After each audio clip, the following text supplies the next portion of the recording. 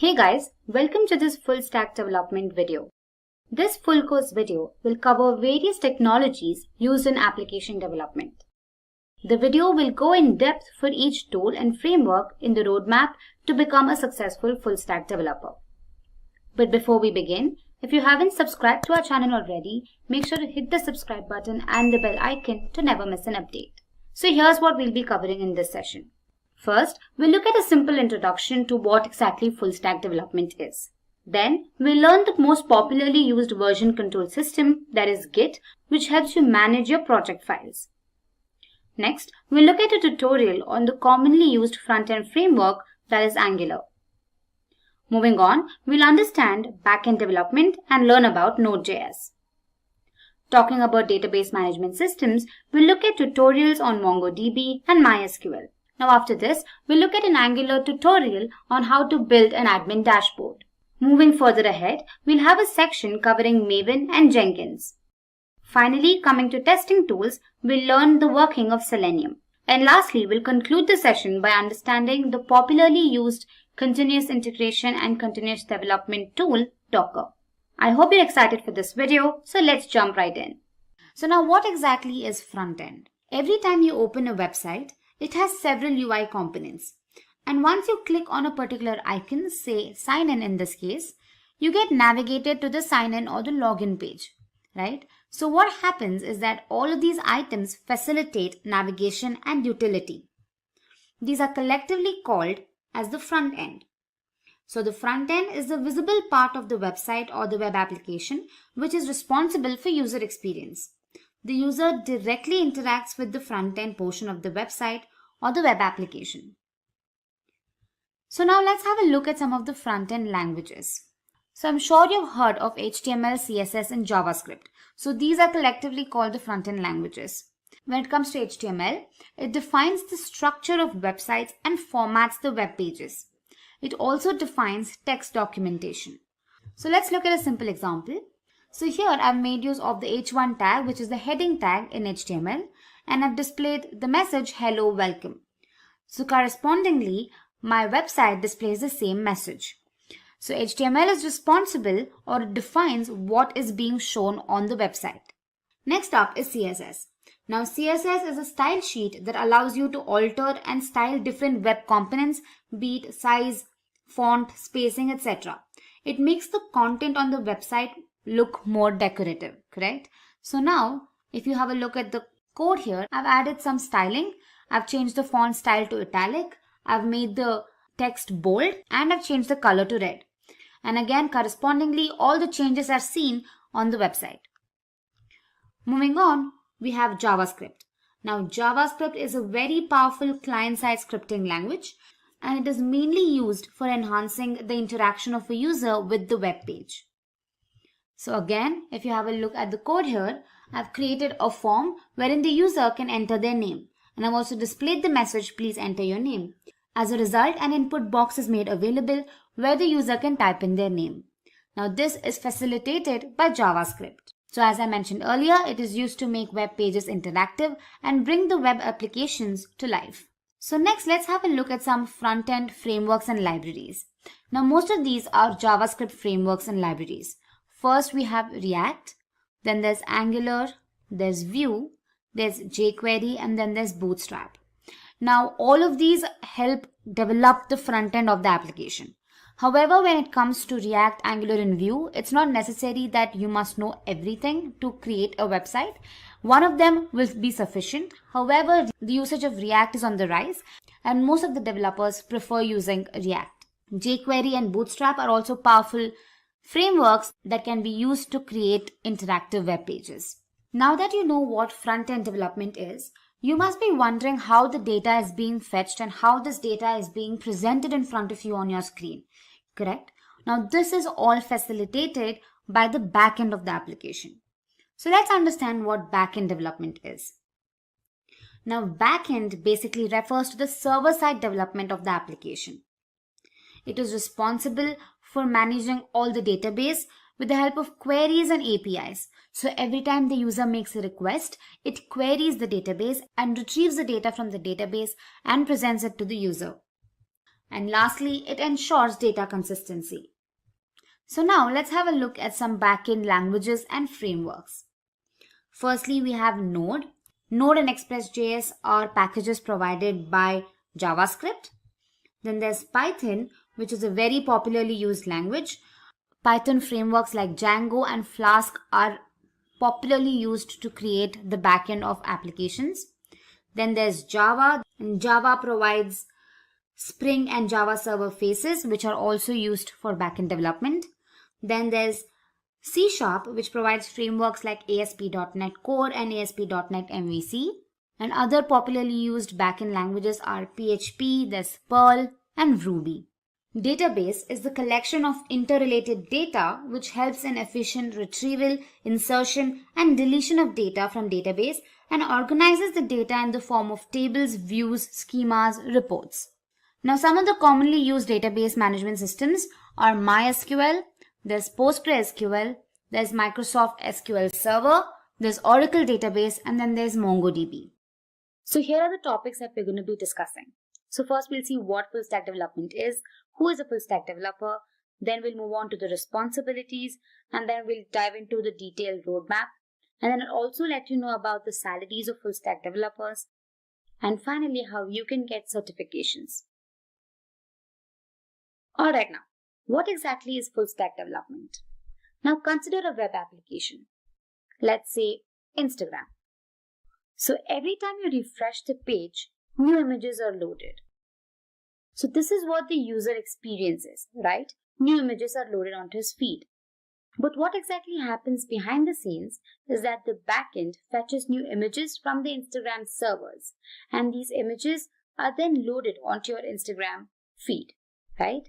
The app is so easy to use and leaves the users extremely satisfied.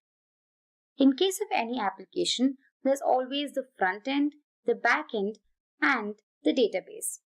So the process of building all of these aspects for an application is called full stack development. So I hope you understood what exactly full stack development is. So moving on, let's see who a full stack developer is. Now basically a full stack developer works with both front end and the back end of an application. He has to be familiar with languages like HTML, CSS, JavaScript, and also one or more backend frameworks like Node.js and Python. Now, these developers have got all the web development skills to build websites and applications from start to finish. Now that we've understood what exactly a full stack developer does, let's look at some of his responsibilities. Now, the first responsibility is developing the front end. So as discussed, they must be able to develop the user interface for the users with the help of HTML and CSS. Next up is design the backend. Now this is also the most crucial part of app development. They should be able to design robust backend architecture to ensure the smooth functioning of fetching and updation. Next up is to design database and servers. Now databases and servers must be resilient to any outages and must maintain consistency. Next up is cross-platform compatibility. Now depending on the platforms, there could be some discrepancy and alteration in the functioning of an application, right? It's crucial to make sure that the applications behave accordingly on all these platforms. Next up is developing APIs. Depending on the planned architecture, the developer must be able to develop APIs. The application must also be responsive and interactive and keep the user completely engaged. And lastly, it should meet all the technical and consumer requirements. So these were the few responsibilities of a full stack developer. Moving on, let me explain to you a simple roadmap of how to go about to become a full stack developer. So this roadmap basically shows you the prerequisites and skills one should have to become a successful full stack developer. Alright, so let's go ahead and begin with tools and software. Now the first and the most rudimentary requirement is a text editor. Now the most widely used editor is VS Code. It is free, open source and can be used to code in different platforms like Windows, macOS and Linux. Next up is a web browser. So you can either use Firefox or Chrome, but Chrome is highly preferred. Now also you could need a few editor extensions, and VS Code has a few of them. Some of them could be Live SAS Compiler and Live Server. Moving on, you need to have a good hold on HTML and CSS. So HTML is a markup language that is used to define the content that appear on your web page, right? The developer can incorporate images, text, and videos depending on the requirements. And moving on to CSS, it is basically a style sheet which is used to decorate your entire application. It is used to define the appearance of the content, say in terms of shape, color, size, spacing, etc. Next up is JavaScript. Now this is the most widely used front-end language and enhances the interaction with the web page. Now you might want to brush up your knowledge on simple concepts like arrays, functions, objects, and loops. You can also learn ES6 features like callbacks, promises, async await, DOM manipulation and event, fetch API, and JSON. All of these are required when you're making use of different JavaScript frameworks and libraries. So I'd recommend you brush up your knowledge on all of these topics.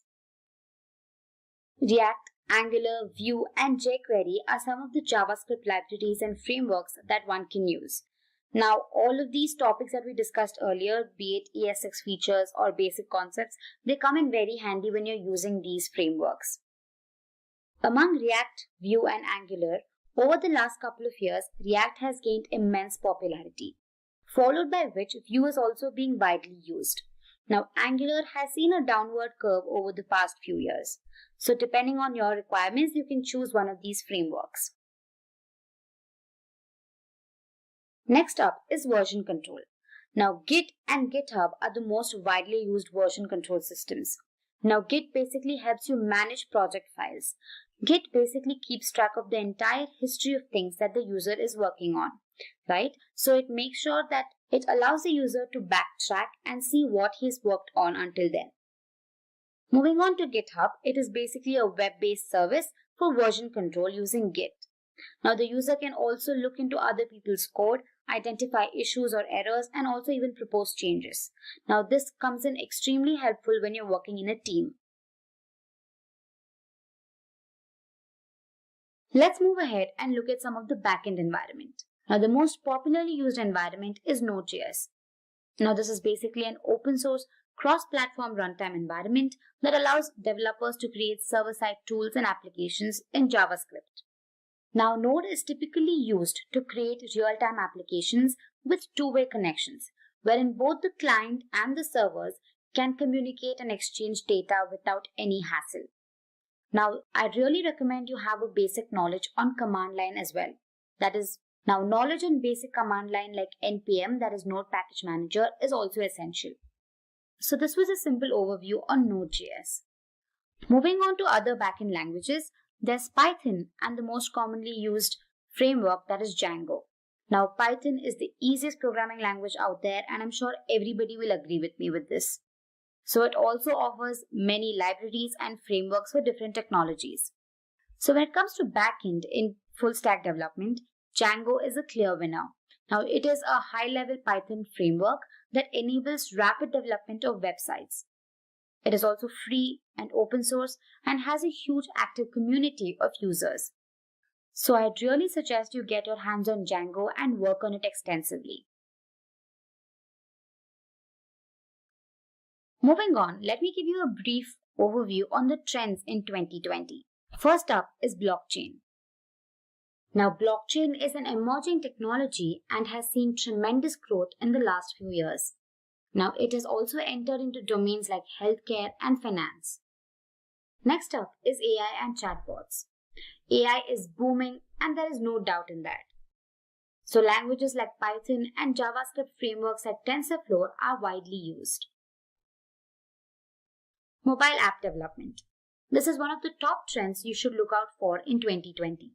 Now there are mobile applications for practically anything these days. So frameworks like React Native and Flutter can be deployed to develop these applications. Next up is progressive web applications. Now these are like a hybrid of mobile and web apps.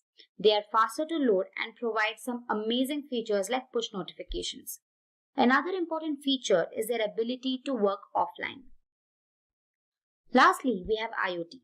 With the increasing number of devices getting connected to the internet every second, development of IoT applications is also on a rise. So these were a few trends that you should look out for in 2020. Moving ahead, let's look at the salary of full stack developers. Now, according to PayScale, the average salary of a full stack developer in India is around 5,90,000 rupees per annum. The average salary of a full stack developer in the US is around $75,000 per annum. Alright, so moving on to the fun part. Let's go ahead and look at a simple quiz. Now here is the quiz question. Which of the following is not a JavaScript framework or a library? Option A, React. Option B, Angular. Option C, Pandas. Or option D, Vue. So let us know your answer in the chat section. One lucky winner will get a voucher. So I'll keep this on the screen for a while.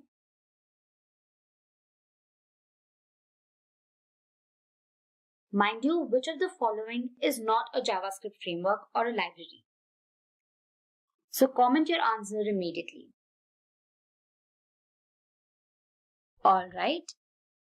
So moving ahead, let me tell you how Simplilearn can help you. Now there are several online certification courses, but if you're looking for something that is concise and well structured, then head out to the Simplilearn website. And here you can see a few options. You have the Full Stack Java Developer Masters Program. You have the Full Stack Developer .NET Masters Program. And you also have Full Stack Web Developer Mean Stack Masters Program. You can also go through the overview, and depending on your requirement, you can choose the appropriate course. Today, I'm going to cover a few essential Git commands and walk you through a demonstration for most of it. I begin by installing a Git bash or the Git client and configuring it for its first time usage. Once I'm done with configuring the Git client, I'm going to spin up few repositories locally and work on these repositories using Git commands. Once I'm happy with my local changes, I'm going to commit few of them and then push these changes to a Git server of my choice. For today's demonstration, I plan to use github.com, which is a cloud-hosted free service, and it provides free account registrations for anyone. Eventually, I will cover a few topics regarding Git branching and merging, because these two, in my opinion, are the killer features of the Git distributed version control tool. Git is one of the most popular distributed version control tools of recent times, and like any other distributed version control tool, it allows us to perform various version control tasks without really needing a network connection. Before I jump into my demonstration, let me spend some time explaining to you the Git client-server working model. What does it take for a couple of users to collaborate and start working with Git? The bare minimal thing that any user would need in order to start working with Git is something called as Git bash or the Git client. This comes as an installer for all popular operating systems like Windows, all flavors of Windows, Linux, macOS, and other operating systems. So once you install Git bash, you get a command line utility using which you can fire up your Git commands and ensure that you can bring up repositories. You can work with these repositories by adding files to it, committing changes to it, and all those Git commands would work perfectly well. So you can bring up a small repository and you can work with your repository using this Git bash. But what does it take for you to share this repository with another user who has also got Git bash installed on his system? This is where you would need something called as a Git server. So for user one or one user to share his repository with another user, he would need to collaborate using something called as a Git server. So in the present market, there are a bunch of Git servers which are popularly available. Some of them are free, some of them come with a cost because they are licensed. A bunch of these servers that I can think of are GitHub, which is one of the most popular Git servers that is around in the market for a long time now. It comes with two variants. One is the cloud hosted one, which is the github.com, and then the other one is an enterprise server, which comes as a black box that can be installed into your data centers. So typically organizations who don't want their source code to be put up on the cloud would go for this GitHub enterprise servers, wherein they buy these servers and these servers are hosted on their data centers. Other popular variant of the Git server is Bitbucket. This is from the famous Atlassian products, and it integrates very well with all other Atlassian products like Jira. In recent times, there's one other variant of the Git server called GitLab, which is getting very popular these days because GitLab not just provides a Git server, it also provides something called as a runner. This is a part of the continuous integration strategy where as soon as you have a source code check-in that is going in, you have this runner that kicks up and builds your particular project. So all these are bundled together in a GitLab. And GitLab also provides you with a community edition, which is almost free of cost. Having said that, there are a bunch of these tools available. For my demonstration, what I'm going to do is I've already registered myself on the github.com by providing my username and my password. And I'm going to use a free account. So whatever repositories that I'm going to put up on this server is all public by default. So I will register myself by using my username or my email ID and my password. So this set of authentication is also referred to as HTTPS authentication. So in order for me to share my repository with say user2, the first thing that I got to do is have an access to a Git server where both user1 and user2 are set up. So once I have that, I can push my repository onto this server and provide right kind of access so that user 2 or the other developer who wishes to collaborate with me on this repository can use his credentials. As long as he's registered properly on the Git server, he can use his credentials and pull down this repository and work with this repository. So this is the HTTPS way of authenticating and sharing repositories. Another popular way of sharing repositories or working with each other is called as SSH authentication. As many of you would know, SSH means nothing but creation of a private and a public key. A bunch of keys, public and private, are created on the client machine.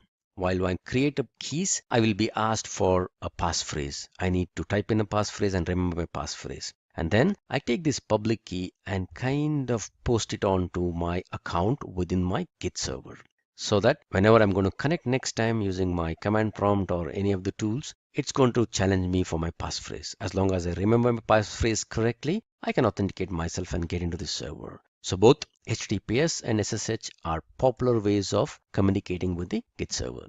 Having said this, let me just get started by installing the Git bash on my local system and then fire up some of these Git commands and build up some repositories, make some changes in my repository, commit these changes, and later use my GitHub credential to connect to my GitHub server and push my repositories out there. Let me now go ahead and find my Git bash for my Windows so that I can go ahead and install it.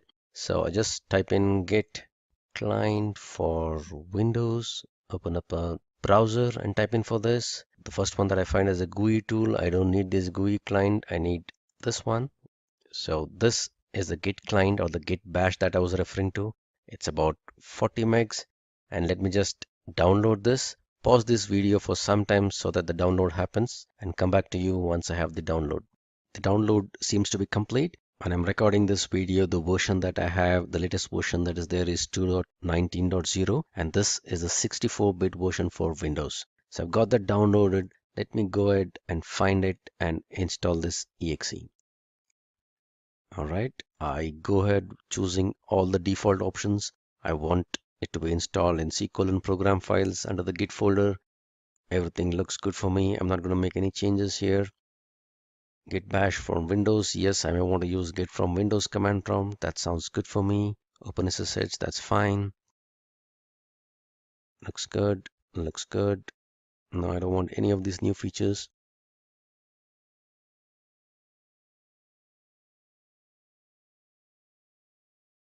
So what I'm doing is installing the Git bash or the Git client so that I can start using my Git commands. And the version that I'm using is 2.19.0, which as I record this video, this happens to be the latest version. All right, so looks good. I don't want to see the release notes. I'll say launch git bash. So what I get is this window. So this is the git command prompt.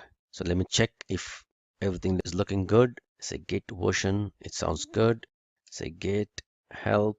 All right, a lot of git help commands.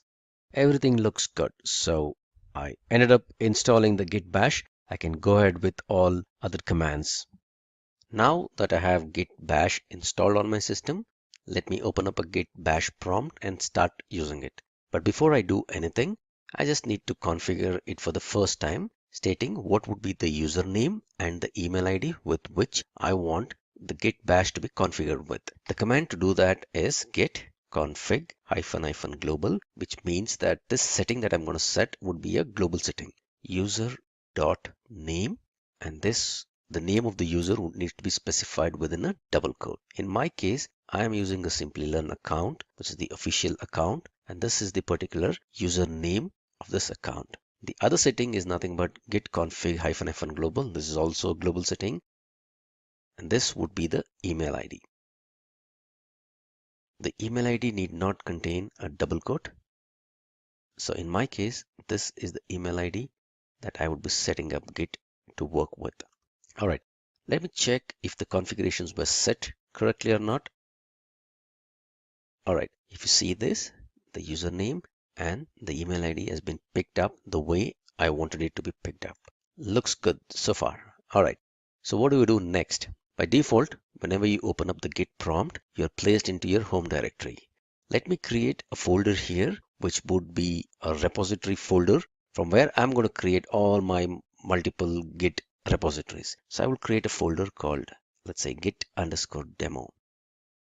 All right, there's already a folder called git demo. So let me just delete it in the first place and let me create this git demo again.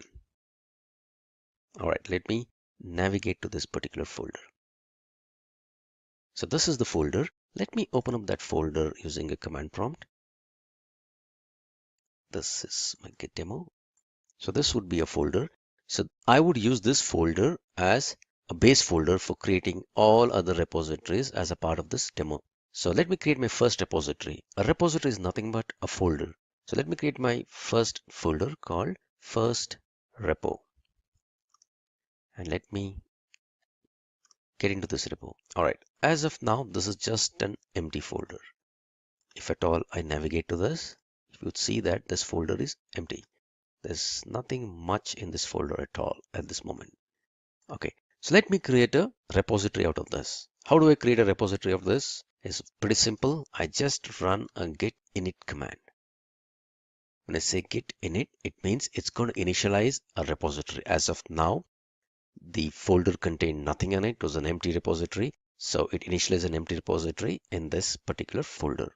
If at all I look at my content, you would see that there's a hidden folder. This would be a hidden folder since I've configured my Explorer to view all hidden folders. I see it, otherwise you wouldn't see it. So a folder by name .git is created within this first repo. And this was created because we ran the command git init.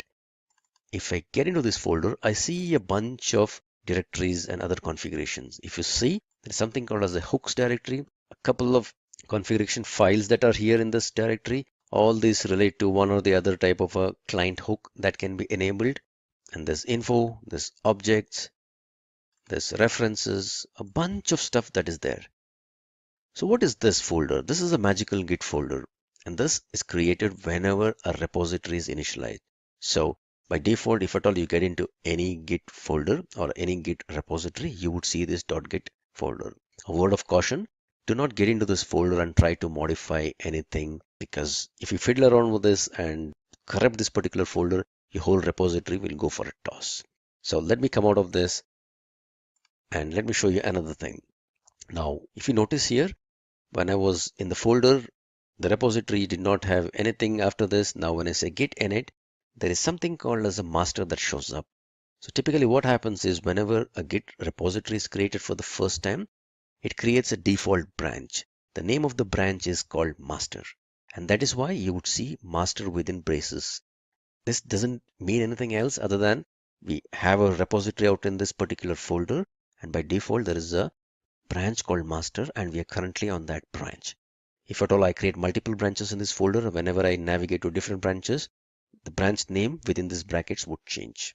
All right, so far so good. So we created a folder, we made it a Git repository by initializing that with a Git init, and then I've not put anything yet in the repository. So let me try to do that. Let me create a few files within this particular repository. So I use a touch command. Touch is a Linux command. It kind of creates this particular folder. If at all you're not comfortable with the file creation by this way, you can always use a file explorer and create some files in this. So I create a file called touchmaster.txt. I'll open up in the notepad. Okay, so this is my first file. That's what I'm going to write inside this. I save this and I come out of this. All right, now let me do a git status command. So what does this tell you? There's no commit set, you're on the master branch, there is an untracked file, and this shows up in red. It also gives you all the commands that is supposed to be run. So if at all you want to add this file, you would say git add and the name of the file, and then you're going to commit it. So what happened is that when the repository was initialized, it was an empty repository. Now that a git notices that there is a new file in this repository called master.txt. If at all you want us to let Git know that you want to track this file, we need to add this to the repository. So the command to add that is called git add. I can specify either the name of the file or I can give a wild character saying git add dot. Now if I run the git status command again, it says there's no commits yet. Added a file, and the file which was earlier in red now shows up in green, and it says it's a new file master.txt. All right, it also gives you something called git remove command if at all you want to unstage or undo your changes. So what has happened is the file which was earlier untracked is been added into the git index, or it is ready for staging, or it's in a staged state. Now I can go ahead and commit this file if at all that's what I want to do. So let me do that. I'll do a git commit -m and I give a message that I want. I would say this is my first git commit.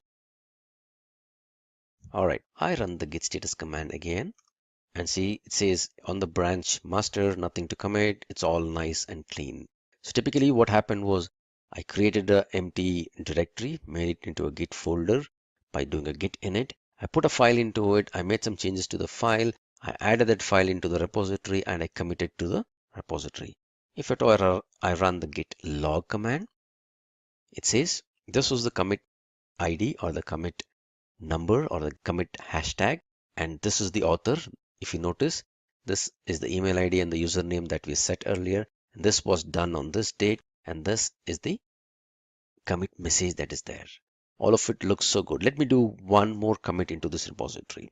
So I will touch master1.txt. I'll put in another file. I'll open up this particular file, write something into this.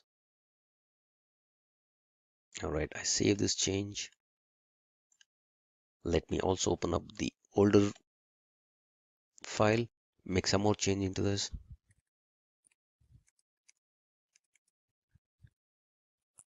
All right, so what I did, I modified the older file that existed. I also added a new file to my repository.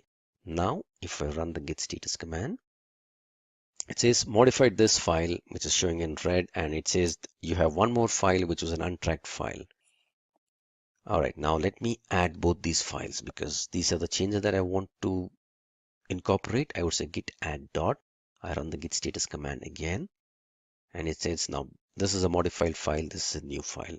Looks good to me. Let me go ahead and commit this. So git commit with a message that says this is my second commit. All right, if I do a git log now, it shows both the commits. The first commit is the one that shows up at the bottom, and the topmost one is the latest commit that is there. So far so good. If at all you notice, I'm doing all these git commands without really connecting it to any git server. I don't need any network connection for doing any of these things. I can keep on doing more and more git commands and run git commands the way I want to without really having any connections to the git server. Now that I have my changes the way I wanted, and I've checked in all the code changes into my local repository, I may want to share my repository with somebody else and work in a collaborative way. So the way to do that is, as I mentioned earlier, to host this repository or to push this repository onto a Git server. I already have a GitHub account wherein I've registered myself using my username and password. So I log into my GitHub account using my username and credentials, and let me go ahead and create a new repository. My repository is already there on the local system, so what I essentially need is just a placeholder for my repository so that I can link them together and push the content from my local repository to the server. If you notice, the name of my repository is this first repo. So let me copy this. I would create a folder structure or a repository structure on the server with the same name so that when I pushed my repository from my local box, it will go ahead and get created in the server. So the repository name should be the same as what I created on my local box. Description, I would say this is my first GitHub repository on the server. This is just an optional description that will show up. And if you notice, I can't have any private repositories. So whatever repositories that I'm going to create here would be a public repository. So I choose public, and I don't want to initialize this with a README file or anything of that because I already have a repository with some content with some code checked in. All that I need is a placeholder for my repository on the server. So with this option, with just the name and with an optional description and the repository being public, I go ahead and click on the create repository button. So if you notice, it gives me a bunch of commands that I would need to run in order to create a repository and push it onto the server. And also, important point, it shows me two URLs. One is the HTTPS URL and the other one is the SSH URL. As of now, we do not have any SSH keys that is set up. So let me use this HTTPS URL to connect my local repository with the repository on the server. So I've done all these things. I already have the repository set up. All that I need is a placeholder for me to connect my local repository with the server URL. So this would be the command that I need to copy, which essentially links or adds an origin with the URL of the Git server. I just copy this command and run it here. Git remote add. The name of the remote is called origin and it points to an HTTPS URL, which is nothing but the placeholder that I've created on the server. All right, so let me check if it's added correctly. Okay, the URL looks good. I'm all set. I've got 2 commits in my repository. I'm done with all the changes. So let me try to push my repository onto the server. The command for doing it for the first time is git push -u. This is for linking the upstream origin master.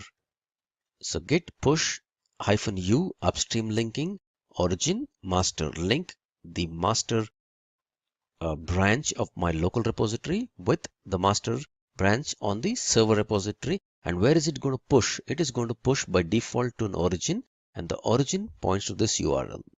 All right, let me try doing this.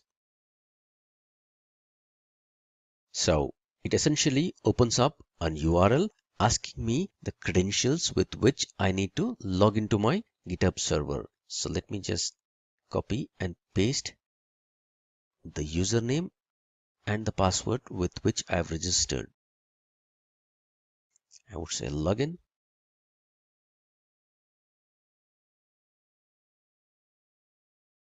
Okay, success. So I'm able to create a repository on the server and the content seems to be pushed and it created a new branch called master. It has linked the master branch from the local repository with the master branch on the server. So let me go back to my server and refresh this page and see if all my commits have come in. master1.txt. If at all I see the commits, there seem to be 2 commits. This is my first commit, this is my second commit, And if at all you notice, each of this commit comes with a hash key or a hash ID, which contains the details of my commits. In this commit, the files were added. This was the line that was added. If you look at the second commit, I added these lines. I made this, one line chain that was there. I also added this new file which was not existing. These are the two commits that existed. And if you see the timestamp of the commit, this is the commit which was committed 15 minutes ago. So what does this mean is that the commit is the timestamp when we actually committed the code in the client. The pushing is just after we have committed the change, we have pushed it. So there's no timestamp of the push that happened. This completes the first part of the tutorial wherein I created a repository on the client and then I pushed it to the server after creating a repository skeleton on the server. Now let me demonstrate to you the SSH configuration that is required for creating a pair of SSH keys and ensuring that I connect to the GitHub server using the SSH mechanism. So for doing that, I need to first create a pair of private and public key. The command to do that is ssh keygen -t. I will use the RSA mechanism for creating my keys, capital C, and I need to specify the email ID using which I'm going to connect to, or I need to create the keys for. All right, so generating a private and public key pair, it says, let me know what folder should I create the keys in. So by default, the keys are created in the user home directory under a .ssh folder.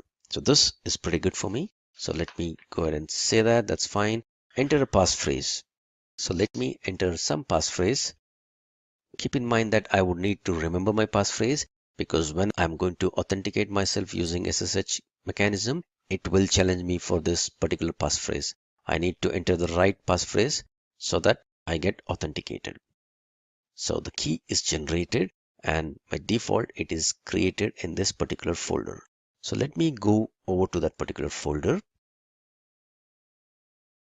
And this is the folder where the keys is generated. You would see a public key and a private key that is created. Let me open up the public key with a notepad and then copy the contents of the whole file. And now I would need to stick it in on the server so that I can get myself authenticated using SSH keys. So I've logged in to GitHub using my credentials and go to my settings. And you would see an SSH and GPG keys. Let me click on that. As of now, there are no SSH key or GPG keys. So I would click on new SSH key and let me paste my public key that I've copied and I would say add SSH key. It prompts me for my password just to make sure that I've got the right kind of authentication to be adding a new key. So this one looks good. That means the keys were added successfully. Let me check if my SSH keys are working well. So I do SSH -T. I would say git at github.com. This is just to double check if my SSH keys are authenticated correctly. Are you sure you want a connection? Yes. You want to continue? Yes. All right. Now a check for my passphrase. Let me enter my passphrase. I hope I remember it correctly. All right. Pretty good. I've been successfully authenticated. So that means now my SSH keys are good. And just by using my passphrase, I can connect to my GitHub server using SSH. All right. So for the second use case, what I would do is create a repository on the server with some content in it and then clone that repository. Cloning is nothing but making a copy of that repository, linking the origin so that I create an exact replica of the repository which is there on the server on my local drive. So let me first create a repository on the server. I will create a new repository. Let me give a name for my repository and let me kind of initialize that with the README file. I would call this my second repo. Give some description. This is my second repo that is created straight on the Git server, on the GitHub server to be precise. it's a public repository. This time I'm going to choose this option. The reason being that I don't want to create just a skeleton as of now. I want to create a repository with some README file in it. A random README file with no content in it, but then I want a repository to be created on the server. Alright, I say create a repository. So a random README file with some content in it gets created, and I can see there are two URLs to this repository, HTTPS and SSH. So this time, let me copy the SSH URL so that I will use this URL to clone this repository on the server, rather from the server to my local box. All right, so let me navigate to my root folder, the folder that I created for making all my repositories, Git repositories. If you see, my first repository is already here. So let me clone my repository, the second repo that I created on the server. The command to do that is git clone the URL of the repository that I want to clone. Oops, looks like I didn't copy the URL correctly. Let me copy that again. Copy this URL. All right. So if you notice, there is no HTTPS to it. I'm just cloning the URL, that is SSH URL of the repository. It asks for my passphrase again. Okay. So I just had first repository earlier. Now I have something called a second repo. This is an exact replica of whatever was the repository content that was created on the server. So if I get into the repository, there's just a simple README file that is there. Let me try to add a new file out here. I would say notepad, second.txt, some text file I'm going to put in here. Yes, definitely you will not find that file there. This is my second file that I will push onto the server. I'm going to put in some content out there. I'm going to save this. And if I do git status, it says this is a new untracked file. Do you want to add this file onto the repository? Do you want to track this file? Yes, I definitely want to track this file. Let me also commit my change to the file with a message. This is my first commit for the second repo. I give in some particular message.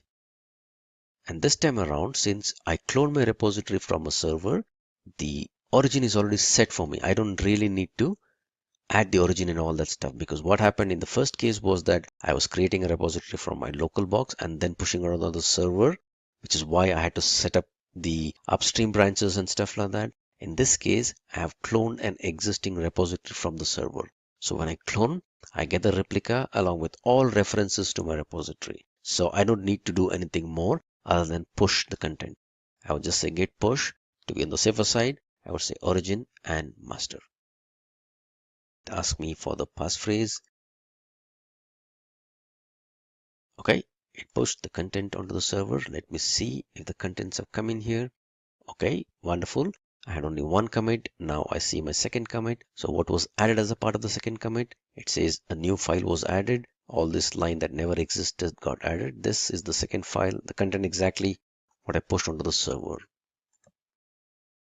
Now this completes the tutorial wherein I created a repository on the server, cloned it, made some changes to the repository, and pushed it to the server using SSH. A quick recap of all the git commands that we ran till now. Git init is used to initialize a repository. So if at all you're creating a local repository, you can get into any of the folder which is not a Git repository and run this command.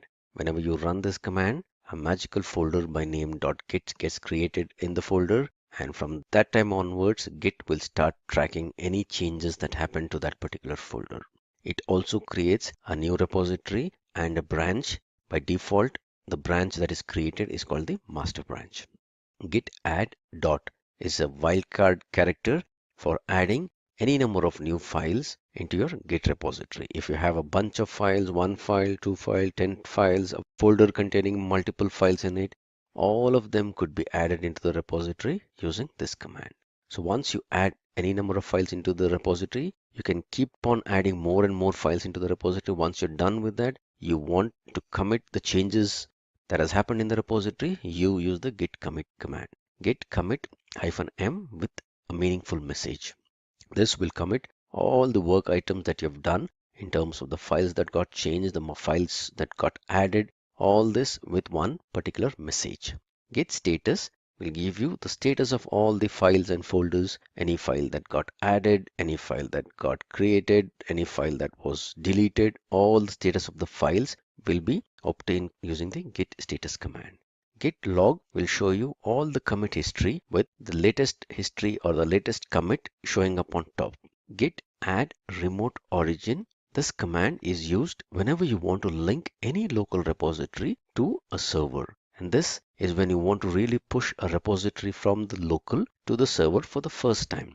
Git push -u origin and master. This is the command that you would use whenever you want to the server. Git clone and the URL of the server. This is the command that you would run whenever you have an existing repository on the server and you want to make a fresh clone or a fresh copy of that particular repository onto your local box. More than often, many developers or Git users find themselves in situations where they would want to go back in history and modify or change some of the files that they recently committed or checked into the repository. Now, from a perspective of Git, this is a very simple activity. However, from a perspective of version control tool, you will have to be really cautious about the change that you're going to do. In case the changes are pretty local, none of the developers or none of the other users who are collaborating with you would be affected by this change, you're good to go ahead and make this change. However, if your repository has been pushed to the server and you're trying to modify something from history, this would have a very bad or adverse effect on all the other users who will be using it. You need to be really cautious while running these commands.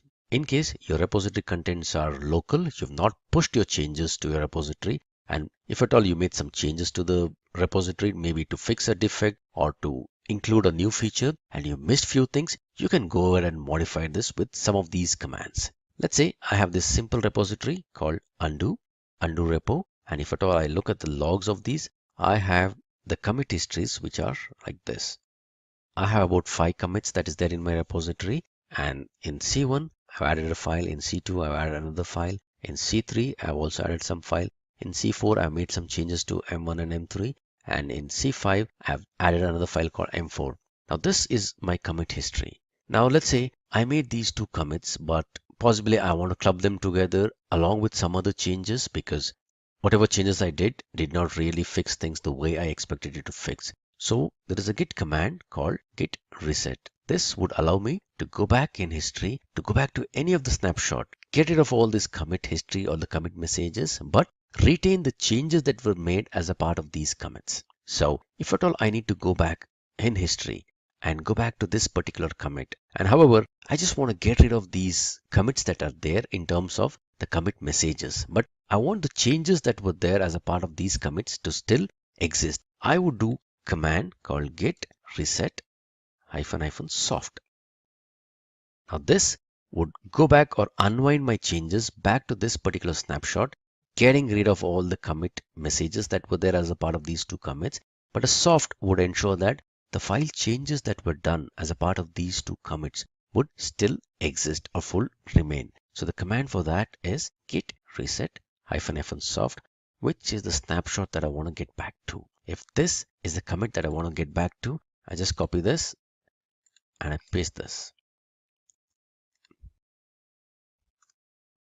All right, it doesn't give me any message, but if at all I do a git log pretty one line, what it says is C1, C2, now the head, which is nothing but the current pointer, which was earlier pointing to C5, it's gone back to C3.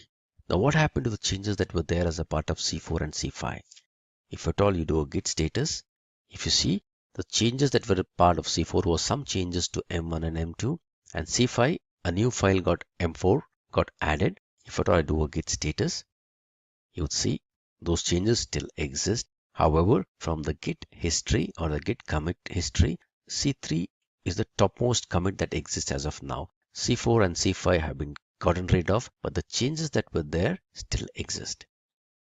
All right, now I can make some more changes that I want if as a part of my commit and possibly go ahead and commit this whole thing as a new commit altogether. Maybe I'll open up a notepad and possibly create a new file called m6.txt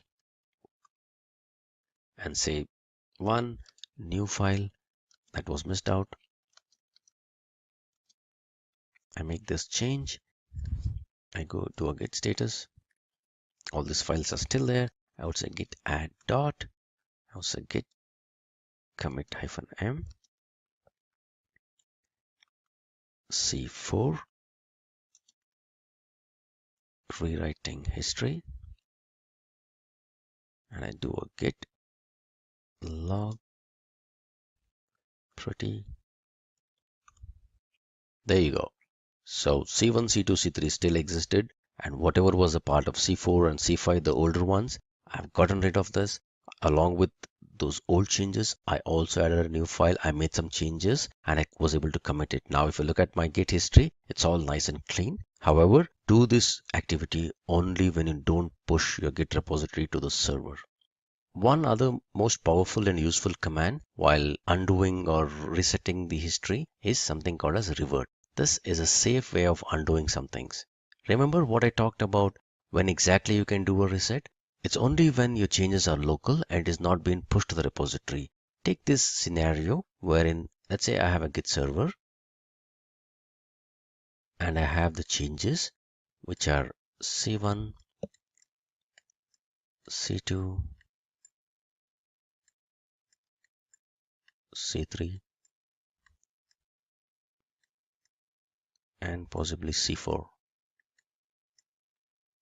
All right. So this is a bunch of commits that has happened. This was the oldest commit and this is the newest commit. And if at all developer 1 is the one who's responsible for pushing these contents in the first place. So he has got C1 to C4 on his history.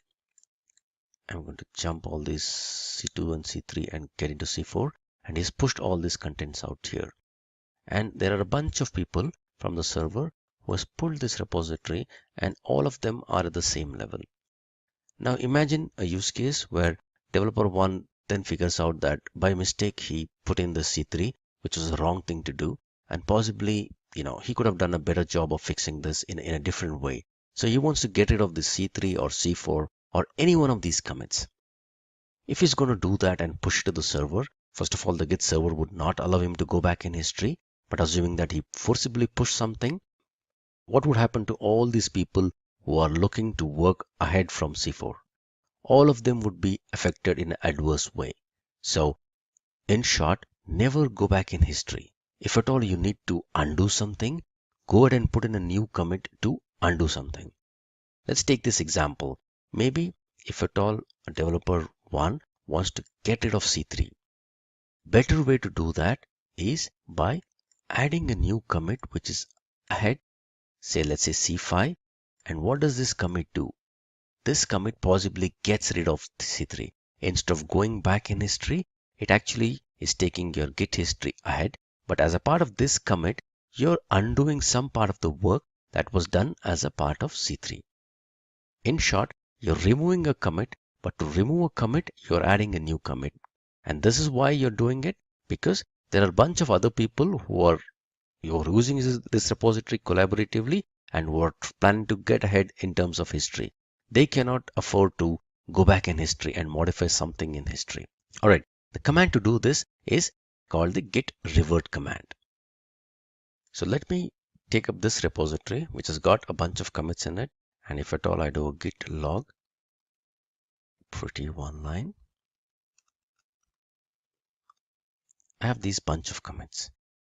In C1, I've added a file. In C2, I've added another file. In C3, I've added one more file.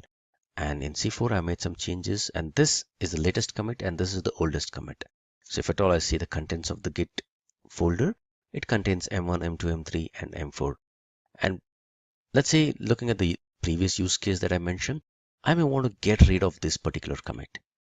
I want to get rid of the C3, which is nothing but I've added a file called m3.txt, but I added it by mistake. I need a better way of fixing it. Possibly I'll look at it later on, but for now, I don't want this particular commit and the changes that were made as a part of that commit to exist. So the better way to do that is using the git revert command. So git revert and the commit ID, whatever I want to revert. So if I want to revert this I copy this particular commit ID, and bear in mind that considering a reset, revert works on one commit at a time. So I can do one commit revert at a time. I can club a bunch of them together and do one commit, but otherwise the revert always works on one commit at a time. So git revert, paste this. Essentially what I'm trying to do, I'm trying to undo this particular commit. While I'm undoing this commit, what does git do? It safely adds a new commit, and a part of this new commit, it undoes whatever changes that were done as a part of this commit. So if I say git revert this, all right, I forgot to mention a message, which is why this window is showing up, but that message is good for me. I say write and quit. All right, and if I do a git log, all right, if you see this, C1 still is there in history, and our history is going ahead from C5. I see another commit, but what was there as a part of this commit actually is getting rid of this commit C3. So if at all I see my files here, there's only M1, M2 and M4. M3 was added as a part of C3. Now I've gotten rid of M3 by getting rid of the revert command for C3. So this is a better way of undoing things. Now that we have acquainted ourselves with few of those basic Git commands, let me get into a very interesting topic regarding Git, which is about branching.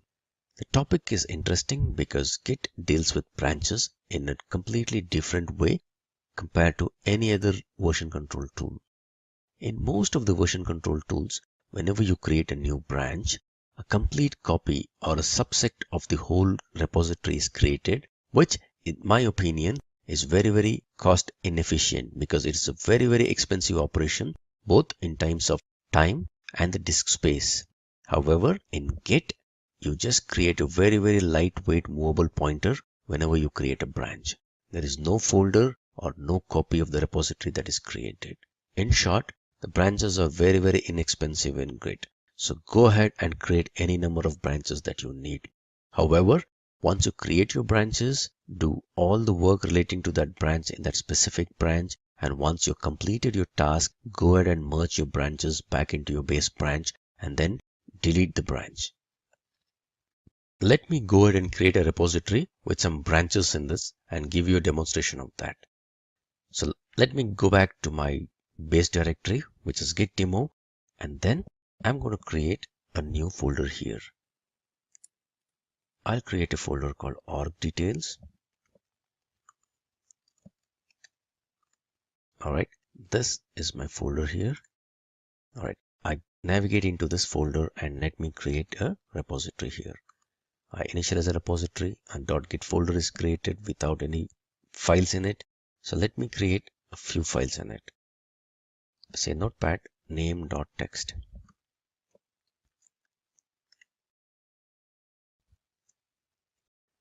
Organization name. I create a name.txt within this. Maybe I'll create one more file in this. Notepad employees.txt.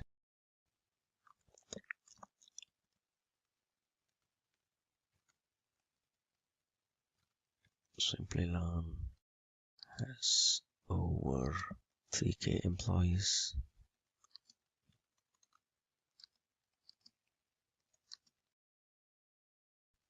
I just put in some content in this. Save this content. All right.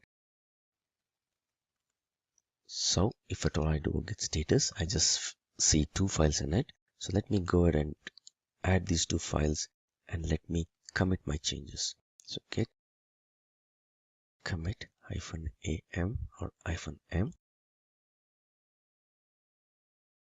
First commit. So if I do a git log, I see only one commit and there are two files here. You can see those two files that is here. All right. So at this stage, let me go ahead and create a new branch. And the command for creating a new branch is git branch name of the branch. So let me name my branch as Bangalore branch, BLR branch. And this created a branch. But I don't see any changes in the folder structure or in the file that exists here. I've just created this branch. So if at all I do a git branch, I see these two branches, and whatever star means I'm currently in this master branch. So let me go ahead and get into the BLR branch. At this moment, the number of files that exist in this repository is same. There's absolutely no change in any of the branches. Both master and BLR branch point to the same snapshot. So let me get into the other branch, and the command to do that is git checkout BLR branch.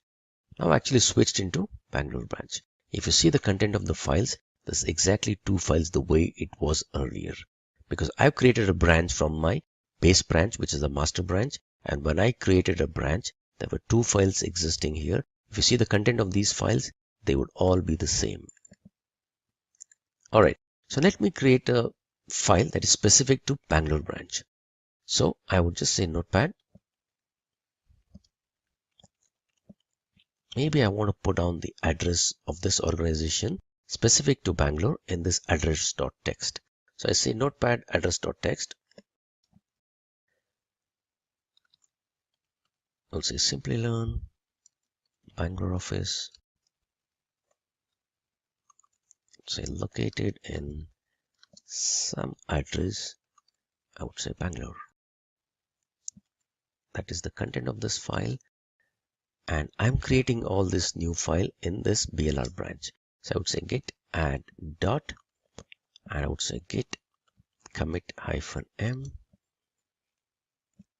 Bangalore branch commit.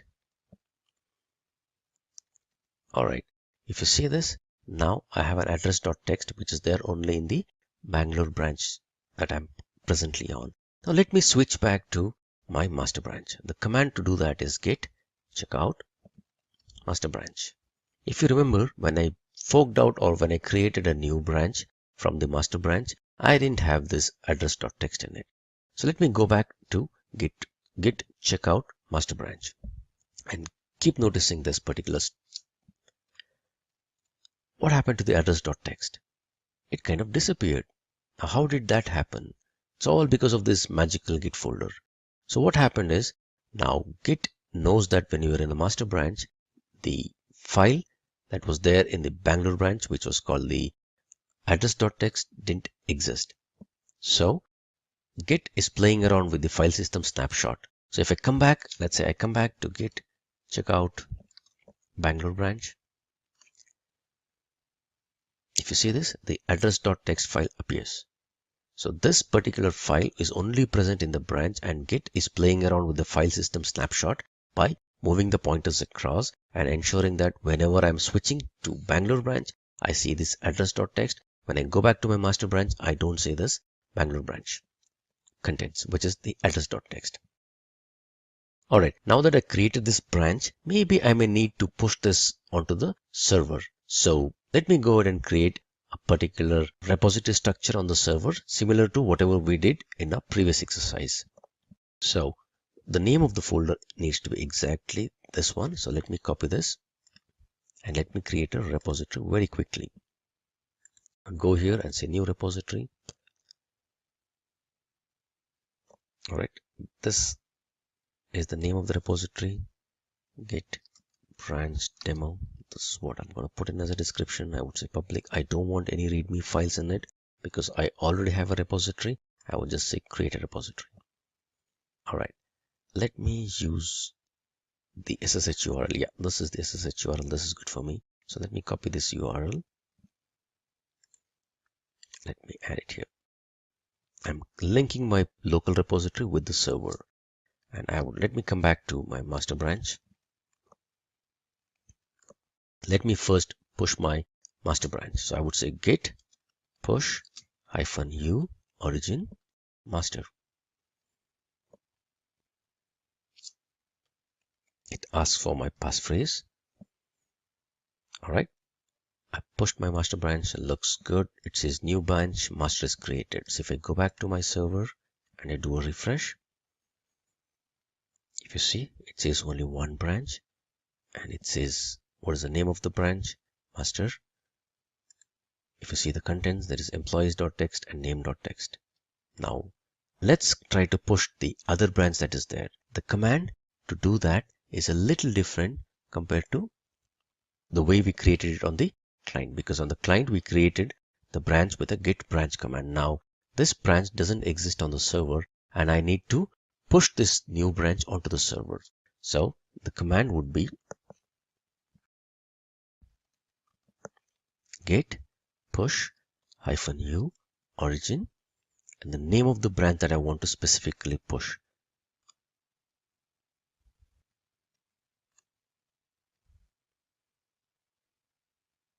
Alright, now it created a branch out here. Let me do a refresh of this. Alright, it says 2 branches.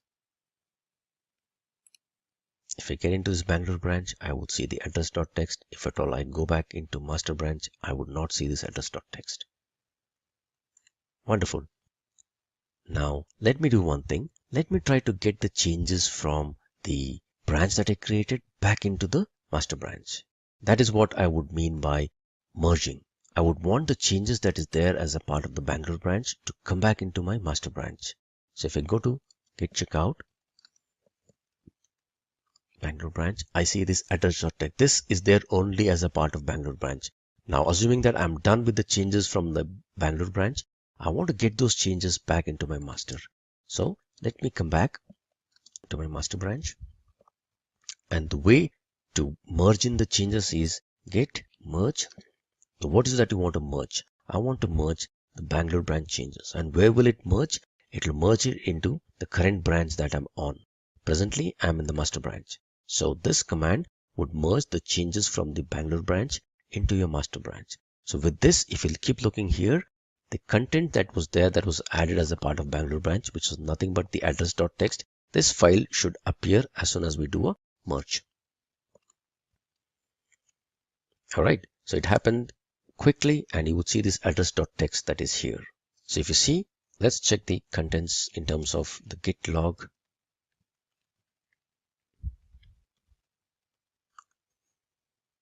All right, so there was only one branch that we had earlier, which had only one commit. Right now, we are at this Bangalore branch commit, which was there as a part of the Bangalore branch commit. So with this change, let me push this change onto the server as well. Git push origin master.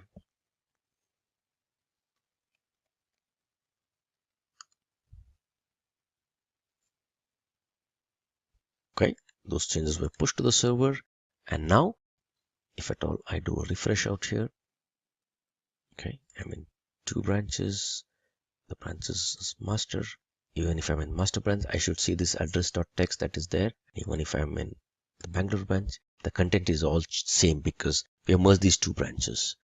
Now that I've merged this branch, I don't need this branch anymore.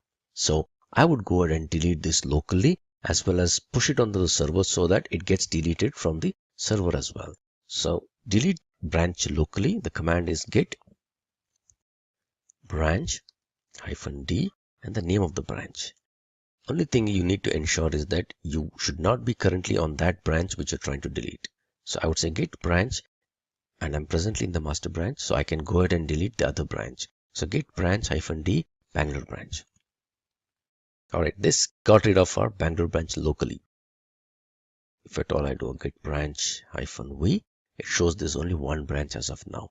However, this branch would still exist on the server because server doesn't know anything about the changes that we have done. We need to specifically push our changes onto the server. Okay, there are 2 branches still here.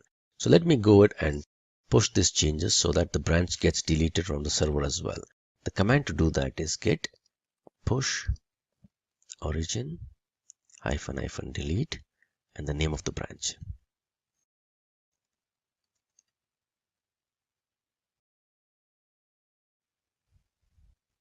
All right, so this went ahead and deleted the branch from the server. Let's check that.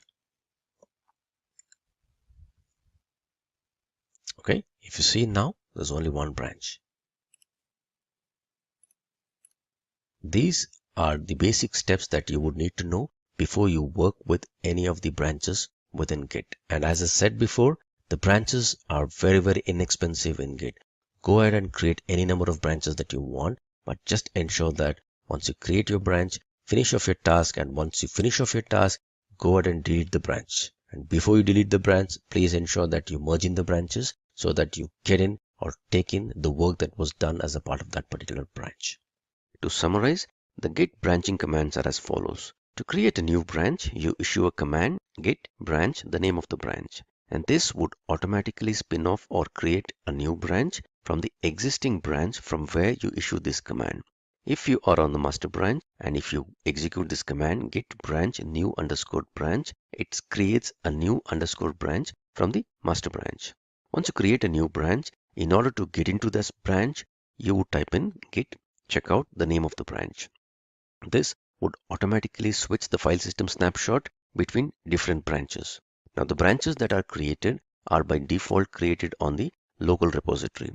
In case you want to push any specific branch onto the server, you would have to issue a command git push -u origin and the name of the branch. So this will ensure that the contents of the new branch are pushed onto the server. At any time, if you want to list out all existing branches on your local repositories, the command would be git branch -av. Assuming that you did all your work in a new branch and you're happy with the changes, you would want to bring back those changes into the master branch. The command to merge the contents of any new branch into a master branch would be git merge and the name of the branch. This would automatically merge the branch contents that you specified into the branch on which you currently reside. If at all you're on the master branch and if you issue a command git merge new underscore branch, this would merge the contents of the new branch onto the master branch. So once you merge the contents of any branch, you would possibly want to go ahead and delete this branch. So the command to delete those branch locally is git branch -D and the name of the branch. This again would delete the branch locally. In order to make this change on the server, which is in order to remove this branch from the server, the command to do that is git push origin -delete and the name of the branch. This would also delete the branch that you created on the server. In this session, we're going to cover the topic of what is Angular. I'm sure all of you use mobile and web applications. Be it from social media to healthcare, e-commerce, and net banking, these apps are used by billions of people across the globe. Now, the main reason we use these apps is that they offer seamless user experience and interface. But how are they developed to provide such reliability? One of the frameworks that is widely used to build such robust apps is Angular. So let's dive into the session now. So here is a list of topics that we're going to be covering. First up, we'll see why Angular was introduced. Then what is Angular? Features of Angular, Angular architecture, advantages and limitations of Angular, the learning curve of Angular, and finally we'll look at some of the companies that deploy Angular. So without further delay, let's begin. Why Angular? Now, JavaScript is the most commonly used client-side scripting language. It is written into HTML documents, enabling interactions with web pages in many unique ways. So, as a relatively easy to learn language with almost pervasive support, it is exceptionally well suited to develop modern applications. But the question arises, is JavaScript ideal for developing single-page applications that require modularity, testability, and other features? Perhaps not. However, we have a variety of frameworks and libraries designed to help us with such things. With respect to front-end development, Angular and JavaScript together bring in structure and consistency to your web applications and also provide scalability and maintainability. Angular is specifically developed for single-page applications. So now the question arises, what exactly is Angular? Angular is an open-source JavaScript framework written completely in TypeScript. Now it was primarily aimed to develop single-page applications and is maintained by Google. Angular as a framework provides a few advantages while also providing a standard structure for developers. It is designed for web, desktop, and mobile platforms. Now, if you have a doubt here as to what exactly single-page applications are, let me help you with that. Now, these single-page applications are basically applications that get loaded just once. So the main page gets loaded onto your browser. So any further interactions does not lead to loading of subsequent pages. Anything that has to be done further is just an addition to the already loaded page. So these single page applications are primarily developed using Angular. Moving ahead, let's look at the features of Angular. We have 4 features that we're going to be discussing. We have the document object model, TypeScript, data binding, and testing. Now let's look at them one by one. Now the document object model treats an XML or an HTML document as a tree structure. Now here every node in the tree structure defines an object representing a part of your document. Angular uses the regular DOM. Now let's suppose you've made 10 updates on a single HTML page. So every time you make a change, the corresponding DOM or the tree structure needs to be updated. Now Angular updates the entire tree structure of HTML tags. Moving on to our next feature, we have TypeScript. Now TypeScript defines a set of types to JavaScript, which helps you write JavaScript that is easier to understand. Now all the TypeScript code compiles down to basic JavaScript that can run smoothly on any platform. Now TypeScript is not mandatory for developing an Angular application, but it is highly recommended. The main reason it's highly recommended is that it offers better syntactic structure while making the code base easier to understand and maintain. Now TypeScript can be installed as an npm package. Now to do that, you just have to run the command npm install -g TypeScript on your command prompt. Next up is data binding. Now data binding is a process that allows you to manipulate web page elements using the web browser. Now it mainly employs dynamic HTML and does not require complex scripting or programming. It is used in web pages that include interactive components like calculators, tutorials, games, etc. Now, incremental display of a web page makes data binding extremely convenient when pages contain a large amount of data. When it comes to Angular, it uses two-way data binding. So, any changes made in the UI element is reflected in the corresponding model state. And conversely, any changes made in the model state are reflected onto the UI state. Now, this allows the framework to connect the DOM to the model data via the controller. The last feature we're discussing is testing. Angular uses Jasmine to run its various tests. The Jasmine framework allows various functionalities to write different kinds of test cases. Karma is a task runner for the tests that use a configuration file to set the startup, reporters, and testing framework. So with that, we've covered the features of Angular. So let's go ahead and understand the architecture of Angular. Now, Angular is a full-fledged MVC framework. It provides a strong opinion on how the application should be structured and offers bidirectional data flow and updates the real DOM. MVC, short for Model View Controller, is an architectural pattern that separates the application layer into model, view, and controller. Now, model here relates to all the data-related logic. View, on the other hand, is used for UI logic of the application. And controller is the brain of the setup. Now, it is an interface between the model and view. Moving on, let's look at the advantages of Angular. First up, we have custom components. Angular allows you to build your own components that can pack functionality along with rendering logic into reusable pieces. Data binding.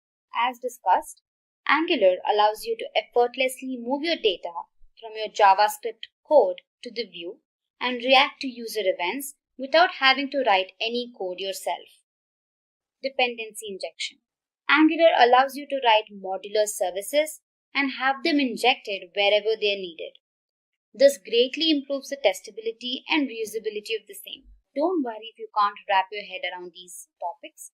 We're going to discuss them further in the coming videos. Next advantage is testing. Angular has been built from the ground up with testability in mind. You can literally test every part of your application. Comprehensive. Angular is a full-fledged framework and provides out-of-the-box solutions for server communication, routing, and more. Lastly, we have excellent browser compatibility.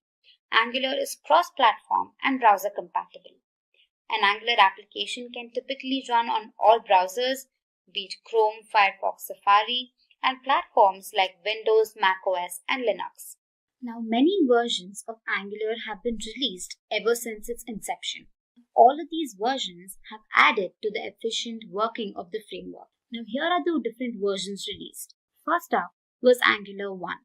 It was built on JavaScript and completely based on controllers. Next release was Angular 2. Now, this incorporated the component-based approach, wherein the entire UI was divided into several components and lastly integrated to give the final logic. Next was Angular 4. It included router updation. Angular CLI or Command Line Interface 1.0 was introduced, however not deployed. In this release, the Angular CLI was optimized and commands like ngupdate and ngadd were added. In the Angular 7 release, prompts were introduced which provided tips in CLI about the functions being used. In Angular 8, IV renderer and Bazel were introduced. And finally, the most recent release was Angular 9. Now this came with the better framework and Angular material. Now this completely switched to the IV renderer as a default compiler. Now that we've learned about the pros of using Angular, let's look at some of the limitations of Angular. First up is a steep learning curve. Now since Angular is a complete full-fledged framework, it becomes difficult for learners to begin with. You need to be acquainted with simple topics and then move on to more advanced topics to become proficient in this language. Next up is limited SEO options.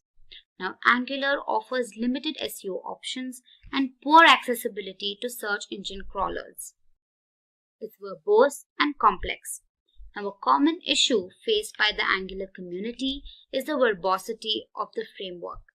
It also poses to be complex compared to other front-end tools. And lastly, migration. Now, one of the drawbacks of Angular is poor migration. Now, it becomes difficult to port legacy code to Angular-style architecture. Also, with each new release, it is painful to upgrade and a lot of them are not backward compatible. Next up, let's look at the Angular learning curve. Now, if you wish to learn Angular, you need to be acquainted with basic topics in Angular. Some of them are directives, modules, decorators, components, services, dependency injection, pipes, and templates. Now, once you've mastered your basics, you will want to go and understand more advanced topics such as change detection, zones, AOT compilation, and RX.js. However, the learning curve of Angular is clear-cut. In the beginning, it could be a little intimidating, but once you start using the tool, it becomes way more easier to comprehend and understand what is going on. And lastly, let's look at some of the companies that use Angular today. Many top-tier companies like Nike, Forbes, Google, HBO, Sony, Upwork, among others, readily deploy Angular. So moving on, let's look at the prerequisites for Angular. First up, we have Node.js. Angular uses Node.js as its base for a large part of its build environment. So as a result, to get started with Angular, you will need to have Node.js installed on your environment. So head to their official website and download the latest release for your corresponding operating system. Next up is the Angular CLI. Now this command line interface is a tool that makes it easier to bootstrap and develop your Angular applications. Now to install the latest version, run the command npm install-g at angular/CLI. You gotta run this command on your command prompt. And finally, to confirm installation, check for its version. Now the next thing that you will need is an IDE or a text editor to type your code. Now there are several IDEs that you can choose from. But in this series, we've used VS Code throughout. So it is available on all platforms. So go ahead and download it if you haven't already. Now moving on to the final part is the demo. Now that you have a basic understanding of Angular and its prerequisites, I think you're ready to create your first Angular application. So let's head to our VS Code and begin. here I've created a folder called Angular on my desktop and opened it on my Visual Studio Code. So to create your app, you need to open the terminal. Just go here and select New Terminal. And now type in the command ng new and provide the name for your app. So I'm just going to say hello world. So now this is going to create, just say yes. So basically what happens is that when you run the command, it will automatically generate a skeleton application under the folder that is hello world in our case. And it includes a bunch of files and installs all the necessary dependencies for the Angular application. So this could take a while. So once you've created your application, to run it, first change the directory. So let's say cd hello world. And now use the command ng serve. Now once it's compiled, you need to go to your browser and type in localhost 4200. And once you do that, you can see your UI. You can see that the application has been loaded onto your browser and it says hello world app is running. So this is how you create your application. So let's go back to our VS Code. Now, as you can see here, there are many files and folders that are created, right? So let's look at a few of them. Of course, we can't explain everything, but I'll brush through a few of them. So the first main component is basically the root component. Now, the root component here is the index.html. So here, if you open the file and see, it's a very small, crisp code, right?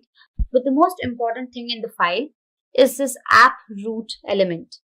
So what this does is it's basically the marker for loading your application code. So this is extremely important. So the next important file is the main.ts. Now this is a part of the bootstrapping piece. Alright. So the index.html file is responsible for deciding which files are to be loaded. Correct. The main.ts file, on the other hand, identifies which Angular module is to be loaded when the application starts. So this is just a brief explanation as to what they're doing. Next, we have the app folder. Now here, we have the app.module.ts file.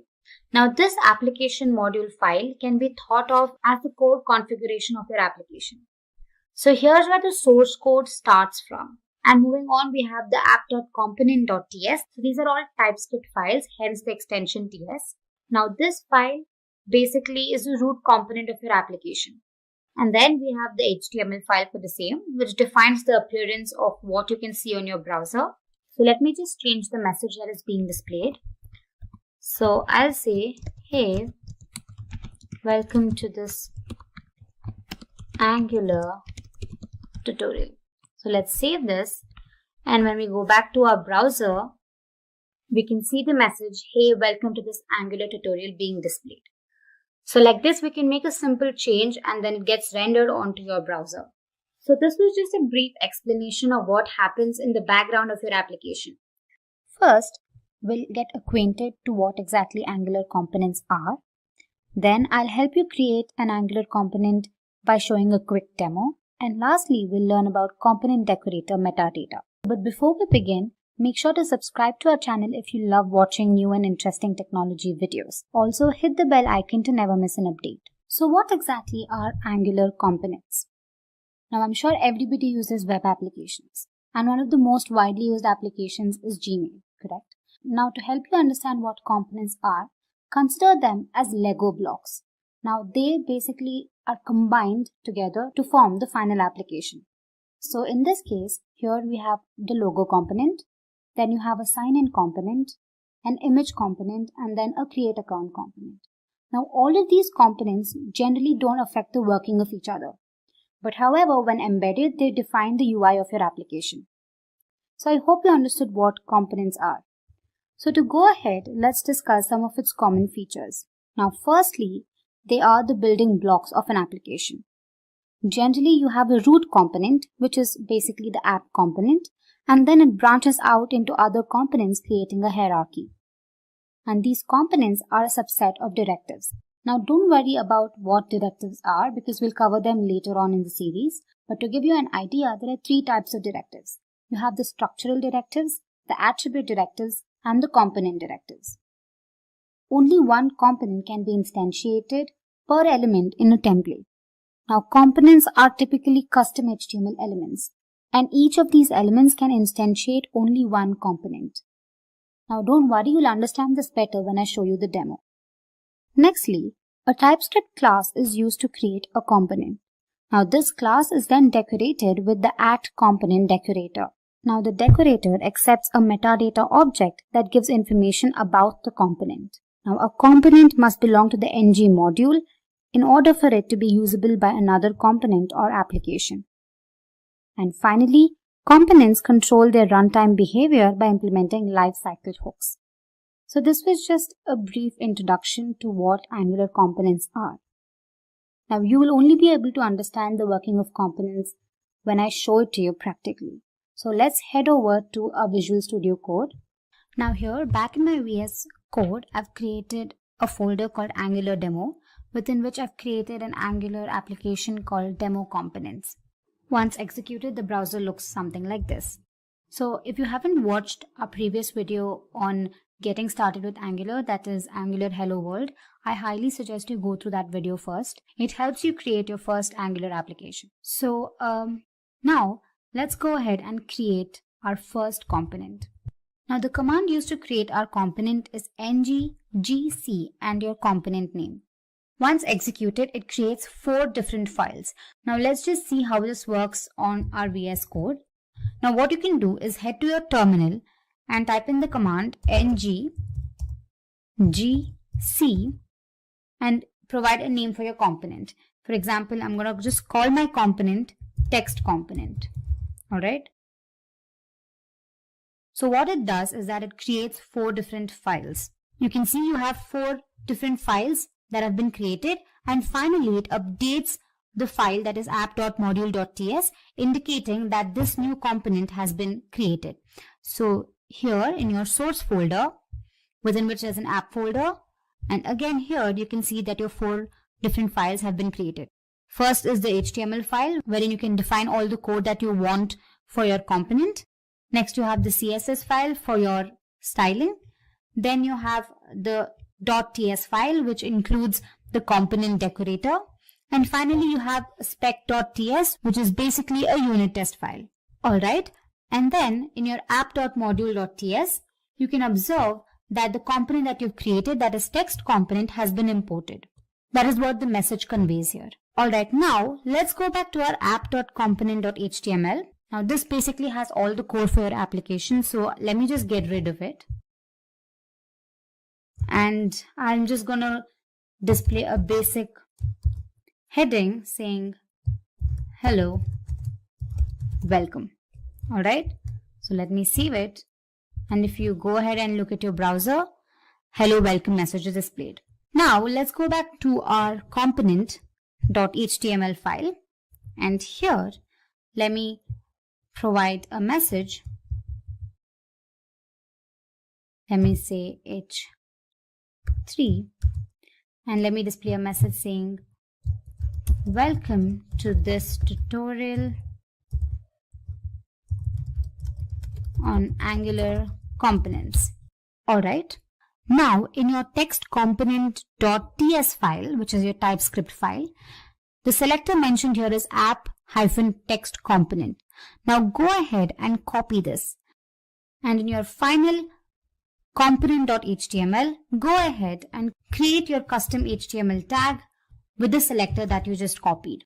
Now this indicates that the component that you just created, that is the text component, is being incorporated in the final render. So what happens is that whatever is defined in the component.html file is also being rendered in your final output. So when I save this, let's go ahead and check our browser. You can see that the message welcome to this tutorial on Angular components is displayed. So this was a simple creation of a component. Now for this, let's give it some styling. So here, go to your .css file and provide some styling. Say for example here, I just say text align, and let me say center. And also in my app.component.cs, I'm going to give the same thing. I'll say h1 text align is center. Alright, so let me save this, and there we go. Now we can also create multiple components and define the tags in the app component. Now the components are executed sequentially. So now let's create another component just to give you a brief insight into it. Let's say ngGC image component. Now here I'm going to be adding the Simplilearn logo. So I'll show you how that works. Now you can see that a new component has been created with 4 files again. So in my assets folder here, I've added the logo. So what I can do is back in my HTML file, I can go ahead and create an image tag. So first, let me just display another message here just to avoid any confusion. And let me say this is the image component. And then let me say image source equals, so the source is basically assets / logo.png and class equals center. Alright, so you can also head to your CSS file and provide any sort of styling that you need.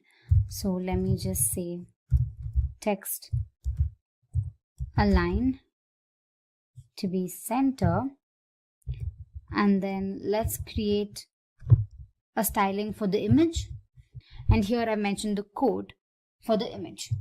So let's save this, and from the .cs file let's copy the selector and create a custom HTML tag in our final component.html file. So there we go. Let's save this and check the output, and there we go. First, the hello welcome message is displayed. Next, you have the message displayed from the first component, and then you have the second component. So this is how you can create your own components, and don't forget to incorporate these selectors into your final HTML file. So moving on to our next topic, component decorator metadata. Now, as mentioned earlier, the @component decorator accepts a metadata object that provides information about the component. Correct? Here is a list of properties of the metadata object. First up is the selector. Now, basically, the selector is a CSS selector that identifies this particular component in a template. Now, this corresponds to the HTML tag that is included in the parent component. You can create your own HTML tag.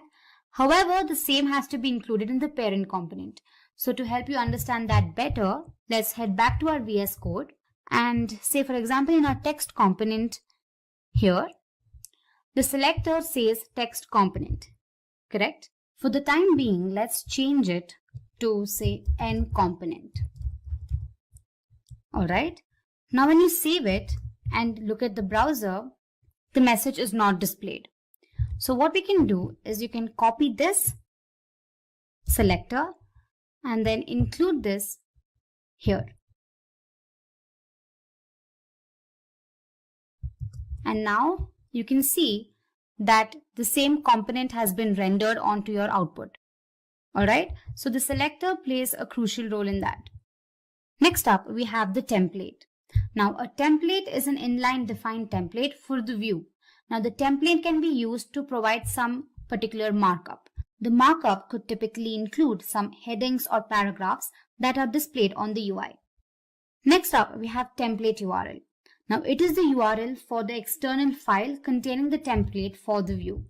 So here you can see, this is basically the external file that contains the template for the view.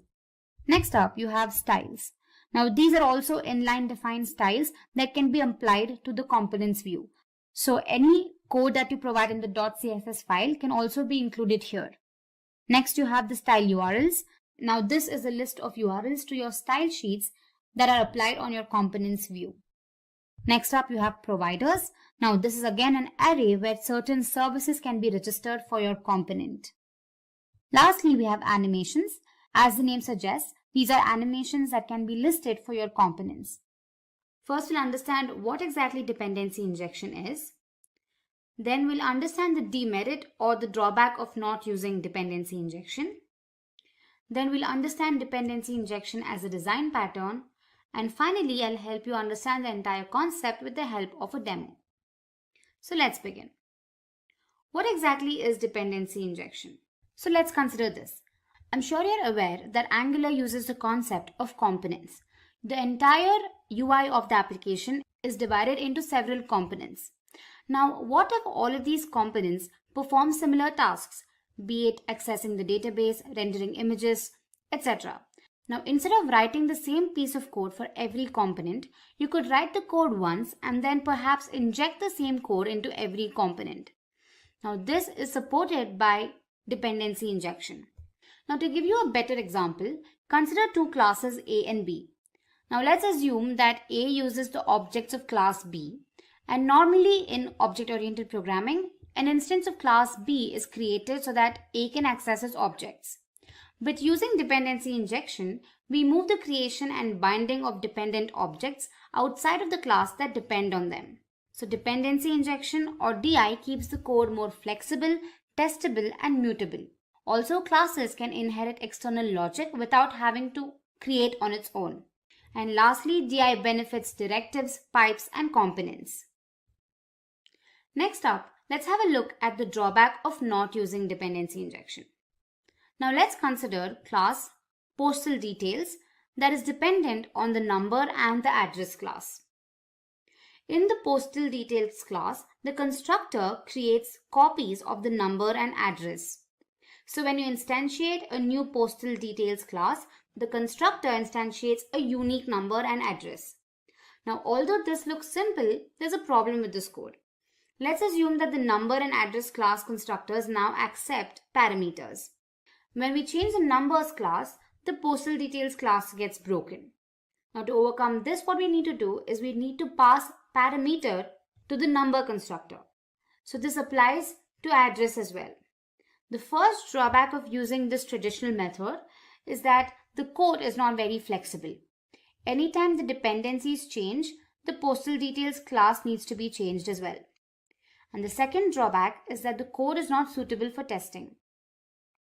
Once you instantiate the new postal details class, you get the same number and address. Even if you change the number and address classes every time, what if these classes are in turn dependent on other classes? Then it's going to be a chain reaction. So to overcome this, we make use of dependency injection. Now let's look at DI as a pattern. Dependency injection, as you all know, is a coding pattern where a class receives its dependencies from an external source rather than creating them on its own. So here in the above example, we have moved the definition of dependencies from inside the constructor to the constructor's parameters.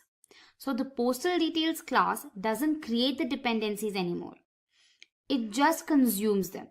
So the postal dependencies class doesn't create the dependencies anymore. So with that, we overcome the drawbacks of not using DI.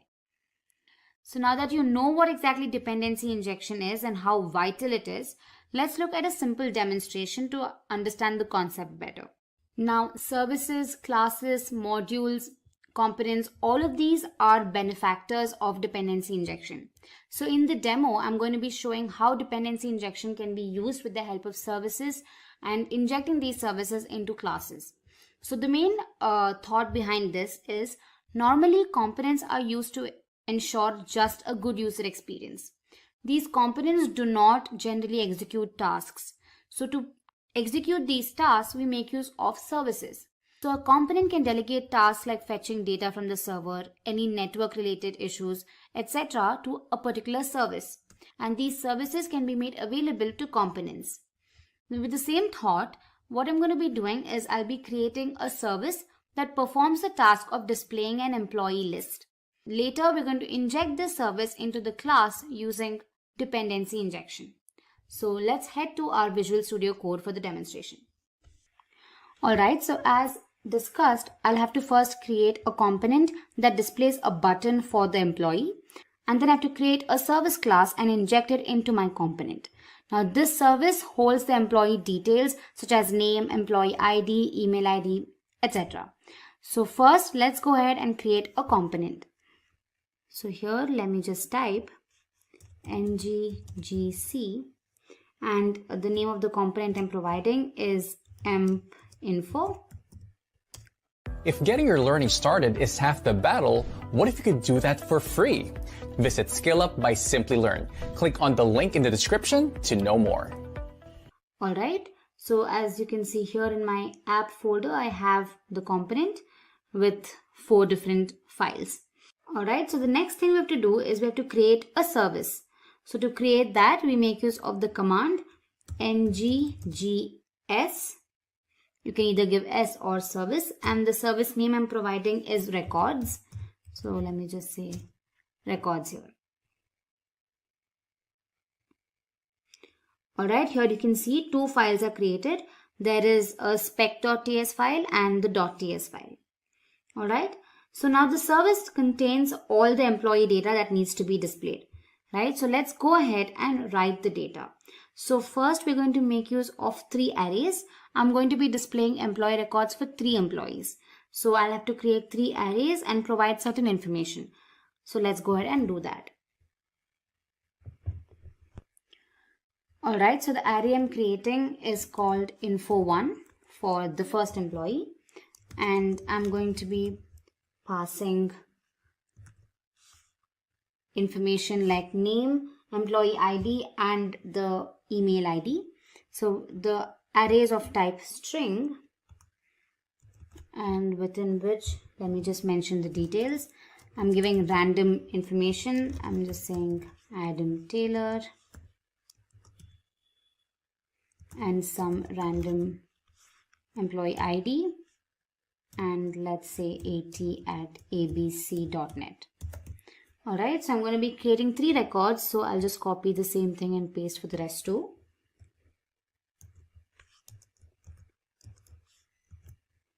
Let's just change here, provide a different name here.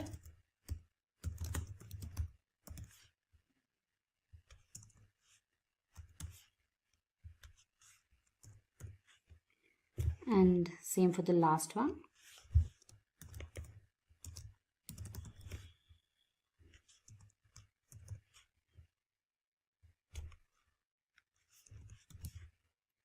And let me change the name of the array as well. Alright, so with the agenda to retrieve this data in our component, we make use of the method for the same, right? So this method returns the employee data. So let's go ahead and create this method. I'm going to call it getInfo, and then just say string, and then this will just return this .info1. Alright, I'm going to be calling it getInfo1 for better understanding. Same for the rest too as well.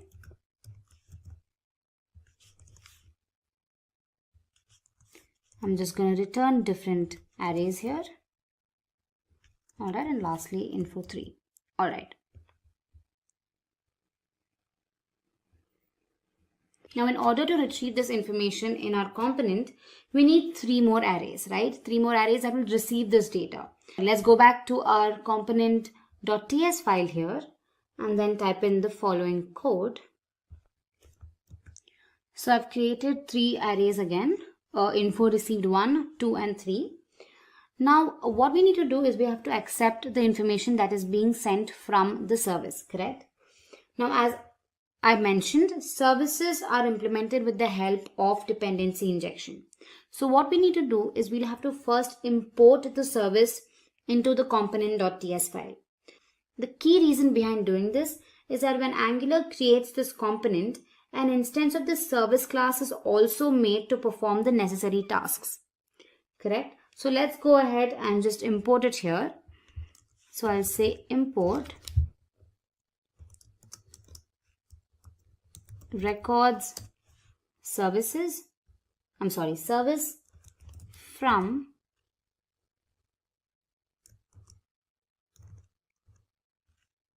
and let's say records.service.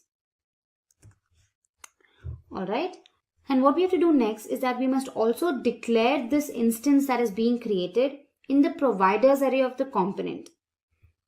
Alright, so let's just say providers and then say records service.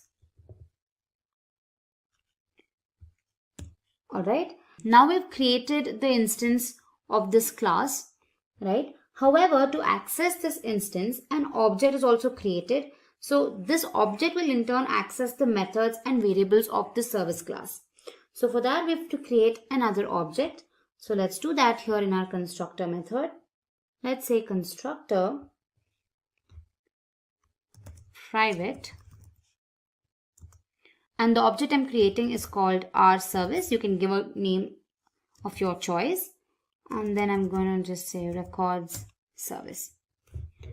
Alright, now this object will help me retrieve data from the service. So let's go ahead and use this in order to get the employee details. Alright, so I've created 3 different methods here: get info from service class 2, 1 and 3. And these methods will retrieve the data and add it to our array here, that is info received. Alright, and lastly, we'll have to create an unordered list in our HTML file here. We haven't added anything, so let me get rid of this. So now I have to create 3 different buttons for 3 different employees, and when the user clicks on the button, the data is retrieved from the service and then displayed on the UI, right? So as I've made use of a Bootstrap class called list group info, and then I've interpolated info which displays the contents of the info variable.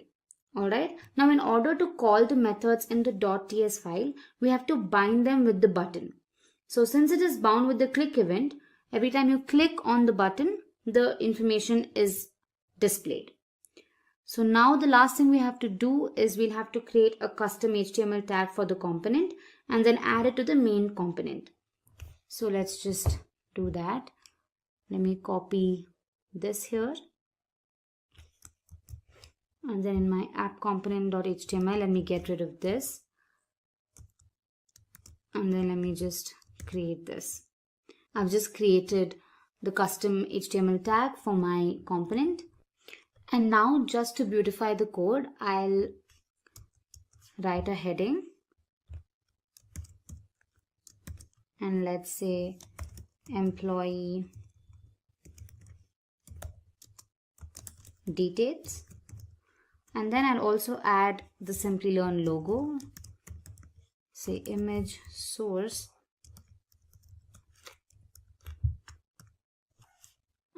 I've added the image here, so let me just say logo.png.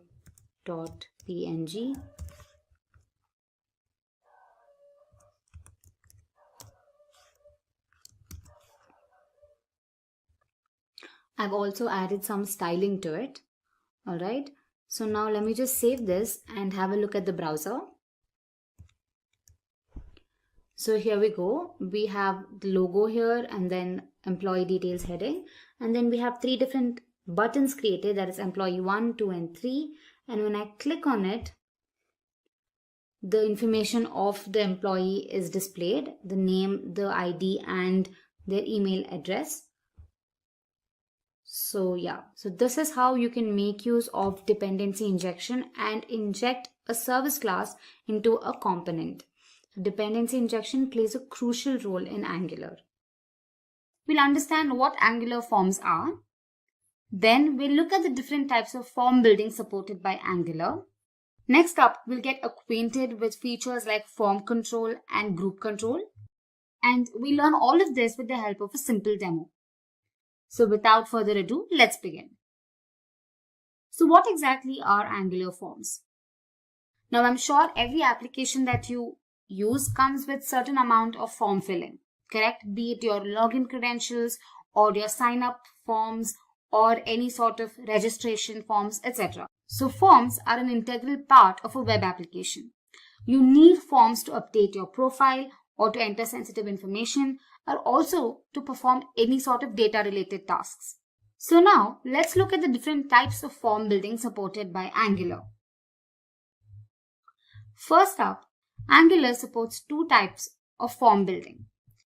First, you have the template-driven approach, and second, you have the reactive approach. Now let's look at them one by one.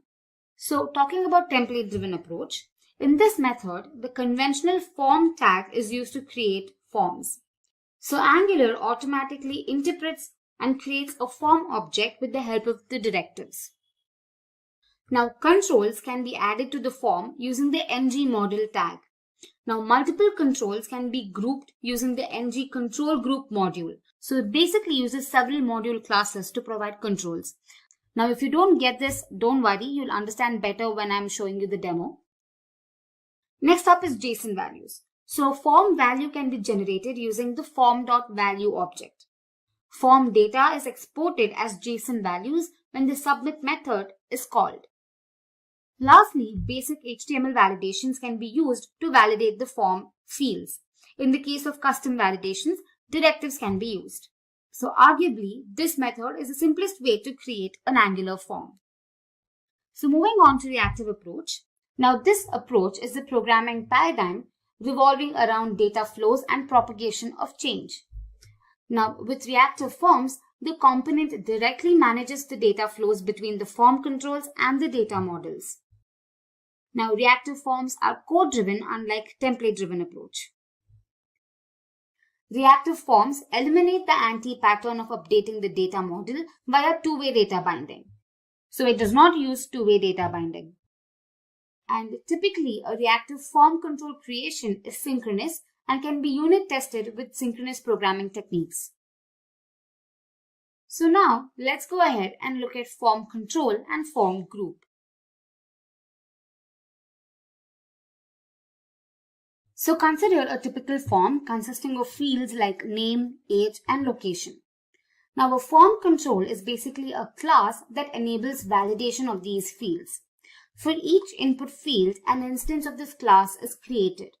Now these instances help check the values of the field and see if they're either touched, untouched, dirty, pristine, valid, invalid, and so on. So this allows you to check every field for the value. It makes it easier to understand which field's value is invalid or which field has not been entered, etc. Now moving on to form group. So a form group class represents a group of controls. A form can have multiple group controls. The form group returns true if all the controls are valid and provides validation errors if there are any. So I hope this was clear. So moving ahead, let's look at the demo to explain all of these features. I'm sure it will become extremely clear once you look at the demo. So for that, let's head to our VS Code. So back in my VS Code, I've created a component called form component, and I've also included the Simplilearn logo just to beautify the appearance. So once you execute the code, this is what you're going to see on your browser. So you just have the logo at the moment. The first thing we need to do is we'll have to import the forms module. All right. So, but before we begin, let me tell you what the use case is. So we're going to be creating a user registration form, which is going to include 4 fields. That is the first name, last name, email ID, and a password. All right. So now let me show you how to import the forms module. So in your main app.module.ts file, you'll have to import forms module from Angular forms. All right. And then in your imports, you'll have to just call it here. All right. So this is just a simple step. And now once you're done with that, let's go ahead and start our form creation. So here in my component.html, let's enclose the entire form within a div tag. So here, let me say div class is a container within which let me just have one heading. It says user registration. Alright, and now let's go ahead and create our form. So first, let me just say form. Now I'm going to create a div class for every field. So say div class equals form group. I'll explain it to you a little later. Now first let's create a label. So label tag for, basically it's the first name. So let me just say first name. And the tag will basically have first name again.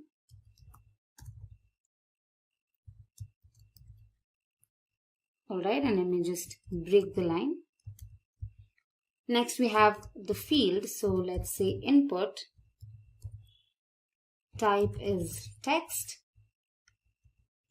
Name is first name. And we have a class which is the form control class. Alright. So this we'll have to do for all the other fields. So let me just copy this and paste it like 4 times. I'll also add the tag pre for spacing. Let's do that here. And finally, we'll have the button. So let's just add that here with a type submit. And let's just say submit on the button. So now let's go ahead and change these values here. So here let me just change it to last name. Here as well. And here as well. And in this case it is going to be email. So let me just change it here.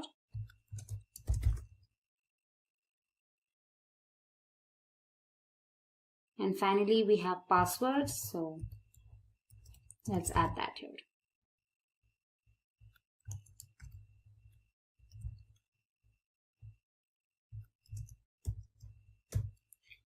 Alright, so let's save this and just have a look at our browser. So there we go. We have our user registration form ready, but I would like to align it to the center. So let me just do that. So here in my CSS file, I'm just going to align all the div tags to the center and the label tag to the left. So let me save this and look at the browser now. And there we go. We have our registration form with a logo. So this is how you create a simple form. Now we'll have to add a directive called ngModel. Now this directive, when added into the input tag, will provide form field. Alright, so here let's just go ahead and say ngModel. That is it. So let me just copy this and paste it for every other field. Alright, let me save this. And back in my browser, let me inspect. And here you can see different types of classes like ngUntouched, ngPristine, ngValid are added. Right? So this indicates that Angular has recognized the form tag and it has added these classes to the form as well as all the fields. So this is achieved when you add the ngModel directive in your input tag. Now, back in my VS Code. Now every form has an output property attached to it called ngSubmit. Alright. So this property can be bound within a method called the submit method. So once submitted, this method is called.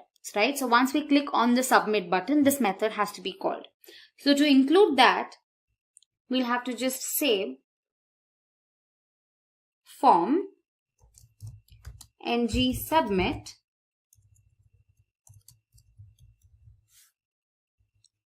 equals submit. Alright, so now we'll have to define the submit method in our component.ts file. So here, let me just go to our component.ts file and let me just get rid of unnecessary code here. And let's define a function called submit. And then here, let me just console log form submitted. Alright, so let me just get rid of this as well. It's unnecessary here. Let's save this. So what it means is that every time you click on the submit button, this method is called. Alright, so let's just have a look at the browser. So first let's go to our console. And when I click on submit, it says form submitted. Alright, so the next crucial step is to generate JavaScript representation. Now we'll have to make use of another directive called ngForm that is assigned to a template variable.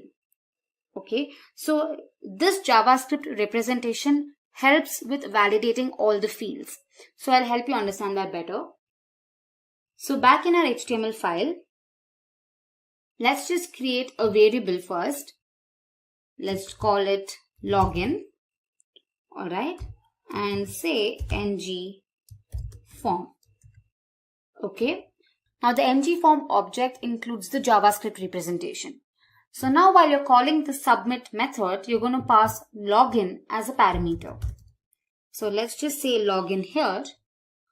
And in my TS file, again, let's just say login. And along with it, I want login to be displayed. So I say login again.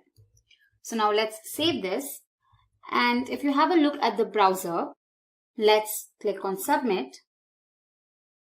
And now here you can see the JavaScript representation. So within form, I can check for email or say first name.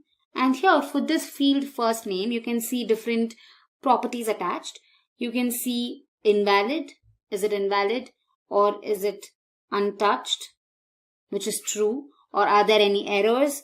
So this basically gives you all information about the particular field. So we can make use of this feature to validate the information. So we're going to learn about that in our next segment. Moving on to form validation, one way to ensure that incorrect fields are not submitted is by disabling the submit button. Correct?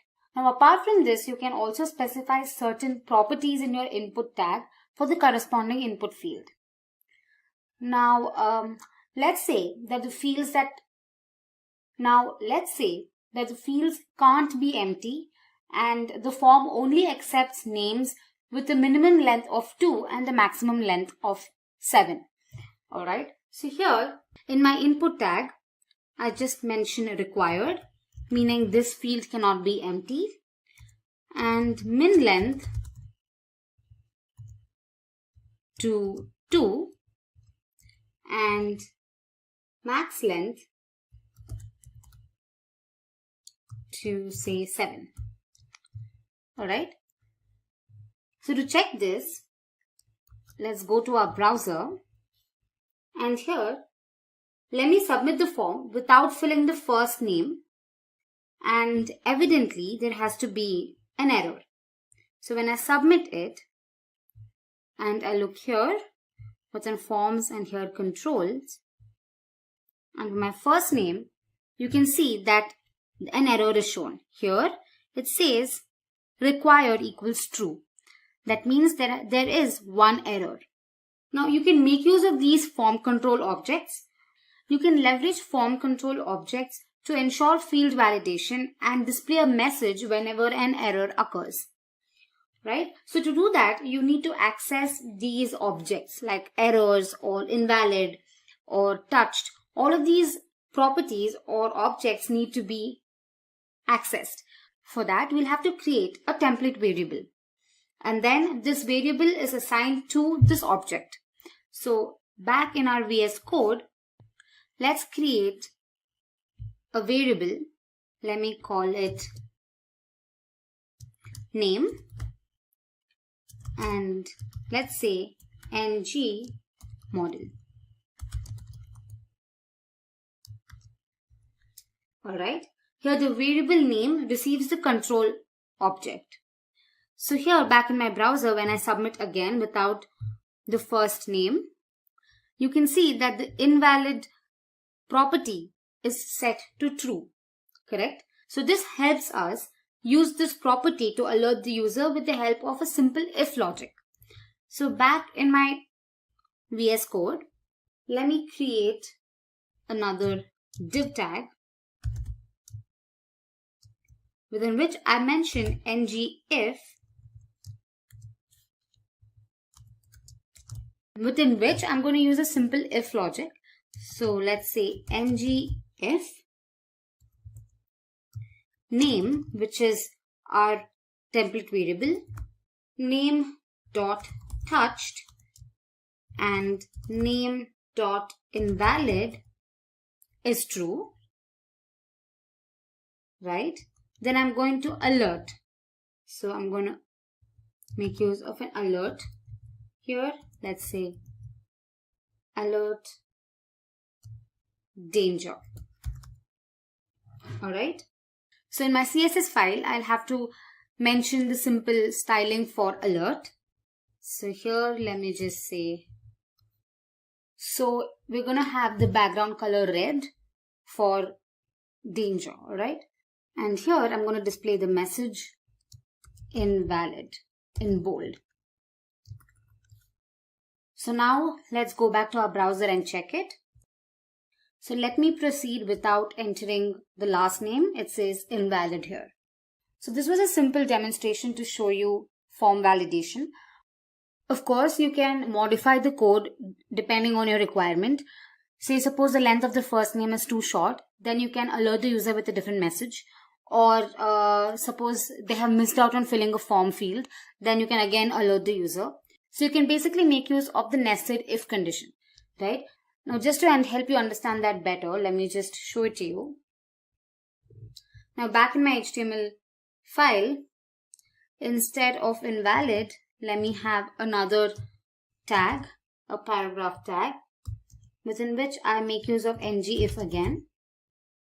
Now ng if name dot errors dot required is true, then I display the message first name required. Alright, and if the length of the first name is not 2, now if the length of the first name is less than 2, then I'm going to display another message. So let me just say name dot errors dot min length. If this is true, then I'm going to say sorry short first name. Alright, so let's save this and have a look at the browser. When I proceed without providing the name, it says first name required. But when I type in one character, it says sorry short first name. But if I type in another character, it accepts. So I hope this made you understand how form validation works. So this was just a simple demonstration again. Now I highly recommend you explore these properties and play around with these objects. Trust me, it's really fun. So I hope this tutorial helped you out. I'm sure you all know that an Angular app is divided into several components. For example, you have the logo component, you have the sign-in component, an image component, and say a create account component. Now these components are standalone and each of them represents a part of the user interface. Now imagine if all of these components performed common tasks, for example, accessing the database or rendering images on the view, tasks like those. Now instead of having to write the code for every component, you can just make use of Angular services. Now the service can be written once and then injected into all of these components. Now, a service could be a function, it could be a variable, or a feature that an application needs. So the main use of a service is to write code once and avoid rewriting of it. Now the same code can be injected into several components that make use of this particular service. But what are Angular services? So normally components are used to ensure a good user experience. Now that is the extent of it. Components make sure that whatever is being rendered onto the screen is right and pristine. But in order to execute tasks, we make use of services, and this approach is ideal. So a component can basically delegate tasks like fetching data from the server, validating user input, or logging directly to the console to a particular service. And these tasks can be made available to any component in the app. So now let's talk about a few features of Angular services. Now typically an Angular service is simply a TypeScript class with an @injectable decorator. This decorator tells Angular that the class is a service and can be injected into components that need that service. Now they can be used to share the same piece of code. They can also inject other services as dependencies. Now these services hold valuable business logic and can also be used to interact with the backend. Now for example, if you want to make AJAX calls, you can have methods to those calls in a service and then use it as a dependency in files. And as mentioned earlier, it can be used to share data among several components. In Angular, services are singleton, meaning that only a single instance of a service gets created and the same instance is used by each and every building block in the application. And finally, a service can be registered as a part of a module or it can be registered as a part of the component. Now to register it as a part of the component, you'll have to specify it in the providers array of the module. I'm sure you'll understand the concept of services better if we look at a simple demo. So in the next section, we're going to look at a demo, but before that, let me tell you the use case. So basically in the demo, what we'll do is we'll create an employee details list.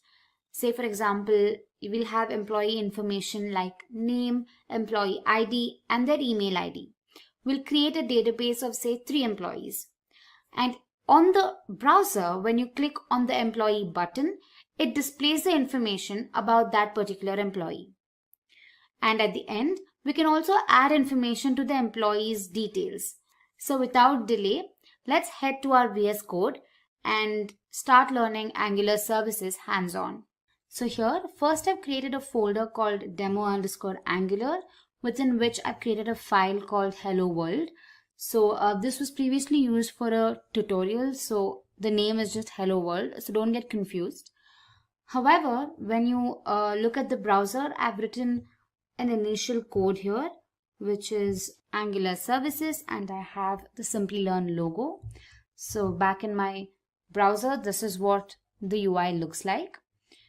So to understand the concept of Angular services, first let's go ahead and create a component.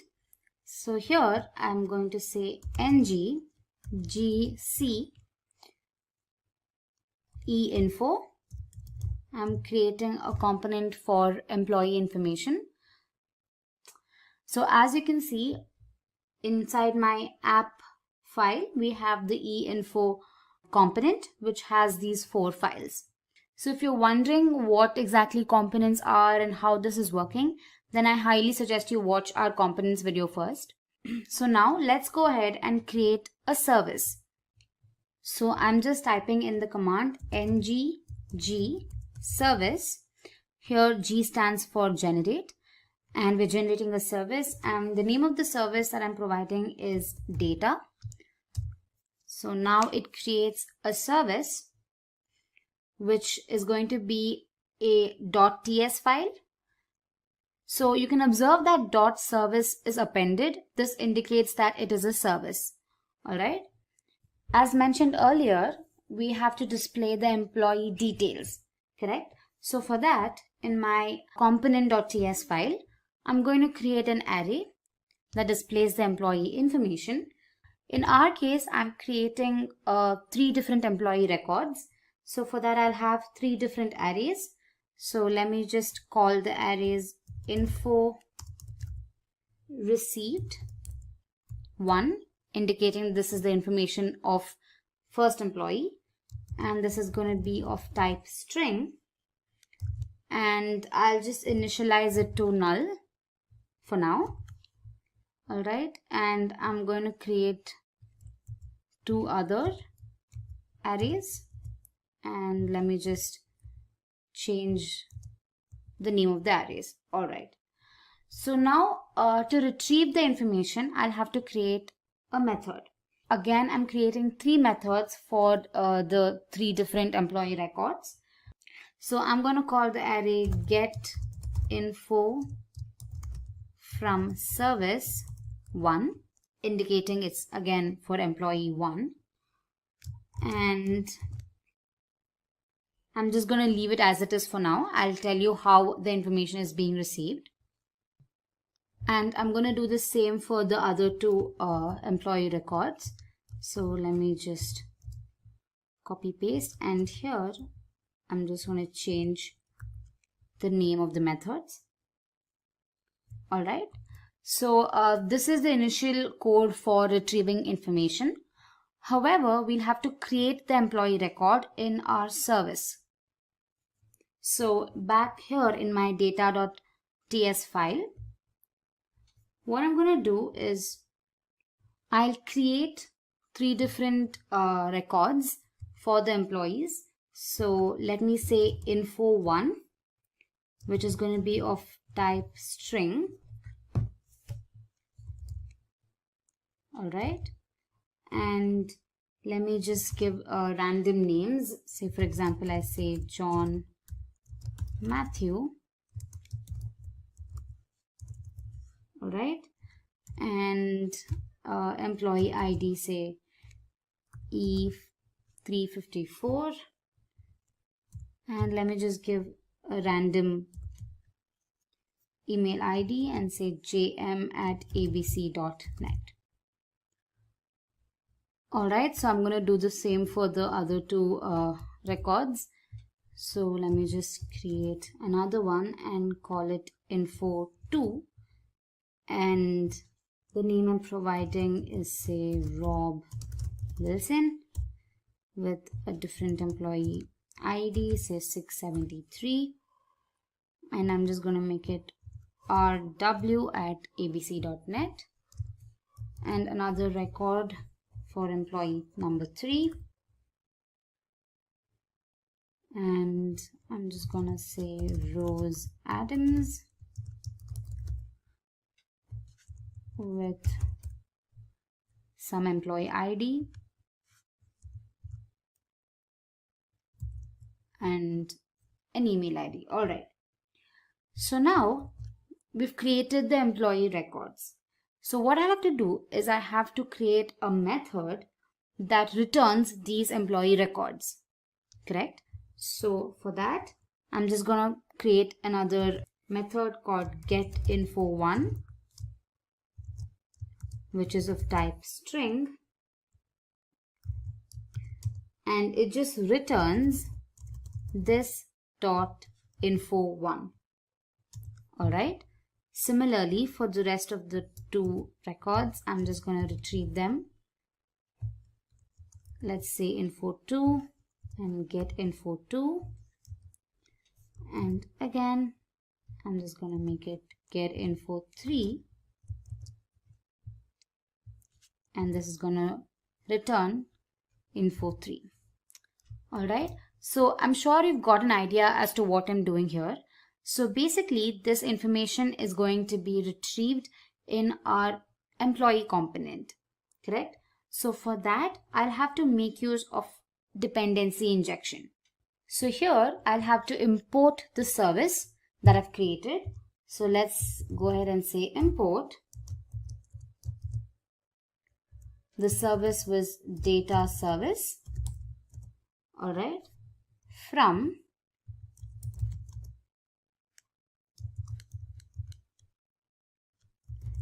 /data.service. All right. Now, the main reason we're doing this is to tell Angular that when the component is created, the service instance is also created. And this instance is being used to perform particular tasks. And for that, we'll also have to include this in our providers array. So here, let me just say providers. And let's say data service. Now, to access this instance of service that is created, we make use of a property. So this property basically allows us to access all the methods that are defined in the service class. All right. So here in my constructor method, I'm just going to say private, and you can give any name for your property. And here I'm just giving the name D service. All right. And which is of type data service. All right. So now with the help of this property, I can retrieve information from the service class. So here I'm just going to say this dot info received equals this dot D service dot get info1. All right. So what it basically does is that it calls the get info1 method in our service, which returns the information of the first employee. And this information is being stored in the array that is info received 1. So similarly for the next two methods, I'm just going to use the same piece of code. Let me just change it here.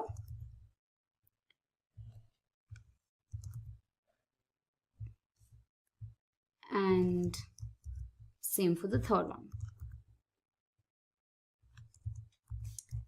All right. So now that we have the logic behind what is being displayed, let's go ahead and create the UI for it. Here in my HTML file, I'm going to create an unordered list. And now I'm going to make use of the ng for directive to basically loop over the record and display everything. So for that, I have to make use of a particular variable. So I'll just say let info of info received. So you can check here in our TS file, the array is info received, correct? So I'm going to make use of the same array here. And since it's displaying the first employee record, I'm just going to say info received 1. All right. And let me just create a class, a Bootstrap class of list group item of list group info. And we're just going to have to interpolate info. All right, that is basically going to display what the information holds, what the info variable holds. All right, and here as well, let me create a Bootstrap class called list group. All right, I hope this was clear to you. So basically here, the information is being retrieved with the help of this method, right? That is get info from service 1. So in order to call this method, we'll have to bind it with a button. All right, so that's what we're going to do. Let's just copy this, and here I'm going to create a button.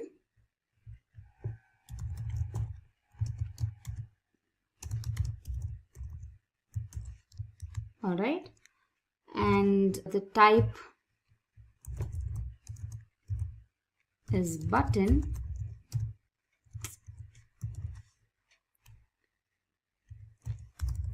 With name button again. Alright, so I'm going to bind it with the click event. So what happens is that when I click on it, this particular method gets called. Alright, I'm just pasting the method here. And finally, let's just provide the name employee1 for the button. Alright. So similarly, we'll have to do the same for the other two records as well. Let me just make this look better. Alright. So what I'm going to do is I'm just going to paste the same twice. And here I'm going to just change the names. I'll say 2 here. And this is again for employee 2. And I'm going to change this as well. It's going to be it's going to be info received 2. This is going to be info received 3. And finally employee 3. Alright. And lastly, we'll have to include the selector, that is app-e-info, in our main component.html. So here, let me just create a custom tag. Alright, and save this. So now let's go back to our browser and see what it looks like. So here you can see that 3 different buttons have been created for employee 1, 2 and 3. And when you click on it, it retrieves the information, that is the name, the employee ID and their email IDs. So we've successfully created an Angular service and injected it into our component to retrieve information. Alright, so now the last part of the use case that we discussed was to add another detail, that is the employee detail, in the record. Alright, so for that we'll have to take input from the user, and in our case we're taking the location. Now we're also adding the same location for all 3 employees. So this is what services do. They can be used to update, modify, alter anything that happens in the backend. So you can tweak the code a little bit and you can change the entire view of your application. You can add information, you can delete, you can retrieve, you can alter, etc. Alright, so for that, what we're going to do is, back in the HTML file, we'll create a form that basically takes the input. So I'm just going to say form, alright, within which I'm going to be defining a div class, within which I'm going to be defining a div tag, inside of which I'll have the input tag of type text, and the name I'm going to be providing it will be location. Alright, and we'll have a value, and I'll just leave it blank, and finally I'll have ng model. So if you're confused as to what I'm doing here, then I suggest you watch the Angular Forms video. It basically teaches you how to work around with Angular Forms. Alright, and now after this we're gonna have a button. So let me say button.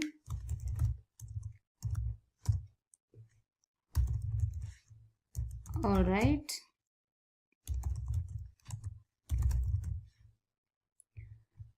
And I'm going to just say add info. Okay. Alright. So now when I'm creating the form, I'll also have to create a template variable to access all the values within my form. So if I have to access the location, then I'll need a variable to access it. So here, let me just go ahead and create a template variable. Let me call it frm, and I'm going to make use of the ng form directive.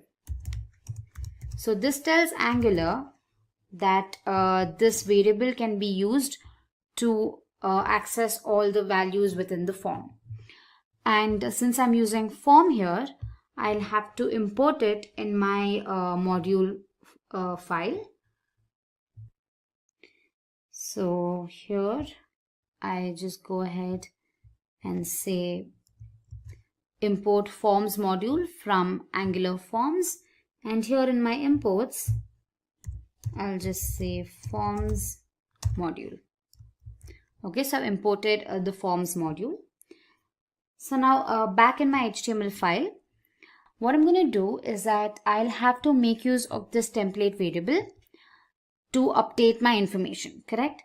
So I'll have to create another method that will update information into the records. So here in my component.ts file, I'll have to create another method, and I'm going to call this method update info method. All right. And this basically takes in the template variable, that is form. And let me just specify any. Okay. And what this is going to do is that it updates the record, correct? So I'm going to say this dot dservice dot add info. Now you must be wondering what add info is. I'll just let you know in a minute. And the value that I'm going to be passing will be the value that you've provided as an input, which is nothing but form. And I'm going to pass info as a parameter. And what this method does is that it just pushes the information or the data into the arrays. So since I'm going to be pushing the same information into all of these arrays, that is info1, info2 and info3, I'm just going to say this dot info1 dot push of info. All right, and the same for the other two arrays as well. Let me just change these. All right.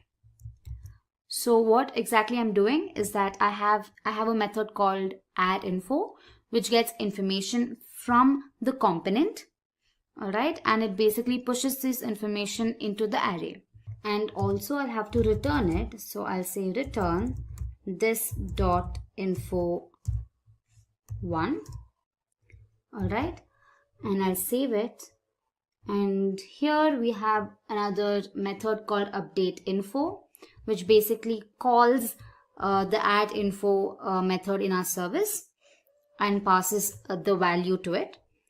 And in my I'm going to call the method update info, and I'm going to pass frm as the argument. And now let's save this and execute. So, all right, here you can see that we have an input field and a button saying add info. So now I can just go ahead and say type USA. And when I say add info, and when I check on my employee 1 details, USA has been added to the list. And same goes with employee 2 and employee 3. So I hope this simple demo on Angular services helped you understand the concept better. I highly recommend you play around and explore other possibilities. Let's understand what exactly is Bootstrap. Bootstrap is a powerful toolkit, basically a collection of HTML, CSS, and JavaScript tools for creating and building responsive web applications and pages. It is a free and open source project based on GitHub and originally created by Twitter. Now, to put it more easily, Bootstrap is a giant collection of handy, reusable bits of code written in HTML, CSS, and JavaScript. It's also a front-end development framework that enables developers and beginners to design quick and responsive websites. Now, there are several advantages to using Bootstrap. To name a few, Bootstrap comes with a responsive grid. You don't have to spend time working on your layouts.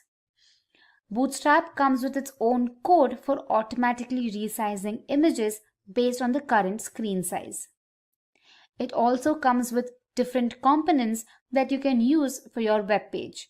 These components could be navigation bars, drop-downs, progress bars, thumbnails, etc. It also offers excellent documentation and is customizable.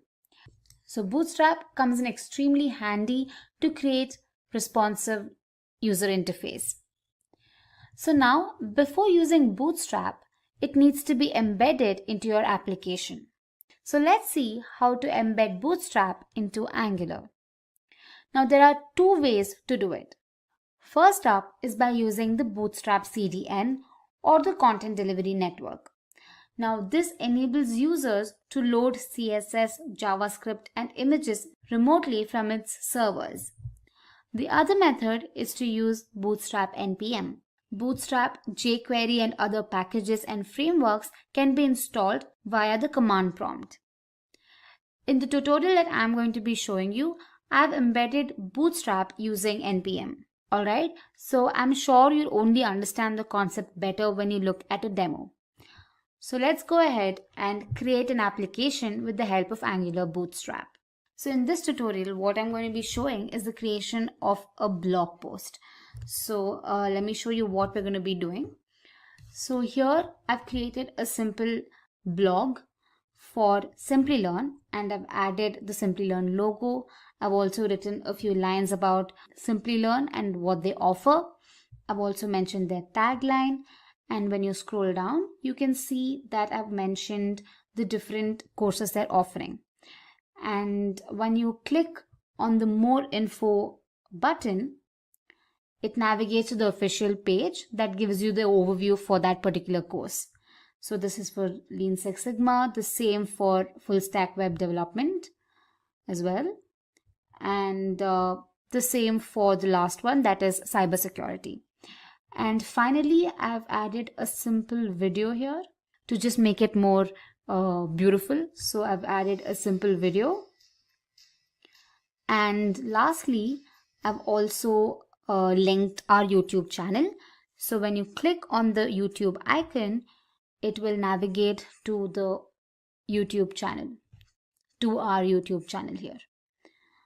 Alright, so this is what we're going to be creating using Angular Bootstrap. So I'm hoping you're all ready for it. So without further delay, let's jump in. So first, let's find the template that we want to use for our blog. So for that, I'm going to just go ahead and say Bootstrap blog template. And I'm just going to click on the first link that I get. And here you can choose the template that you like. So I'm just going to look for more templates here.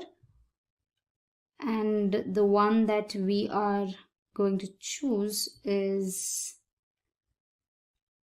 this one. So which is small businesses. So you can go ahead and click on that. You can then click on live preview.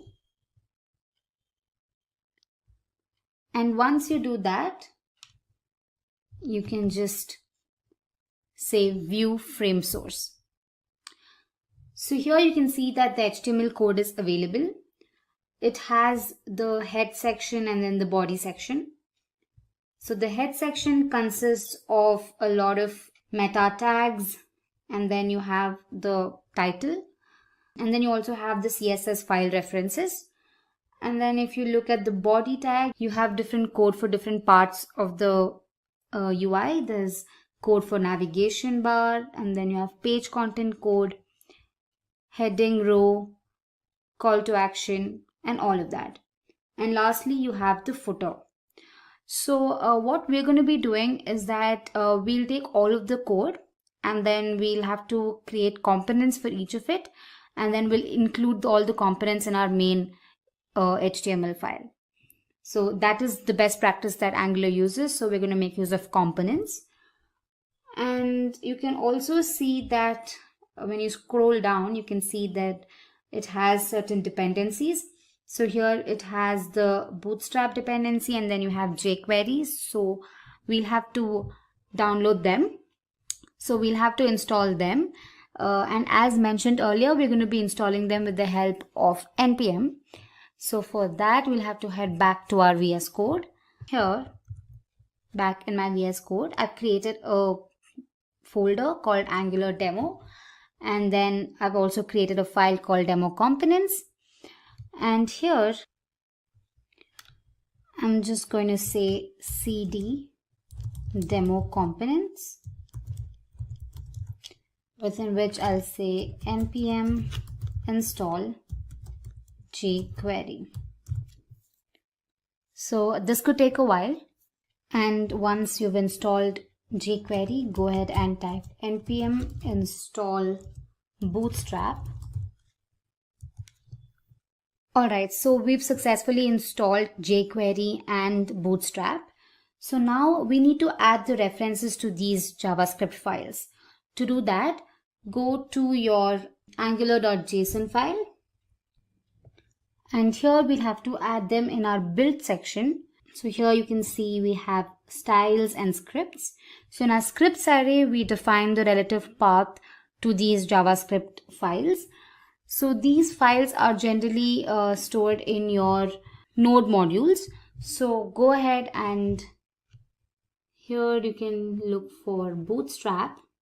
Here you go. And then in your dist file, and then click on JS. And then you can see you have bootstrap.min.js. Oh, well, I'm sorry, we need bootstrap.bundle.min.js. So here you can just right click and say copy relative path. And back in my JSON file, in my scripts, I'm gonna just paste it here. And make sure to make it a path by providing //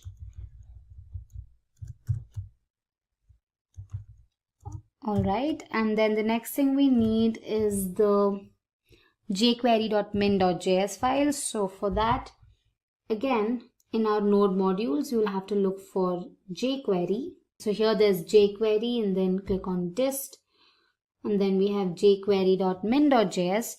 So again, let me just copy the path and paste it here. Follow the same procedure for this as well.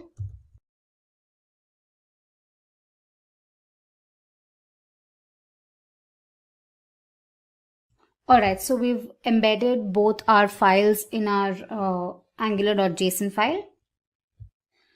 So now in our code here, in the beginning, they've also included the CSS file.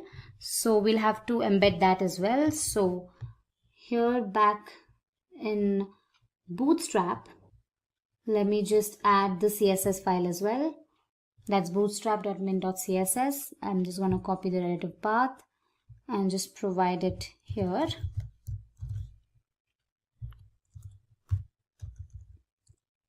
Let me just change these to /.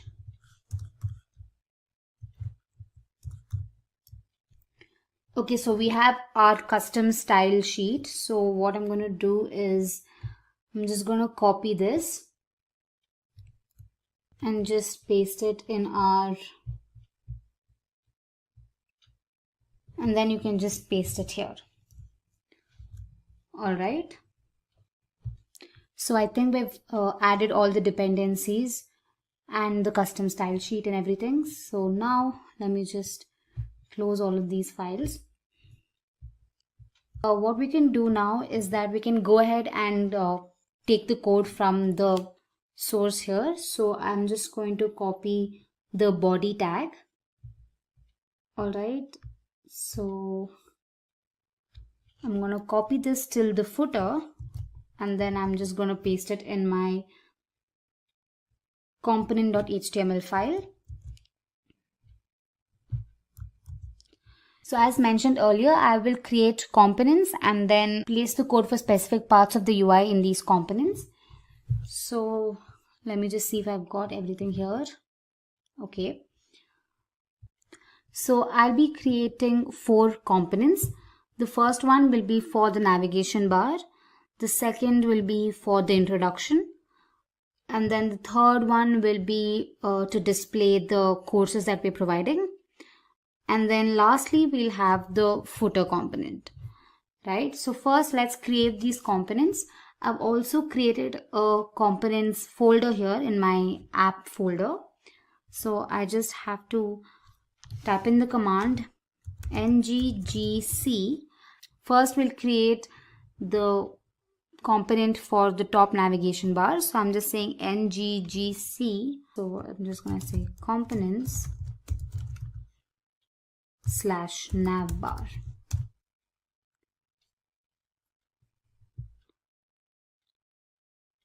Alright, so the component has been created. So what I'm going to do is I'll just copy this and paste it here.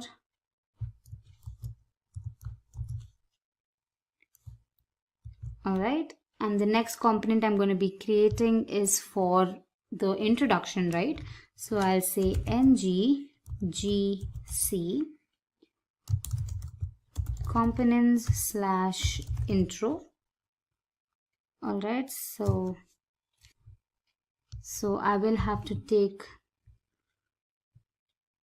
this code here. I'm also going to be including the call to action part. So I'll just copy paste this one in my intro.html file. So let me do that. And then I'm going to have the main course content component. So for that, I'll say nggc components / courses. And we're going to copy the next part of the code. Alright, until till the footer. Let me just add it here. And finally, we're going to create the component for the footer. So I'll say nggc components / footer.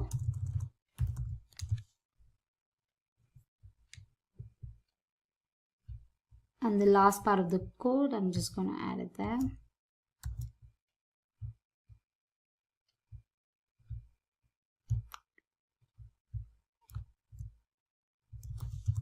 All right.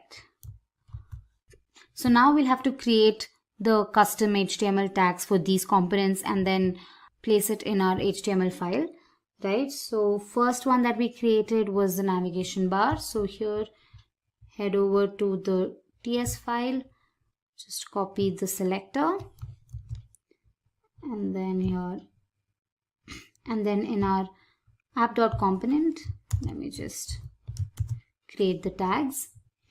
Similarly for intro, just gonna copy the selector.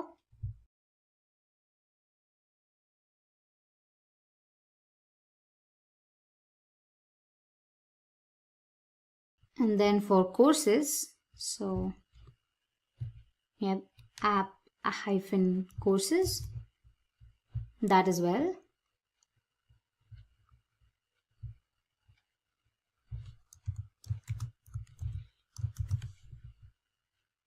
And then lastly, we have the footer component. So let me just copy that.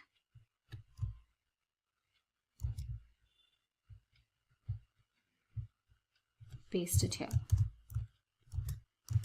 Alright, so we've included all the components that the template is being displayed.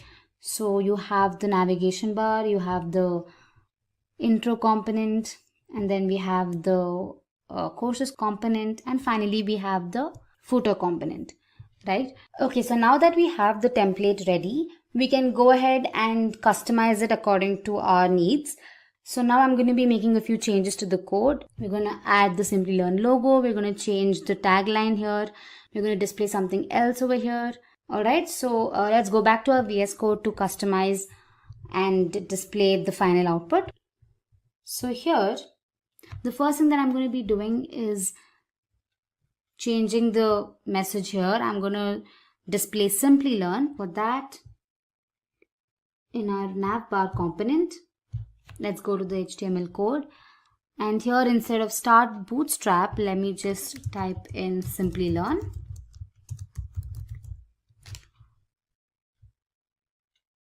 Alright, so when you save it and when you look at the browser, you can see that Simplilearn is displayed.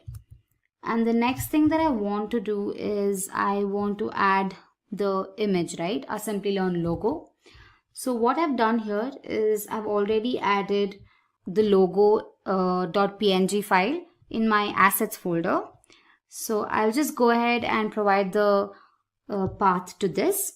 So that's going to be in our intro file. So here, image source is going to be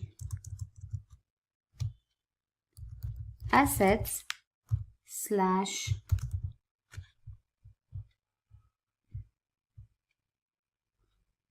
logo.png. So let me save this.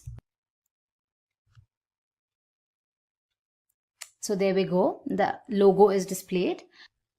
So the next thing is we'll have to change this part of the UI. So the information that I want to display is this. I'm going to be displaying world's #1 online bootcamp and other information. So what I'm going to do is back in my VS Code, I'm just going to delete this, and instead of that I'm just going to copy this. That's world's #1 online bootcamp. And then within the paragraph tag, I'll display something else. So let me get rid of this. Let me just copy the information that I want to display, paste it here. And let me just give a line break. Let me save this and see if it's displayed. So yeah, we can see that the information is being displayed. Next up here, instead of displaying call to action message, I'm going to display a explore programs message. So let's go back to our VS Code. Let me just say explore programs here. And then lastly, instead of this message here, I want to display the message get certified, get ahead with our programs. So back in our VS Code, I'm just going to get rid of this.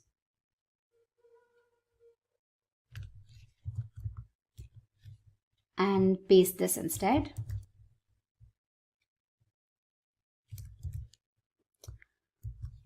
So when you have a look at the browser, let me refresh this. You can see it displays the message get certified, get ahead, and all of that. Well, now what I'm going to do is I'm really not happy with the font size and everything. So I'm just go ahead and add certain styling. You can customize this and provide your own font size and all of that.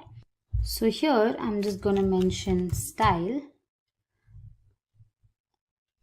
and then say font size, and I'm going to make it XX large. All right, so let's see. Yeah. All right, so it's the font size has increased, so I think I'm happy with this. All right, so the next thing we have to do is add information here for our courses. So back in our VS Code, we'll have to go to the courses component. So here I'm going to just type in the code for the different courses. So I already have it here. So the first thing is this message that I want to display. Let me just copy that. And for our first tag, I'm just going to say postgraduate program in Lean Six Sigma. And the next information I'm going to be providing is the duration. So here, let me just get rid of this. Paste that here. Let me just break the line to beautify the code. And here for our reference link, I already have the link here. So I'm just going to paste that. So once you click on the more info button, it will automatically navigate to this page. Alright, so let me save this. Next up, I'm going to do the same for the other two courses as well. So it says postgraduate program in full stack development. And then we're going to mention the duration and the cohort. So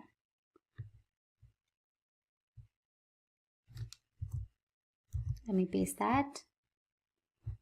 I'll also provide a line break and then link. I have it here, so I'm just going to paste that. And finally, for the third card, I have the third link here.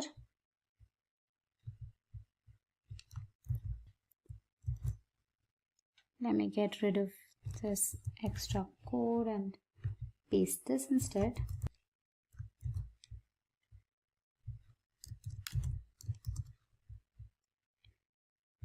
And then let's also provide the link for the same.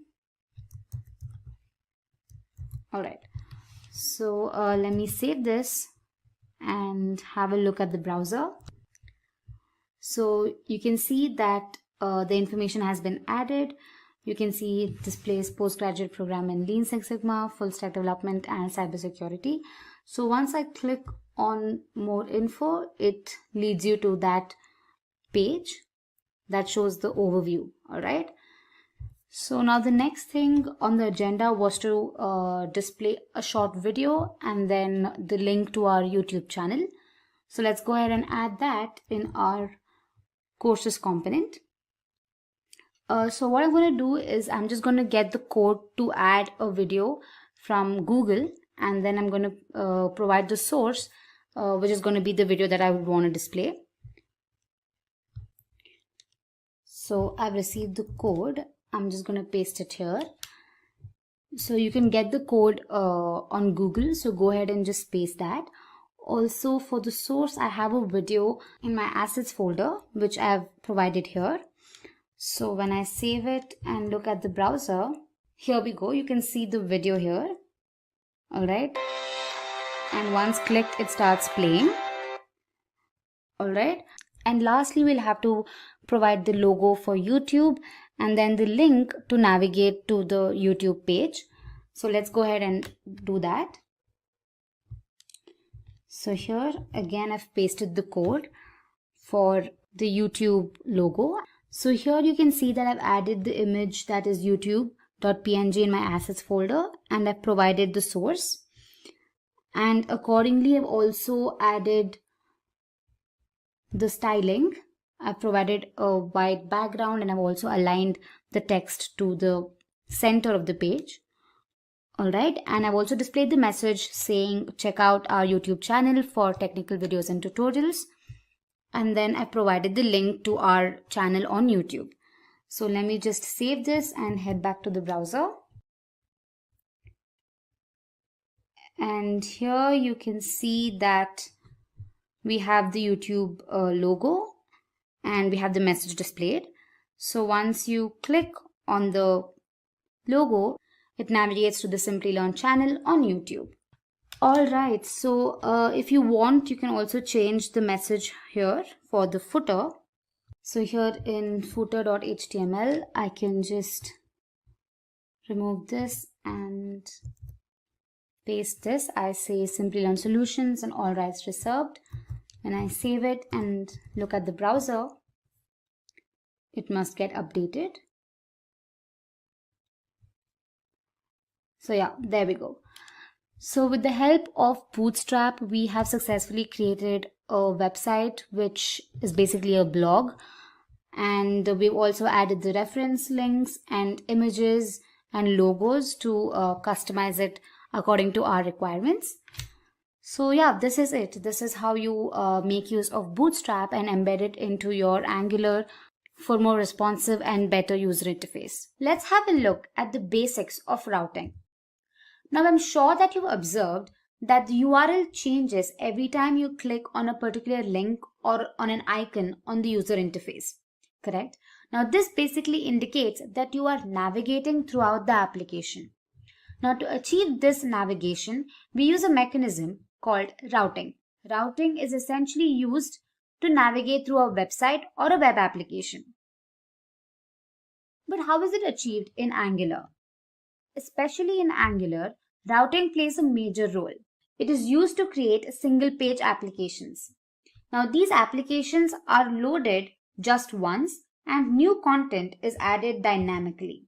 Applications like Google, Facebook, Twitter, and Gmail are a few examples of single-page applications.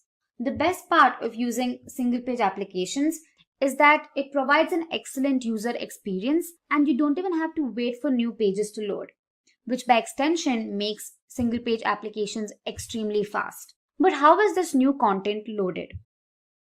Enter routing. Now, routing is the mechanism that, as discussed earlier, that is used to navigate through the application and load new content. Routing helps Angular configure the route and the component that needs to be displayed. Now, I'm sure you're going to understand the concept of routing better when you work on it hands-on. So in the demo, we're going to be navigating to the login and the home pages of a web application with the help of routing. So let's head to our Visual Studio Code. So basically, the objective of our application is to navigate to home and the login pages. So when I click on the login icon here, it loads the login page. And here you can see the extension /login. And similarly with home, once you click on it, some new information gets added and the URL changes with a /home appended. Alright, so this is the main objective of our application. So to create it, let's head back to our VS Code. Alright, so here I've created a folder called demo_angular and I've created a file called demo routing. Now the first thing you want to do is open the index.html file and make sure that the base tag is added. Now, although this is generally added when your app is created, if it is not, then add a base tag with href attribute, which is set to a /. Alright, now this is generally done to tell Angular to construct the URL while navigating with a /. Alright, and the next thing you want to do is open your app.module.ts file and check if the app routing module has been imported. If not, go ahead and import it and then also mention it in your imports array. With that, the initial setup is done. Now to create the nav bar, the code that I'm going to be using is already explained in the previous video, that is Angular Bootstrap. I highly suggest you go through that video before watching this. So the code is already available. I'm just going to create a component and write the code for it and paste the code in it. So let's do that. Let me say nggc navbar.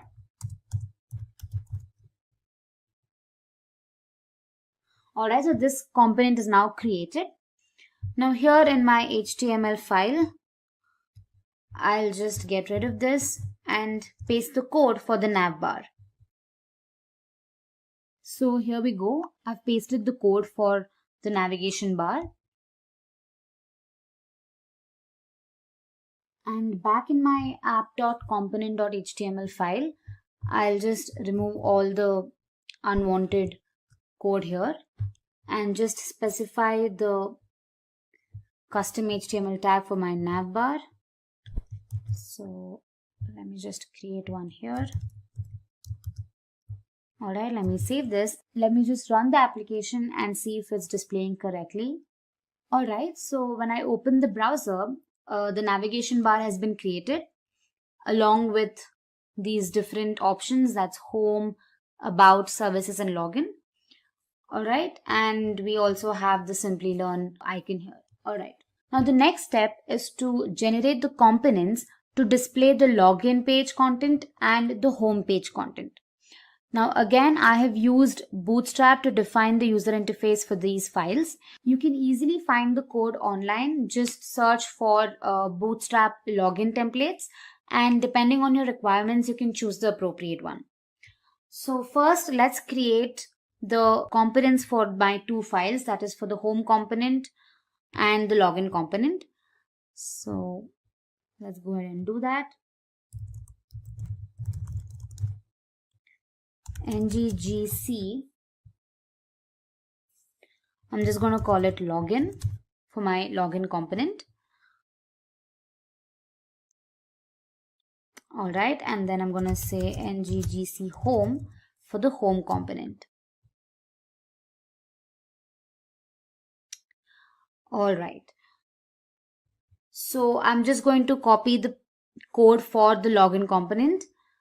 So back in my login.html file,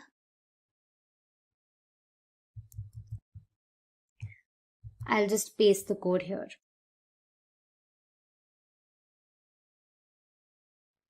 Okay. Also note that I've added the Simplilearn logo in my assets folder and then just provided the source for it here in my login component. All right. So next up is the home component.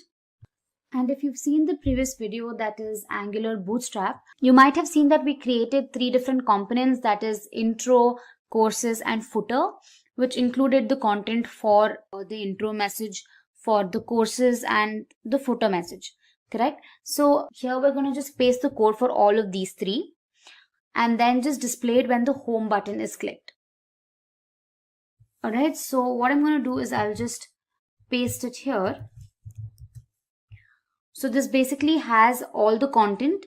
One thing I want to tell you is that in the previous video, we made sure that the code was written in 3 different components. However, for this, I've just added all the code in the same component. Now, I agree that this is not the best practice. So if you want, you can go ahead and create 3 different components and separate the code into these 3 components and just add the custom HTML tags in your home component. I'm just hoping you're following me right now. And also here in my assets folder, I've added a video and the YouTube logo that needs to be displayed when the home icon is clicked. Alright, so now that we've created the home and the login components, the next step is to configure the routes for the application. Alright, so here you can see that we have a file called app-routing-module.ts file. So here we have the routes and the router module that is imported, and we also have a constant called routes, which is strongly typed to routes from the router package. All right, now this array is used to define all the possible routes in the application. Now each route is basically an object with a path. So here in my routes array, I'm just going to go ahead and create the paths. That is, we have 2 different routes, right? One is for login and one is for home. So I'm just going to create a path object. So let's say path. Within curly braces, I say path. And then the path that I'm going to give is login. This is basically what will appear on the URL. All right. And the component that needs to be navigated to is nothing but the login component. So let me just say login component. As you can see, the login component has been automatically imported. Now same with the home path. So let me just say path home, and the component that needs to be rendered is the home component.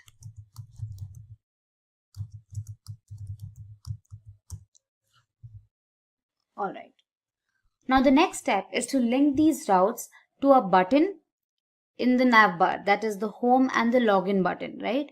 So we're going to make use of the nav tag and an anchor tag for this. You can see that we have a nav tag and an anchor tag which encloses the login and the home components. All right. Now we're going to make use of 2 directives from the router package called router link and router link active. Now these are specified within the anchor tag. The router link basically holds the path to the page, and the latter, that is the router link active, specifies 1 or more CSS classes that will be applied when the router link is active. All right. So to do that, let me just add router link. All right. In our case, it is home here. And we're going to have another directive called router link active.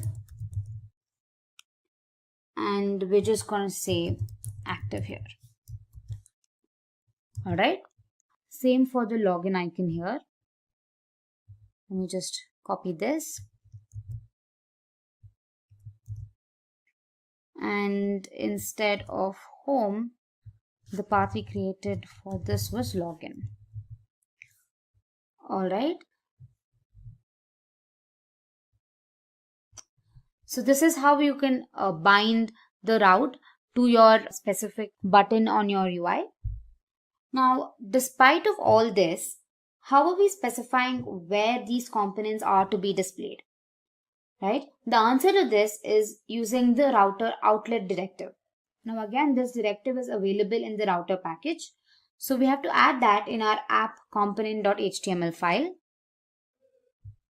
So here, just go ahead and type router outlet. All right. So with that, we've created a simple navigation bar, which has different options. That is home, about, services, and link. And once the user clicks on the home icon, it displays the content that is in the home component.html file. And once the user clicks on the login component, it displays the content in the login.html file. All right, it's as simple as that. So now let's go to the browser and see if it executes correctly. So, all right, we have the navigation bar. And once I click on the home icon here, all right, yes, we see that all the content has been loaded. You can see we have the intro section, we have the courses section and the footer section as discussed. And the most important part is that here in our URL, you can see that /home has been appended. This shows that a route has been created that navigates to the home component. So we've successfully created a route here. And for login component, when I click on this icon, you can see that the path changes here and the login component gets displayed. All right, so this is how routing is achieved in Angular. Hello, this is Matthew with Simplilearn. So let's cover what we're going to go through today. So we're going to go through what Node.js is, what the architecture for Node.js is, how you can use Node Package Manager, which is one of the tools that comes with Node.js. It's actually a very important tool. What are the different types of Node.js modules there are? The HTTP module that is defaulted with Node.js, the file system, the events, the Express framework, and working with databases and industry trends. So quite a lot to cover, but we'll get through it quite quickly, I think. So what is Node.js? So Node.js is an open source cross-platform JavaScript runtime, and it allows you to build web applications inside and outside of a client's browser. It is absolutely fantastic for creating web applications. It's a really great way to speed up your delivery. It's also great for developing solutions that are asynchronous and event-driven. And what you'll find is that with Node.js, one of the other things that you'll find is that it's just absolutely loaded with tools that really allow you to accelerate the way that you deliver your solutions. So a bit of history. Node.js was originally developed by Ryan Dahl back in 2009. The latest version, as of this discussion right now, is version 13.3.0. One of the most popular open source solutions out there, just a ton of people contributing to it. So let's kind of deep dive into the architecture. So Node.js uses a architecture what's known as a single-threaded event loop. And this allows it to handle multiple concurrent clients very easily. So if we visualize that, what happens is that you have your requests coming in and you have your event queue and then a threaded pool, which does your computation, database, and file system analysis. And then we have our event loop that just spirals through very quickly and actually helps you manage the transactions. It's a very efficient way of running the communications throughout the system. Node Package Manager is a key tool that comes with Node.js. It has really two functions. One is it allows you to access online repositories such as Express or MongoDB, or it allows you to, and you can go out and you can actually search those for packages online. Go to search.nodejs.org. There's something like 50,000 different packages that you can use. It also comes with a command line utility that you can actually come in and actually manage your packages. You'll find that with all of the solutions, I think there's about a dozen Node.js videos that we've created, and all of them you'll see that we use npm in every single one of those demos. So it's really key that you have npm. It does install by default when you install Node.js, so you'll have it. A good way to be able to validate which version of Node.js you have is to open up your terminal window and then type in npm version, and that will actually bring back the version number of your npm module. Then once you have npm, you can actually then go in and install a module name right from npm. So installing a module is really easy. You just type in npm install and the module name. The example here is Express, and that installs Express JS. Really fast way of being able to install codes. And what's great about it is that as you're writing out your scripts, you actually can put in the script how to have the defaulted install modules, so that whoever takes that package will have exactly the same environment that you're working. So let's deep dive into modules, because they're a key component of working with Node.js. And so modules are really just like, they're kind of like JavaScript libraries, so extensions to Node.js. It's just to be able to have a module inside of your application, you have to use the require function, and then you can then specify, like for instance, if it's a default module such as HTTP, then you can just put in HTTP. But if you need to be able to require a module that's outside of the defaults, then you can actually have the install from npm, which we did in the previous slide, actually install what the module is, such as Express. So there are a bunch of core modules. HTTP for a default web server is installed. You also have URL for URL parsing, query string, which allows you to work with methods. But you have here a list of the different types of modules that you can use. So let's deep dive into one of the modules, which is the HTTP module. And the reason why I want to deep dive into it is because you're going to use HTTP quite a bit just to get up and running with different solutions. So as I said, HTTP is a core module. It's really designed for being able to transfer data over the internet as you would with any other HTTP service. It does use the require method, so that when you run it, it'll actually have, you can actually require the HTTP module to be instantiated when you're building out your solutions. And the web server then will come up and running. So for instance, in this instance, we could say, we can do a very simple script.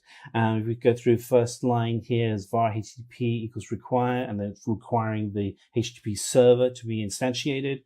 And then after that, in line 2, we actually then create a function, and that function is going to have two key elements. The res write is posts a hello world comment to the screen. Then we have a end to the response, and then the final line actually will then post out to which port to look for on the local host. So here we have an example of the response. So the local host is going to port 8080, and there we have the text for hello world. Again, really easy. We created a default script and forced the script to post out onto a default port. And we did that all in half a dozen or so lines of code. So let's jump into Node.js file system. So with Node.js file system, it allows you to actually allow you to work with the file system on a computer. Again, it uses the require method to be able to be used in a solution. So if you want to have the file system up and used inside of your code, you do have to use the require command for that. So let's jump into Node.js events. And so every action on a computer is an event, such as opening up a file, connecting to the internet, really anything that you do with the click of a mouse is an event. And Node.js has a built-in module that helps you manage and listen for those kind of actions to happen. And so here we have an example of a basic event model inside of Node.js. We have in the top line, we explicitly call out the events so that we know that we're looking for something to actually happen inside of our script. We create the object for the event emitter, allows us to listen for that. And then we create a function that listens for the handle that gets created. We're looking for what type of event to actually be created. So it's on click event, and that's the trigger. So whenever you go ahead and click on the terminal window, you just click popping out in your terminal. So let's look at Node.js Express framework. So Node.js comes with a HTTP server, but if you want to really take it to the next level and you want to build out a more sophisticated application, you want to use the web framework that comes with Node.js for building out both web and mobile applications. And so here we're going to require Express, which actually installs Express.js. Express.js is a very popular open source project by itself, but it's bundled into, it can be bundled into your Node project by using npm. And so we step through, the first line actually goes out and calls out Express to be installed. And then we put together our function that does our requests and responses that get managed from Node.js. And that allows us to have our objects go back and forth and be passed within a web server environment. In this instance, we're actually listening to port 8081 on our default host, and we're actually using server.address to listen for our host and our port on our server. And we're able to then dynamically create a console message. So if we look at the example here, now we've actually got a console message that's popped up onto the screen that is which is dynamic to our own individual environment. So if we were actually to move and be posting and pushing out our solution to a different named server, then that named server would appear on our console. And here we have our message as it appears printed from the web server onto our browser page. Now, you may wonder, why would you use Express.js? It seems to be very similar to the default HTTP server that's bundled in Node.js. The reason why is that you can build just more sophisticated applications with Node.js than you can with just your traditional, the default HTTP service. So let's jump into Node.js with databases. Node.js, as you can imagine, can be used with a lot of different databases. A default is MySQL, but you can also use MongoDB. There are connectors for both that make it very easy. So for instance, with MySQL, you can actually just use the MySQL connector and it will install MySQL, and you can be up and running and connected to MySQL in really minutes.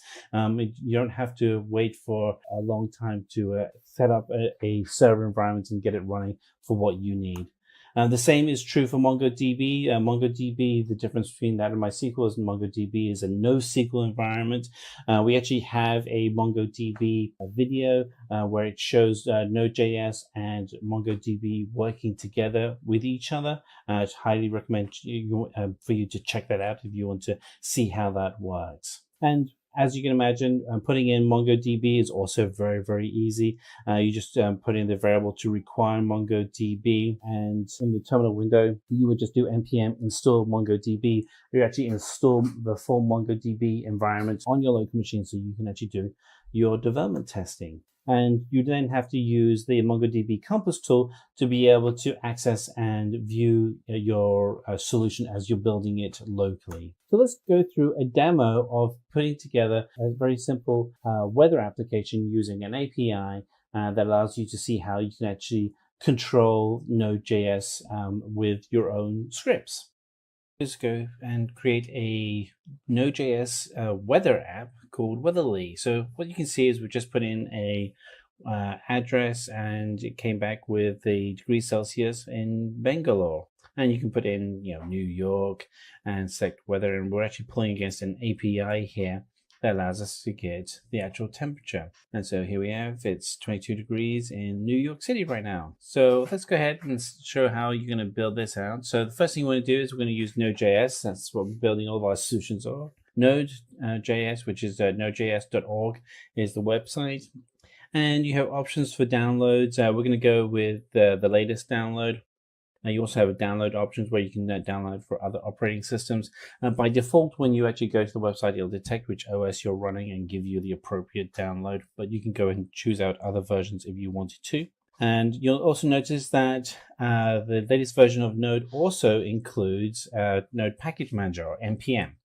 And we'll need that for some of our solutions that we're building later on to validate whether or not you have Node included. So you can actually just go in and type node -- version in terminal window, and actually will come back with the version number if it's installed. That's the caveat. If you don't have it installed, then it won't come back with anything, and you'll know that you have the wrong version.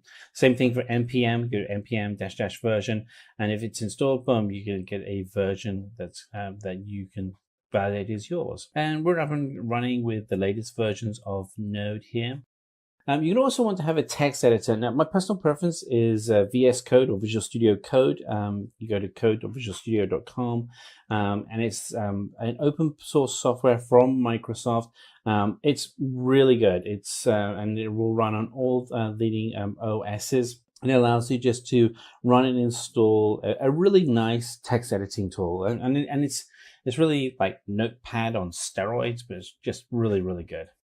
And then you also we're going to be using the Open Weather Map for an API. And so if you do Open Weather Map in Google search, it'll actually show a link for their weather API, and you'll be able to connect that. Here, we're actually just going to go and show what the Open Weather Map website looks like. But across the top, you can see that we have different options, and API is one of those options. We're going to be using that quite a bit in our application. So there's different APIs you can get, such as the current weather, the forecast, and daily forecast for 16 days. And if you click on any one of these, such as the current weather forecast, it'll actually show you what the API will look like. Now, one of the things that you'll need for your API is you need the city name plus your API key. And I'll show you how to get that in a moment. But these are the different types of calls that you can make. All right, let's go back to our terminal window. So we're going to open up VS Code, and we want to go ahead and open up a folder. We're going to create a new folder where we're going to be building our project. It's going to be on the desktop, and we're going to create a new folder here, and we're going to call this folder weather-app. We're going to select that folder and open it, and this will be now the folder that we'll be building our solution in. And then we can get rid of the welcome screen. We don't need that anymore. So let's go ahead and open up terminal window. And this is one of the things you can do is you can actually run terminal window inside of VS Code. Really nice. So let's go ahead and format this folder so that it's actually a Node package manager formatted folder. So npm init, and by default we're running on our folder. And so it's now going to go ahead and create the package JSON file. We're going to name we can give it a name. We can call it Weatherly, but then we can just go with the defaults for the rest of the application. So just kind of keep hitting return. And then what you'll see in the folder is we now have a package.json file, and we've put in the name there, but then we have the rest of the metadata. Index.js is going to be the key file that we're going to build our application from. So let's go ahead and create a file called index.js, and we're going to open that up. Yep. And that make sure that matches up. You got to make sure everything matches up for these files. Just otherwise, if you get it wrong, then your file isn't going to load anything. So let's put in our core constructions, and so we're going to make sure that Express is required. Express is a HTTP server that is really nice to use as part of the MERN framework, MongoDB, Express, React, and Node.js. We're also going to put in an element called body parser, which gets used with Express. And then we're going to put in a request, and we require request to be installed. And then we're going to make sure that we have these installed in our terminal window. So we're going to do npm install -- save express and body -parser and request. This will install everything into our folder. And it's going to go ahead and download the latest versions. And this is one of the benefits of using NPM, is that as you are packaging together your application, it will pull out and ensure that the developers all have the latest and greatest. All right, so now we see that our dependencies have been installed. We have everything supporting our requirements. And so let's go ahead and we'll start defining our app. And so our app is going to be an Express app. And we're going to have an API key that we want to reference. And this is going to be from the weather app that we'll be using. And these are just some constants for our application. And app.useExpress static. And we can make it public. All right, so let's create a new folder, and we're going to call that folder public. And inside of public, we're going to create a subfolder. We're going to call this one CSS. This is going to be our styling. And we're going to create another folder called images. And this allows us to use body parser to pull in URL encoded elements. So app set view engine, and we're going to use EGS, and EGS is a extended template design for JS that we can use, or embedded JavaScript. And we're going to listen on port 3000. And so we're going to run our server. It's going to be a localhost server, and it's going to run on port 3000.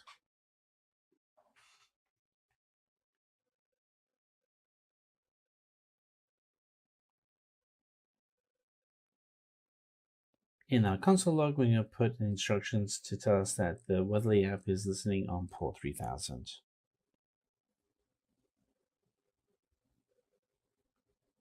All right, so we're going to go and we're going to initialize Node.js. We're going to type in node index.js, and this will initialize the app. There we go. You can see that the app is now running on port 3000. So if we come over to our localhost and, oh, an error, can I get, oh, that's probably because we have two apps running on the same port. So we'll have to just cancel the other one. And so let's go app.get and put in our function.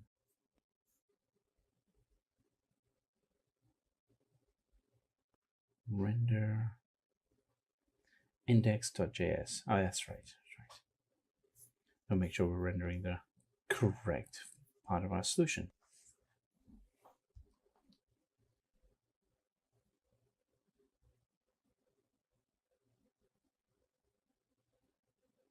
Okay, so let's create a new folder under views. We'll call this one index.egs, and that stands for embedded JavaScript, which is a template model that we can use for rendering our code.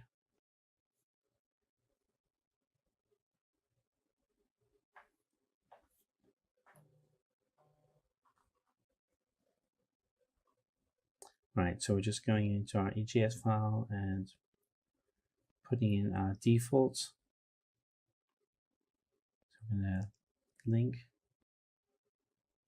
to our style guide and CSS. And here's our link, CSS style.css. And we have this in the downloads.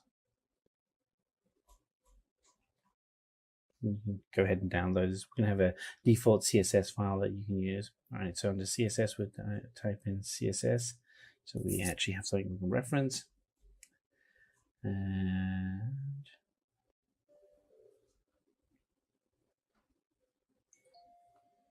so let's put in link And we're going to go ahead and link to some fonts. If you haven't used any of the Google fonts before, they're a great online repository where you can install really, I think they have hundreds of fonts now. And we're going to use Open Sans.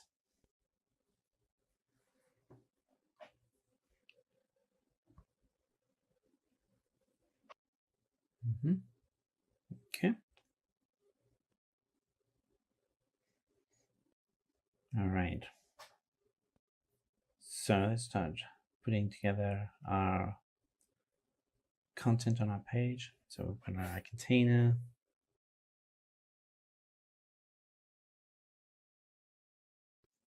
And a form element. So we want to be able to have a post element so we can actually submit what country or what city we're looking to get the weather for, and then we'll have a response.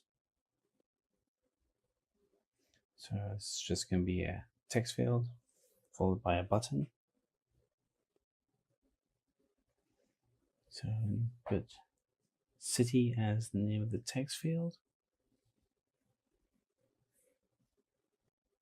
And then the placeholder will be enter city. So that will be actually in the text field. So we refresh.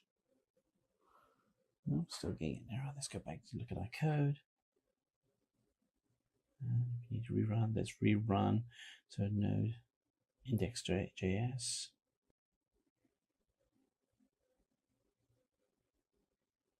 And we're still getting an error.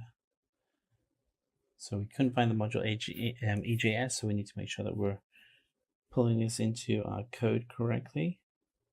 So this npm, oh, that's right, we need to install EJS. So let's install that. There we go. Installed. Let's rerun index.js. There we go. Ba-bum. Very simple page. You can see that we have enter a city. Now that we can go back.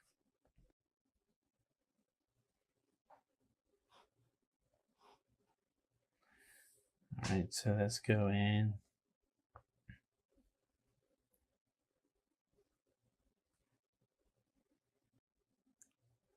And I'm going to put input type.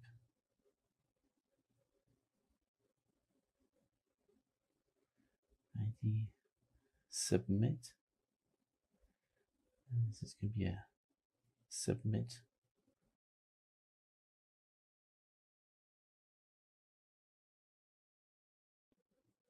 And we're going to be looking to get the weather. And that's going to be the text on the button. And we already have some class files already defined in our CSS document. You'll see it in a moment. It's going to be ghost.button. And the class here is going to be ghost-input.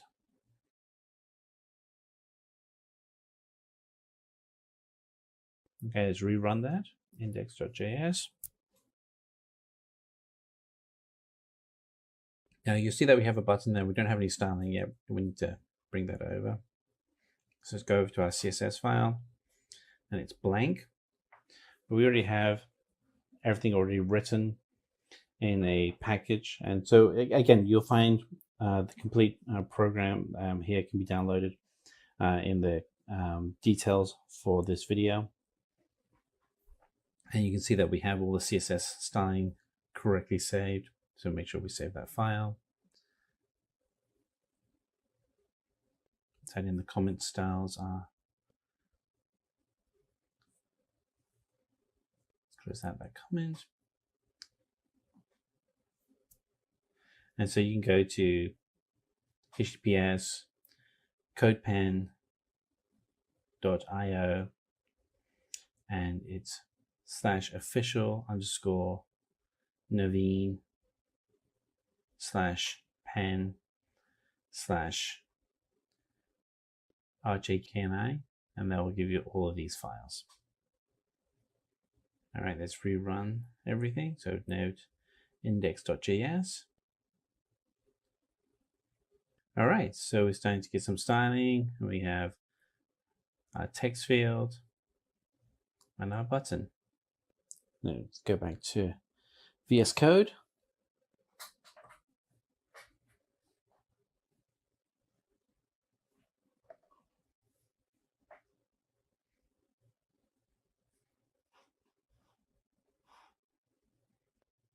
We're going to add in some more CSS file formatting. You'll see we actually have to pull in a weather JPEG. We'll put that into the images folder here. So we'll just drop that in. Boom, there we go. There's our nice fluffy cloud. Save that file.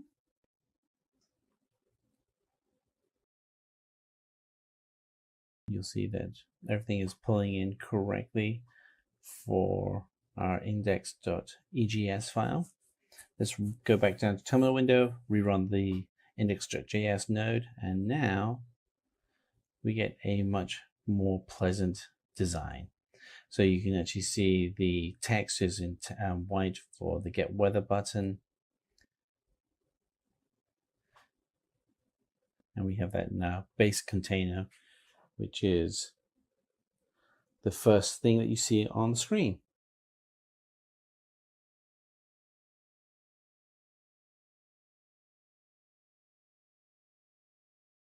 Okay. All right, so let's go back to index.egs.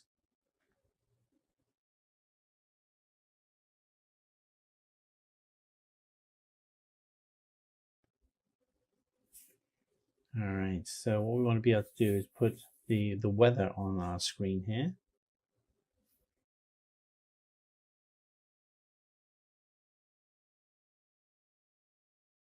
So we're going to update the field set now. So let's go to styles. And we're going to place in a default style for field set. And of course, we have to go in and rerun the index.js file.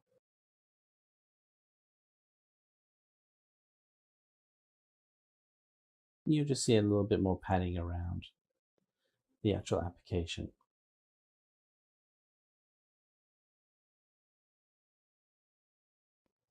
And here we go.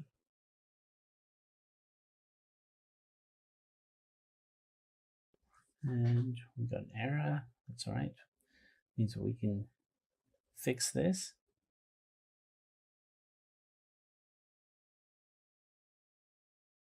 We come in to our solution and our index.js file. And we're going to add in a new feature here that allows us to post. We're going to post and refresh the page when we post.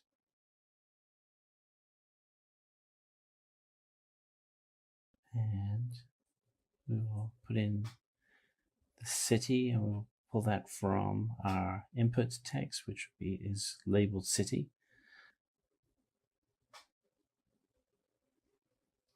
The URL. So I'll just be pulling, this is the structure we need to capture. That's our API call. So here's our URL. Type in the full path.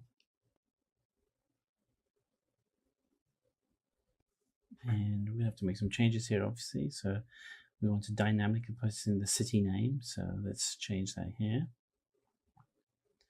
We'll put in $, which is the escape key to allow us to put in our own commands. And so we're going to put in city, and this will allow us to pull it from the input text field for city. And now we need to put in our API key. So let's just reduce that, and we're going to put in the $, and we're going to put in API key, which is again pulling from the API key at the top here. So obviously we'll have to put our API in there, but it does allow us, does prevent us from having to rewrite that over and over again, which is good. And then console log body city.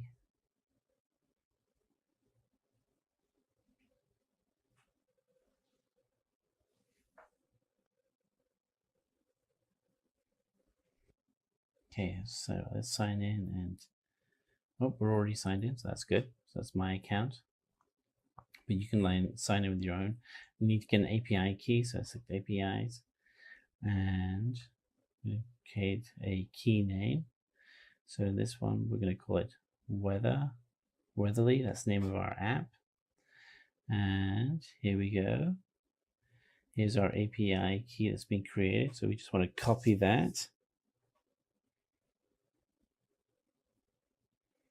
So I'll put it into Notepad.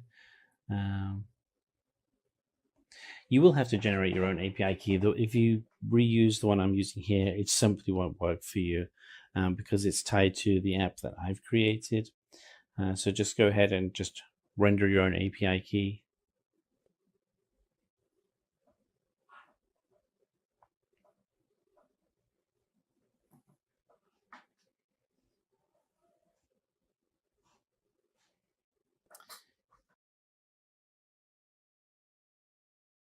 Right, so let's go and grab your API.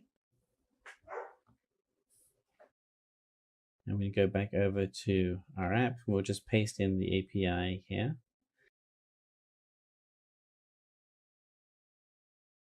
And we need carriage returns, so get rid of that. Okay, so now we should be able to dynamically pull from our API. So we'll rerun the code. And let's go over to our Weatherly app. All right, so let's enter a city. Let's type in Bangalore. And here we are in our log. It's pulling in Bangalore. So we know that that's been captured correctly, which is good.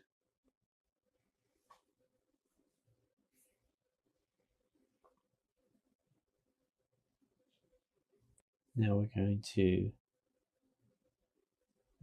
write in the commands to complete our application.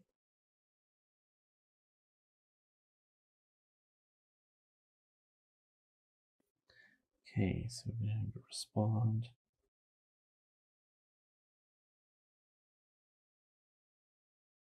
Okay, we'll render into the index file.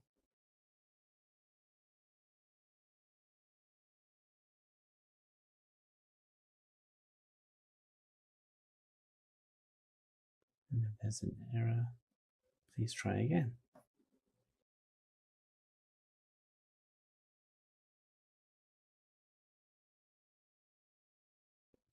If not, let's pass the JSON packet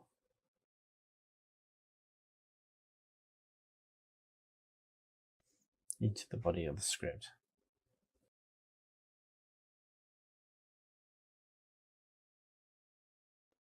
So as you can see, it's a fairly basic application. Allows us to pull and push API content pretty easily.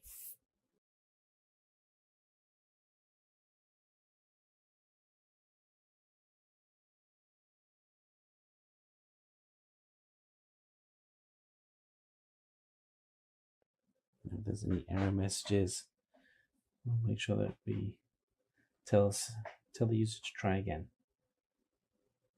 Save our code.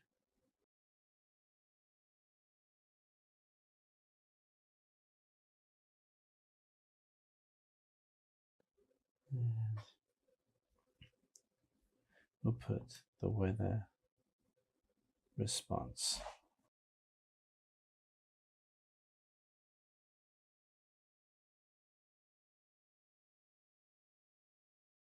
And this will be city. Oh, with the weather text. And in this weather city. So these are all values we're pulling from the JSON file from the API that we're pulling back.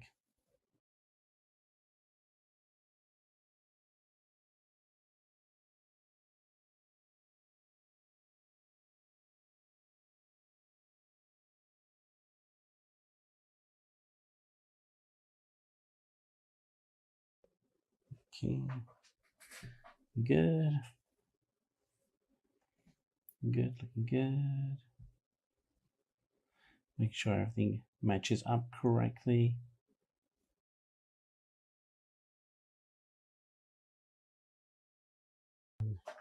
Send a message to our console log.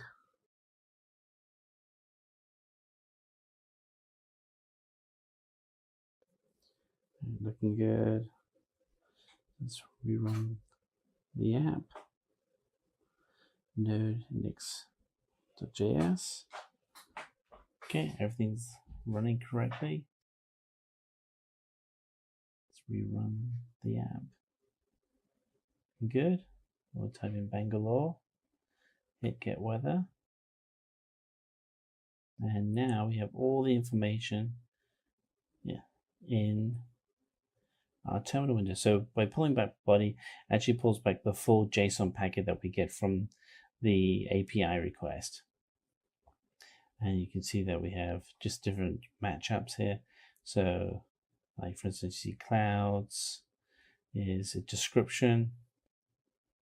We have temperature, and we can then start manipulating all of that content.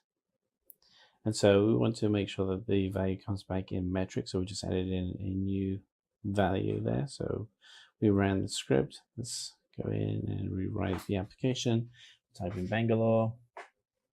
Because previously, if you don't, then everything comes back in Kelvin. So now we have the temperature has come back in metric, so 28 degrees, not 305 degrees Kelvin, which is great. Because now we can actually start using this content.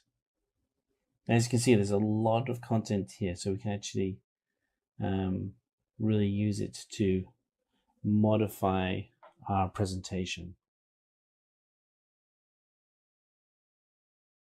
So let's type in New York to see some additional information and go back to VS Code. And now you see that for New York, we have New York, and just the weather for that. Right, let's go back to our EGS file. And now we can actually start doing pulling in some of the data that we received back from the API call. Alrighty, so let's put in for our weather response.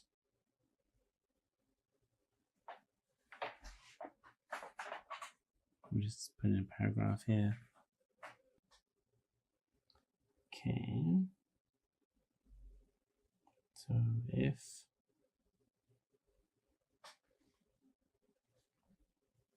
error is null,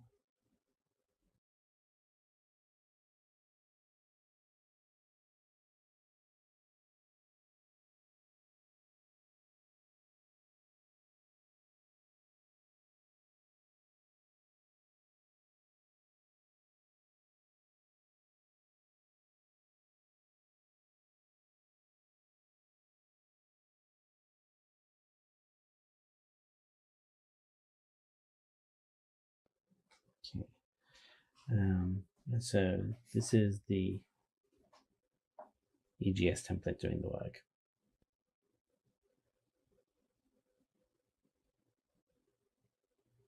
So here's our template. Pulling back the weather information. And it's going to reference the formatting that we have developed already. Okay, let's rerun. Okay, we run the application. Type in Bangalore. And there we are. We have,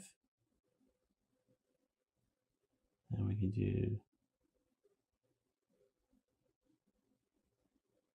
oh, that was just an error message. So We see that we got our error message correct. So then we're able to pull in the correct messaging for our weather. So we wanted to change the structure, we can certainly do that.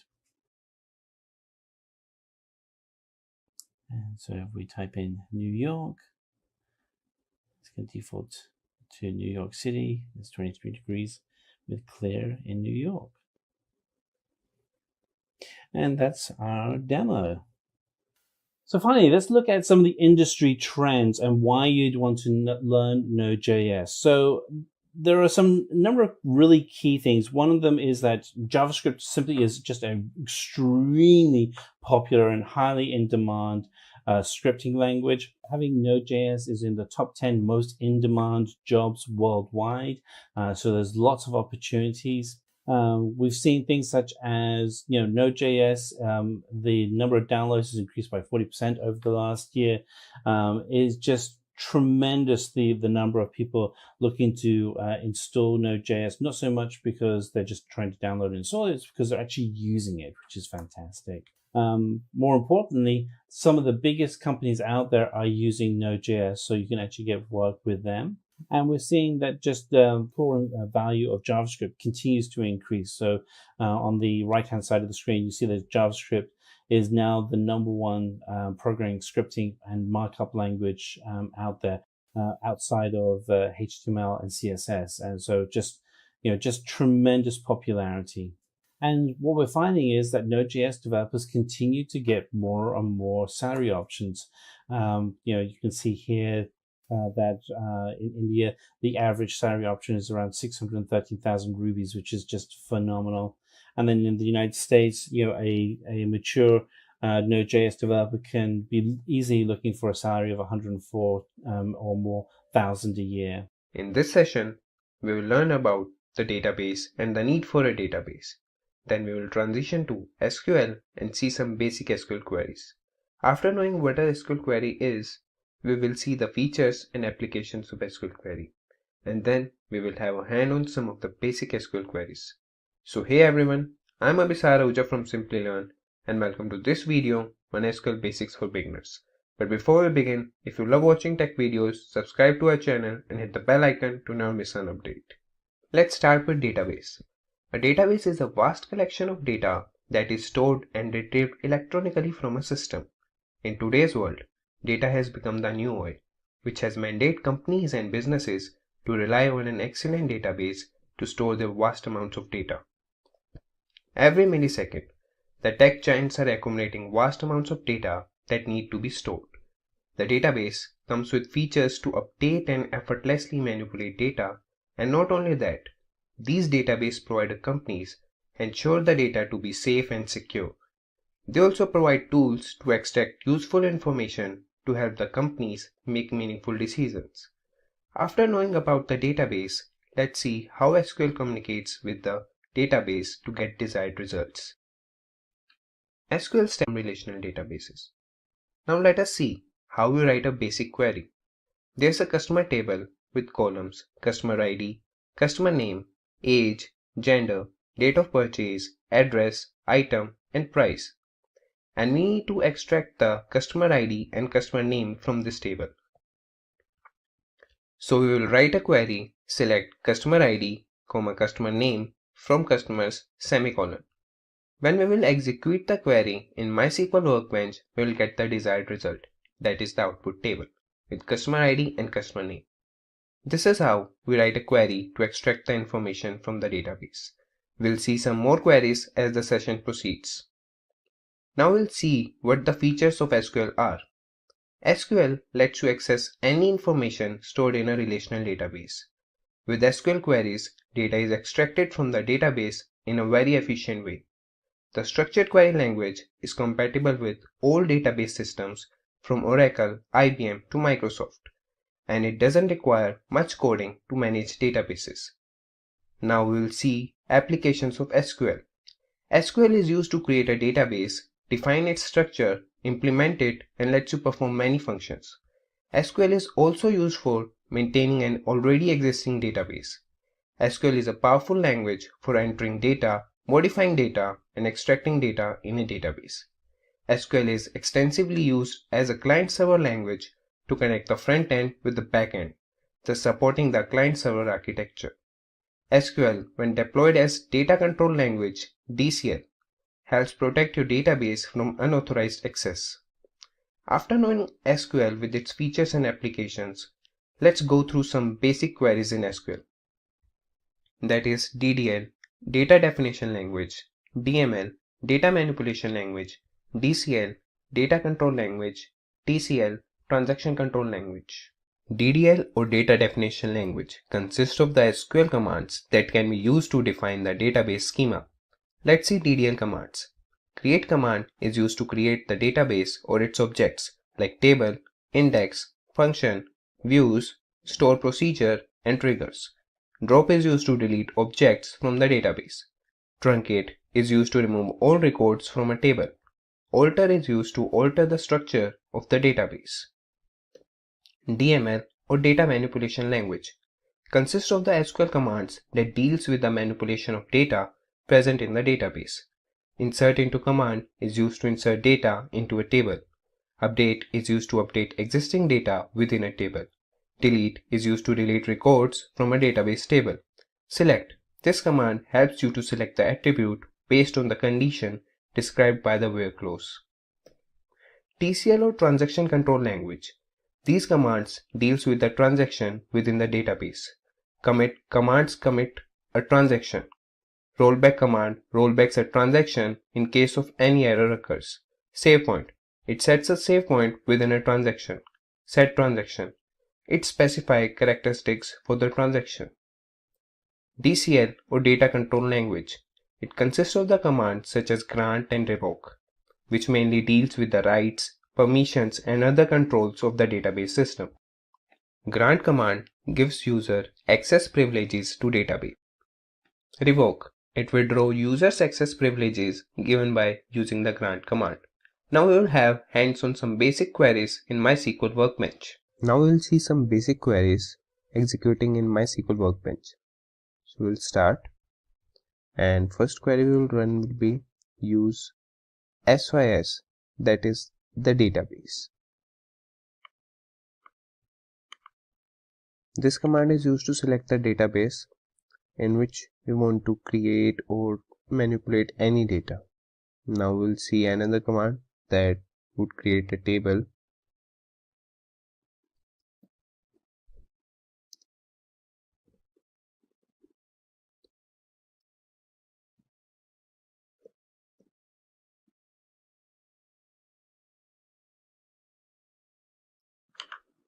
Now we will add attributes to the customer table. That would be the columns. First would be the customer ID, and we will act at it as a primary key.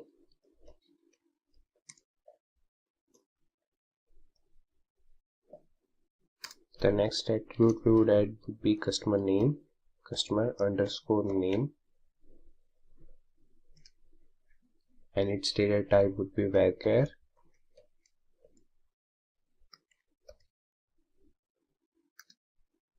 Next attribute we would add would be age with int data type.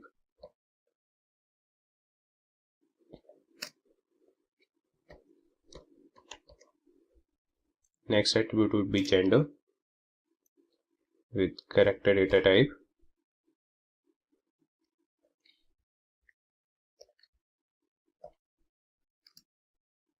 Next we will add as date of purchase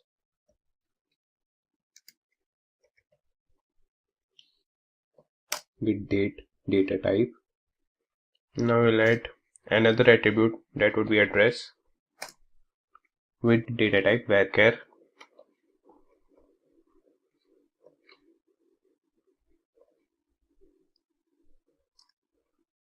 Next we would add the attribute item, that would be the item purchased with data type varchar. Next would be the price.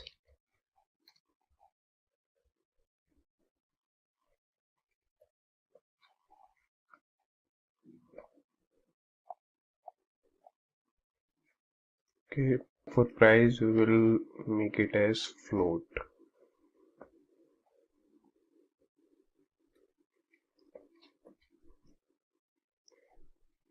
And let's shift this to next line, and now we'll execute this command. Yeah, you can see that the table is created. Now we have to insert values into it. For that, we'll write a command insert into customers values, and I have all the records written in the notepad, so I will copy these and paste it here. These are 20 records. Like all the attributes, they are in the order, so we have written all the records in the order only. Like customer ID, that would be 101, customer name, that would be Joseph, age, that would be 22, gender, male, date of purchase, this is the date of purchase, address, Pune, item, that is vegetable purchased, price, that is 80. So now we will run this command, and all these records, they would be inserted into the table. And these are 20 commands, 20 records.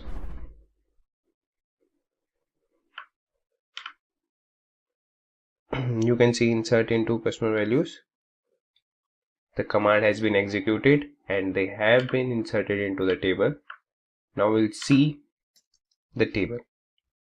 For that we'll write the command select star from customers.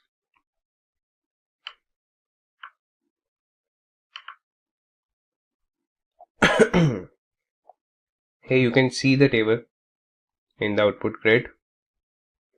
Okay, I will make sure you will see the whole table with all the 20 records.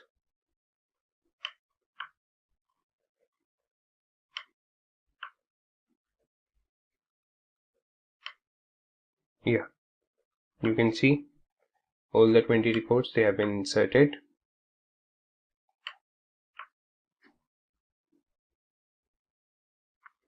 Now you see another command, and for that we would just get the output as customer ID and customer name in the output grid. For that we'll write the command select customer ID, comma,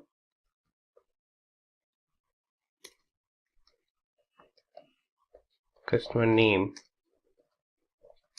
from customers, semicolon, and we'll run this command, and we will get both the columns customer ID and customer name in our output grid. Now we'll see another command, that would be drop. The drop command just removes the component from the database. So we'll write drop table and table name, that would be customers, and semicolon, and we will execute this command.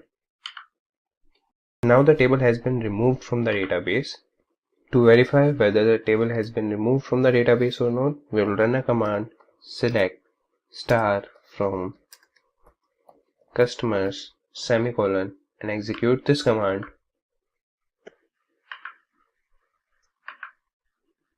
And what we will get is select star from customers, error code, table says customers doesn't exist. The table has been removed from the database, so the drop command worked here. Now we don't have any table, that is the customer table has been dropped from the database, so we have to create that table again. So we'll go at the top. Okay, yeah, and we'll create the table again, and we'll insert all the records again into the table. Both the commands have run. Now we'll run this command to see whether the table has been created and the records have been inserted into the table or not. Both commands have worked. Now we'll see another command. That would be truncate. The truncate command just vanishes all the records from the table. Truncate table, table name, semicolon, and just run this command. The command has been executed. Now we'll see.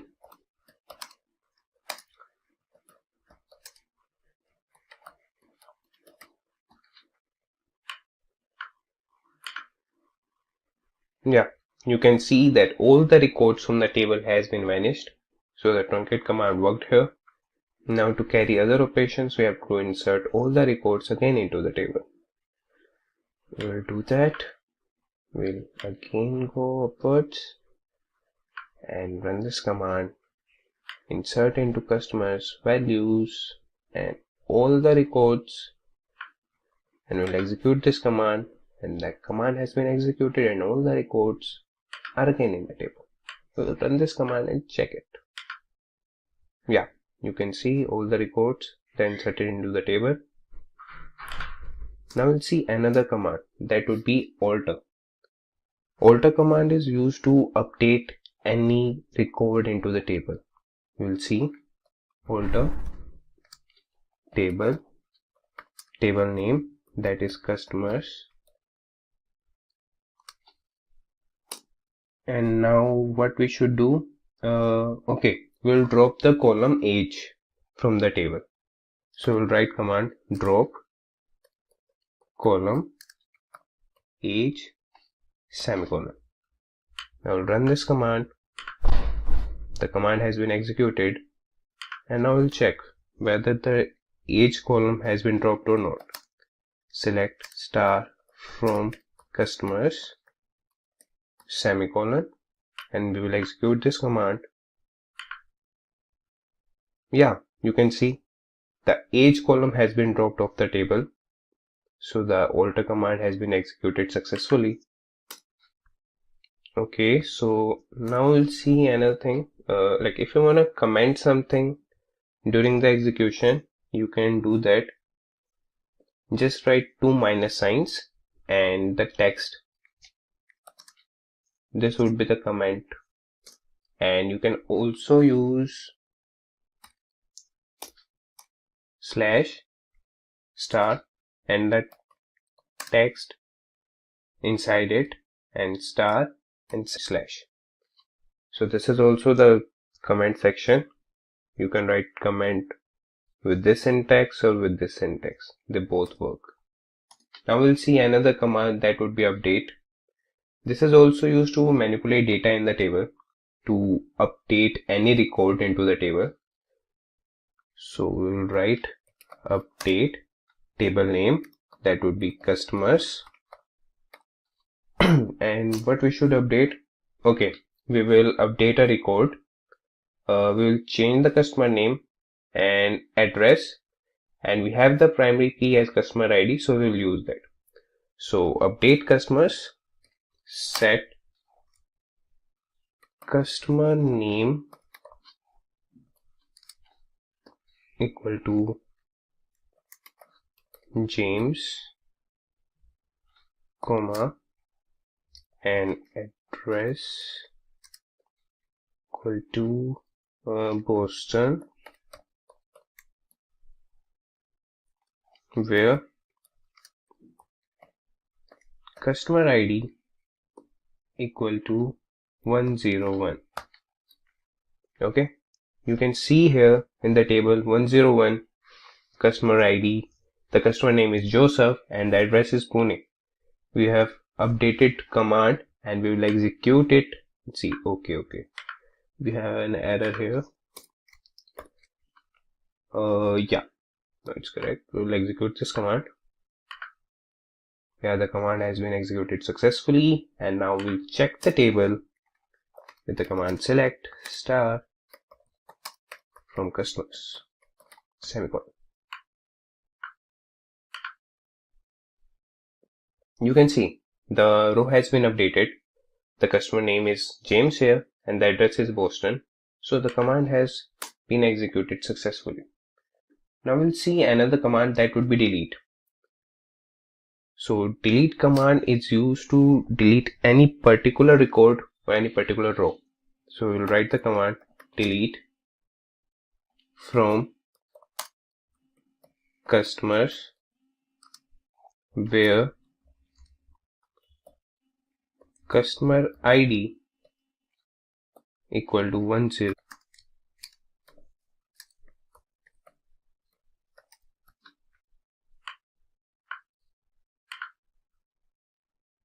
Yeah, you can see the record has been deleted. Now we'll see distinct command that is used to return different values. So we will write command select distinct and the column name for which we want different values to be in the output grid. We would select address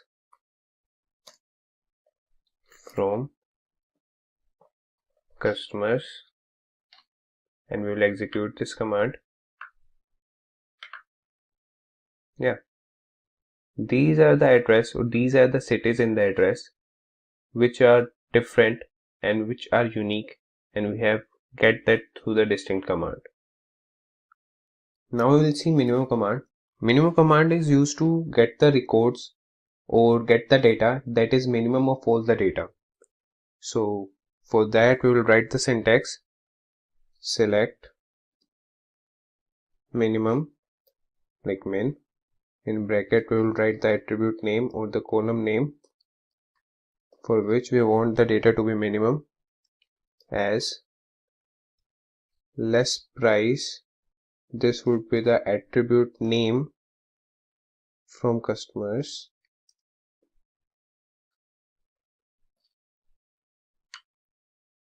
So we will execute this command, and what we would see is that 60 would be the less price. Like the customer table, they have the column price, and in that we have all the prices, and from that the minimum price is 60 and we have get it at less price.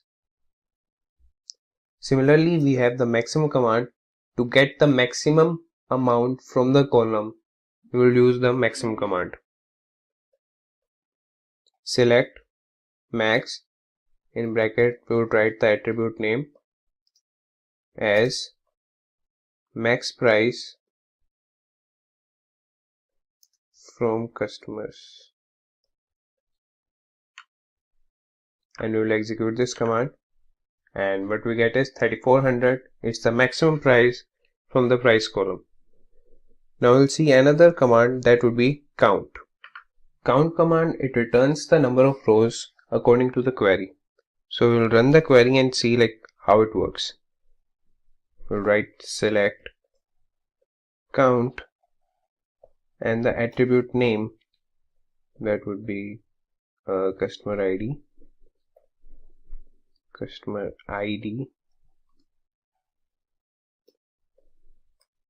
from customers semicolon, and when we'll run this command we will get 19 as a result. That is, it counted the number of customer IDs, that is 19 in the table.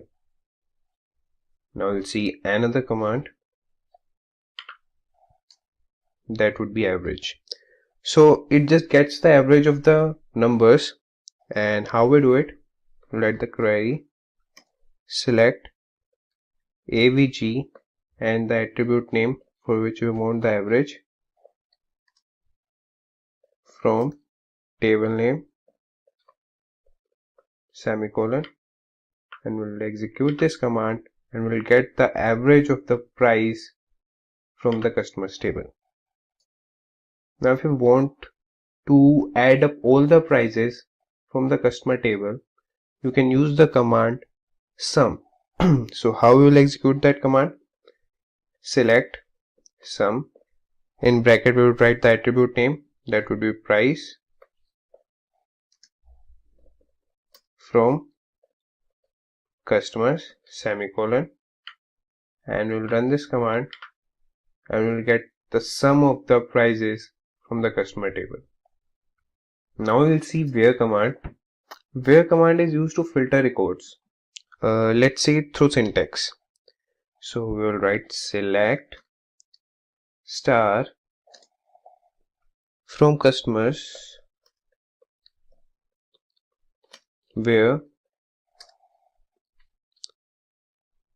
address we will where address equal to Pune, semicolon, and then we will run this command, and this is the table. We will get the records with address as Pune.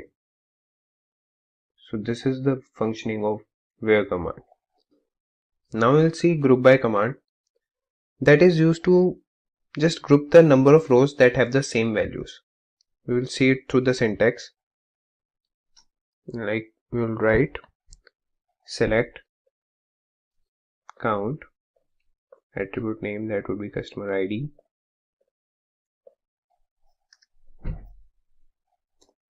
comma, address from table name, and group by accordingly with address. Here the comma will not come. This is the command. Select count customer ID, comma, address from customers, group by address. When we will execute this command, we will get this table.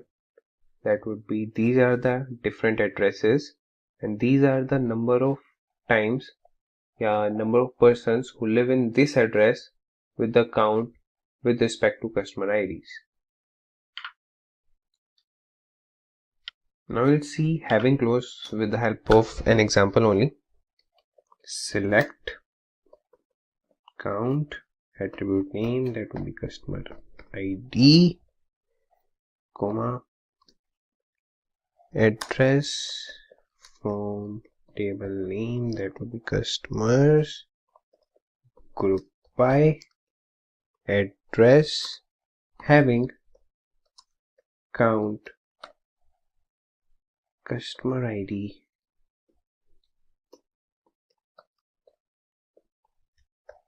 greater than let 3 be 4 4 3 to 3 only.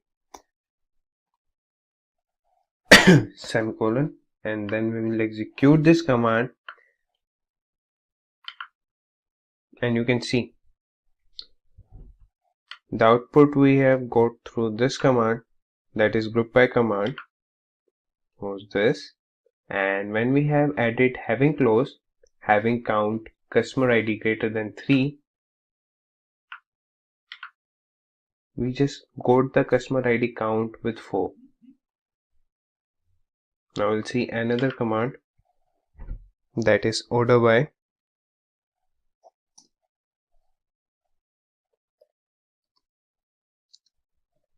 Select star from table name, that is customers, and we will order this output by address, semicolon.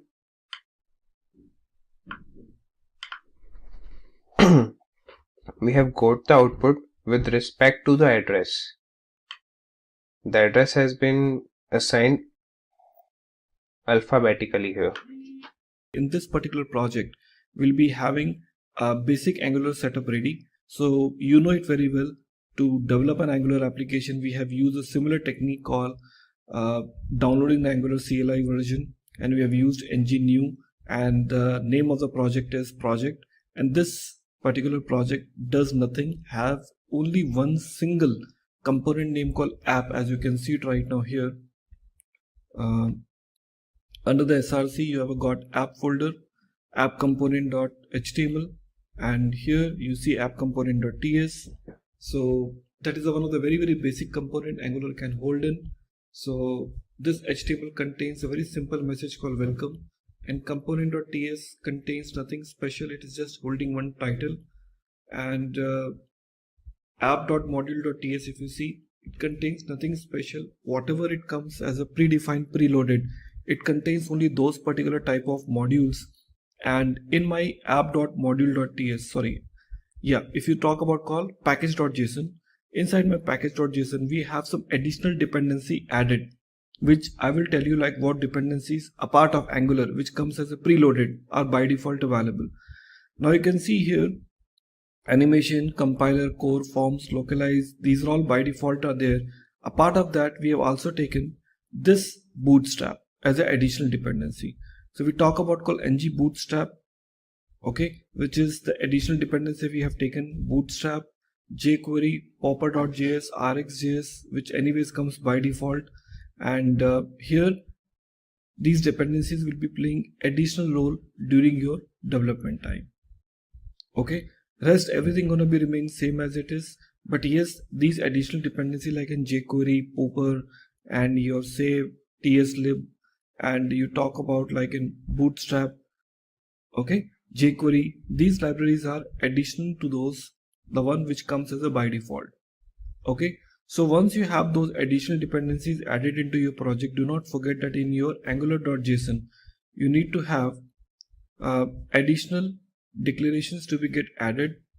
Okay, as you can see now under the scripts part, okay, under the styles part, you see the under the styles we have kept our bootstrap.min.css, and under the scripts we have kept all those necessary dependencies with regards to our JS called demo, chart, pie chart, pie demo, you talk about Bootstrap, you talk about jQuery. So these are the additional dependencies we have kept under the scripts part, which is there under your angular.json. Okay, and under the styles we have got Bootstrap, through which we can directly include these Bootstrap related stuff directly into my project. So that would be the first thing which we'll start with. Okay, so if I want to start my application, I will certainly say npm space start. Let me say npm space start. So it is launching my application. Okay, please use sudo.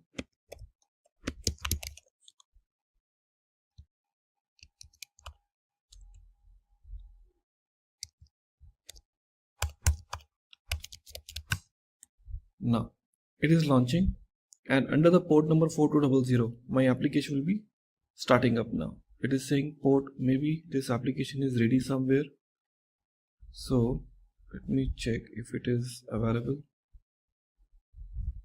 Okay, so application is already running.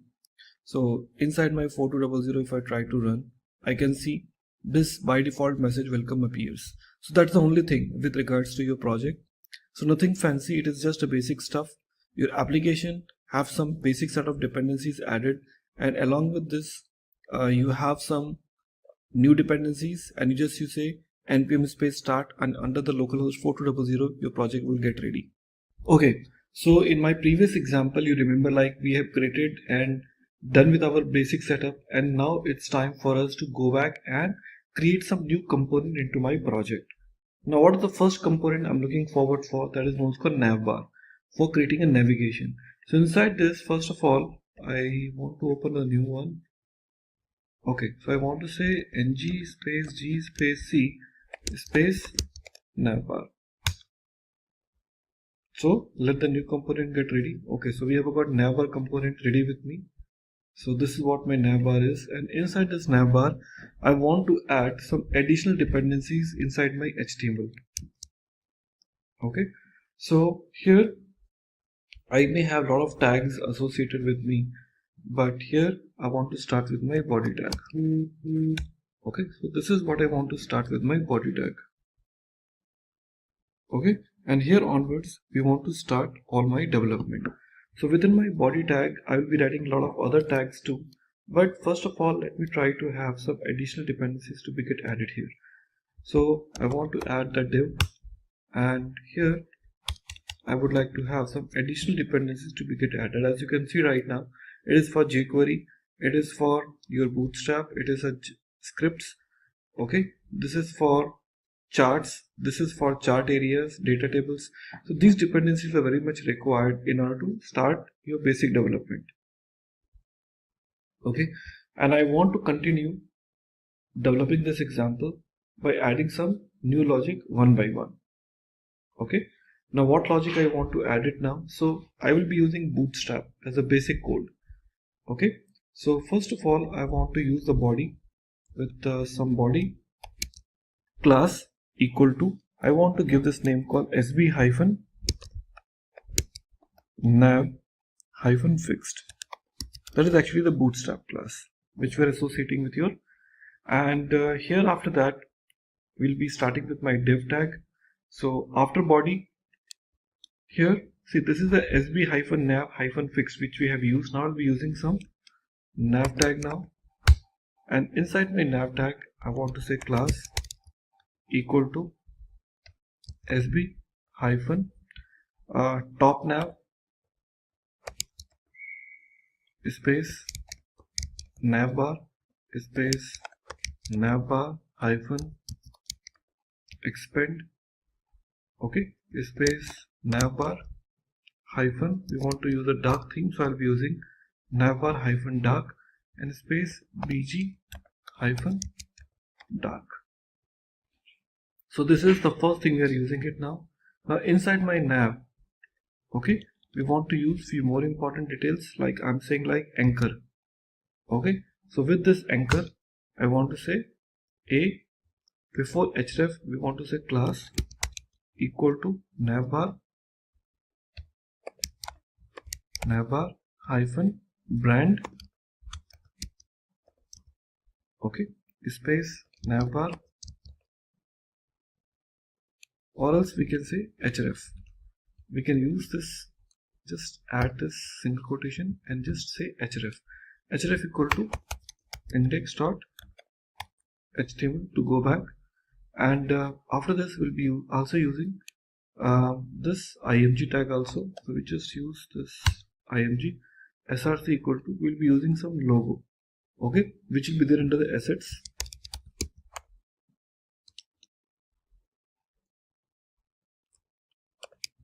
Okay, under the assets I'll be having logo dot png. Okay, and we would like to also say some controlling this, some width and height. So we just use width equal to what, 80%, okay, and we want to use height equal to 120%. So width 80%, height 120%. Alt is maybe something optional you want to give it. I just want to leave it now. We do not want to give alt as an alternative, and we also want to give style. So I say style equal to, now I say padding hyphen top colon, here I say 10 pixels. Okay, that's it. So that's where exactly the main logic is. Let me try to bring this back. Okay, and here the anchor tag is closed. After this I'll be using my button tag now. With this button we want to add some class equal to btn space btn hyphen link followed by btn hyphen sm, because I want to have a small size button, and I want to say order hyphen 1 space order hyphen lg hyphen 0, okay, followed by id equal to sidebar toggle. What I'm saying, sidebar toggle, and after that some more new properties like an href. I do not want to go anywhere, so I'm just saying href equal to what, hash in a single quotes, like this. Okay, and that's it. So within this button I would like to offer some I class. So here I say I class equal to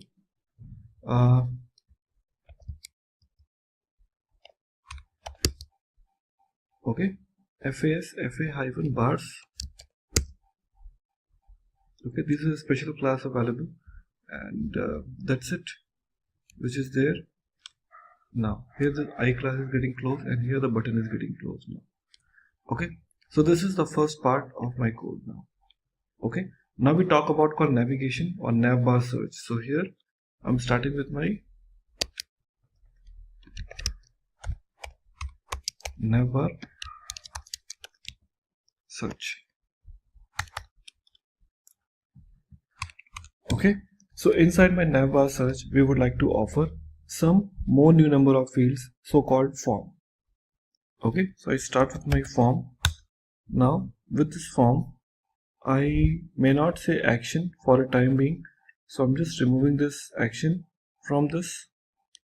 Instead, we are saying form class equal to d hyphen none space md hyphen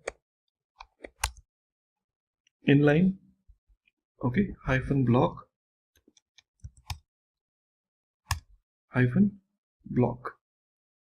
Okay, so md hyphen inline hyphen block. After that you have to say just form hyphen, and here you say inline because I want to go ahead with the inline form, and also ml hyphen auto space mr hyphen 0 space mr hyphen md hyphen 3 my hyphen 2 space my hyphen md hyphen 0. So this is what all about our form, but within this form is not yet closed. It is just a first portion of the form class. Along with this, we'll be also offering the div class. So we just use div. Here I say class equal to input hyphen group,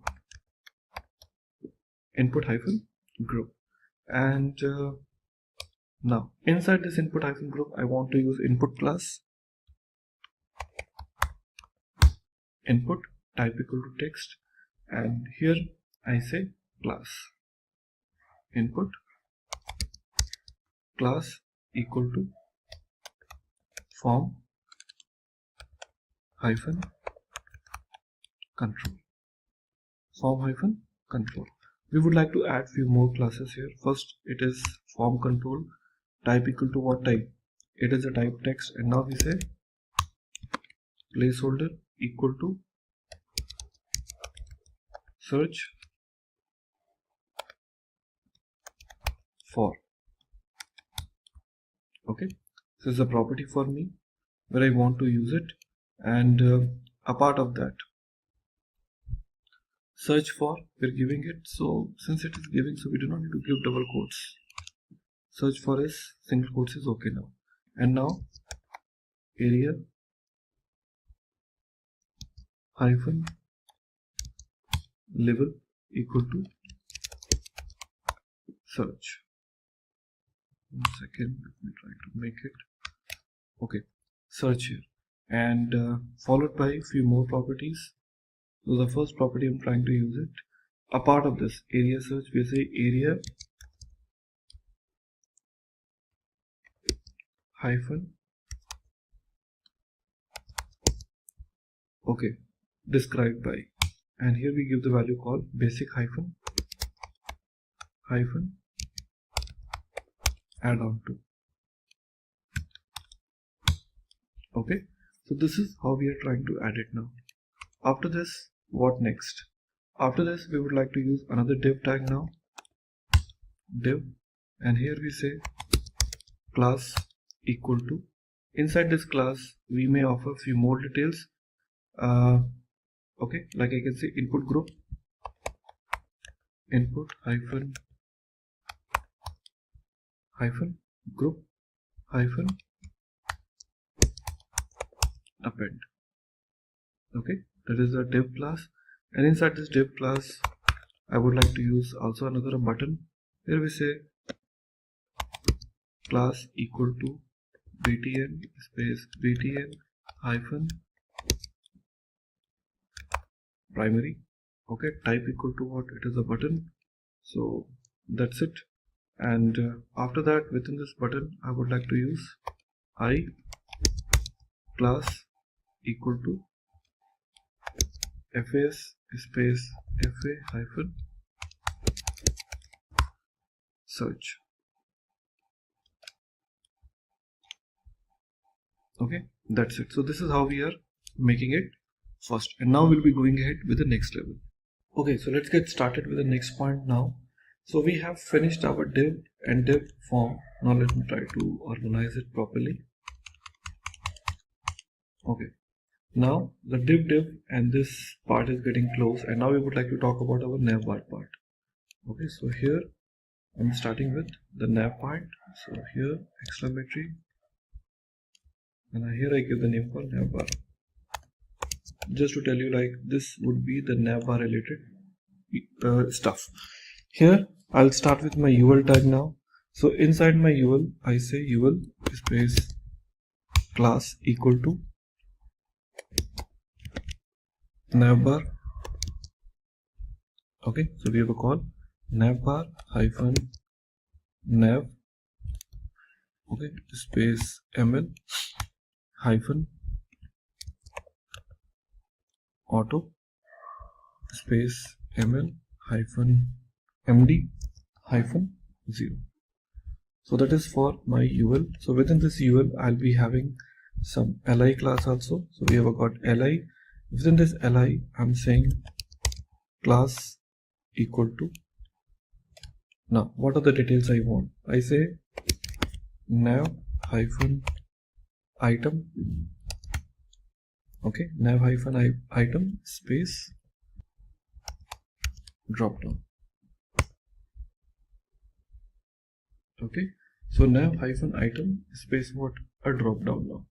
Now within this li tag, okay, I want to use a lot of other tags too. So first tag I'm using, this is called anchor tag.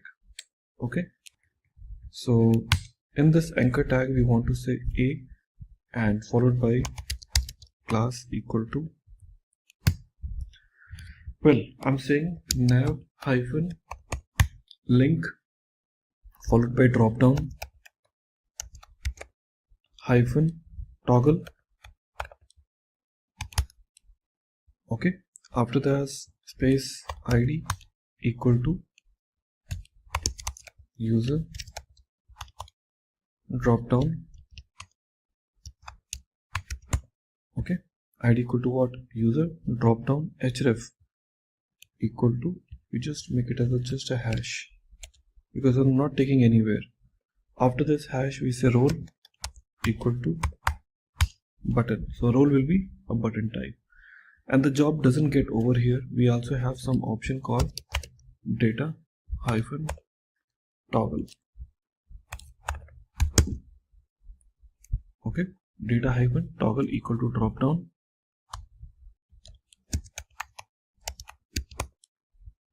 equal to drop down space. We also want to use some area has pop-up.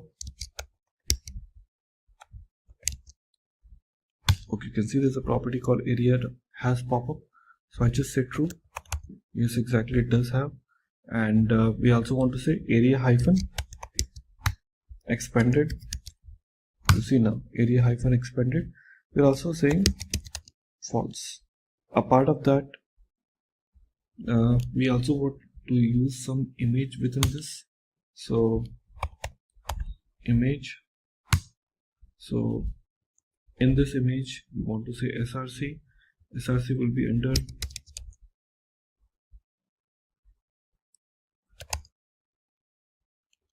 okay.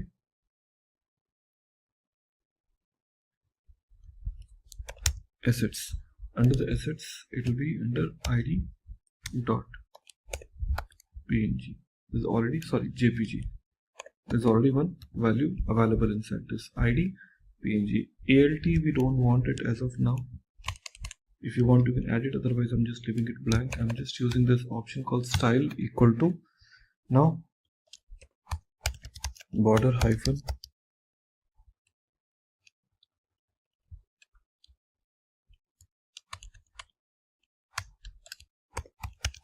border hyphen radius. Okay, this hyphen border radius, how much you want to give? I'm saying 50%. That is the CSS style. Okay, and followed by width. How much width you are giving it? I'm saying 50 pixels. 50 pixels. Okay, that's the whole idea for this. Now the anchor tag is getting closed. Okay, so here the anchor tag is closed. After the anchor tag is closed, we would like to give another div class now for the drop down. So we say this div class will have some of the set of properties which is available. I say div class equal to drop down, okay, hyphen menu, and followed by hyphen menu hyphen right. Okay, and followed by we want to use area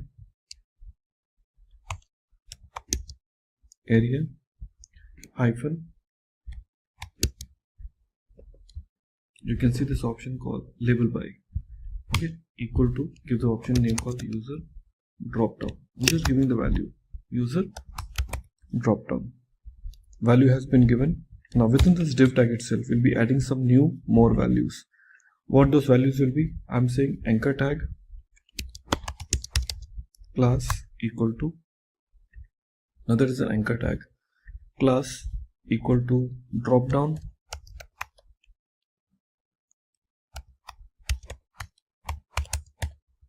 hyphen item, okay, space href equal to hash. Href equal to what? Hash. We are giving the value called what? Settings. Okay, now I just copy this line, okay, and let's have only two for a time being. So drop down hyphen item href settings, and we're going to give one more option that's called activity log. Activity log, that's the value for activity log. Okay, anchor tag is getting closed now. Here after that we use another div tag here, that's called nested div tag. Okay, so in this div tag we want to use class equal to drop down hyphen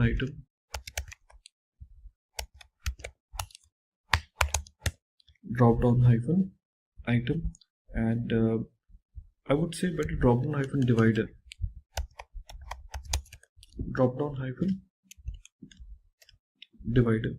as a value, and in the same div tag, this div tag is getting closed here, and we're using one more a, and class equal to drop down hyphen item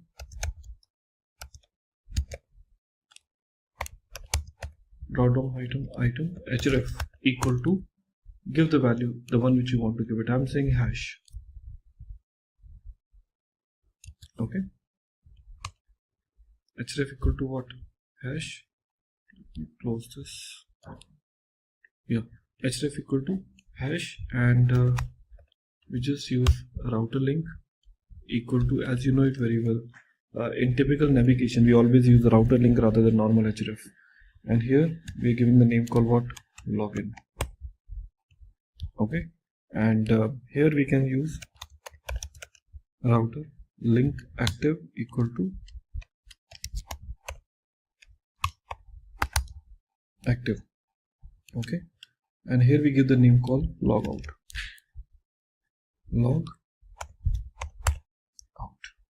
Okay, so that's the value which we are giving it now. Anchor tag is closed, and here the div tag is closed, li, ul, and nav. So let me organize it. This one,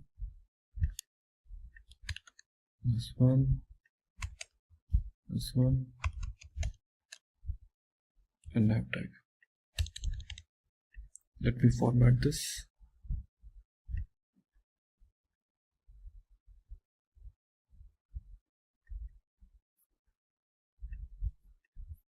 Okay, so that's what my file is. Okay, so let's continue to this. So we have created the value till nav, and we want to start with this div tag now. Now with this div tag, we would like to have few more classes added now. We say div id equal to, I can just give the name called layout site info. Layout side nav.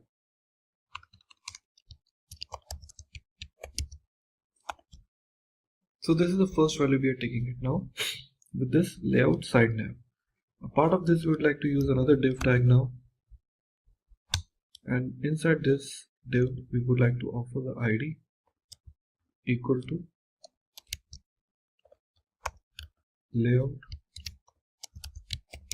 side nav, whatever name we have used it, underscore nav. That is a second div tag we have it now. Now within this we want to use the nav. Okay, with this nav we want to say class equal to sb hyphen side nav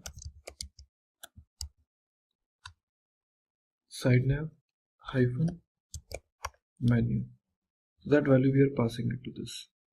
Okay, that is for sb hyphen side nav view, or along with this, rather than menu, I can have another option with me to make it even more better. sb hyphen side nav space accordion. Accordion. Okay, so accordion is going to give you the kind of flipping type of movement one after another. sb hyphen side nav hyphen doc and space id equal to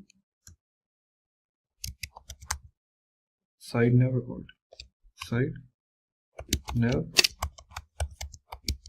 accordion. So this value we are using it now with this nav. So within this nav we would like to bring another div class now by saying div, and inside this div we will say class equal to I would say sb hyphen side nav hyphen menu. Okay, now within this div tag we want to use another div tag now. So you might be thinking so many div tags. Yes, that is why we want to make it more organized. We say div class equal to nav. Okay, now within this div tag we would like to use another div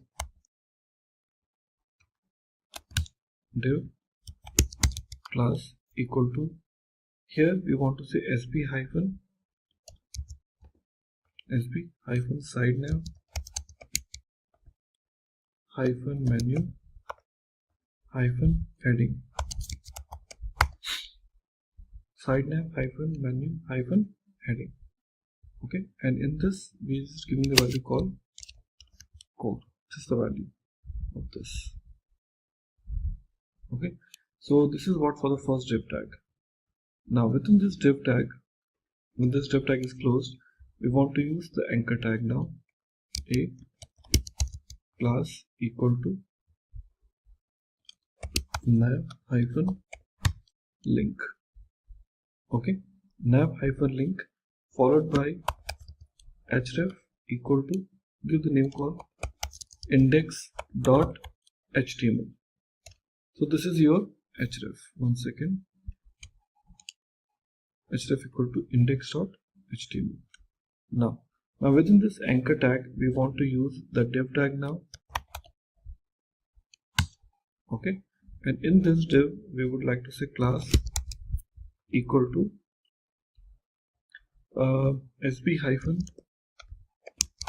nav hyphen link hyphen icon. So div class equal to sb hyphen nav hyphen link hyphen icon. So this is a class of my div tag right now. Okay, now this particular class, inside this we want to use the I class. I'm saying I class equal to fas space fa hyphen tachometer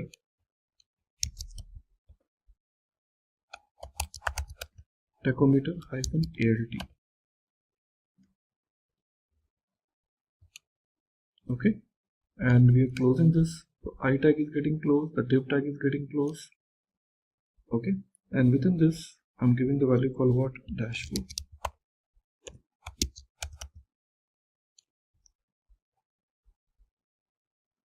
Okay, so a class equal to giving this call navlink and href equal to index.html,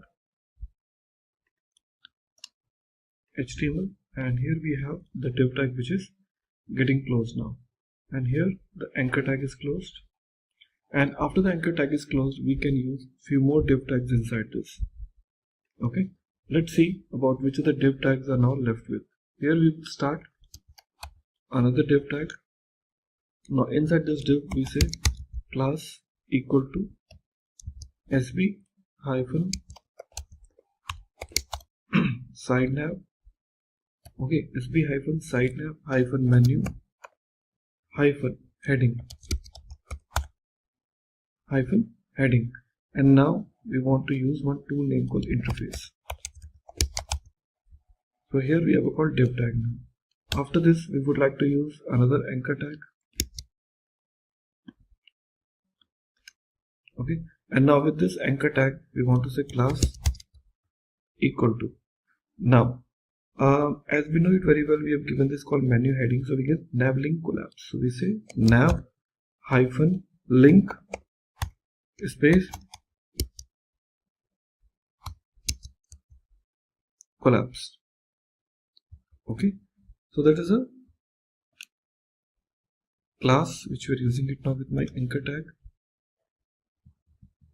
Okay, collapsed. After that we are saying href equal to hash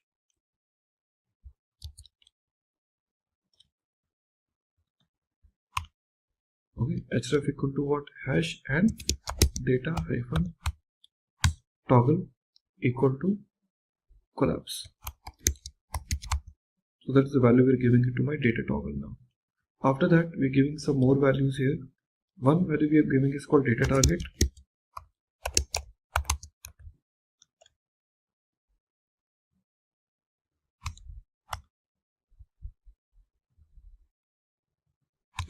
Data target equal to, here we're giving this id by saying collapse layout.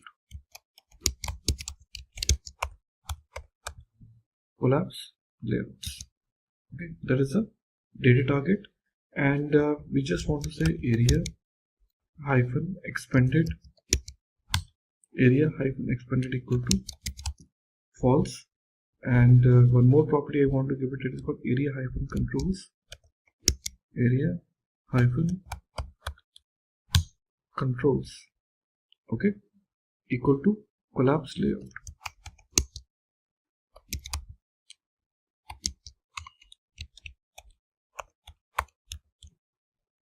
Collapse layouts. One second, let me try to add it here and edit it here. Collapse layouts. Okay, so anchor tag is there. So within my anchor tag where it is getting closed, I just want to give one more div tag inside this.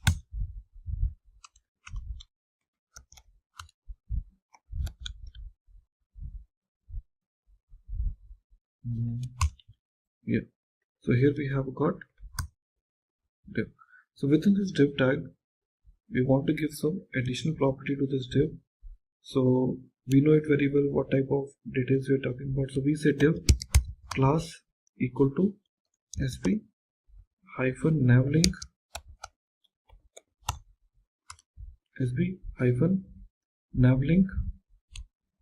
okay hyphen icon. There is another class we're using it now, and sb hyphen nav hyphen link, that's the first property we have taken. Let me close this, and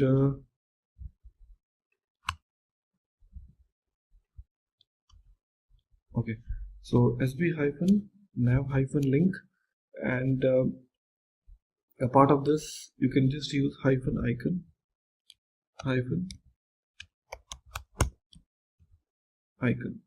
okay. Within this I can use I class. So here I'm using I class equal to, so which class we want to use it, I'm saying fas space fa hyphen angle, okay, hyphen down. So this is your I class which we are defining it right now, okay. Closing this, so I tag is getting closed along with the div tag now, okay, and anchor tag is anyways getting closed.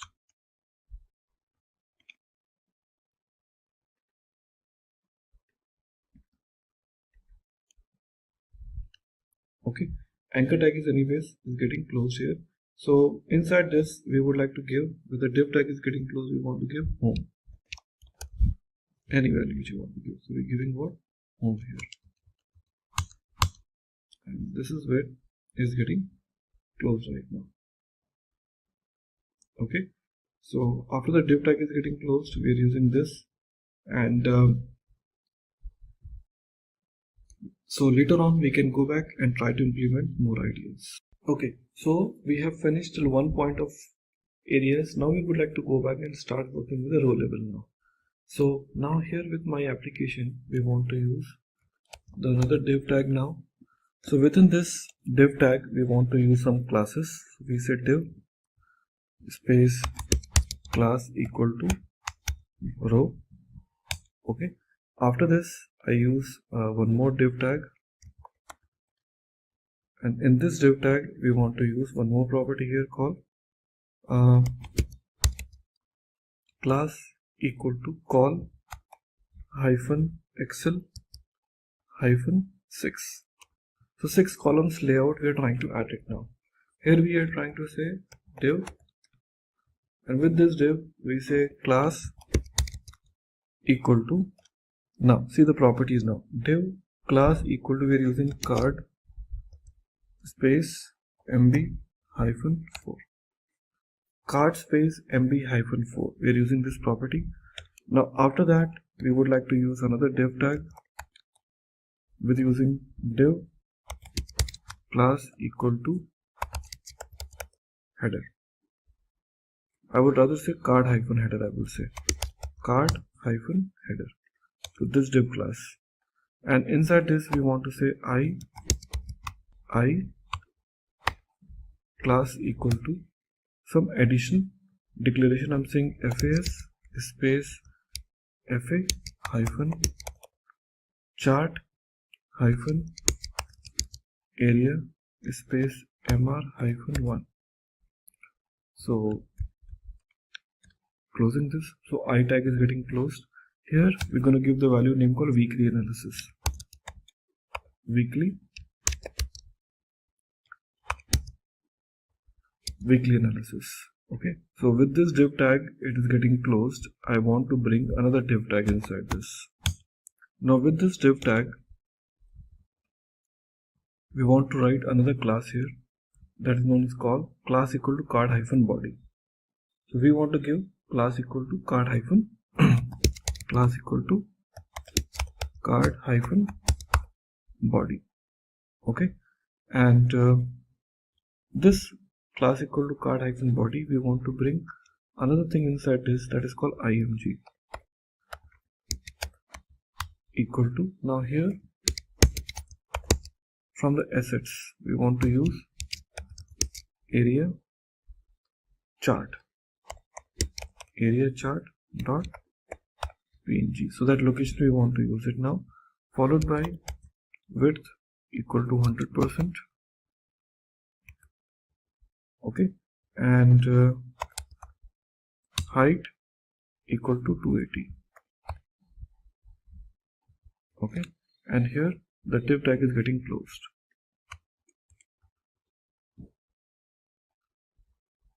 okay. So we're talking about this div tag, and there's another div tag is getting closed below this. This is a third div tag is also getting closed now, okay. So we total have 3 div tag is getting closed, and we would like to use another div tag now. we want to say div class equal to, once again, call hyphen access excel hyphen 6. So 6 columns layout we are talking about. And after that we say div class equal to card space mb hyphen 4. Okay, div class equal to card space mb hyphen 4, and again we use another div tag. Okay, and inside this div we say class equal to header. Div class equal to what? Header. Rather I would say card hyphen header. Card hyphen header now. Now within this div tag we want to use another I class. Yeah. So within this card hyphen header we want to use the another chart. So as we've already seen, we have used this assets hyphen chart area.chart png. In a similar way, we would like to use the same technique now for the monthly report also. Okay, so we have a call sl6 card mb4. Okay, we are using what? Card header. So in this, the way we have used weekly analysis, I just copy this the same. Okay, and I pasted it here. Okay, and here what I try to offer, not weekly analysis, I would rather offer monthly report. Okay, monthly report, and after that div title is close, card body, and now we talk about called bar chart.png. Bar chart.png width equal to 100%. Div tag is getting closed. Yeah, so this is how we're trying to use it now. So just like that, we can keep on using some other properties too. Now here we want to use one more div. Okay, in this div tag we feel class equal to, now let's provide another property here. So we say div class equal to card, okay, space mb hyphen 4, and other details too. We were on this position called card hyphen mb hyphen 4, and follow to this we want to use another div tag by saying div class equal to card hyphen header. Div class equal to card hyphen header. So that is another div class we are using it now. So inside this div class we want to use another I class equal to, here I am using once again fas space fa hyphen table space mr hyphen 1. Okay, that's the position we are using it right now. Okay, and after this I tag, here we define this option name called employee data.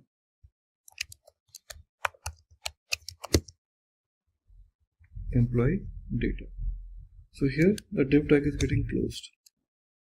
Okay, so now what three properties we have taken it now: weekly, monthly report, employee data. Now we would like to create a table now. So what table we are looking forward for? Let's start. We are saying div class equal to card hyphen body. Okay, now within this div class equal to card hyphen body, we are using another div tag here now. Okay, and inside this div tag we'll say class equal to table hyphen responsive. So we want to use table hyphen responsive. Fine. Now after this we want to create a table. Okay, within this table, okay, we would like to create table head and multiple things, but let me add some classes here. I'm saying table class equal to, we want to use table space table hyphen bordered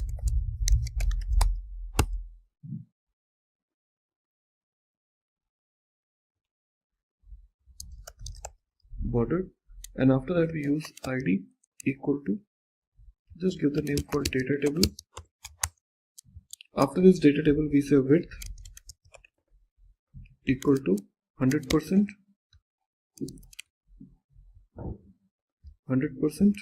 and also we want to use cell spacing.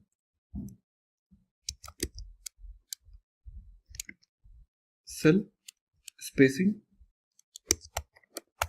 cell spacing we are giving equal to 0. That is for my table, and now inside this table I can have table head. Okay, under the table head I will be using tr. So tr, under which you will be having th, which is called table heading.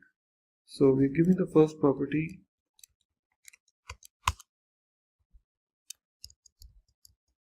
so here I give name. Like this, I just copy this and take few more property. Name, position. Here we give call office, then age, then we give start date, and one more, and that is one is called salary. So these are a part of table heading. tr is closed, t head is closed. Now we would like to use t body. Now inside the t body we want to use tr, which is your table row. Under this we want to use what? td, that is called what? A table data. So here we can give the name. So the first value we are giving is called tiger. Next one, let me copy and paste it. So that is the first value. Second is one called position. So we are saying system architect.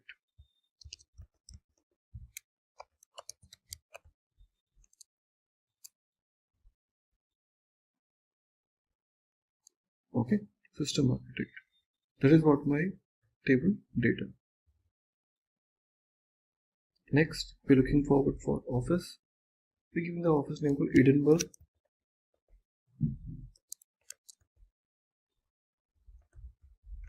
Next, it is asking for your age.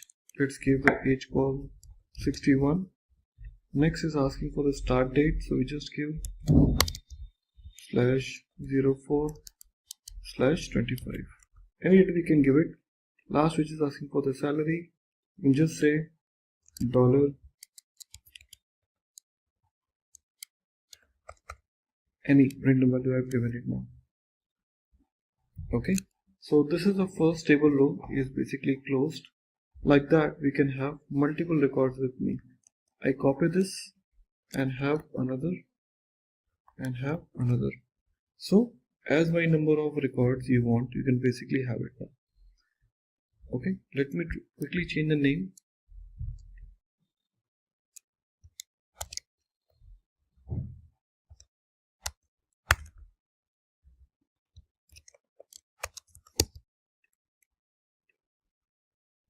This value called accountant.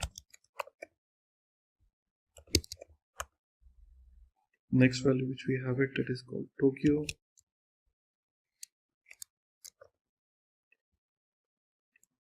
Age 63.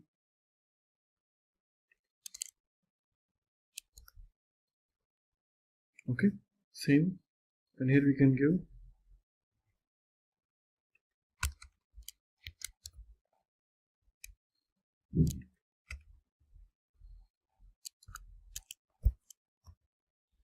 okay, and here you can change the values later on if you want, but for the display purpose it's okay.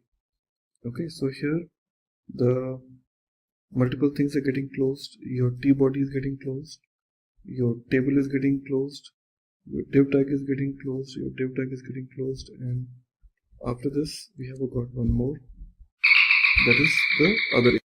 Okay, after closing the last div tag, we would like to also close the main. Okay, after this main, we would like to start working with this footer part now. In this footer, we would like to add some new classes here. I'm saying class equal to py -4 space bg -light space empty -auto. Okay, followed by we can use the another div tag, and inside this div we can use class equal to container -fluid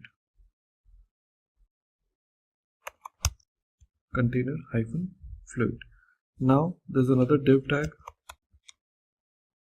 Okay, inside this div we want to use what? Class equal to d-flex, okay, space align items center space justify content between space small. Okay, now inside this div we would like to use another div.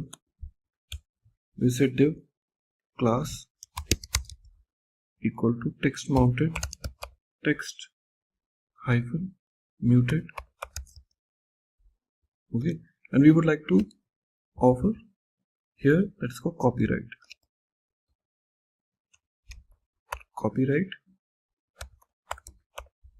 Okay, and copy. Okay,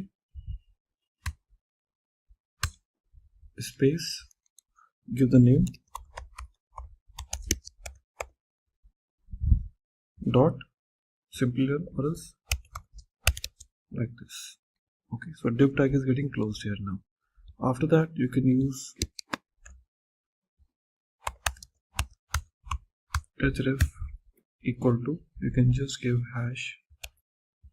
Okay, and now you can give the value called what? Privacy policy.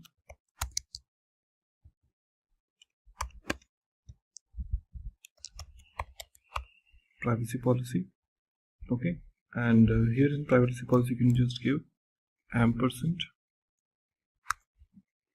Okay, and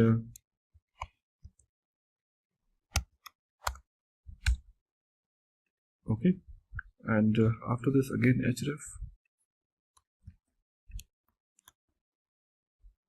So after this we can use, but first anchor tag is getting closed here after this privacy policy. Okay, so now another href here, hash, rather than privacy policy I'm going to give terms. Okay, in terms give space okay conditions.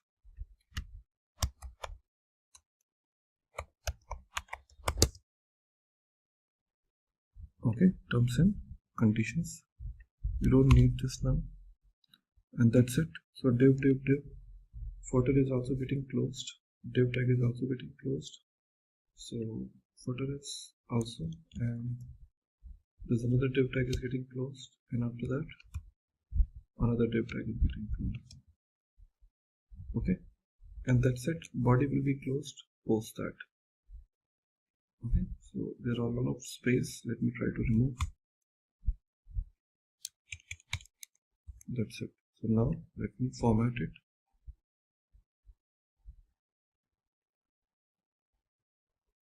Let's avoid this, otherwise create confusion. So guys, our navbar component is ready, and after that we will go back and try to add few more things into my code. Now we will going to create few more components into my code. So first component, a part of this what we have seen, I'm going to create one more component name called toggle. So ng space g space c space toggle.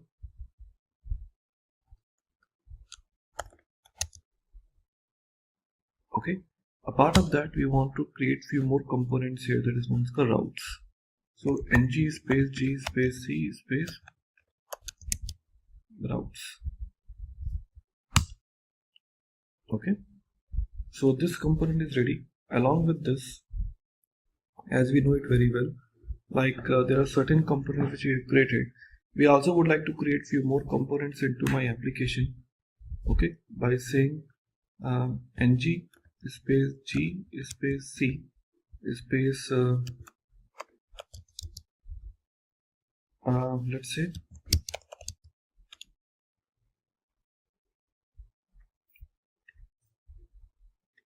so under the routes we have got what? Charts is another component which we have seen now. Okay, now in a similar way I would like to create one more component under the routes, and that is known as login. Component is ready. Along with this login we would like to create a register,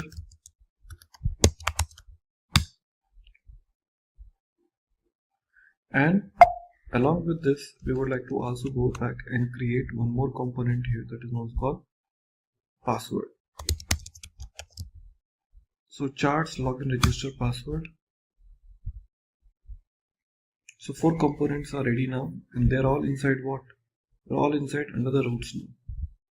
Okay, so these all components are now ready with me, and we'll be basically making all those components associated inside my routes part. Clear now? So which component used what, that we have to basically consider it now. So since they're all of the components now, so under my app.routing.module.ts we have to basically provide a routings here now. So here we know const routes equal to blank, so let me try to say path. Okay, path colon, if nothing is being given, so the by default component will be what? Component will be navbar component. So this navbar component automatically comes up here. After that, if path is of what? Static, component is what? Toggle component. Okay, and here we are saying path match colon full. Okay, along with this we're giving one more path colon login. So here component colon login component. Got to put comma, component C small. Okay, now like this, next we talk about called path colon register.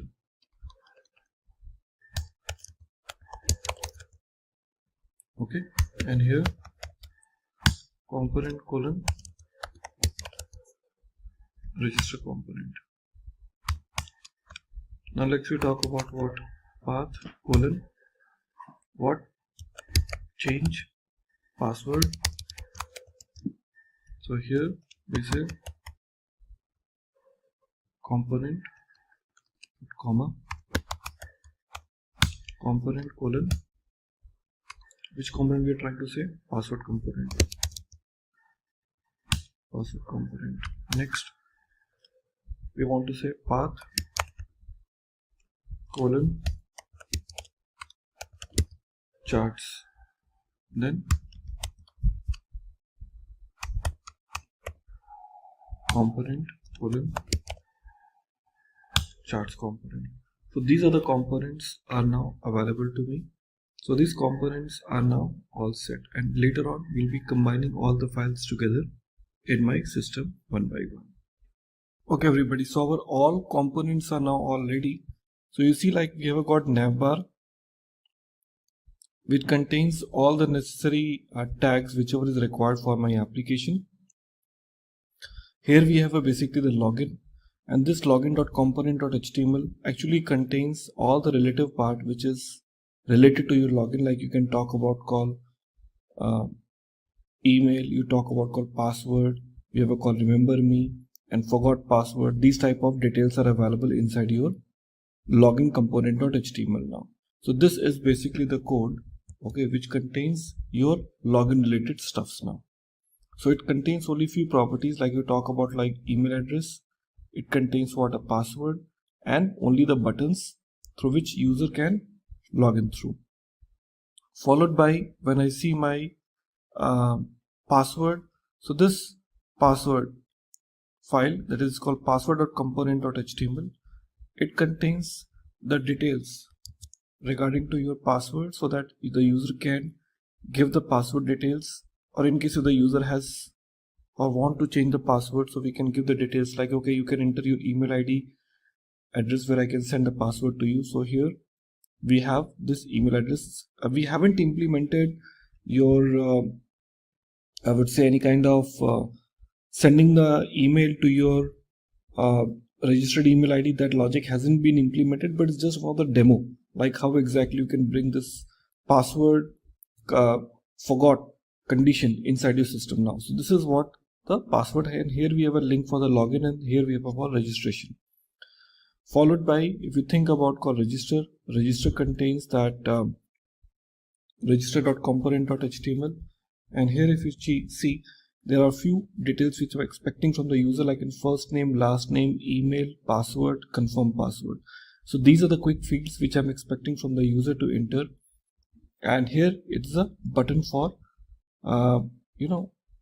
confirming a password, and this is what exactly the links which are available for the login. Okay, and for the login.html file. So this is a simple registration form which is available to me, and that is last which is available for me. For me that is called toggling part. In toggle part, we are just offering the details with regards to your how, in case if you want to toggle, you can change the settings, okay, based on between the settings and activity. Okay, so these are the links which are available through which you can change all different type of toggling part, whether you would like to enable or not enable. This is something which is related to your page. In case if you click on that link, so 401 page, 404 page, 500 page, which will be available to us. Now let's try to run the code and check how the final application really looks like in. Okay, so now I'm trying to run my application by saying npm space start once again.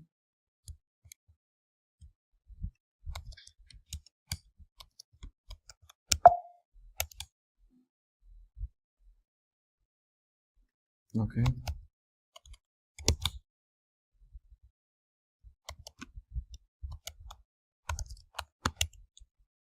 okay, and now I'm trying to say npm space start. Let the project start now. And we'll see how it really looks like in.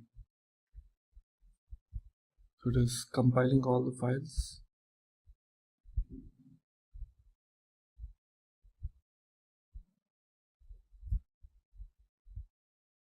Okay, and finally let's try to execute localhost 4200.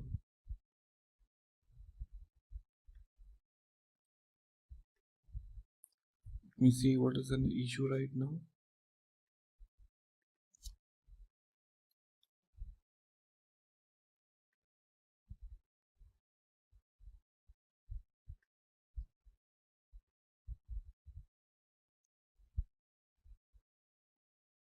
Okay, let me check. Meanwhile, try to run it again.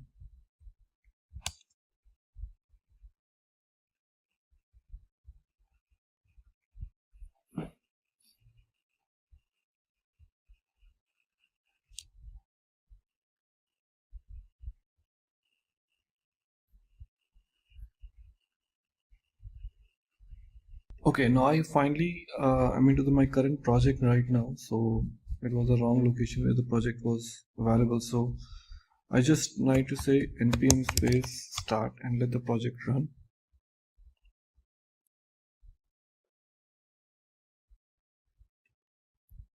So project is picking up till the time I say localhost 4200.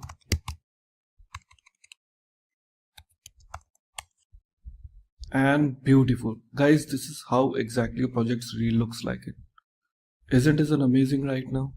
See how beautiful your project really looks like it. This is what exactly the dashboard you have it, and this is the nav bar which is available to you.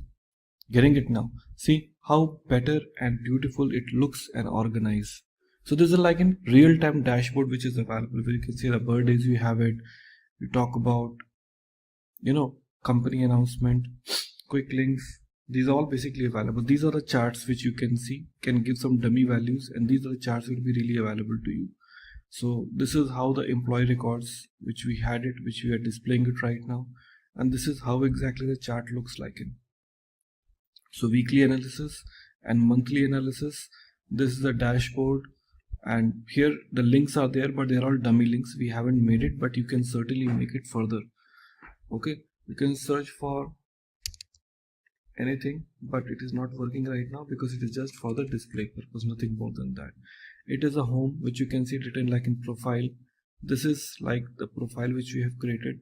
By default the name is called Kate Adams, and this is designation like an accountant, and like you can talk about like home. Under the home you have called profile, we have called settings.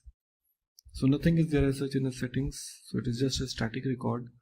Attendance, it will be bringing you back to the same page. We have a call confirmation, travel expenses. These are all basically the dummy links which are available. We haven't made it, which you can see in your development.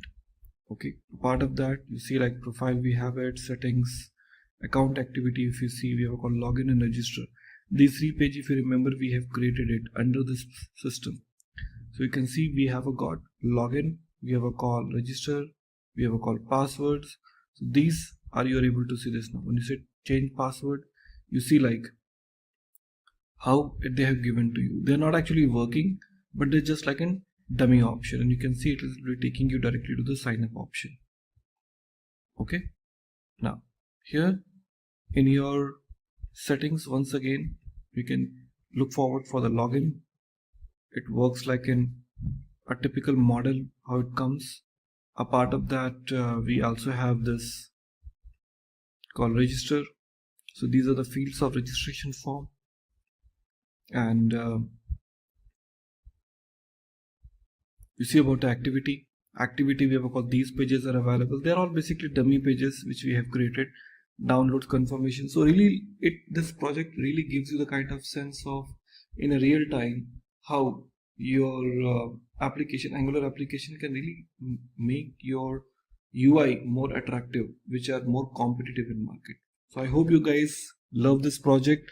So we have developed most of the codes by our own, except few which we have taken it from online. That is nothing but called especially those images, as well as some JavaScript related libraries, if you see, which we are using it right now here.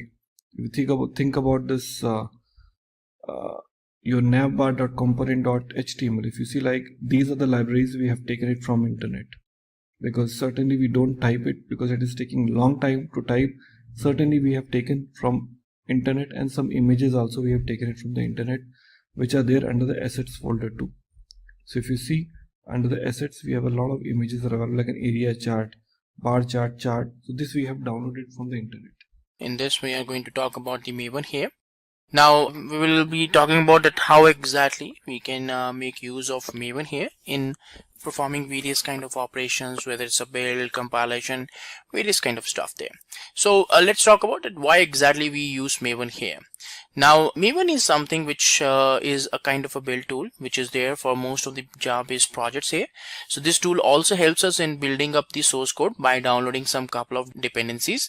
These dependencies are something which is being configured by the developers, which a developer feels that the project is dependent on, and he requires those dependencies to be downloaded. So this tool is specifically used to build and manage any kind of a Java-based project, whatever the complexity of the topic or the project is there. So this tool will be able to handle that particular requirement or that project. So it simplifies the day-to-day work of a Java developer and helps them in their projects for performing daily-to-daily activities. Right now, Maven also helps us in getting the specific jar files for each and every project.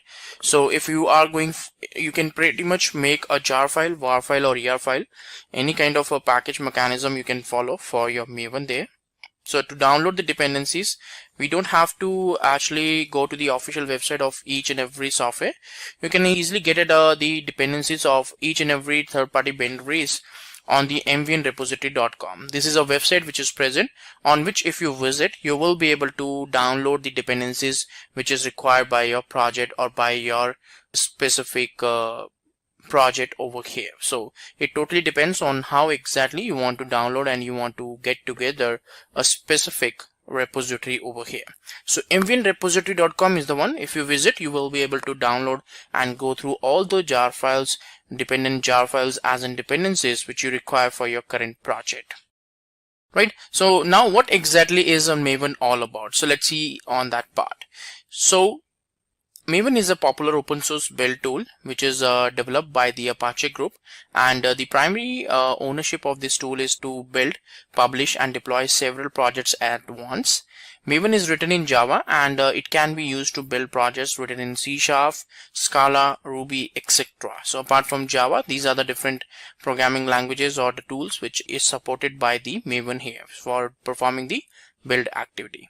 So the tool is used for build and management of any kind of a Java-based project. It simplifies the day-to-day work of a Java developer and helps them to automate most of the compilation or build perspective tasks on the projects. Right. Now Maven is a kind of a BOM-based project, so it also known as a project object model, and it focuses on simplification and standardization of the building process.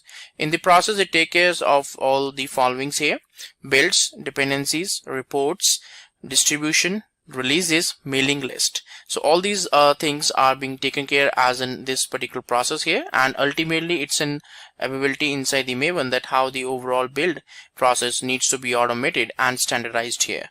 So all these particular mechanisms can be followed as such over here, so that we can have a good standards and the simplifications implemented as such here. Now what exactly is a Maven repository all about? So Maven repository is something which is kind of a directory, or it's kind of a location where we have all the jar files packaged all together in a single location. So depending on the software which you want to download, the dependent jar files can be downloaded from there. So the metadata refers to the POM files relevant to each project here. This metadata is what allows Maven to download the dependencies. Now there are three types of repositories from where we can download the dependencies. The first one is the local repository, second one is the remote repository, and the third one is the central repository. So these are the primary three types of repositories which is available there for a specific Maven over here. So whatever repository you want to follow, you want to access, you can pretty much access it and you can go with that. Right. Now the local repository will be primarily present onto your PC. That's the way that how it's present there. And the particular remote repository is something which you can store on any remote machine or remote server. And the central repository is something which you can have it onto the internet. So usually the central repositories is something in which we can actually host our different kind of dependencies and the jar files over there. So local repository on the machine of the developer where the project material is saved. So all the particular dependencies jar file will be available on your local machine.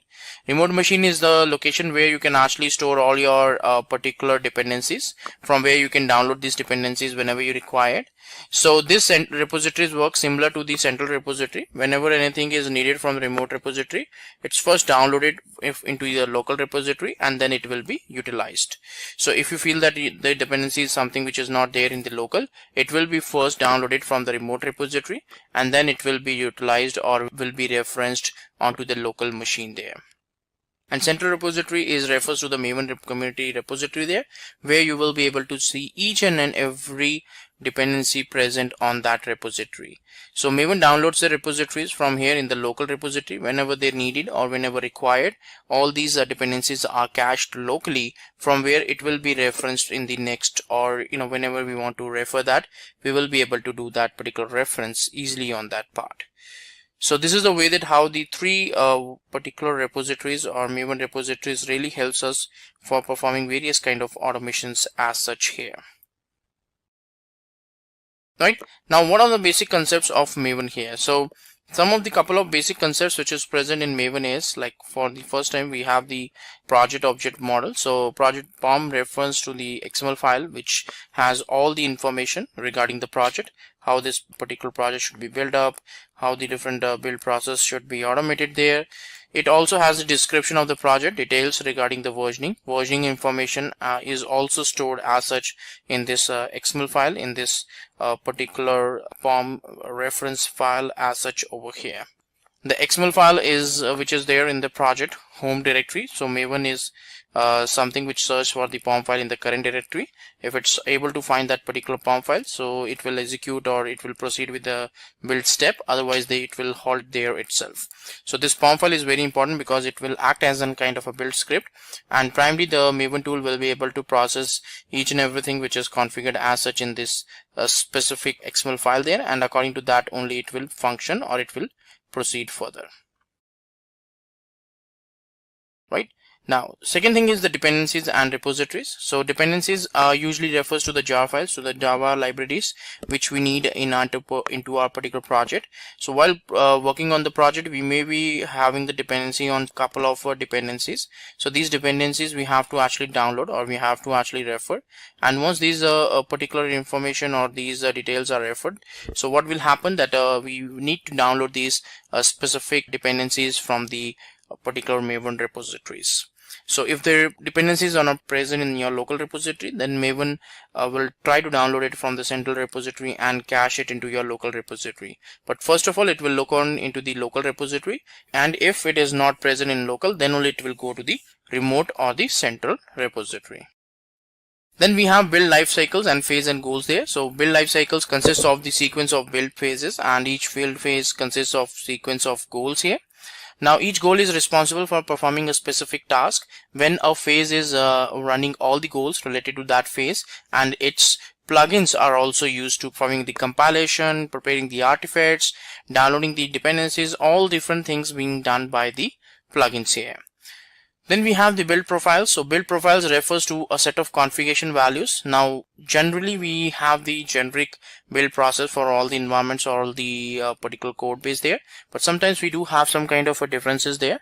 So that is where we can go for the profiles, because a specific profile can have its own configuration, and whatever it's required for the build process, we can have different configurations stored inside the Maven build script here. Then different build profiles are added to the POM files, and which enables the different build as such here. So depending on these profiles, we can actually decide that how we need to proceed with the build process and how the different kind of build automations needs to be performed here. Then a build profile helps in customizing the build for the different environments, so that also we can perform as such while performing or while working on the different components and the different management here. So a build profile is something which you can configure, you can utilize, and depending on that build profile, we will be deciding whether to proceed further or how to decide on that particular factor. So these are something which we need to take care, or we need to work according to which we can decide that how the specific configurations and specific automation needs to be performed here. Now usually when we go for the Maven there, so we have to use some couple of Maven plugins. Now the goal of using these specific plugins is to automate some of the basic stuff like compilation, creating the var file, creating the jar file. So when we are using the plugins, we don't have to configure the steps or write the steps that how these specific plugins should be installed or should be referenced. It's ultimately the internal configurations which we are looking forward or which we are using while working on these specific plugins. So you can download some couple of plugins using which we will be able to decide that how a specific goals needs to be achieved here. So Maven has its own standard plugins that can be utilized. So if want to go for a custom one, so you can do that, but pretty much you can go for the default one, and you can pretty much have some specific goals executed with the help of these build plugins. Now next thing is the Maven architecture. So in Maven, what happens that let's talk about the basic architecture of Maven here. So the Maven executable, when it's deployed, so it usually reads the pom.xml file, which is the build script here. Now once the specific pom.xml file is being read out, so it will process the components. It will download, or it will process the dependencies, plugins, life cycles, phases and goals, and even the build profiles. And if any kind of interaction is required, so it will try to connect to the central repository or a remote repository, and according to that it will provide the information and provide the details as such. So Maven repository is something which is very important because it's ultimately trying to connect to the Maven repository and try to achieve the various kind of automation here. So it's very important because ultimately it's trying to help us to go for the complete end-to-end build automation when we'll go for a specific POM based build automation. So Maven executor will read the pom.xml file, then download the dependencies defined into the pom.xml file, and that dependencies are cached locally from the remote or the central repository. Now then create and generate a remote report according to the requirement and execute the life cycles, phases, goals, plugins, etc. So it will process the pom.xml file there, and whatever the plugins and goals or the life cycles which is configured there, step by step each of them will be executed into a sequence here. Now let's talk about the overall build lifecycle of the Maven here. So what happens that the Maven build lifecycle is something which is a kind of a collection of different steps there, and this is something which is followed to perform a build automation for a specific project. So that there are pretty much 3 steps which is being done. So first one is the default, so it handles the project deployment there. Second, handles the project cleaning, which is a clean there, and then we have site, so it handles the creation of the project sites documentation there. So these are the 3 built-in particular life cycles which is available there at the Maven level, which you can utilize to perform a various kind of particular steps execution for your project. Right, so the build cycle has the different build phases or stages there, because when we are performing a build, a variety of things needs to be performed over here. So the first one is the compile, then test compile is there. So compilation is there for the source file, and test compile is there for the test cases. Test will execute the test cases, package will package the bundle. Then we have the integration test to run the integration test cases. Then we have the verify, then install goal is there, and the last one is the deploy, which is there to deploy the artifacts to the artifact tree. So all these things are the different phases and the stages which is being followed as per a specific build here. So during these builds, these are the different phases and the stages which we normally follow for performing the build automation. Now what is the exactly advantage of a specific Maven here? So that is something which we need to talk about, that how the particular automation needs to be done, or how we can actually go for the configurations where we feel that yes, we want to perform or we want to take certain benefits out of the implementation of Maven here. So for that, what happens that we have to see that the various kind of benefits. The first one is that Apache Maven helps manage all the processes there, such as building, documentation, releasing, and distribution in project management here. So the tool simplifies the process of project building. It increases the performance of the project and the building process altogether. And the task of downloading jar files and other dependencies is also done automatically. We don't have to indulge in any kind of download part as such manually over here. Right, and Maven provides easy access to all the required information. So Maven makes it easy for a specific developer to build a project in the different environments. So we don't have to worry about the environment, we don't have to worry about the infrastructure, nothing is required. Everything is available there inside this package, and depending on the particular, you can write the source code on one machine and you can pretty much do the build on another machine. And this is the reason how the build automation really happens on the first place, because the developer is writing the source code in one location and the same code is deployed onto the particular or built onto this Jenkins or any kind of build tool there. Right, in Maven you can easily add new dependencies, so you must write the particular dependencies in the POM file. So if you feel that you want to download some particular dependencies, so all you have to do is that you have to put that dependency into the specific pom.xml file there, and depending on that, the execution will be really performed and executed as such here. Right, so let's talk about the demo now. So let's see that how exactly we can go for this demo and we can perform the various kind of automations. So this is the virtual machine which we have here, on which the Maven is already installed. So we can run like mvn. So Maven will be available as in 3.6.3 here. Now I'm going to run a particular command called mvn archetype generate here. Let me create a directory here, a temp directory, and to perform this activity over there. So mvn archetype generate. Now once we run that, so what will happen, that it will download some of the binaries there, because ultimately what we are trying to do is that we are trying to generate a new project, like a Maven project. So a couple of particular plugins will be downloaded by the Maven executable so that it can achieve that particular execution. So we just have to wait for downloading all these values. Now here it's trying to give us a particular attributes, like it's asking the different attributes over here. So what exactly we want to configure. So if you want to configure, you can provide that details, otherwise you can perform or whatever the setup you want to perform. Now here it's asking for the version, so which kind of version we want to follow. So I'm going to follow like 5 here, so I'll press 5. Then a group ID which is there, so it's basically a kind of a group mechanism, so I can say like com.Simplilearn, so that's the value which I'm providing here. Artifact ID, I can make it like a sample project or something like that. I can do, so that will be the artifact ID which is there. So version I am keeping the same only, so and yeah, so package same here. So I just want to create, so I'll just provide the value called yes and enter. So with this, what will happen, that a sample project will be created here, right? So whatever the artifact ID you provided, so according to that the project is created in this directory. So you have to go into this directory and see that what exactly the files are created there.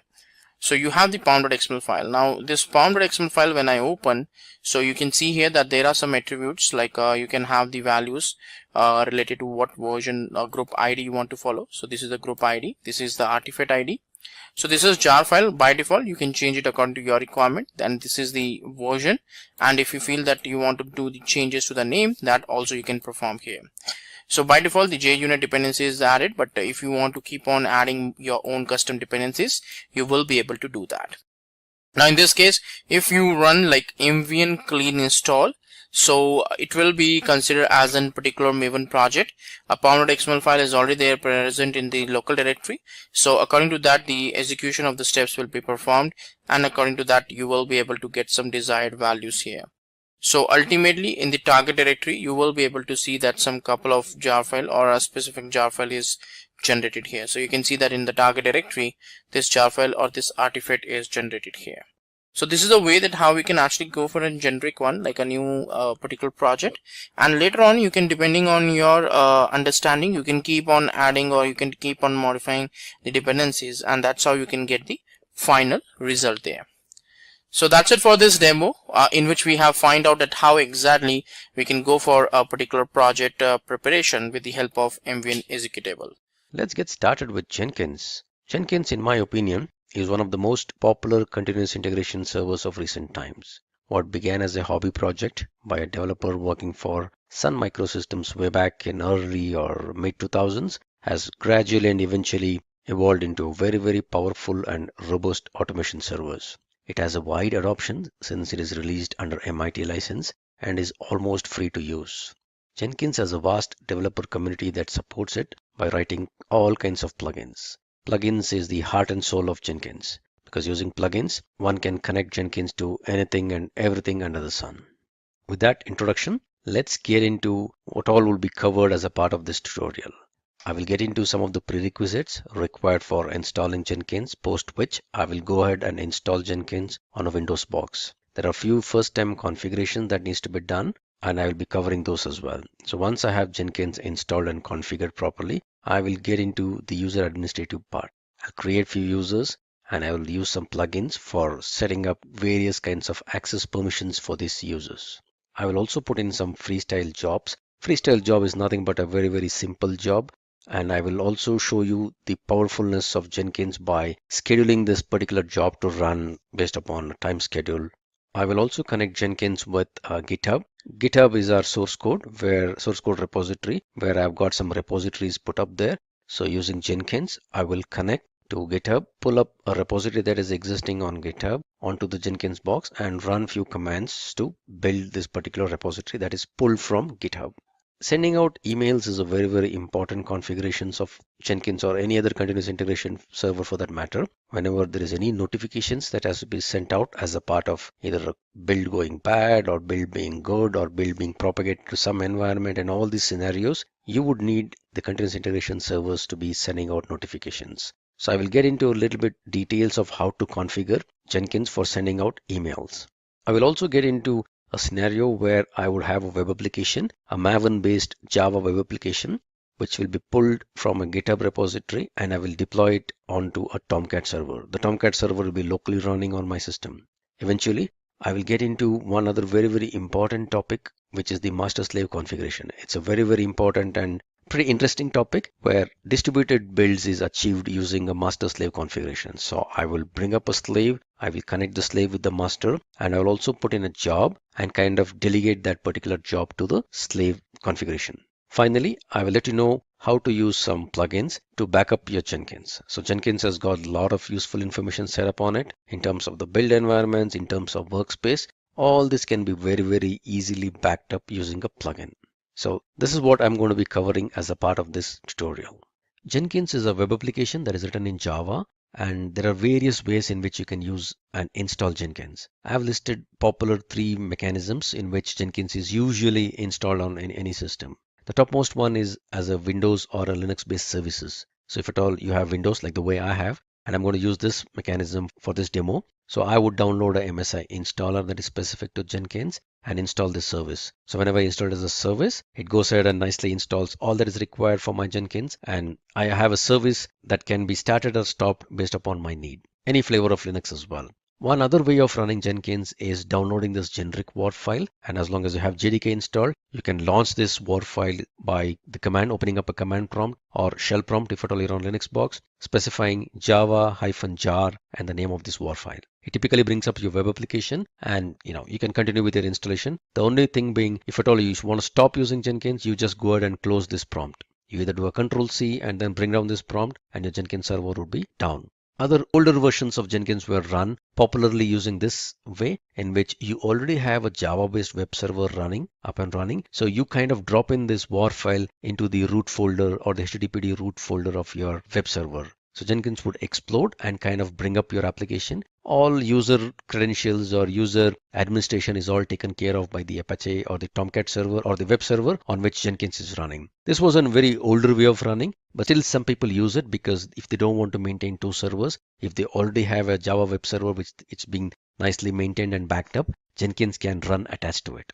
Alright, so either ways, it doesn't matter however you're going to bring up your Jenkins instance. The way we're going to operate Jenkins is all going to be very, very same or similar one, with the subtle changes in terms of user administration if at all you're launching it through any other web server which will take care of the user administration. Otherwise, all the commands or all the configuration or the way in which I'm going to run this demo, it is going to be same across any of these installations. Alright, so the prerequisites for running Jenkins, as I mentioned earlier, Jenkins is nothing but a simple web application that's written in Java. So all that it needs is Java, preferably JDK 1.7 or 1.8.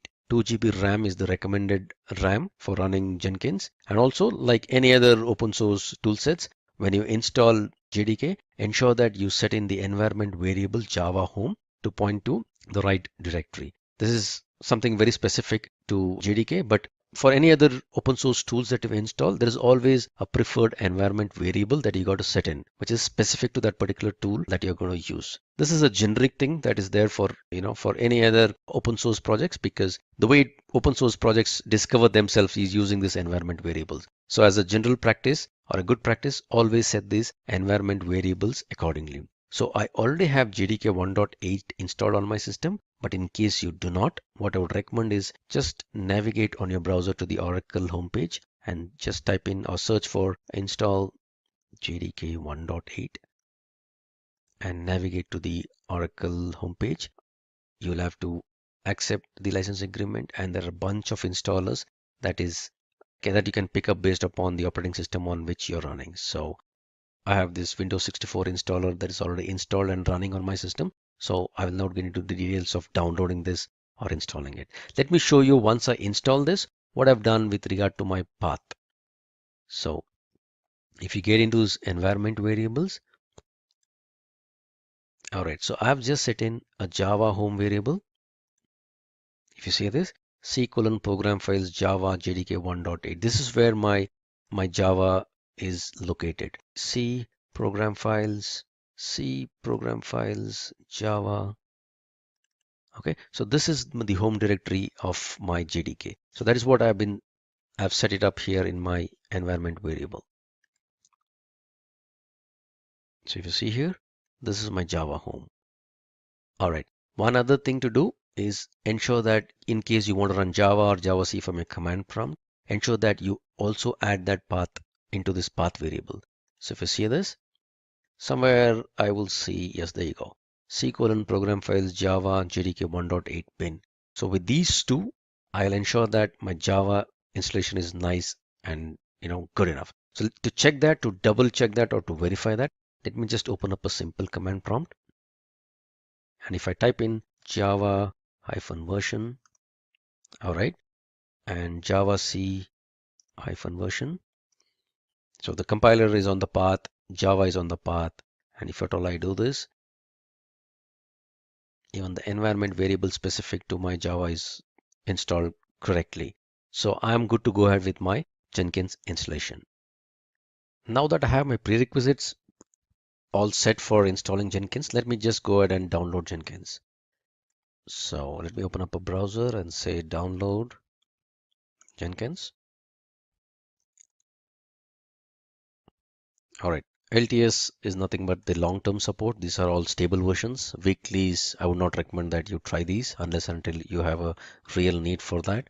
Long-term support is good enough. And as I mentioned, there are so many flavors of Jenkins that is available for download. You also have a Docker container wherein you can launch Jenkins as a container, but I'll not get into details of that in this tutorial. All right, so what I want is, yes, this is the war file, which is a generic war file that I was talking to you earlier, and this is the Windows MSI installer. So go ahead and download this MSI installer.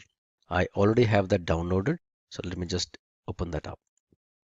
All right, so this is my downloaded Jenkins instance, or rather installer. This is maybe a few months old, but this is good enough for me.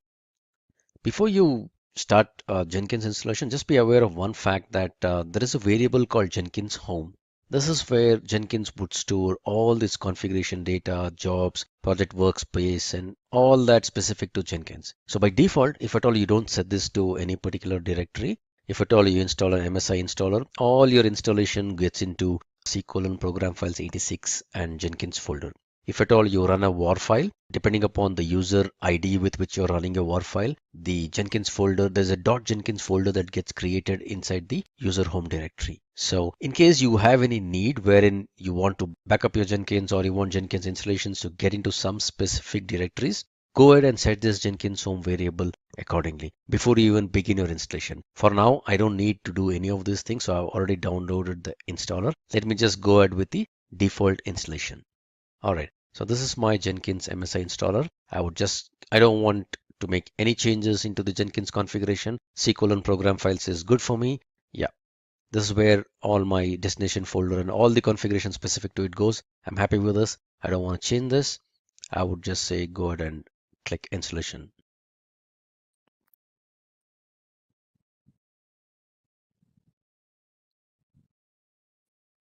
Okay, so what typically happens once the Jenkins installation gets through is it'll start installing itself, and there are some small checks that needs to be done.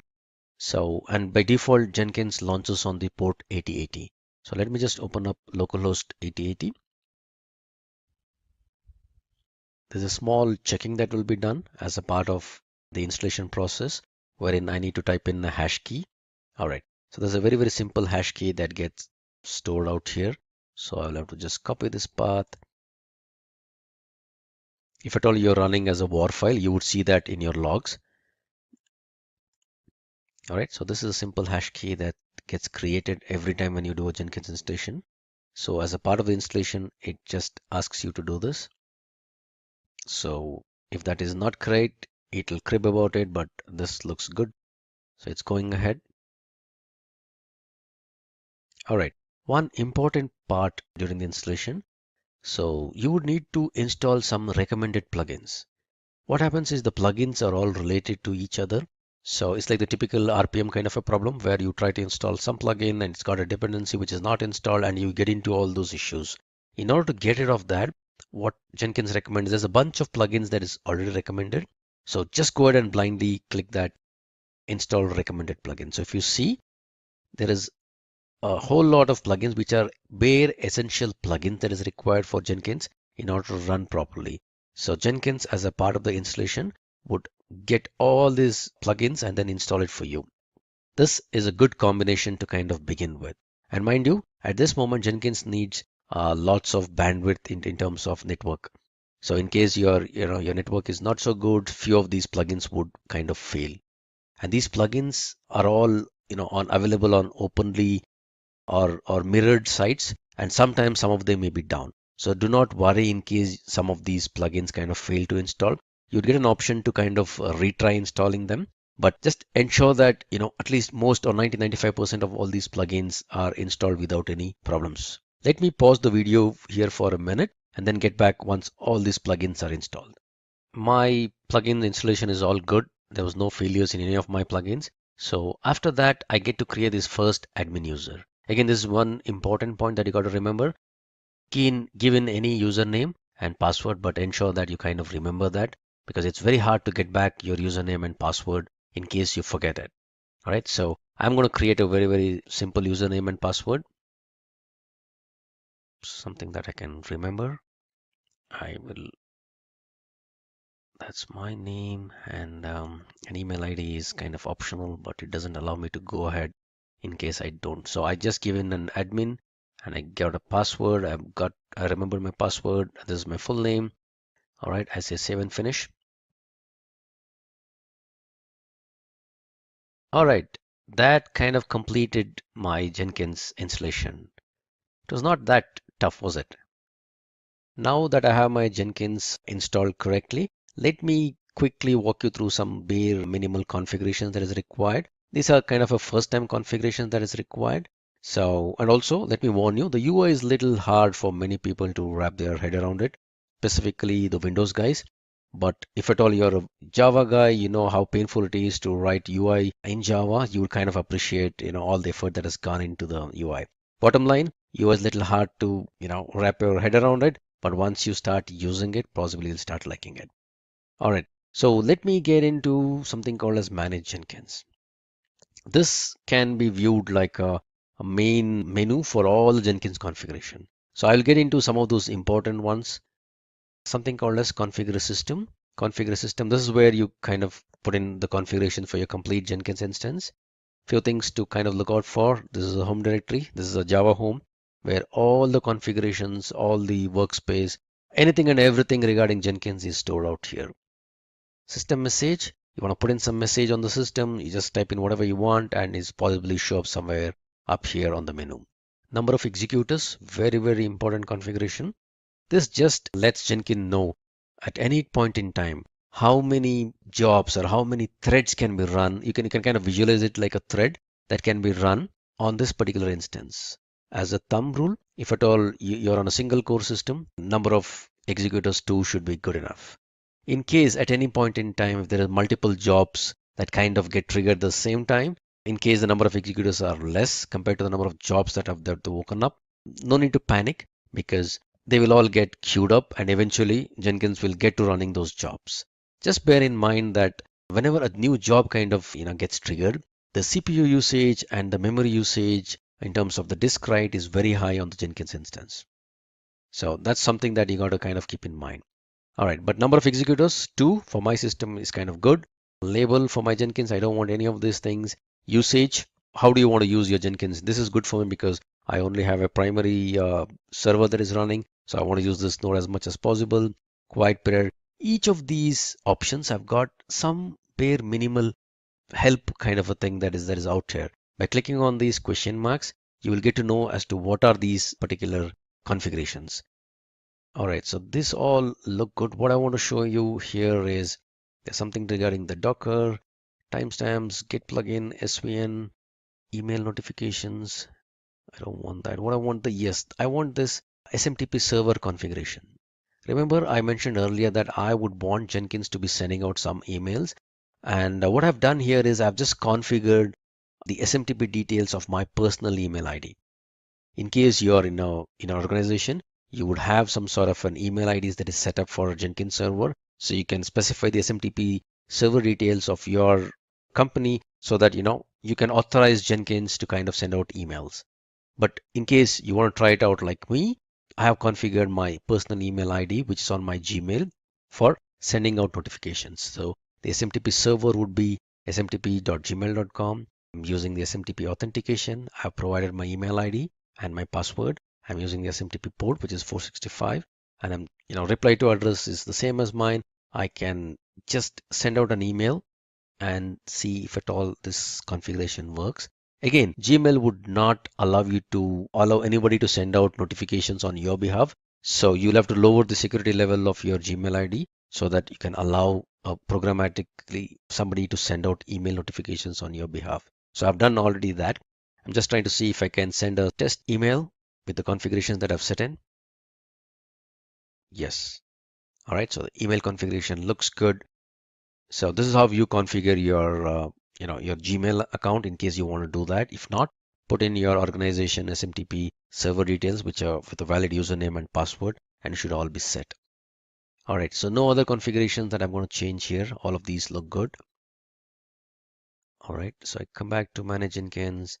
Okay, one other thing that I want to kind of go over is the global tool configuration. Imagine this scenario, or look at it this way. Jenkins is a continuous integration server. It doesn't know what kind of a code base it's going to pull in, what kind of a tool set that is required, or what is the code that it's going to pull in and how is it going to build. So you would have to put in all the tools that is required for building the appropriate kind of code that you're going to pull in from your source code repositories. So just to give an example, in case your source code is a Java source code, and assuming that because in this demo, this is my laptop and I've put in all the configurations, JDK, everything on my laptop because I'm a developer, I'm working on the laptop. But my continuous integration server would be a separate server without anything being installed on it. So in case I want Jenkins to run a Java code, I would need to install JDK on it. I need to specify the JDK location of this out here this way. Okay, since I already have the JDK installed and I've already put in the Java home directory, or rather the environment variable correctly, I don't need to do it. Git, if at all I want the Jenkins server to use Git, Git is a command bash or the command prompt for running Git and connecting to any other Git server. So you would need Git to be installed on that particular system and set the path accordingly. Gradle and Maven, if at all you have some Mavens as well, you want to do this. Any other tool that you're going to install on your system, which is your continuous integration server, you will have to come in here and configure something. In case you don't configure it, when Jenkins runs, it will not be able to find these tools for building your task and it'll crib about it. That's good. I don't want to save anything. Manage Jenkins. Let me see what else is required. Yes, configure global security. All right, the security is enabled. And if you see by default, it's the security access control is set to Jenkins own user database. So what does this mean? Jenkins by default, it uses file system where it stores all the usernames, which hashes up these usernames and kind of stores them. So as of now, Jenkins is configured to use its own database. Assuming that you are running in an organization, you would probably want to have some sort of an AD or an LDAP server using which you would want to control access to your Jenkins repository, rather Jenkins tool. So you would specify your LDAP server details, the root DN, password or the manager DN and the manager password and all these details in case you want to connect your Jenkins instance with your LDAP or AD or any of the authentication servers that you have in your organization. But for now, since I don't have any of these things, I'm going to use this own database. That's good enough. All right. So I will set up some authorization methods and stuff like that once I put in few jobs. So for now, let me not get into any of these details of this. Just be aware that Jenkins can be connected for authorization to an LDAP server, or you can have Jenkins managing its own servers, which is happening as of now. So I'm going to save all this stuff. That's good for me. So enough of all these configurations. Let me put in a very simple job. All right. So job, new item, little difficult to kind of figure out, but then that's the new item. So I'll just say, first job, this is good for me. I just give a name for my job. I would say it's a freestyle project. That's good enough for me. I don't want to choose any of that. So unless until you choose any of this particular button would not become active. So choose the freestyle project and say, okay. At a very high level, you would see general, source code management, build triggers, build environment, build and post build. In case you install more and more plugins, you will see a lot more options. But for now, this is what you would see. So what am I doing? At the moment, I'm just putting up a very simple job. And the job could be anything and everything. So I don't want to put in a very complicated job for now. For the demo purpose, let me just put in a very simple job. I'll give a description. This is an optional thing. This is my first Jenkins job. All right. I don't want to choose any of these. Again, there are some helps available here. I don't want to choose any of this. I don't want to connect it into any source code for now. I don't want any triggers for now. I'll come back to this in a while. Build environment. I don't want any build environment. As a part of this build step, I just want to, run few things so that I kind of complete this particular job. So since I'm on a Windows box, I would say execute Windows batch command. All right. So what do you want to do? Let me just echo something. Echo. Hello. This is my first Jenkins job, and possibly I would want the date and the timestamp pertaining to the job. I mean, the date and time in which this job was run. All right. Very simple command that says, this is my first job. It just puts out something along with the date and the time. All right. I don't want to do anything else. I want to keep this job as simple as this. So let me save this job. All right. So once I save this job, the job names comes up here, and then I need to build this job. And you would see some build history out here. Nothing is there as of now because I've just put in a job. I've not run it yet. All right. So let me try to build it now. You see a build number, you would see a date and a timestamp. So if I click on this, you would see a console output. If I go here, okay, as simple as that. And where is all the job details that is getting into? If you see this, if I navigate to this particular directory, all right, so this is the directory what I was mentioning earlier regarding Jenkins home. So all the job related stuff that is specific to this particular Jenkins installation is all here. All the plugins that is installed, the details of each of those plugins can be found here. All right, so the workspace is where all the jobs that I've created, whichever I'm running, there will be individual folders specific to the jobs that has been put up here. All right, so one job, one quick run. That's what it looks like. Pretty simple. Okay, let me do one thing. Let me put up a second job. I would say second job. I would say freestyle project. All right, this is my second job. I just want to demonstrate the powerfulness of the automation server and how simple it is to automate a job that is put up on Jenkins, which will be triggered automatically. Remember what I said earlier about Jenkins, because at the core of Jenkins is a very powerful automation server. All right, so what I'm going to do, I will just keep everything else the same. I'm going to put in a build script pretty much similar to second job that gets triggered automatically every minute. All right, let me do that. Percentage date, and I'll put in the time. All right, so I just put in another job called second job, and it pretty much does the same thing as what I was doing earlier in terms of printing the date and the time. But this time I'm just going to demonstrate the powerfulness of the automation server that is there. If you see here, there's a build trigger. So a build can be triggered using various triggers that is there. So we'll get into this GitHub triggering or hook or a webhook kind of a triggering later on. But for now, what I want to do, I want to ensure that this job that I'm going to put in would be automatically triggered on its own. Let's say every minute, I want this job to be run on its own. So build periodically is my setting. if you see here, there's a bunch of help that is available for me. So for those of you who have written cron jobs on Linux boxes, you'll find it very, very simple. But for others, don't panic. Let me just put up a very, very simple regular expression for scheduling this job every minute. All right, so that's 1, 2, 3, 4, 5.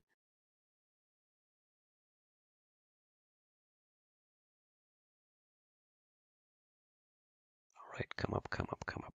All right, so 5 stars is all that I'm going to put in. And Jenkins got a little worried and he's asking me, do you really mean every minute? Oh yeah, I want to do this every minute. Let me save this. And how do I check whether it gets triggered every minute or not? I just don't do anything. I'll just wait for a minute. And if at all everything goes well, Jenkins would automatically trigger my second job in a minute's time from now. This time around, I'm not going to trigger anything. Look, there you see. It's automatically got triggered. If I go in here, yep, second job that gets triggered automatically. It was triggered at 1642, which is 4:42 my time. That looks good. And if everything goes well, every 1 minute onwards, this job would be automatically triggered. Now that I have my Jenkins up and running, a few jobs that has been put up here on my Jenkins instance, I would need a way of controlling access to my Jenkins server. This is wherein I would use a plugin called role-based access plugin and create few rules. The rules are something like a global role and a project role, project specific role. I can have different roles and I can have users who have signed up or the users whom I create kind of assigned to these roles so that each of these users fall into some category. This is my way of kind of controlling access to my Jenkins instance and ensuring that people don't do something unwarranted. All right, so first things first, let me go ahead and install a plugin for doing that. So I get into manage Jenkins and manage plugin. A little bit of a confusing screen in my opinion. There is updates available, installed and advanced. As of now, we don't have the role-based plugin. So let me go to available. It'll take some time for it to get refreshed. All right, now these are the available plugins. These are the installed plugins. All right, so let me come back to available and I would want to search for my role-based access plugin. So I would just search for role and hit enter. Okay, role-based authorization strategy enables user authorization using a role-based strategy. Roles can be defined globally or for particular jobs or nodes and stuff like that. So exactly, this is the plugin that I want. I would want to install it without a restart. All right, looks good so far. Yes. Go back to the top of the page. Yes. Remember, Jenkins is running on a Java using a Java instance. So typically many things would work the same way unless and until you want to restart Jenkins once in a while. But as a good practice, whenever you do some sort of a big installations or big patches on your Jenkins instance, just ensure that you kind of restart it. Otherwise, there would be a difference in terms of what is installed on the system and what is there on the file system. You would need to flush out few of those settings later on. But for now, these are all very small plugins, so these would run without any problems. But otherwise, if at all there are some plugins which would need a restart, kindly go ahead and restart your Jenkins instance. But for now, I don't need that. It looks good. I've installed the plugin. So where do I see my plugin? I installed the plugin that is specific to the user control or the access control. So let me go into, yes, global security. And I would see this role-based strategy showing up now. All right, so this comes in because of my installation of my role-based plugin. So this is what I would want to enable because I already have my own database set up. And for the authorization part, in the sense that who can do what, I'm going to install. I've already installed a role-based strategy plugin and I'm going to enable that strategy. All right, I would say save. Okay, now I've installed the role-based access plugin. I would need to just set it up and check that, I would go ahead and create some roles and ensure that I assign users as per these roles. All right, so let me go to manage Jenkins, configure. All right, let me see, where is this? Configure global security. Is that where I create my roles? Nope, not here.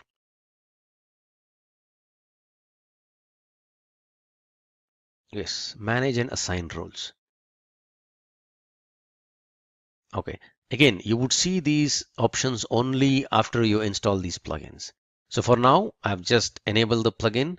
I've enabled role-based access control, and I would go ahead and create some roles for this particular Jenkins instance. So I would say first manage roles.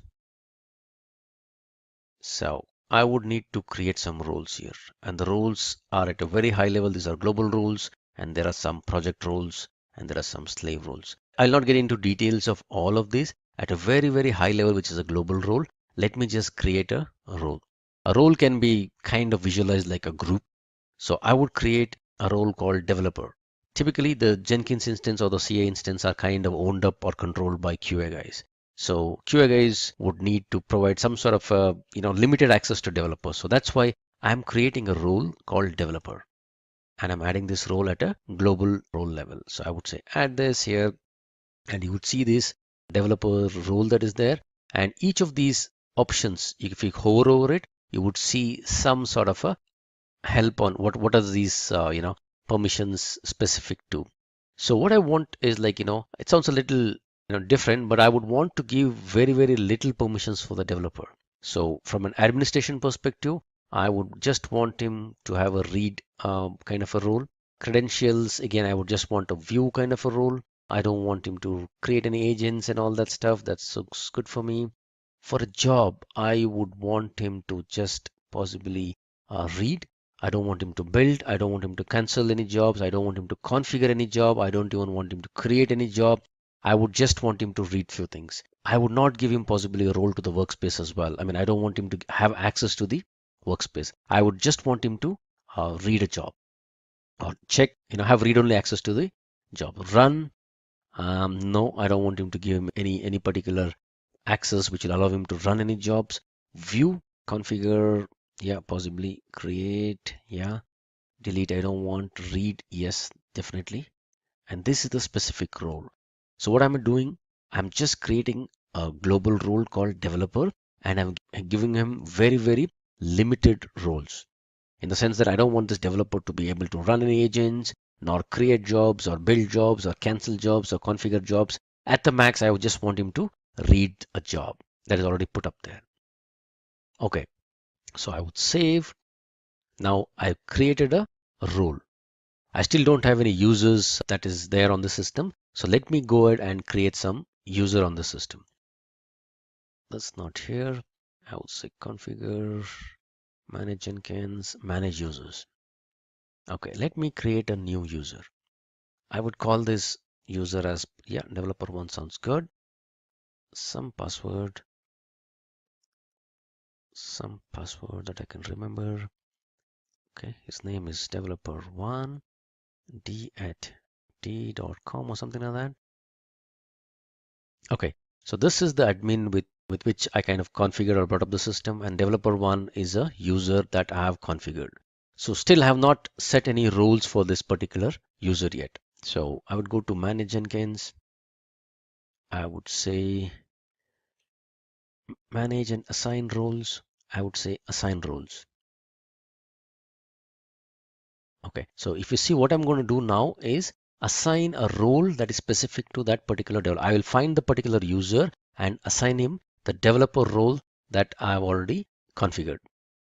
The role shows up here. I would need to find my user, whoever created, and then assign him to that particular role. So if you remember, the user that I created was developer1. I would add this particular user, and now this particular user, what kind of a role I want him to have, because this is the global role that I had created. So developer, I would assign this developer1 to this particular global role, and I would go ahead and save my changes. Now let me check the permissions of this particular user by logging out of my admin account and logging back as developer1. If you remember, this role was created with very less privileges. So there you go. I have Jenkins, but I don't see a new item. I can't trigger a new job. I can't do anything. I see these jobs. However, I don't think so I'll be able to start this job. I don't have the permission set for that. The maximum I can do is look at the job, see what was there as a part of the console output and stuff like that. So this is a limited role that was created, and I added this developer to that particular role, which was a developer role, so that the developers don't get to configure any of the jobs, because the Jenkins instance is owned by a QA person. He doesn't want to give developer any administrative rights. So the rights that he set out by creating a developer role, and anybody who is tagged, any user who is tagged as a part of this developer role would get the same kind of permissions. And these permissions can be, fine grained. It can be a project specific permissions as well. But for now, I just demonstrated the high level permission that I had set in. Let me quickly log out of this user and get back as the admin user, because I need to continue with my demo.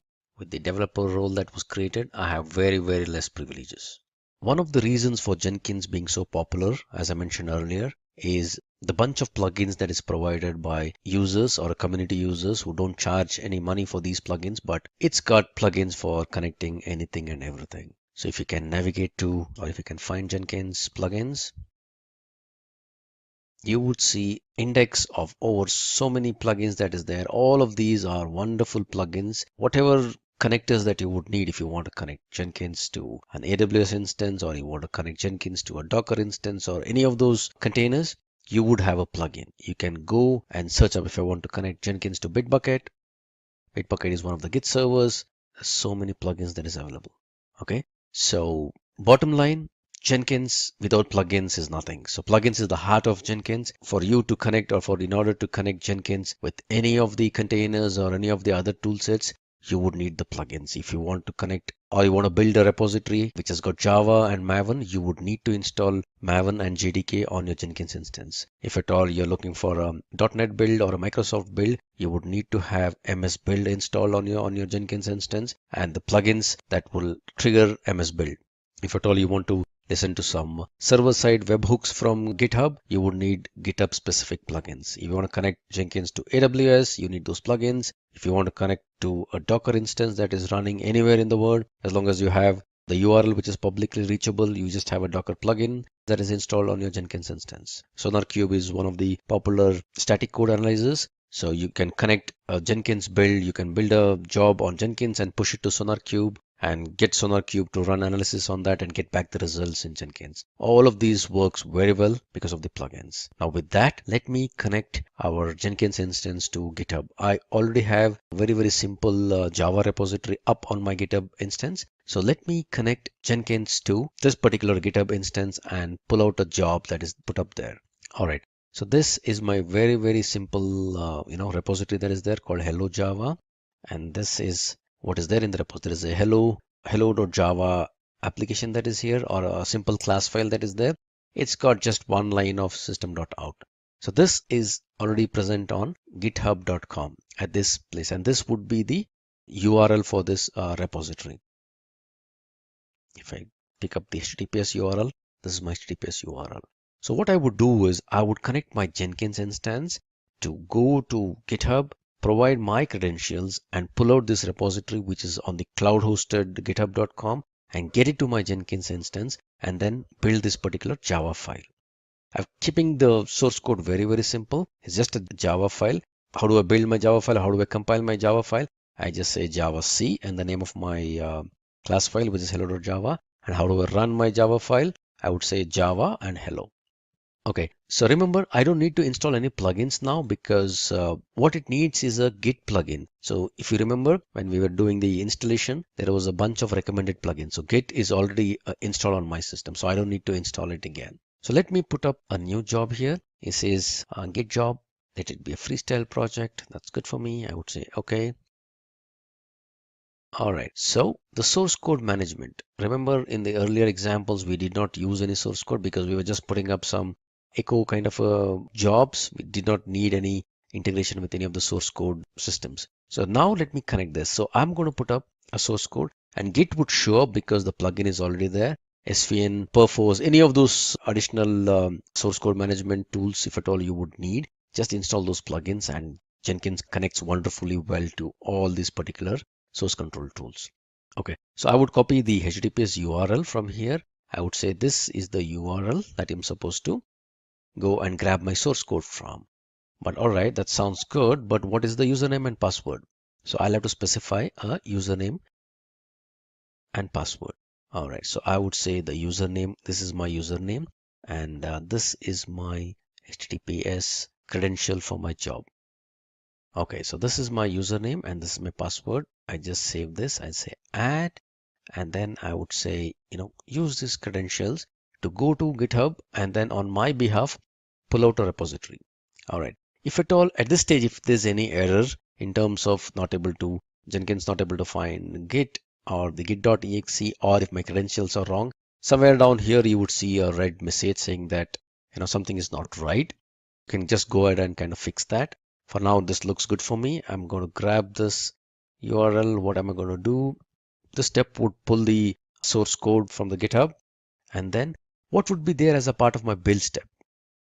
Because this repository just has a Java file, correct? Hello.java. So in order for me to build this, I would just say execute Windows batch command, and I would say Java C hello.java. That is the way I would build my Java code. And if I have to run it, I would just say Java hello.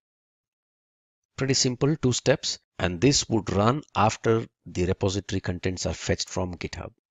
So Java C, Java, that sounds good. I would say save this and let me try to run this. Okay, if you see, there's a lot of, it executes Git on your behalf. It goes out here, it provides my credentials and says, it pulls all my repository, and by default, it will pull up the master branch that is there on my repository, and it kind of builds this whole thing, Java C hello.java, and it runs this project Java hello, and there you see, this is the output that is there. And if at all you want to look at the contents of the repository, if you can go here, this is my workspace of my system. Hang on, this is not right. Okay, git job. If you see here, this is my hello.java. This is the same program that was there on my GitHub repository. Okay, so this is a program that was there on my GitHub repository. All right, so this was the same program that was here, and Jenkins on our behalf went over all the way to GitHub, pulled this repository from there, and then it brought it down to my local system on my Jenkins instance. It compiled it and it ran this particular application. Okay, now that I've integrated Jenkins successfully with GitHub for a simple Java application, let me build a little bit on top of it. What I will do is I have a Maven based web application that is up there as a repository in my GitHub. So this is the repository that I'm talking about. It's called MV Web App. It's a Maven based repository. As you would know, Maven is a very, very simple Java based build tool that will allow you to run various targets, and it'll compile. It will, based upon the goals that you specify, it can compile, it can run some tests, and it can build a WAR file and even deploy it into some other server. For now, what we're going to use Maven is just for building and creating a package out of this particular web application. It contains a bunch of things, and what is important is just the index.jsp. It just contains an HTML file that is there as a part of this web application. So from a perspective of requirements, now since I'm going to connect Jenkins with this particular repository Git, we already have that set. We only need 2 other things. One is Maven, because Jenkins will use Maven. So in order to use Maven, Jenkins would have to have a Maven installation that is there on the Jenkins box. And in this case, the Jenkins box is this laptop. And after I have my Maven installed, I also need a Tomcat server. Tomcat is a very, very simple web server that you can freely download. I'll let you know how to quickly download and install the Tomcat. All right, so download Maven first. There are various ways in which you can kind of download this Maven. There is zip files, binary zip files, and archive files. So what I've done is I've just already downloaded Maven, and if you see, I've unzipped it here. So this is the folder with which I've unzipped my Maven. So as you know, Maven again is a one open source build tool. So you'll have to set in a few configurations and set up the path. So mvn -- version, if I specify this, after I set in my path, Maven should work. And if at all I echo m2 home, which is nothing but the environment variable specific to Maven home, it is already set here.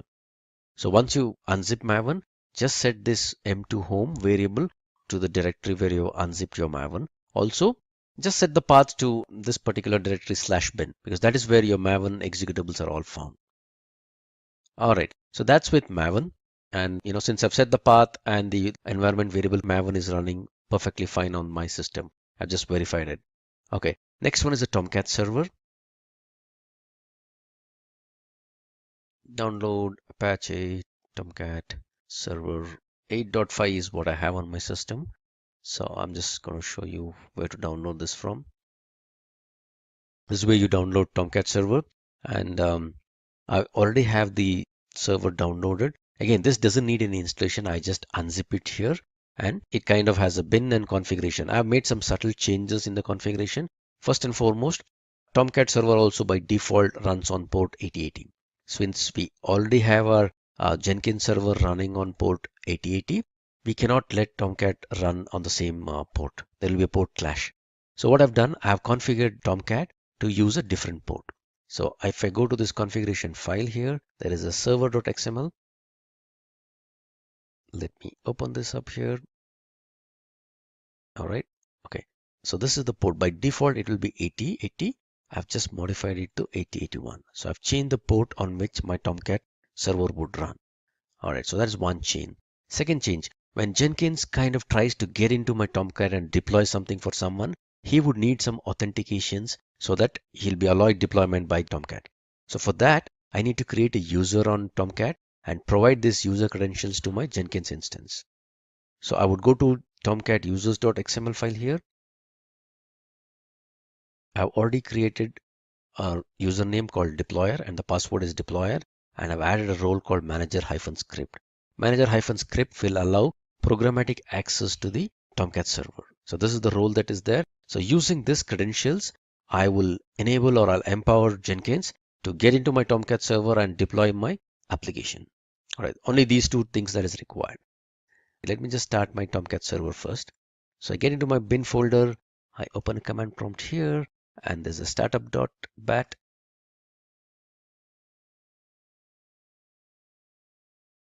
It's pretty fast. It just takes a few seconds. Yes, there you go.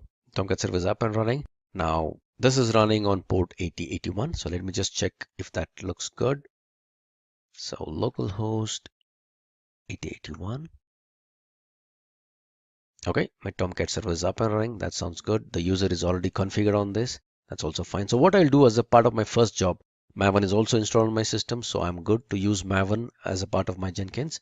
So I will put up a simple job now. I will say job MVN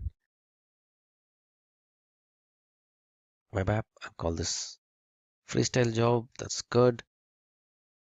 Okay, so this will be a Git repository. What is the URL of my Git repository? Is this guy, HTTPS URL.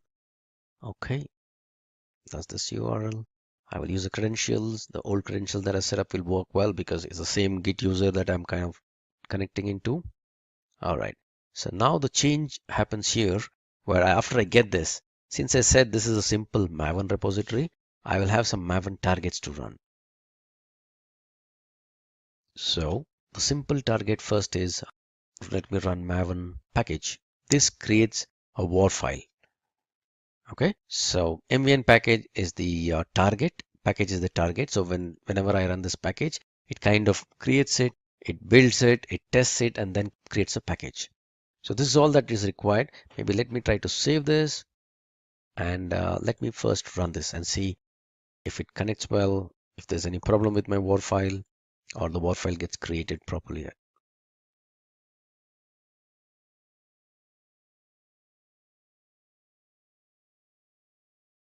Okay, wonderful. So it built a war file, and if you see, it all shows you what is the location where this war file was generated. So this will be the workspace. If you see this war file was successfully built. Now I need to grab this particular war file and then I would need to deploy it into Tomcat server. Again, I would need a small plugin to do this because I need to connect Tomcat with my Jenkins server. Let me go ahead and install the plugin for the container deployment. So I would this the plugin that I would need. I would install it without a restart. Right? Seems to be very fast. Nope, sorry, it's still installing.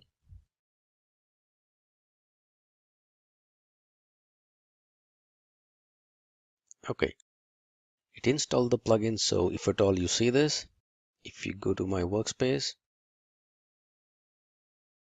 okay, in the target folder, I would see this web application WAR file that is already built. So I would need to configure this plugin to pull up this WAR file and deploy it onto the Tomcat server. For deploying onto the Tomcat server, I will use the credentials of the user that I've created. Okay, so let me go to configure this particular project again. And okay, all this is good. So the package is good. I'm going to just create a package. That's all fine. Now add a post build step. So after the WAR file is built as a part of this package directive, let me use this deployment to container. Now this will show up after you install the plugin. So deploy this one to the container. Now what is that you're supposed to specify? You're supposed to specify what is the location. Okay, so this is a global configuration that is there that will allow you to, from the root folder, it will pick up the WAR file that is there. So *****war, that's good for me. Okay, what is the context path? Context path is nothing but just the name of an application that, under which it will get deployed into the Tomcat server. I will just say MVN web app. That's the name of my thing. Now I need to specify what kind of a container that I'm talking about. All right, so the deployment would be for this Tomcat 8.5 is what I need. Okay, because the server that we have is a Tomcat 8.5 server that I have. So this would be the URL. So the credentials, yes, I need to add a credential for this particular server. So if you remember, I had created a credential for my web application. So let me just find that. My Tomcat server, yes, configuration of this. Okay, so deployer and deployer. Username is deployer, password is deployer. Okay, so let me use that credential. I would say add a new credential, Jenkins credential. The username is deployer and the password is deployer. So I would use this deployer credentials for that. And what is the URL of my Tomcat instance? So this is the URL of my Tomcat instance. So take the WAR file that is found in this particular folder. And then, context path is MVN web app, use the deployer deployment credentials and get into this localhost, which is there 8081. This is the Tomcat server that is running on my system, and then go ahead and deploy it. Okay, so that is all that is required. So I would say just save this and let me run it now.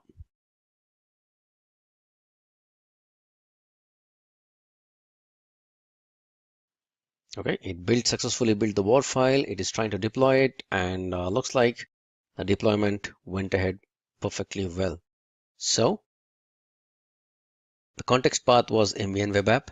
So if I type in this, right, if at all I go ahead into my Tomcat server, there would be a web apps folder. You would see the date timestamp. So this is the file that got recently copied, and this is the Explorer version of our application. So the application was built, the source code of this application was pulled from the GitHub server. It was built locally on the Jenkins instance, and then it was pushed into a Tomcat server which is running on a different port, which is 8081. Now for this demo, I'm running everything locally on my system, but assuming that this particular Tomcat instance was running on some other server with some other different IP address, all that you got to go and change is the URL of the server. So this would be the server in case you already have that, if you have a Tomcat server which is running on some other machine, that's all fine. With a different IP, that's all good enough. The whole bundle or the WAR file that was built as a part of this Jenkins job gets transferred onto the other server and gets deployed. That's the beauty of Jenkins and automatic deployments, or rather deployments using Jenkins and Maven. Distributed build or master slave configuration in Jenkins. As you would have seen, we just have one instance of Jenkins server up and running all the time. And also I told you that whenever any job that kind of, gets started on the Jenkins server, it is little heavy on in terms of disk space. and the CPU utilization. So which kind of, if at all you're in an organization wherein you're heavily reliant on the Jenkins server, you don't want your Jenkins server to go down. So that's wherein you kind of start distributing the load that is there on the Jenkins server. So you primarily have a server, which is just a placeholder or like a master who will take in all the kind of jobs. And what he'll do is based upon trigger that has happened to the job or whichever job needs to be built, if at all, he can delegate these jobs onto some other machines or some other slaves. That's a wonderful thing to have. Okay, use case 1. Use case 2, assuming that, if you have a Jenkins server that is running on a Windows box or on a Linux one, and if at all you have a need where you need to build based upon operating systems, you have multiple build configurations to support. Maybe you need to build a Windows, Windows based .NET kind of a projects where you would need a Windows machine to build this particular project. You also have a requirement where you want to build Linux based systems. You also have a Mac. You support some sort of an apps or something that is built on Mac OS. You would need to build, Mac based system as well. So how are you going to support all these needs? So that's wherein a beautiful concept of master slave or, primary and delegations or agent and master comes into play. So typically you would have one Jenkins server who will just, configure with all the proper authorizations, users, configurations, and everything is set up on this Jenkins server. His job is just delegations. He will listen to some sort of triggers or based upon the job that is coming in, he will, if there is a nice way of delegating these jobs to somebody else and, taking back the results, he can control a lot of other systems. And these systems may not have a complete, or there's no need to put in a complete Jenkins installation. All that you got to do is have a very, very simple runner or a slave that is a simple jar file that is run as a low priority thread or a process within these systems. So with that, you can have a wonderful distributed build server that can be set up. And in case one of the servers goes down, your master would know that what went down and kind of delegate the task to somebody else. So this is the kind of distributed build or the master slave configuration. So what I'll do in this exercise or in this demo is I will set up a simple slave. But since I don't have too many machines to kind of play around, what I'll do is I will set up a slave in one other folder within my hard drive. So I've got the C drive and D drive. My Jenkins is on my C drive. So what I would do is I would just use my E drive and set up a very, very simple slave out there. I'll just show you how to provision a slave and how to connect to a slave and how to delegate a job to that slave. Let me go back to my Jenkins master and configure him to, talk to an agent. So there are various ways in which this client and server talk to each other. What I'm going to choose is something called as JNLP, Java Network Launch Protocol. So using this, I would ensure that, the client and server talk to each other. So for that, I need to ensure that I kind of enable this JNLP port. So let me try to find out where is that. Let me try this. Okay, yes. Agents, and by default this JNLP agents thing would be disabled. So if you see here, there's a small help on this. So I'm going to use this JNLP, which is nothing but Java Network Launch Protocol, and I'll configure the master and server to talk to each other using JNLP. So for that I need to enable this guy. So I enable this guy instead of making by default the configuration was disabled. So I make him random, I make him enabled, and I say save this configuration. Alright, so now I configured or I made a setting for the master so that the JNLP port is kind of opened up. So let me go ahead and create an agent. So I'll go to manage nodes. So if you see here, there's only one master here. So let me provision a new node here. So this is the way in which you bring up a new node. You have to configure it on the server. Jenkins would put in some sort of security around this particular agent and let you know how to launch this particular agent so that he can connect to your Jenkins master. So I would say new node. I would give a name for my node. I would say Windows node because both of these are Windows only. So that's fine. I'll just give an identifier saying that Windows node. I would say this is a permanent agent. I would say okay. So if you see the name, let me just copy this name here with the description. Number of executors, since it's a slave node and both of these are running on my system, I will keep the number of executors as 1. That's fine. Remote root directory. Now this is where, let me just clarify this, since I have both my master is running on my C drive program files 86, or hang on, not 86, C program files. It is indeed 86. All right, Jenkins. So this is where my master is running. So I don't want this C drive. What I'll do is I'll use something called as A drive. I have another drive in my system, but please visualize this like, you're running this on a separate system altogether. So I create a folder here called Jenkins node, and this is where I'm going to place I'm going to provision my slave, and I'm going to run him from here. So this is the directory in which I'm going to provision my slave node. So I'm going to copy this here, and that is the remote root directory of your particular agent or slave. So I just copy it here. The label, probably this is fine for me. And usage, how do you want to use this guy? So I don't want him to run all kinds of jobs. I will only build jobs with label expressions that match this particular node. And so this is the label of this node. So in order for somebody to kind of delegate any task to them, they will have to specify this particular label. So imagine this way, if I have a bunch of Windows mesh system, I name it as Windows star. Anything that starts from Windows, I can give a regular expression and say that anything that matches Windows, run this particular task there. If I have some Mac machines, I name all these Mac agents as Mac star or something like that. And I can delegate all tasks, saying that start with whatever starts with Mac in this node, run the Mac jobs there. So you identify a node using the label and then delegate the task there. All right. So launch method, we will use Java Web Start because we got to use JNLP protocol. Okay, that sounds good. Directory, I think nothing else is required. Availability, yes, we'll keep this agent, yep, online as much as possible. That sounds good. All right, let me save this. All right, I'm just provisioning this particular node now.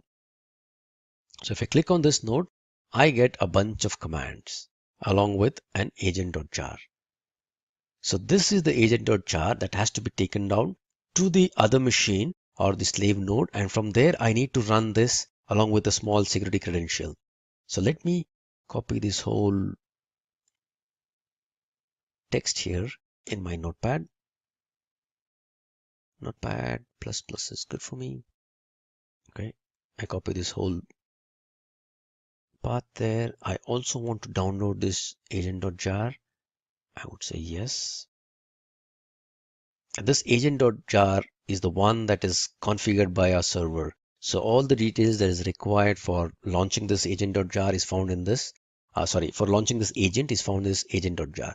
So typically I need to take this jar file onto the other system and then kind of run it from there. So I have this agent.jar. I copy this, or rather I cut this. I come back to my folder, my Jenkins node. I paste it here. Okay. So now with this provision agent.jar, and I need to use this whole command, Control A, Control C, and then launch this particular agent. So let me bring up a command prompt right here and then launch it. So I'm saying in the same folder where there is agent.jar, I'm going to launch this particular agent, java-jar, agent.jar, JNLP. This is the URL of my server. In case the server and client are on different locations or different IPs, you have to specify the IP address. All this anyway would show up.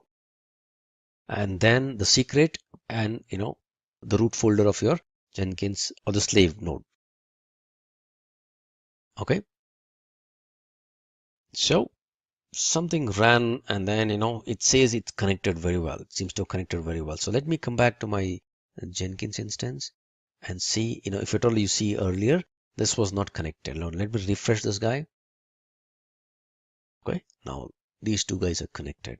Provision a Jenkins node, and then I copied all the credentials of the slave.jar along with the launch code and then took it to the other system and kind of ran it from there. Since I don't have another system, I've just got a separate directory in another folder, another drive, and I'm launching the agent from here. As long as this particular agent is up and running or this command prompt is up and running, the agent would be connected. So once I close this, the connection goes down. All right, so successfully, we've launched this particular agent. Now, this would be the home directory of this Jenkins node or the Jenkins slave. So any task that I'm going to delegate to this particular slave would all be run here. It will create a workspace right here. All right, so good. So let me just come back and let me kind of put up a new task here. I will say that, delegate job is good. I say freestyle project. I'm going to create a very, very simple job here. I don't want it to connect to Git or anything like that. Let me just create a very simple echo delegated to the slave, delegated to, I don't like the word slave, delegated to agent. Put this way. All right. So delegated to agent sounds good. Now, how am I going to ensure that this particular job runs on the agent or on the slave that I've configured? Right? Do you see this? If at all you remember how we provisioned our particular slave, we gave a label, right? So now I'm going to put in a job that will only match this particular label. So I'm going to say that whatever matches this, Windows label, run this job on that particular node. So we have only one node that's matching this, Windows node. So this job will be delegated out there. So I save this and let me build this. This is again a very simple job. There's nothing in this. I just want to demonstrate how to kind of delegate it to an agent. So if you see this, it ran successfully. And where is the workspace? The workspace is right inside our Jenkins node. It created a new workspace, delegated job, it put in here. So my old or my primary master job is in SQL program files under Jenkins, and this is the slave job that was successfully run. Very simple, but very powerful concept of master slave configuration or distributed build in Jenkins. Okay, approaching the final section where we've done all this hard work in bringing up our Jenkins server, configuring it, putting up some jobs on it, creating users and all this stuff. Now, we don't want this configuration to kind of go away. We want a very nice way of ensuring that we back up all this configuration. And in case there is any failure, hardware crash or a machine crash, we will want to kind of restore from the existing configuration that we kind of backed up. So one quick way to do that would be, or one dirty way to do that would be just, take a complete backup of our C program files Jenkins directory, because that's where our whole Jenkins configuration is present. But we don't want to do that. Let's use some plugins for taking up a backup. So let me go to Manage Jenkins and click on Available. And let me search for some backup. There are a bunch of backup plugins. So I would recommend one of these plugins that I specifically use. So this is the backup plugin. So let me go ahead and install this plugin. All right, so we went ahead and installed this plugin. So let me come back to my manage plugins. So this plugin is there. So hang on, backup manager. So you will see this option once you install this plugin. So first time I can do a setup. I would say backup this particular. I'll give a folder. This folder is pertaining to the folder where I want Jenkins to back up some data. And I would say the format should be zip format is good enough. Let me give a name or a template or a file name for my backup. This is good. I want it in verbose mode. I don't want to shut down my Jenkins, or should I shut it down? No. Okay. One thing that you got to remember is that whenever a backup happens, if there are too many jobs that is running on the server, it can kind of slow down your Jenkins instance, because it's in the process of copying few of those things, and if the files are being changed at that moment, it's a little bit problematic for Jenkins. So typically you back up your servers only when there is very less load, or typically try to bring it to a shutdown kind of a state and then take a backup. All right, so I'm going to back up all these things. I don't want to exclude anything else. I want the history. I want the Maven artifacts. Possibly I don't want this guy. I would just say save, and then I would say back him up. So this would run a bunch of steps, and all the files that is required as a part of this is pretty fast. But then if at all you have too many things up on your server, for now we didn't have too many things up on our server, but in case you had too many things to kind of back up, this may take a while. So let me just pause this recording and get back to you once the backup is complete. So there you go. The backup was successful. Created a backup of all our workspace, the configurations, the users, and all that. So all this is kind of hidden down in this particular zip file. So at any instance, if at all I kind of crash my system for some instance, or it's a hard disk failure, and I bring up a new instance of Jenkins, I can kind of use the backup plugin for restoring this particular configurations. So how do I do that? I just come back to my manage Jenkins, come back to backup manager, and I will say restore Hudson or Jenkins configuration.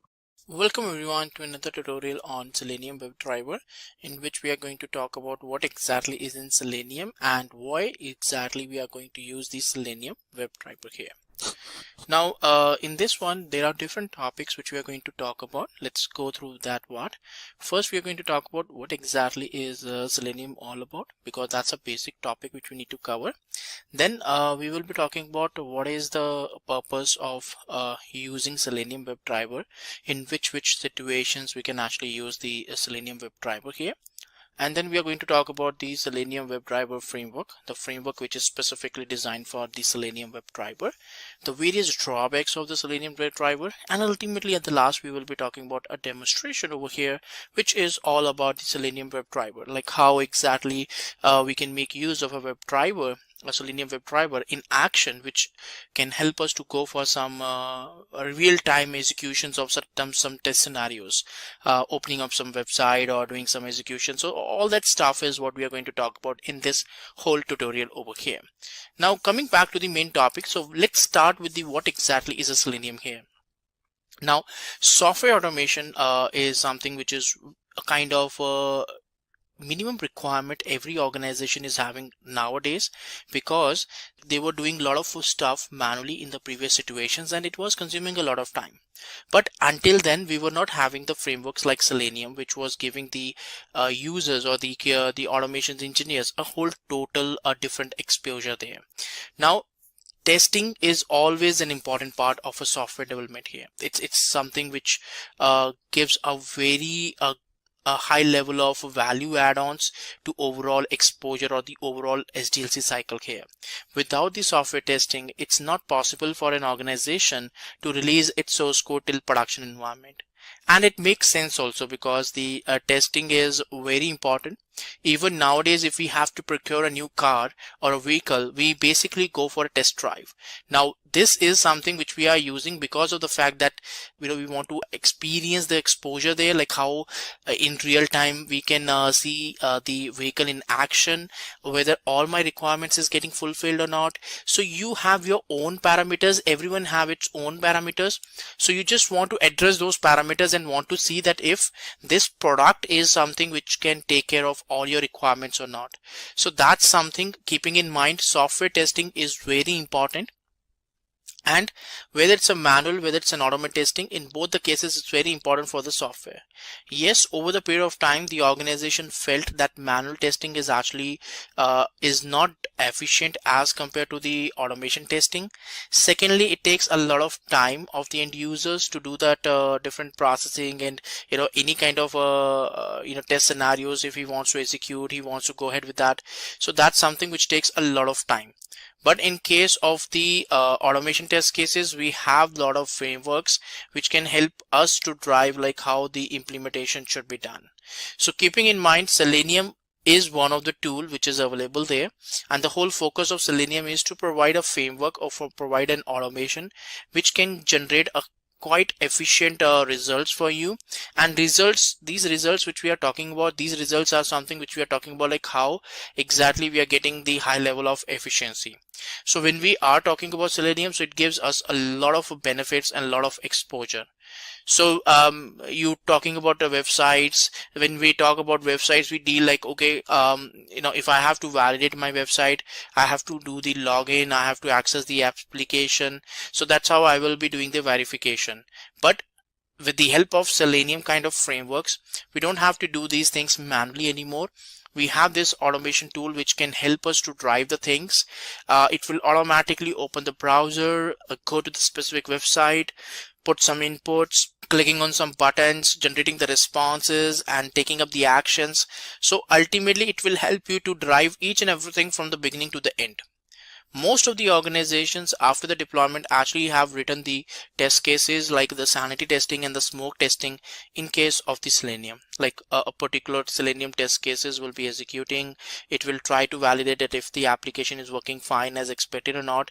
Just try to, have a kind of a brief overview, or you can say like introduction here, like this so and so steps you have to execute, this so and so procedure you have to execute to follow a complete procedure or complete automation here. So keeping in mind, Selenium is one of the open source tool which is available there for this purpose of writing the test cases, test automation there. Any kind of web portal can be easily verified and tested along with the help of Selenium. It's something which can be created, like the test scripts can be easily created across different programming languages.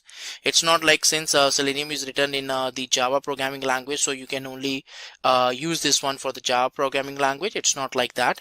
It's pretty generic, which means like any programming languages, if you feel you want to use, you can use Selenium for that. So it's having the compatibility with the Java, C#, Python, a variety of applications, programming languages can be used with the help of Selenium.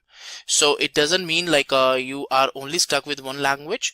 So it helps you to gain the benefits also, because once you are comfortable with Selenium, then pretty much any programming languages you can automate. And if you see, like most of the automation engineers are actually having the understanding of Selenium only, because this gives them the comfort that with this one single programming language, they will be able to handle like all the different programming languages related work, whether it's a C#, whether it's a .NET, it's a Java, a Node.js, or any kind of programming languages there. So Selenium is having the comfort, or is having the compatibility with that. Also, in case of Selenium, it's not only about one test cases. We can pretty much create test suites, like heavy test suites. You can create the regression test suites, you can create the UAT test suites, you can create the sanity testing or the smoke testing kind of test suites. So there are different kind of test suites which you can create here. Now these test suites actually have a bunch of test cases integrated. Like it's not only about one test case, or it's not only about two test cases. It's kind of a bunch of test cases which we are trying to create with the help of Selenium. So Selenium is something in which we basically create a multiple test cases. It's a combination of multiple test cases all together into a single one. So that's what we call it as a kind of Selenium test suite here, right? Now the Selenium test suite is comprising of 4 different tools here.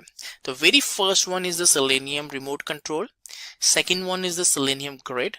Then we got Selenium IDE, and ultimately at last we have the Selenium WebDriver. So these are the 4 different tools which we got over here with the moment we talk about the Selenium suite here. Now let's talk about this Selenium WebDriver, because that's the whole focus of this content over here, to see like what exactly is the Selenium WebDriver and how we can go ahead with that. So coming back to the Selenium WebDriver, so here Selenium WebDriver is one of the most important component of the Selenium test suite. When we talk about the Selenium tools suite over here, like we talk about, okay, I want to create a whole together regression test suite. So Selenium WebDriver is very important component for that. And when we talk about the Selenium WebDriver, it allows the cross-browser compatibility, which means like you want to test your applications, you can have a test suite there, one for the Chrome browser, one for the Firefox, one for the Internet Explorer. You can then say like, okay, I want to test and validate my application across all these 3 browsers. And in future, if Safari browser comes in, all you have to do is like you have to just run the same script with the WebDriver of the Safari. So this WebDriver is not only static for one browser, it's actually approachable for across multiple browsers there.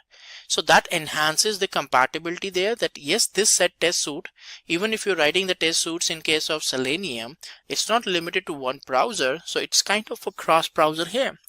So these are small benefits, although we are talking about the Selenium WebDriver here. But if you closely see, these all points are actually defining why exactly the Selenium is best when we talk about the web automations or the web testing automation here, right? And then it's actually supporting various programming languages, like programming languages. Yes, it's there. It's even supporting different browsers, and then of course it's supporting different operating systems also, because you can pretty much run these test cases onto Linux, Macs, or Windows, whatever the platform you feel like you want to use. You can pretty much use it, so you don't have to worry about like where exactly this WebDriver is getting deployed and from where you are trying to refer it. So that kind of compatibility is also something which is available here, so you don't have to think about the specific different versions or the different operating systems as such over here. And then let's talk about further on this one. So it also provides the compatibility across different programming languages. So you can see like what are the different benefits you got. You got benefits like it's supporting different programming languages, it's supporting different browsers, and ultimately at last it's supporting the different particular operating systems or the platforms here. So these are small things like different benefits which we get with the help of Selenium here. And it's having the support across different programming languages, so it doesn't matter that if you're working with Java or if you're working with .NET, this is going to work for across different platforms, like different environments you can actually deploy. So these benefits are something which can definitely help you to see like how the overall benefits can be achieved over here. And definitely the Chrome browsers, the Safari, the Firefox, the Opera, different platforms, you will be able to see like how the execution needs to be done and how the setup used to be performed here. So that's where the complete implementations needs to be performed here. Right, and these WebDriver provides a faster execution of the test scripts because that's the kind of automation which we are looking forward, that we are not trying to see like how the systems can be implemented. So when we are trying to talk about the automation here, so these WebDrivers basically help us to go for the faster execution also. So it's not only about that we are trying to see the setup, like we are trying to go for the configurations here. It's also like the performance and the efficiency which we're getting with this one is quite beneficial. So you can get an easy and a faster execution of the test cases.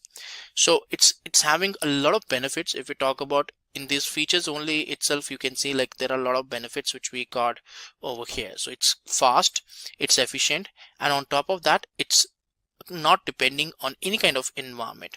It's quite generic, like it's something which you can use for Windows, you can use it for Linux, you want to use it for .NET, you want to use it for Java. It's kind of generic for a lot of technologies, platforms, and programming languages.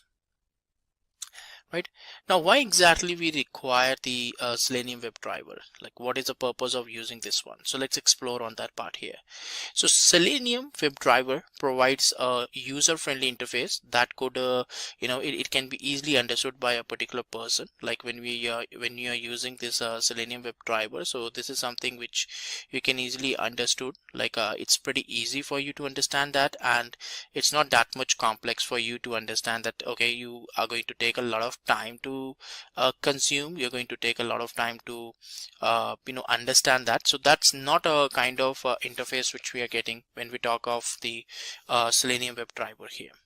Right, and the WebDriver is something which is having much more features as compared to the Selenium RC and Selenium IDE there. So when we talk about the Selenium WebDriver, so this is something which is having much more features as compared to the other components. Like the other components is also about the Selenium only, but yes, when we talk about Selenium WebDriver, so it's having much more features as compared to the Selenium RC and the Selenium IDE here.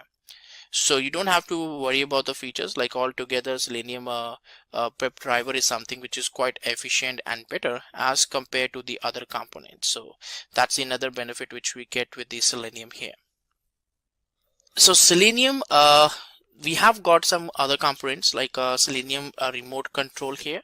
So RC is something which enables the creation of automated web applications, like in case of programming languages such as Java, C#, Node.js, different programming languages are there. So we can pretty much use the remote control, the Selenium remote control over here, which will enable the creation of the automated web applications there. So that's the purpose of using the Selenium remote control here. It's not something which is being used nowadays, because most of the functionalities have nowadays moved on to the Selenium WebDriver here.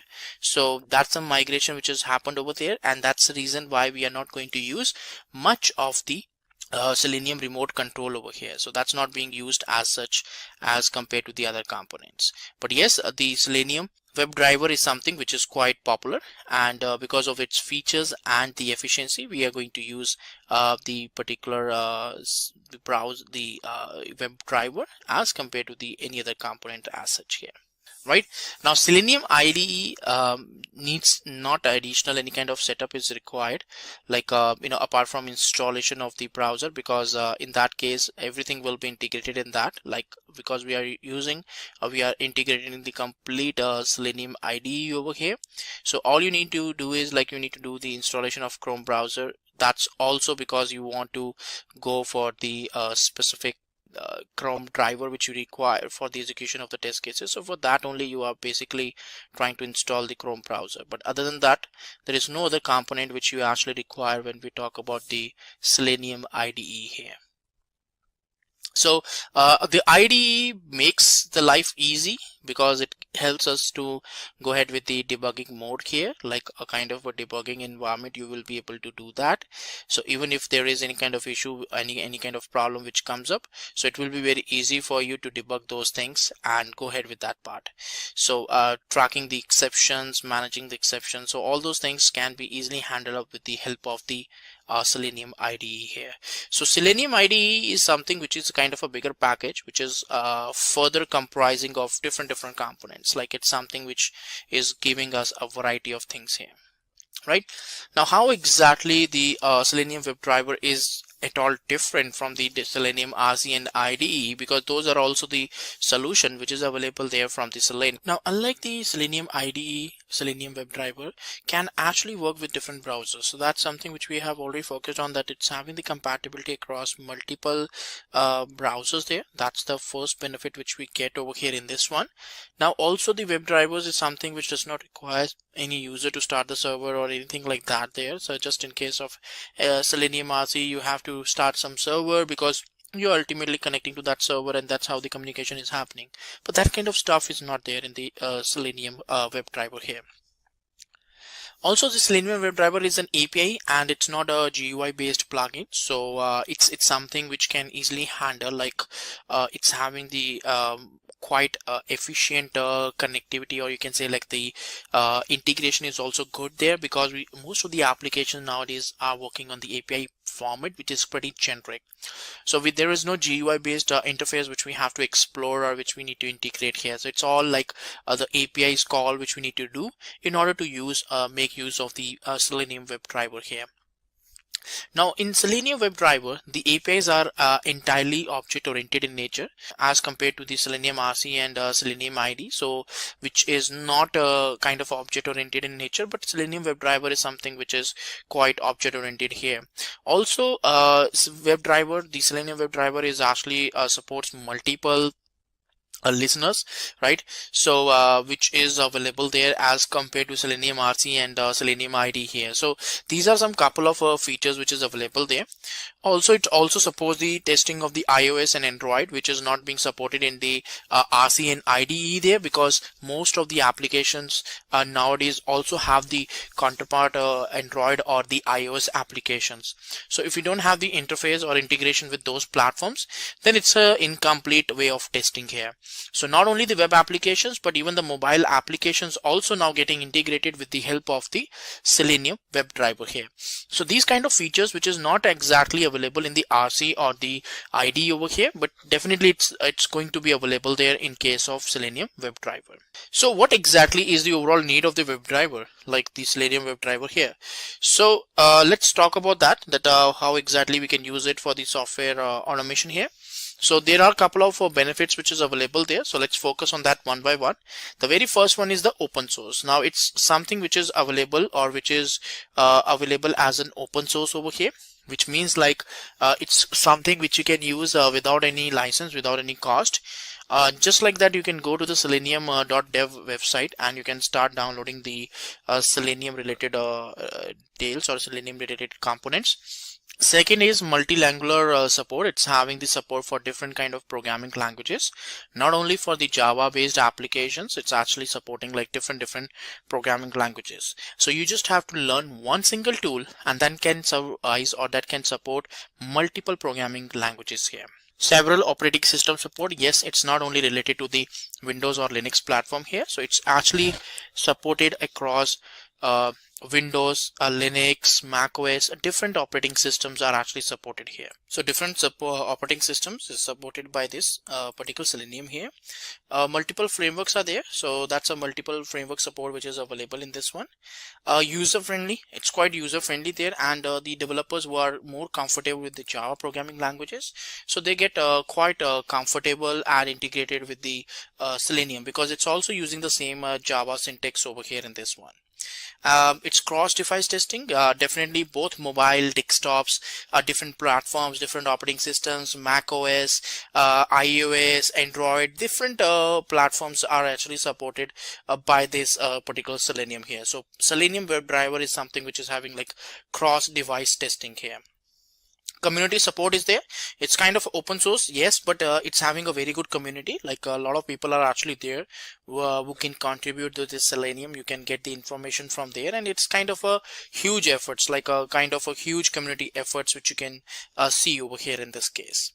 Also compatibility testing, so it's having a very good compatibility here. So when you're working with this Selenium, so it's compatible with pretty much any programming languages, any platform, any operating system. So that kind of benefits you get with the help of this Selenium WebDriver here. And unlike Selenium RC, you don't have to start any kind of server component here which you need to connect. So it's like on demand, like when you're running the scripts, kind of a local Chrome browser will be initialized, and your test cases will be executed and performed, and that's how the whole executions will be performed there. So there is no involved like you have to go somewhere, start some server, start some remote server there, and then the communication or the execution of the test cases will be initialized. So it's not like that kind of communication here. Right, so let's talk about the WebDriver architecture here. Now in this one, there are some different components which is available there in this architecture components. The very first one is the Selenium language bindings here. Now these are actually available in different programming languages like Java, Ruby, Python, C#, JavaScript. These are the different programming languages bindings which is available there. Then with the help of JSON wire protocol, these are going to be connected to the different drivers. Now browser drivers is the one where exactly the request will be sent out. So the Selenium WebDriver is actually going to connect or send the request to these drivers.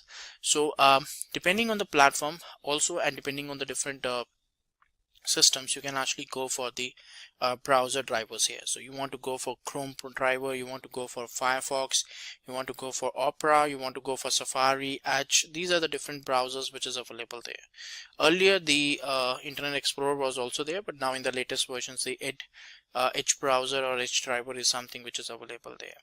And these are going to be connected through the actual particular browsers like the Chrome, Firefox and all. So it will be sending the request over the HTTP that request will be sent out to the real drivers. So the browser drivers and then the real drivers will be there. So the web driver is going to connect to the Chrome driver, and then in fact from there the Chrome driver is going to initialize the Chrome browser, and then the whole request will be processed. Their websites will be opened, the clicking, the access, everything will be done after that on that case.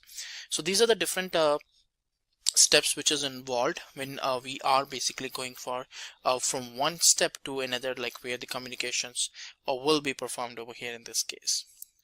Right, so again, it's not dependent on any programming languages, it's not dependent on any kind of browser or any kind of components here. So right from the language bindings, it will go to the JSON wire protocol. From there, it will be sent out to the browser drivers, various browser drivers, whatever the browser drivers you want to use, you can use that. And then those drivers are actually going to connect with the real drivers or with the real browsers over here, so that the communications or the exact end result you should be able to see. So for instance, if you run a particular Chrome browser, Chrome driver there, so you will be able to see like a Chrome browser getting initialized and the website is getting accessible. So all that activity will be happened or will be performed over there. So these are the parts of the sequence. These are kind of architecture components, like one to another. These will be processed or these will be executed here. Right. So these programming language, these Selenium programming languages, again, it's actually a kind of a generic one. So these are the client libraries which is available there depending on this one. For example, for Java, I can download some binaries. I can download some jar files, so that will be referenced or utilized into my source code. For Ruby, it's maybe like different third-party libraries or shared libraries which will be available there. For Python, it will be available in the form of modules, C#, JavaScript. So each and every programming languages is actually having its own libraries. Now these libraries are actually required so that we can get the whole interface of the Selenium. It's okay, like I'm writing some test cases, I'm writing the complete test suite and I'm using it, but unless and until I import my Selenium libraries, it will not work for me. I will not be able to work on that part because I will not be able to get those features as such. In order to get those features, I need to download these bindings or these kind of language bindings there corresponding to my programming language, and these are easily available on the Selenium website. So if you go to the Selenium website, whatever the programming languages you want to follow, you can download these bindings. These bindings will be nothing but the archives where you will be having some kind of executables depending on that programming language. Right now, from there, we will be using our libraries like these bindings in order to interact or in order to initialize the Selenium. So then we will be going to the JSON wire protocol. So it's kind of a connector between the libraries and the web drivers. Now, programmatically, using these with the help of these client libraries, we're going to send the request to the web drivers. It also helps to enable the transfer of data between a server and client. Because of course you have to get your end result process, right? So that's where you need to go for the execution. So what you're going to do is, like, you're going to see like, okay, I'm going to run or I'm going to execute this JSON wire protocol over here, and it's going to connect between my client libraries and the web drivers here. So that's the communications and the connectivity which we want to establish or we want to provide here.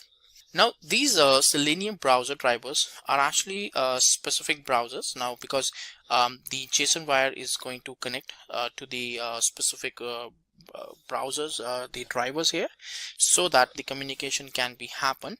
Now these drivers are actually used as in drivers in order to interact with the exact browser, because these are not the exact browser. Now if you want to interact with the Chrome, then you definitely have to use the Chrome driver. If you want to use for the Firefox, then you have to use the Firefox driver. So depending on the programming language, you have to define like which driver you really need to process, or you need to really go ahead with that part. So that's where the Selenium browser drivers really comes into the picture. And then the exact browsers will be there. Now once the executions will be done, at last you will be able to see like all these browsers getting opened. If you're going to use the Chrome browser, then Chrome browser will be initialized. If you're using the Firefox, then the Firefox browser will be initialized. So whatever the browser driver, specific driver you will utilize, so according to that you will see a particular browser being invoked over here. So that's how the communication happens, and it's kind of a sequence here, like step by step here. So each and every stage is very important, because that's how the communication will happen over here, and you will get the end result or the desired output. If you have any kind of failing component over here, so that's where the whole connectivity will be breakdown, and you will not be able to get any kind of values as expected. So this is something which we really need to consider, or we need to go ahead with that part here. If getting your learning started is half the battle, what if you could do that for free? Visit Skill Up by Simplilearn. Click on the link in the description to know more. So what are the different drawbacks which we got with the help of the Selenium WebDriver here? So when we talk about the Selenium WebDriver, so what are the different drawbacks which we are getting over here, so that we can understand like how exactly we can talk about that part here. Now the drawbacks of Selenium WebDriver is something which we use, because this is kind of main component, you can say, like using which you can actually do the complete validation. But the problem is that it's not something which you can use for the desktop application. So for the desktop application this does not works. So this WebDriver is something which is supported for the web applications only. It's not something which we can use for the desktop applications as such. So that's a kind of a limitation which we get with the help of the Selenium WebDriver here. So it's only there for the websites, for the web portals. Secondly, it requires the expertise of the teams in order to manage these scripts. So because these are the programming languages, of course, there, although it's a test suite, but it requires a programming language efforts as such in order to go ahead with that, in order to manage these things. So it requires a kind of an expert team who can actually handle these scripts, or who can work on these requirements.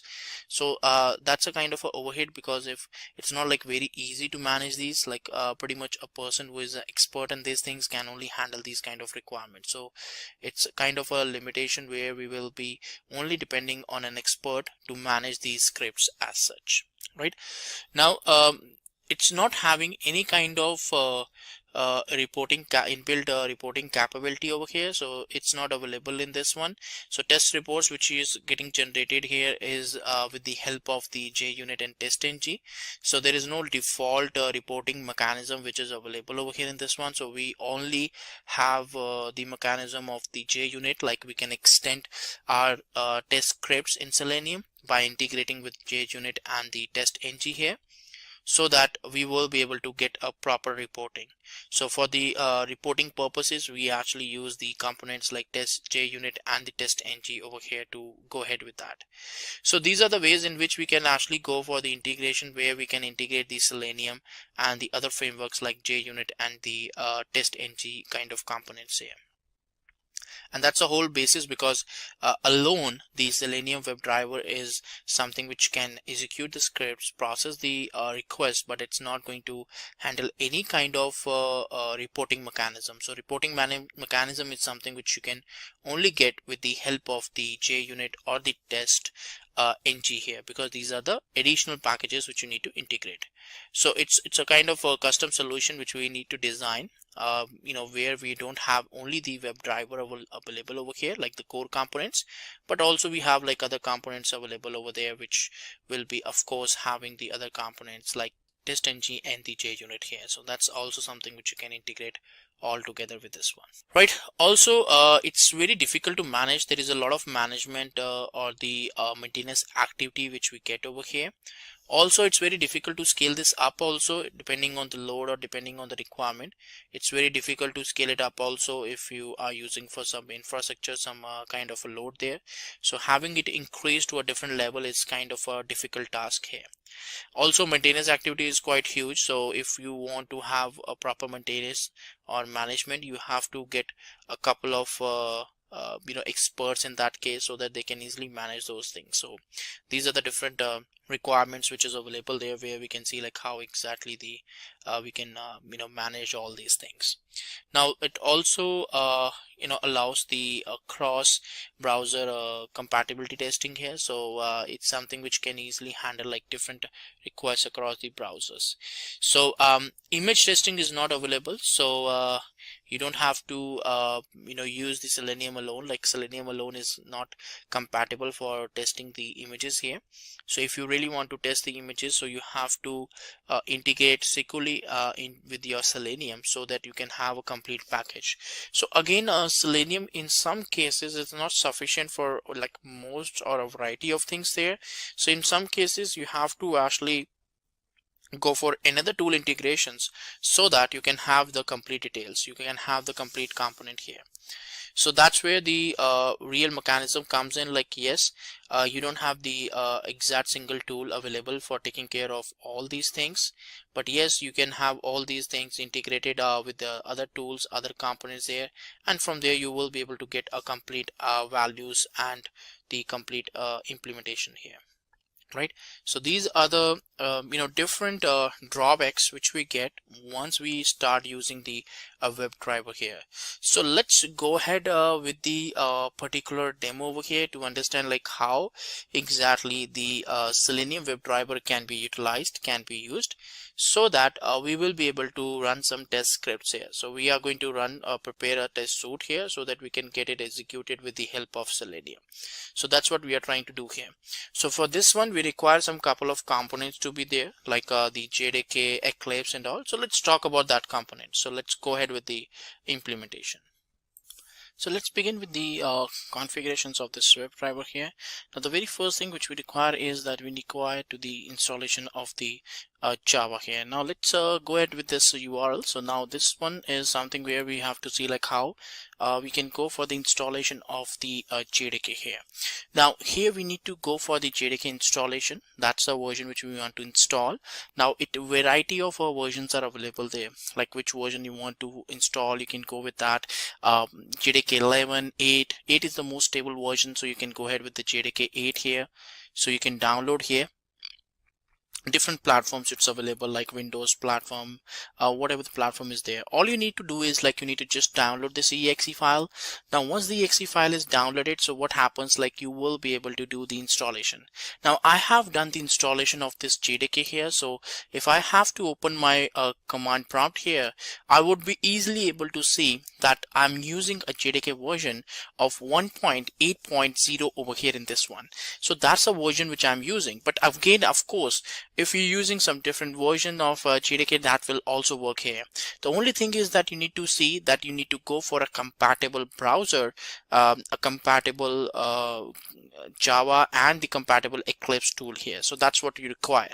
Now what I'm going to do is like I'm going to install or download the Eclipse browser also. Now let's download the Eclipse here. Now we got an official website of Eclipse here from where we can download these Eclipse. Different platform you can do it, like this is the one which is available there. Now you can click on download this one, so that will help you to download the Eclipse here. So here the download will work just like that. You can do the download here. Even if you want to go for a different offerings, like you want to go for a different platform, you feel like you want to decide that which package actually you need to do, because in the Eclipse also you got like different things.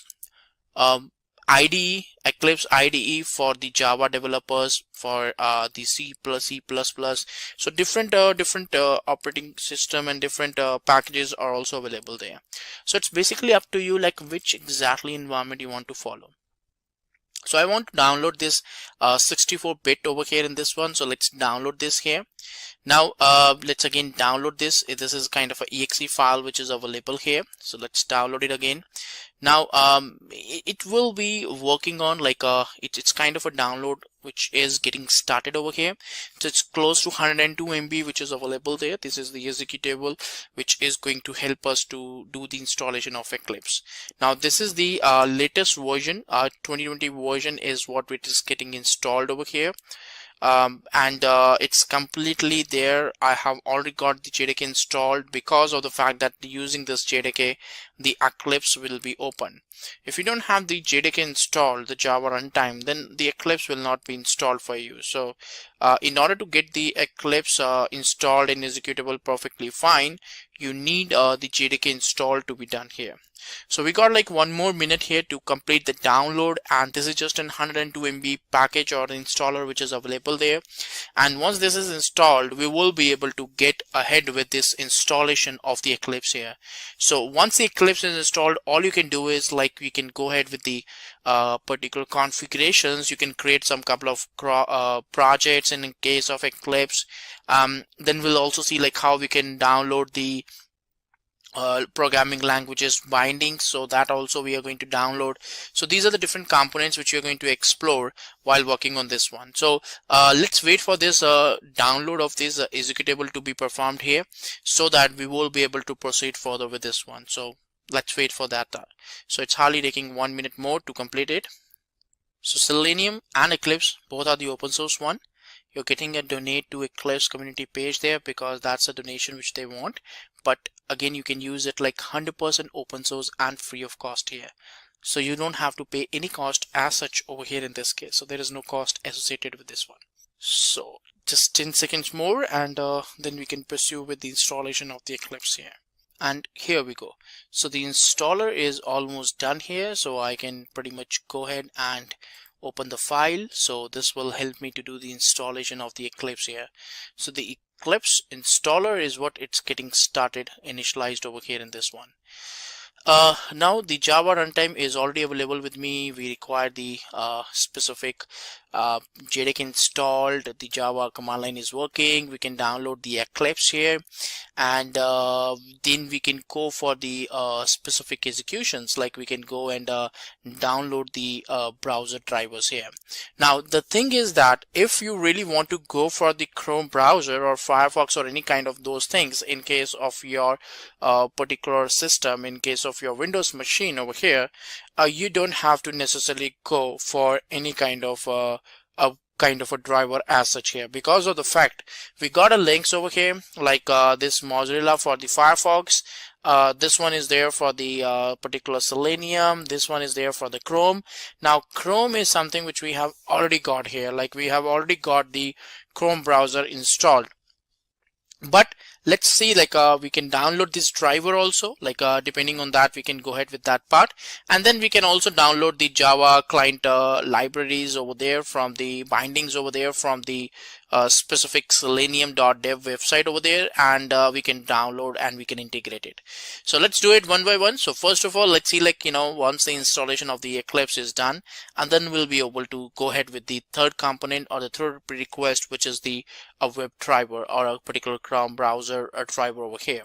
So this installer is going to give us the same thing here. So I'm going for the specific Java developer here. So let's go for the installation here. Now this is going to install the Java 8, right? This runtime over here. So if you feel like you want to use the JDK 11, because that's something which is available there. Now if you're using an existing ones, like you're already using an existing ones over here, the JDK, and also that's where the installation is going on, like it's going on with that part here. But we already got some system related JDKs which is installed, but you feel like you want to go ahead with this one, like you're not doing the separate installation of the JDK or JRE, so there you can actually use this ones here. So let's select this one. Like I pretty much want to use like any one of these JVMs over here, like which I feel like I can configure or I can utilize. So that's pretty much we can do here. So it's like we can use these variables, like we can go for these JVMs, or if you feel like you can go for an external JVM also there. So it all depends on you, like how the installation you want to perform here, right? And this is the location. Let's go for the desktop location there, and or you can go for the default location also over here in this one. So let's go for the installation. Now just accept it, and the installation will be proceeded over here. So even if you have not done a separate JDK installation, so this will basically have a JDK installed. I have selected the Java 11 over here, but you can go for the 15 also in this case, in this scenario. So the whole installation of the Eclipse is what it's happening over here. So once the Eclipse is installed, so then we can pretty much go ahead with the next component there, which is like dealing with the specific Selenium related components. And Chrome browser, again, it's already something which is installed there, but we'll see like how we can download the Chrome driver, how we can configure, and we can utilize that. So that's what we're going to follow here. So it's going for the installation, and it's something which we are trying to do, like this installer is pretty much downloading some couple of components as such, like this JRE is something which is getting installed or downloaded from the Eclipse website, and that's where the all the components is getting installed. So one by one all the components will be downloaded from the Eclipse website here, and it's a complete package, which means like you don't have to necessarily go for a separate installation.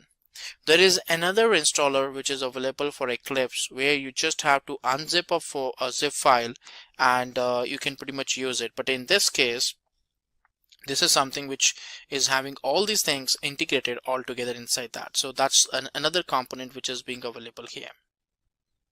So the installation is still going on there. So it depends, because all these things are getting cached from the internet. So it also depends on like how much size of file is getting downloaded here.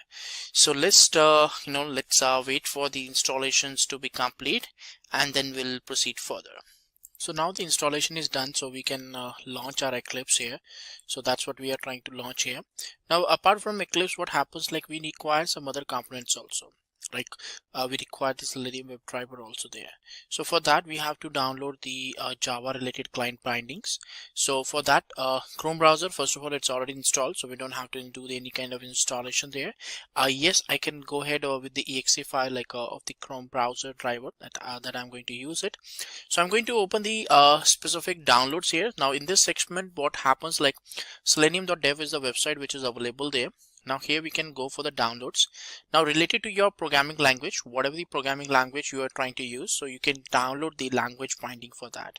Now language binding is something which is utilized, so using which you will be able to see like how you can establish the connectivity. It's just a kind of a libraries where you can do the connectivity and you can see that execution. So what I'm going to do is like I'm going to download these bindings here. So let's download this one.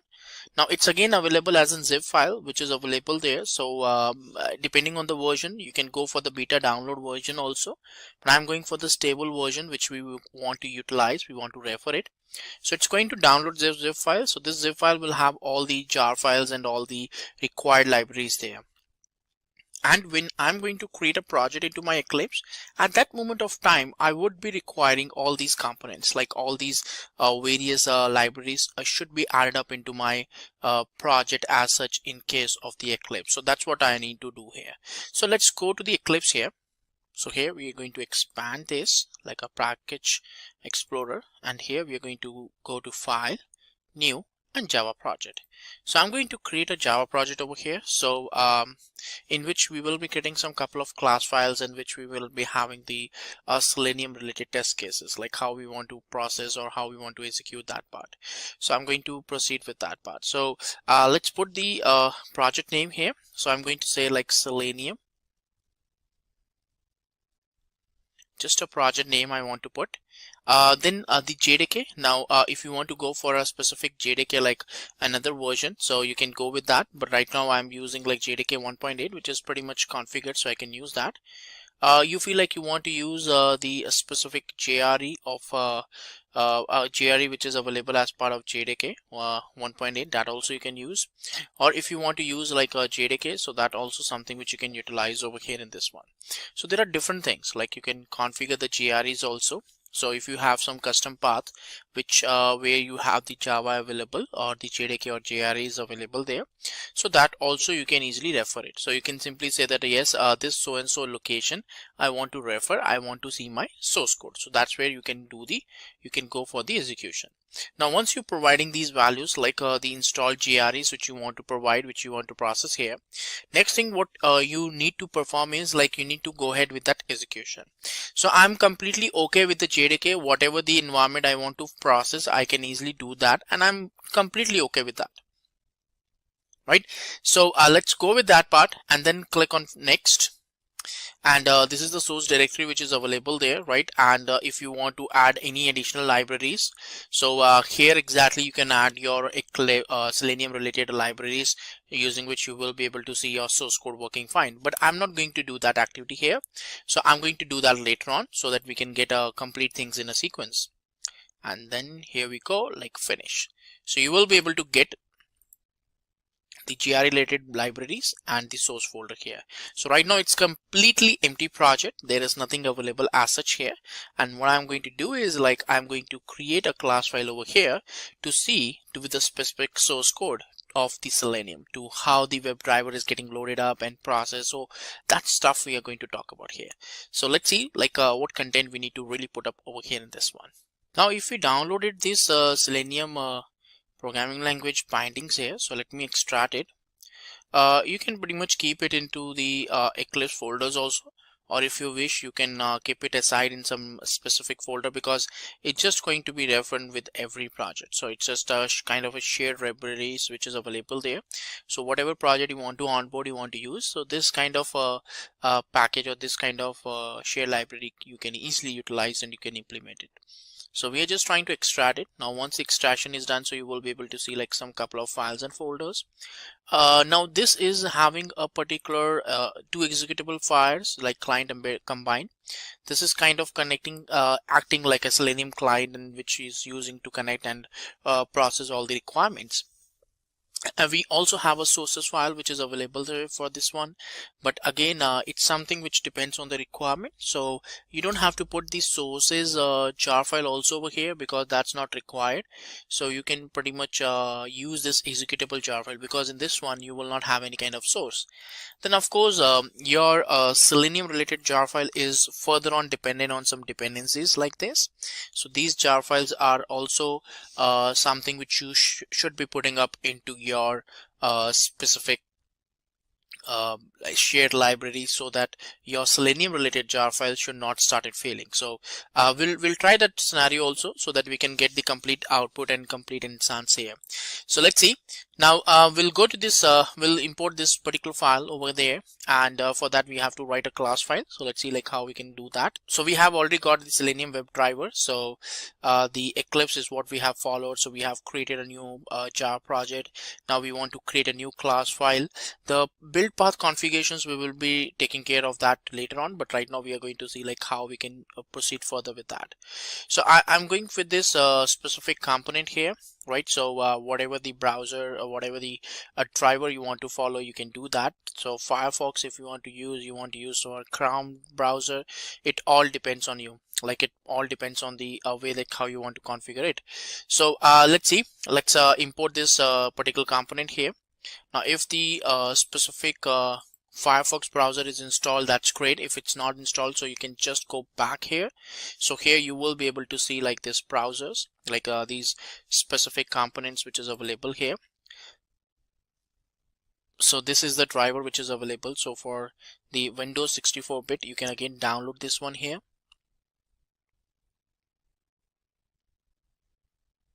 So whatever the platform you want, like if you want to use for the Chrome browser, you can go for that. If you want to go for the Firefox, Edge, whatever the driver you feel like you want to go, you can go with that part here. So let's open this one here and extract this one also, so that we should be able to refer it over here into our specific source code. So this is the driver, this is the exe file which is available there. Now all we need to do is like we need to just open our Eclipse there. So in our Eclipse we should be using, or we should be referring to this one here. So this is a kind of a path which is available. Similarly, we will also be giving a path over there, so that we can refer to that specific driver over here. So let me open that and let's see. So I'm going to create a class file here. You can create a package called com, and in that package you can further on create a class file like Selenium test. It's also depends, like this is just a custom name. So you feel like you want to give some different name, you can go for any kind of class name over here, but this is something which is something we are going to see like how the execution needs to be performed and needs to be done here. So there are different names, like you want to follow some different name, you can do that also. Now if you see closely here, let me save the file here. Now in this one you are getting some errors related to this one, like you're getting the error codes related to the imports here, like how the specific execution should be done here, right? Now the thing is that this is something which is really causing the problems, like how the import or the execution should be done, right? Also the thing is that we require these imports to be available there, right? So that's definitely we are requiring over here, and that's something which we require, we want to process as such also. So right now let's have a particular declaration of the package also there, because it's something which is there in the comp package. So let's have the package com also here, so it's there in the com package. But again, those errors are not related to that, so these are like related to the configurations which we are trying to put, and during the copy paste there might be a conversion of the code, so that I have taken care. Great. So let's see. Now what I have to really do is like we have to see like how we can proceed further on the furthermost executions, and we need to get this driver, like we need to get this one. So I'll right click on my project here and go to the build path and click on configure build path. So first I'm going to add my binding jar file there, the Java binding jar file which I downloaded just now, this Glide combined one here. So only this jar file we are trying to add up over here, and with that most of the related errors related to that imports will be resolved.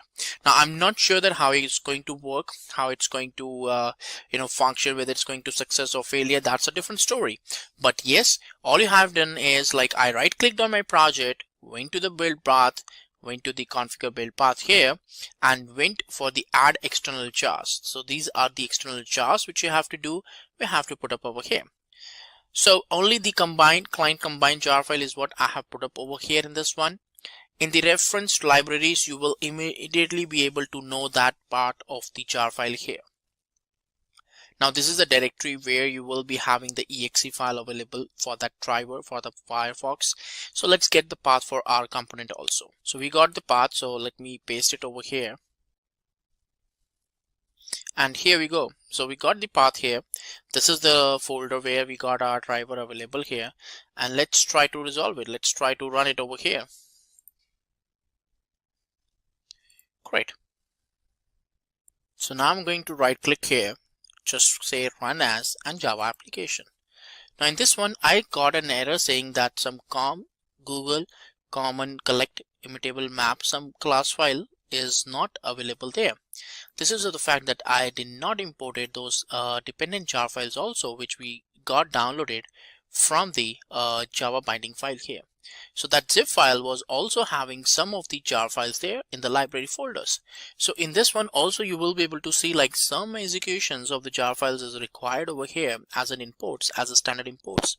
So let's import this one, and this is the reason why we got the error at the first place, because we are not importing those jar files which is being required by our client combined jar file also. So these are the dependent jar files which we are trying to import here. So ultimately at last you will be able to have your referenced libraries available here with all these jar files component available here. Right now, since our driver is configured, everything is configured. Now the next thing which we require is the browser. Now I have the Chrome browser, but unfortunately I don't have the Firefox browser. So let's go ahead and download the Firefox browser. So for that, let's open the browser. So I'm going to download a Firefox browser over here into my system. So the official website is something which is quite good, so we can go for the download Firefox here. Now why? Because I require, now I'm using the Firefox here. If I am using the Chrome browser, I will not be having or facing any kind of issues as such, but since I'm using the Firefox driver, so I require a Firefox browser. So the dependency of the browser is there when we want to go ahead, because pretty much my code base is going to connect, or this one is going to connect to the driver here, but driver ultimately internally or require a browser so that it can perform the executions, it can do that execution. So these drivers are going to just communicate between your source code and the actual browser here. So after the driver, you also require the browser to be installed, like the Chrome browser to be available here, so that you can pretty much use it and you can perform the configuration. So let's see, we are getting the browser over here in this one, and we got the browser installed perfectly fine over here. So we should be able to see the browser because in this one we are basically trying to open the browser and getting a website called www.google.com here, and then we are having a particular sleeve one, and then ultimately the driver is getting queued here. So let's see. So once the browser is downloaded and installed, so right click on run as Java application. So you will be able to see the browsing here. So okay, it's connecting the browser, the Firefox exe file is getting executed, a browser is getting executed, and it will be maximized automatically. You can see here like it's getting maximized automatically here, and we just have to wait for a couple of seconds more, and here we go. We got the browser closed automatically also, because there was a slip of a couple of seconds over here, and you got the failure, like you got the complete component, or it got the driver closed there. Driver closed means that definitely the browser will also be closed here. And you can see here that the specific output which is being performed, or which is getting executed over here, it's actually showing us like how the executions and the setup needs to be performed or needs to be done here. So this is the way that how the implementations really performed or really gets executed over here. In this case, you got the browser execution and everything will be work perfectly fine. So again, I'm right clicking over here, just click on run as Java application. The same browser will be opened again. It will be automatically refreshed. You will see that progress like this, and after a couple of seconds the thread will be on sleep, but yes, after that it will be closed automatically over here. So like that, you can program how to open a website, how to proceed further from there. You want to click on some buttons, you want to do some processing, that's all up to you, like how you program, how you code it over here.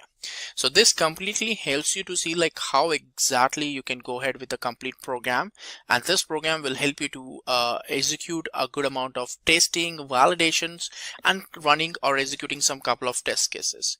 So this is what we have in this demo, where we saw like how we can configure the different drivers, the web driver, the browser driver, and ultimately the browser and the Selenium WebDriver here. So you're using the Selenium WebDriver over here, which is going to invoke the browser driver, and this browser driver is going to invoke the browser as such over here in this case. So that's it for this demo. Let's move on to main content. So that was the demo in which we executed a very simple program in order to execute the Selenium WebDriver, which is going to further invoke the browser driver, the Firefox driver, and then it was invoking the specific implementations there, right? So this is what we did, and if we summarize this demo, so in this one we downloaded the Selenium WebDriver, we installed it, we configured it, we integrated the Eclipse with the Selenium WebDriver, and we also executed a specific test script in order to see like how a particular browser will be invoked. And in the previous cases, yes, the browser was invoking a www.google.com website there, and we were getting the response accordingly. And that was the executions mechanism, like that's the whole basis that how the Selenium test cases used to work and used to be integrated over there. So this is the complete way that how exactly we did this demo here. Meet Tim. Tim builds a robot in his lab, a climate-controlled and pollution-free environment. Once he's done, he drops the robot off at his project partner Mia's house. Mia takes it out to her backyard to ensure that the robot meets the requirements. But here is where the problem arises. The change in the environment causes the robot to malfunction. Mia is now really annoyed, and she has a lot to correct, and it seems to her as though Tim didn't really do much. This wall between them leaves the poor robot to bite the dust. Well, what if we broke this wall? Tim and Mia now work together in a common space. Tim develops each block of functionality of the robot, which is then immediately checked by Mia. Both are now working simultaneously instead of waiting on the other to finish their task. As and when a feature is ready for use, they are put together to build the final product. They develop a common mindset and share ideas. To further speed up the process, they use several tools which can automate every stage. This means that the robot is now ready sooner, with less iterations and manual work. From an organization perspective, Tim would be the developer, while Mia the operations. Their union is the core of the DevOps approach. DevOps has several stages and set of tools to automate each of these stages. Let's have a look at these. Tim first puts down a plan. In terms of software, this could mean deciding on the modules and the algorithms to use. Once he has the plan, he now codes the plan. With tools such as Git, Tim has a repository for storing all the codes and their different versions. This is called version control.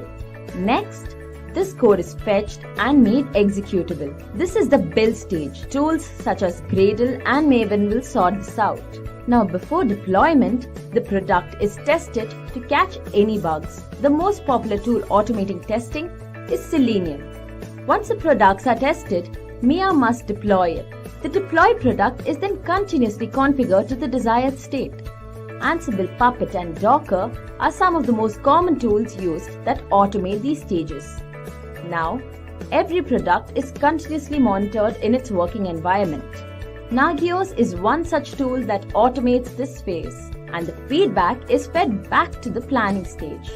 And finally, we have the core of the DevOps lifecycle, the integration stage. Tools such as Jenkins is responsible for sending the code for build and test. If the code passes the tests, it's further sent for deployment. This is called continuous integration. Let's now have a look at an organization that has adopted the DevOps approach. Which of the below sequence of steps would they follow to develop a software? Leave your answers in the comment section. Keep an eye out for the right answer on the comment section or our YouTube community. Giants such as Amazon, Netflix, Target, Etsy and Walmart have all adopted DevOps and seen a considerable increase in delivery and quality. In 2014, an hour of downtime for Netflix would cost it $200,000. It became absolutely crucial that Netflix prepared themselves for any sort of failure. And so, they took to the DevOps approach and implemented it in the most unique way. They developed a tool called Simian Army. This tool created failures and automatically deployed them in an environment that did not affect the users. The team would troubleshoot these failures, and this gave them enough experience to deal with any degree of collapse. With everything being automated and happening simultaneously, organizations can now deliver at a much faster pace. So, considering the benefits of DevOps and its divergence from the traditional methods, would DevOps be the future? Let us know what you think in the comment section below. And with that, we come to an end of our video. Hello, this is Matthew from Simplilearn, and today we're going to cover what is Docker and why it should be of value to you as somebody who works in DevOps. So let's take a little scenario of a developer and a tester before you had the world of Docker. A developer would actually build their code and then they send it to the tester, but then the code wouldn't work on their system. The code doesn't work on the other system due to the differences in computer environments. So what could be the solution to this? Well, you could go ahead and create a virtual machine to be the same of the solution in both areas. But we think Docker is an even better solution. So let's kind of break out what the main big differences are between Docker and virtual machines. As you can see between the left and the right hand side, both look to be very similar. What you'll see, however, is that on the Docker side, what you'll see as a big difference is that the guest OS for each container has been eliminated. Docker is inherently more lightweight, but provides the same functionality as a virtual machine. So let's step through some of the pros and cons of a virtual machine versus Docker. So first of all, a virtual machine occupies a lot more memory space on the host machine. In contrast, Docker occupies significantly less memory space. The boot up time between both is very different. Docker just boots up faster. The performance of the Docker environment is actually better and more consistent than the virtual machine. Docker is also very easy to set up and very easy to scale. The efficiencies, therefore, are much higher with a Docker environment versus a virtual machine environment. And you'll find it is easier to port Docker across multiple platforms than a virtual machine. Finally, the space allocation between Docker and a virtual machine is significant. When you don't have to include the guest OS, you're eliminating a significant amount of space, and the Docker environment is just inherently smaller. So after Docker, as a developer, you can build out your solution and send it to a tester. And as long as we're all running in the Docker environment, everything will work just great. So let's step through what we're going to cover in this presentation. We're going to look at the DevOps tools and where Docker fits within that space. We'll examine what Docker actually is and how Docker works. And then finally, we'll step through the different components of the Docker environment. So what is DevOps? DevOps is a collaboration between the development team and the operation team, allowing you to continuously deliver solutions and applications and services that both delight and improve the efficiency of your customers. If you look at the Venn diagram that we have here, on the left-hand side we have development, on the right-hand side we have operation, and then there's a crossover in the middle, and that's where the DevOps team sits. If we look at the areas of integration between both groups, developers are really interested in planning, code, building, and testing, and operations want to be able to efficiently deploy, operate, and monitor. When you can have both groups interacting with each other on these 7 key elements, then you can have the efficiencies of an excellent DevOps team. So planning and code base, we use tools like Git and GitHub. For building, we use Gradle and Maven. Testing, we use Selenium. The integration between dev and ops is through tools such as Jenkins. And then the deployment operation is done with tools such as Docker and Chef. Finally, Nagios is used to monitor the entire environment. So let's step deeper into what Docker actually is. So Docker is a tool which is used to automate the deployment of applications in a lightweight container so the application can work efficiently in different environments. Now, it's important to note that the container is actually a software package that consists of all the dependencies required to run the application. So multiple containers can run on the same hardware. The containers are maintained in isolated environments. They're highly productive and they're quick and easy to configure. So let's take an example of what Docker is by using a house that may be rented for someone using Airbnb.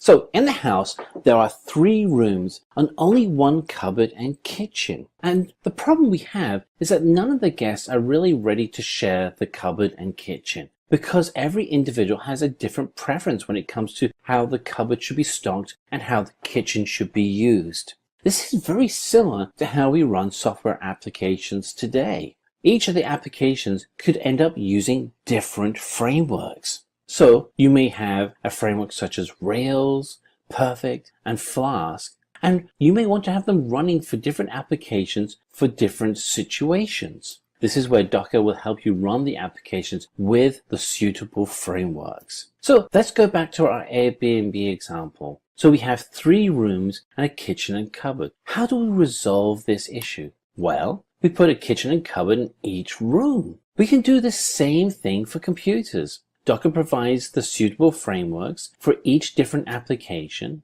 And since every application has a framework with a suitable version, this space could also then be utilized for putting in software and applications that along. And since every application has its own framework and suitable version, the area that we had previously stored for a framework can be used for something else. Now we can create a new application, in this instance a 4th application that uses its own resources. You know what? With these kinds of abilities to be able to free up space on the computer, it's no wonder Docker is the right choice. So let's take a closer look to how Docker actually works. So when we look at Docker and we call something Docker, we're actually referring to the base engine, which actually is installed on the host machine that has all the different components that run your Docker environment.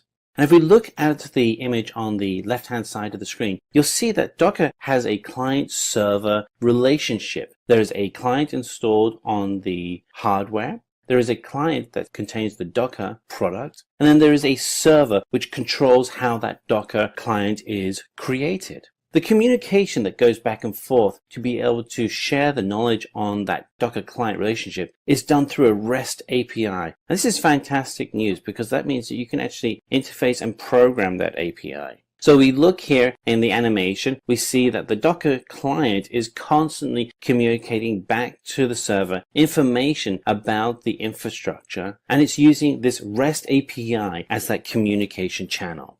The Docker server then will check out the requests and the interaction necessary for it to be the Docker daemon, which runs on the server itself, will then check out the interaction and the necessary operating system pieces needed to be able to run the container. Okay, so that's just an overview of the Docker engine, which is probably where you're going to spend most of your time. But there are some other components that form the infrastructure for Docker. Let's dig into those a little bit deeper as well.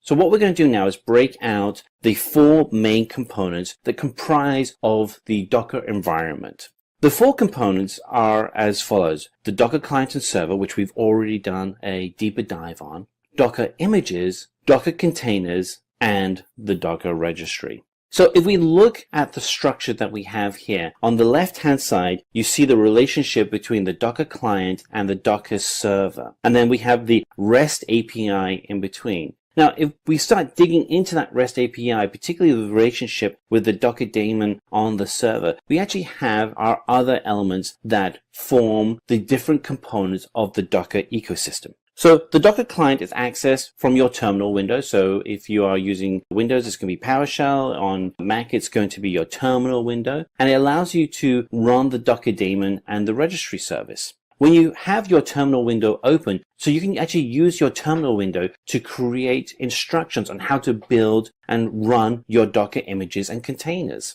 If we look at the images part of our registry here, we actually see that the image is really just a template with the instructions used for creating the containers which you use within Docker. The Docker image is built using a file called the Docker file. And then once you've created that Docker file, you'll store that image in the Docker Hub or registry. And that allows other people to be able to access the same structure of a Docker environment that you've created. The syntax of creating the image is fairly simple. It's something that you'll be able to get your arms around very quickly. And essentially what you're doing is you're creating the option of a new container. You're identifying what the image will look like, what are the commands that are needed, and the arguments for within those commands. And once you've done that, you have a definition for what your image will look like. So if we look here at what the container itself looks like, is that the container is a standalone executable package which includes applications and their dependencies. It's the instructions for what your environment will look like. So you can be consistent in how that environment is shared between multiple developers, testing units, and other people within your DevOps team. Now, the thing that's great about working with Docker is that it's so lightweight that you can actually run multiple Docker containers in the same infrastructure and share the same operating system. This is its strength. It allows you to be able to create those multiple environments that you need for multiple projects that you're working on. Interestingly though, within each container, that container creates an isolated area for the applications to run. So while you can run multiple containers in an infrastructure, each of those containers are completely isolated. They're protected so that you can actually control how your solutions work there. Now, as a team, you may start off with 1 or 2 developers on your team, but when a project starts becoming more important and you start adding in more people to your team, you may have 15 people that are offshore, you may have 10 people that are local, you may have 15 consultants that are working on your project. You have a need for each of those developers or each person on your team to have access to that Docker image. And to get access to that image, we use the Docker registry, which is an open source server-side service for hosting and distributing the images that you have defined.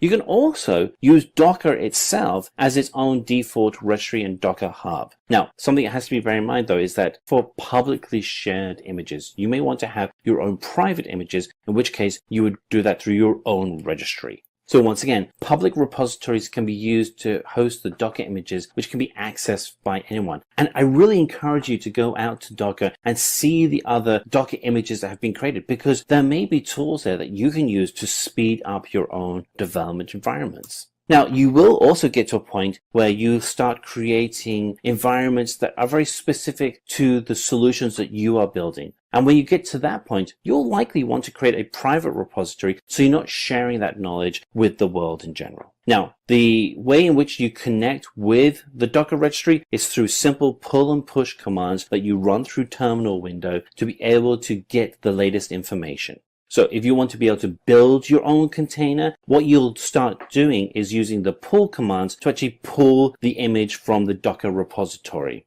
And the command line for that is fairly simple. In terminal window, you would write docker pull, and then you'd put in the image name and any tags associated with that image and use the command pulls. So in your terminal window, you would actually use a simple line of command once you've actually connected to your Docker environment. And that command will be docker pull with the image name and any associated tags around that image. What that will then do is pull the image from the Docker repository, whether that's a public repository or a private one. Now, in reverse, if you want to be able to update the Docker image with new information, you do a push command where you would take the script that you've written about the Docker container that you define and push it to the repository. And as you can imagine, the commands for that are also fairly simple. In terminal window, you would write docker push the image name, any associated tags, and then that would then push that image to the Docker repository. Again, either a public or a private repository. So if we recap, the Docker file creates a Docker image that's using the build commands.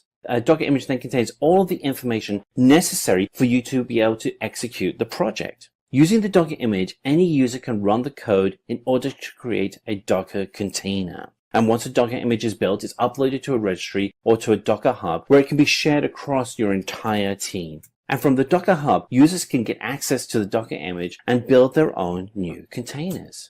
Welcome to all our viewers. I'm Anjali from Simplilearn, and today I'll be taking you through the installation process for Docker. So before we begin, let me give you an intro to Docker. So what is Docker?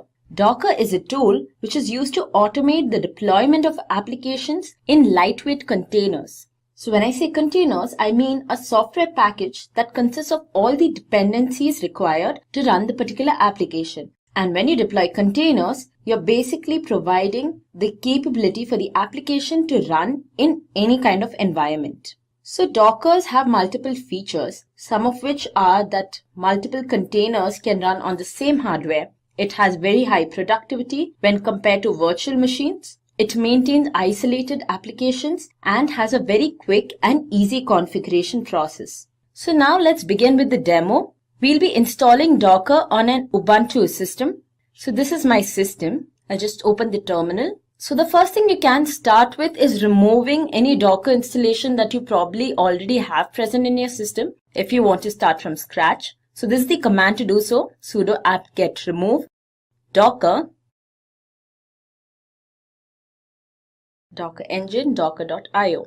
Enter your password and Docker is removed. So now we'll start from scratch and we'll install Docker once again. Before that, I'll just clear my screen. Okay, so before I install Docker, let me just ensure that all the softwares on my system currently is in its latest state. So sudo apt-get update.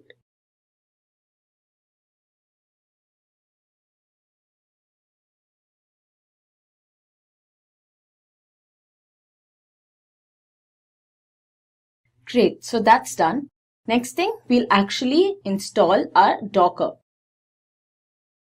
So type in sudo apt-get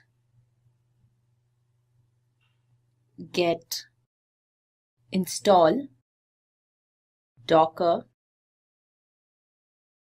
Now, as you can see here, there's an error that's occurred. So sometimes it's possible that due to the environment of the machine that you're working in, this particular command does not work. In which case, there's always another command that you can start with.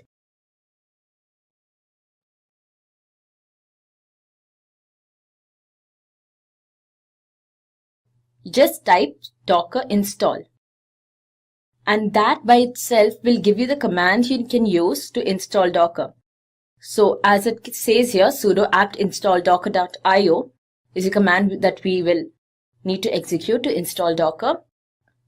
And after that, we'll execute the sudo snap install Docker. So sudo apt install docker.io first.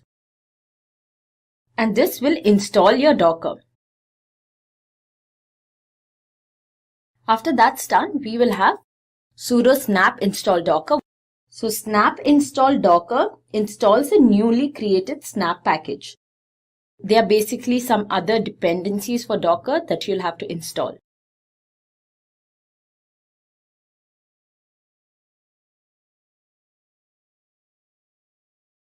Of course, since this is the installation process for the entire Docker IO, it will take some time.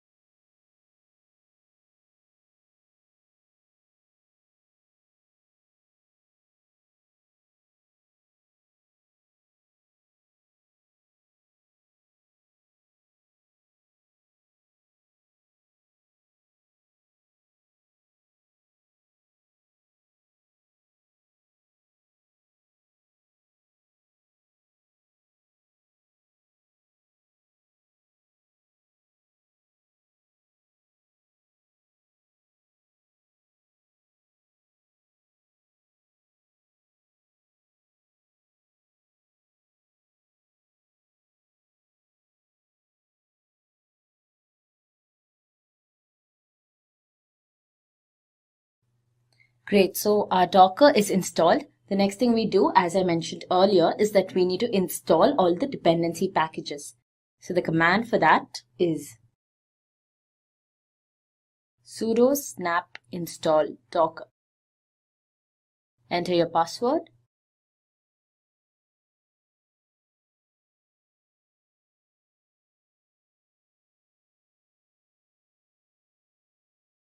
So with that, we have completed the installation process for Docker, but we'll perform a few more stages where we will test if the installation has been done right. So before we move on with the testing for Docker, let's once again just check the version that we have installed.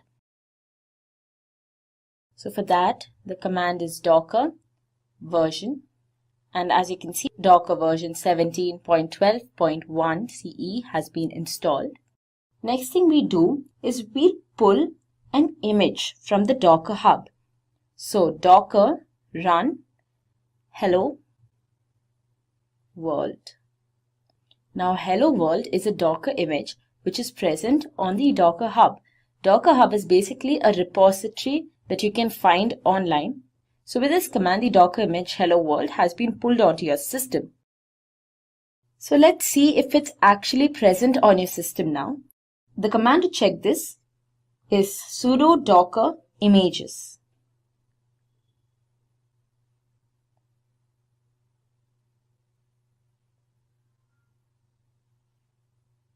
And as you can see here, hello world repository, this is present on our system currently.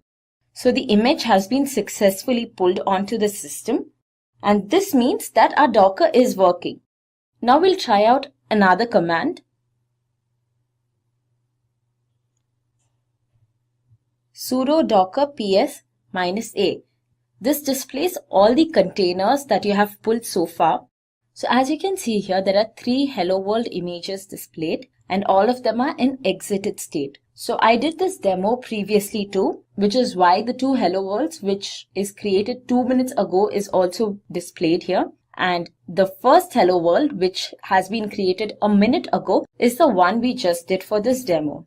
Now as you have probably noticed that all the hello world images over here, all these containers are in the exited state. So when you give the option for docker ps -a, where -a stands for all, it displays all the containers whether they are in exited or running state. If you want to see only those containers which are in their running state, you can simply execute sudo docker ps.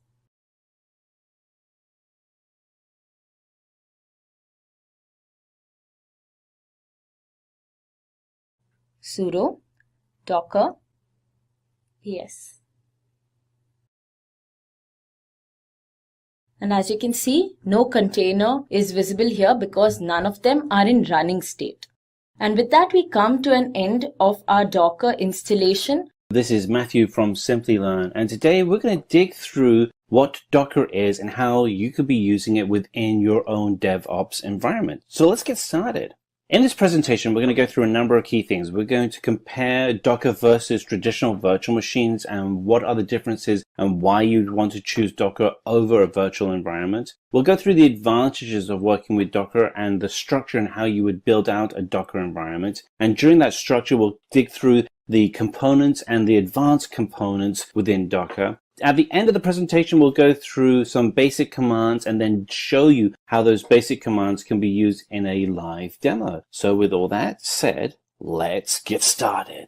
So let's first of all compare Docker with a traditional virtual machine. So here we have the architecture on the left and right of a traditional virtual machine versus a Docker environment. And there are some things that you'll probably see immediately that are big differences. One is that the virtual environment has hypervisor layer, whereas the Docker environment has a Docker engine layer. And then in addition to that, there are additional layers within the virtual machine. Each of these really start compounding and creating very significant differences between a Docker environment and a virtual machine environment. So with a virtual machine, the actual memory usage is very high, whereas with a Docker environment, the memory usage is very low. If we look at performance, virtual machines, when you start building out particularly more than one virtual machine on a server, the performance starts degrading and starts getting poorer, whereas with Docker, the performance always stays really good. And this is largely due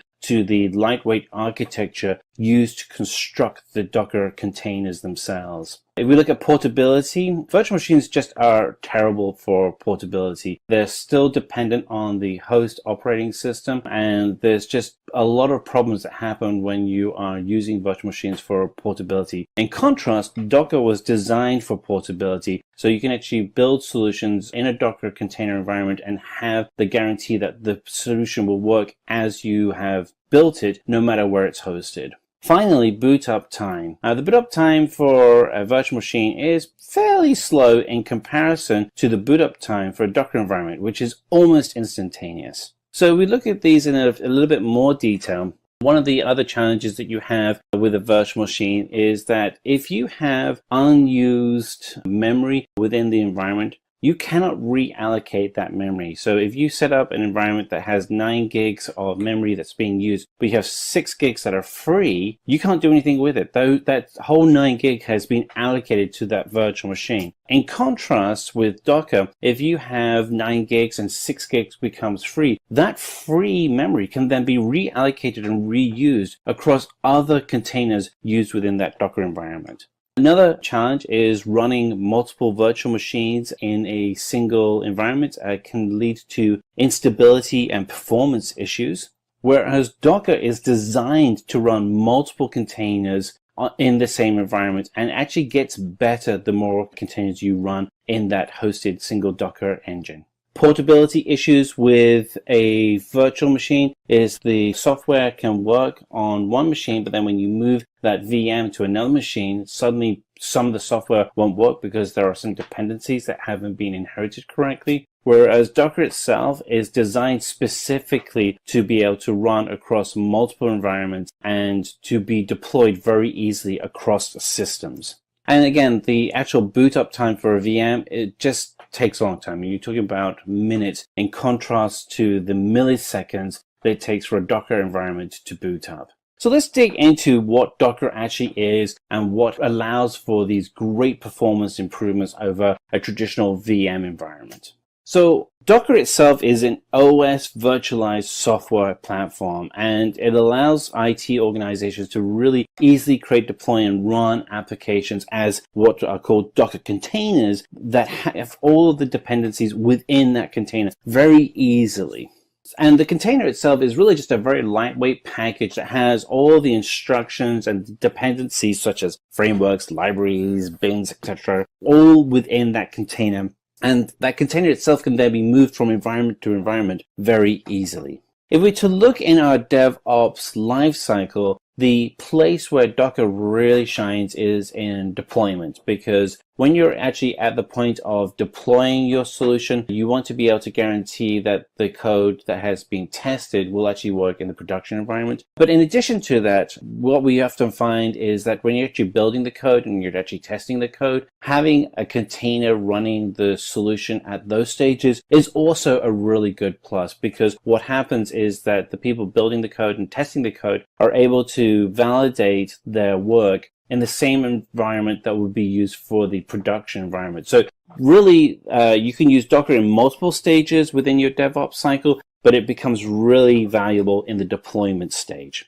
So let's look at some of the key advantages that you have with Docker. Some of the things that we've already covered is that you can do rapid deployment, and you can do it really fast. The environment itself is highly portable and was designed for that in mind.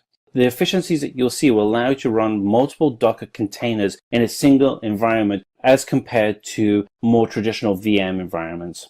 The configuration itself can be scripted through a language called YAML, which allows you to be able to write out and describe the Docker environment that you want to create.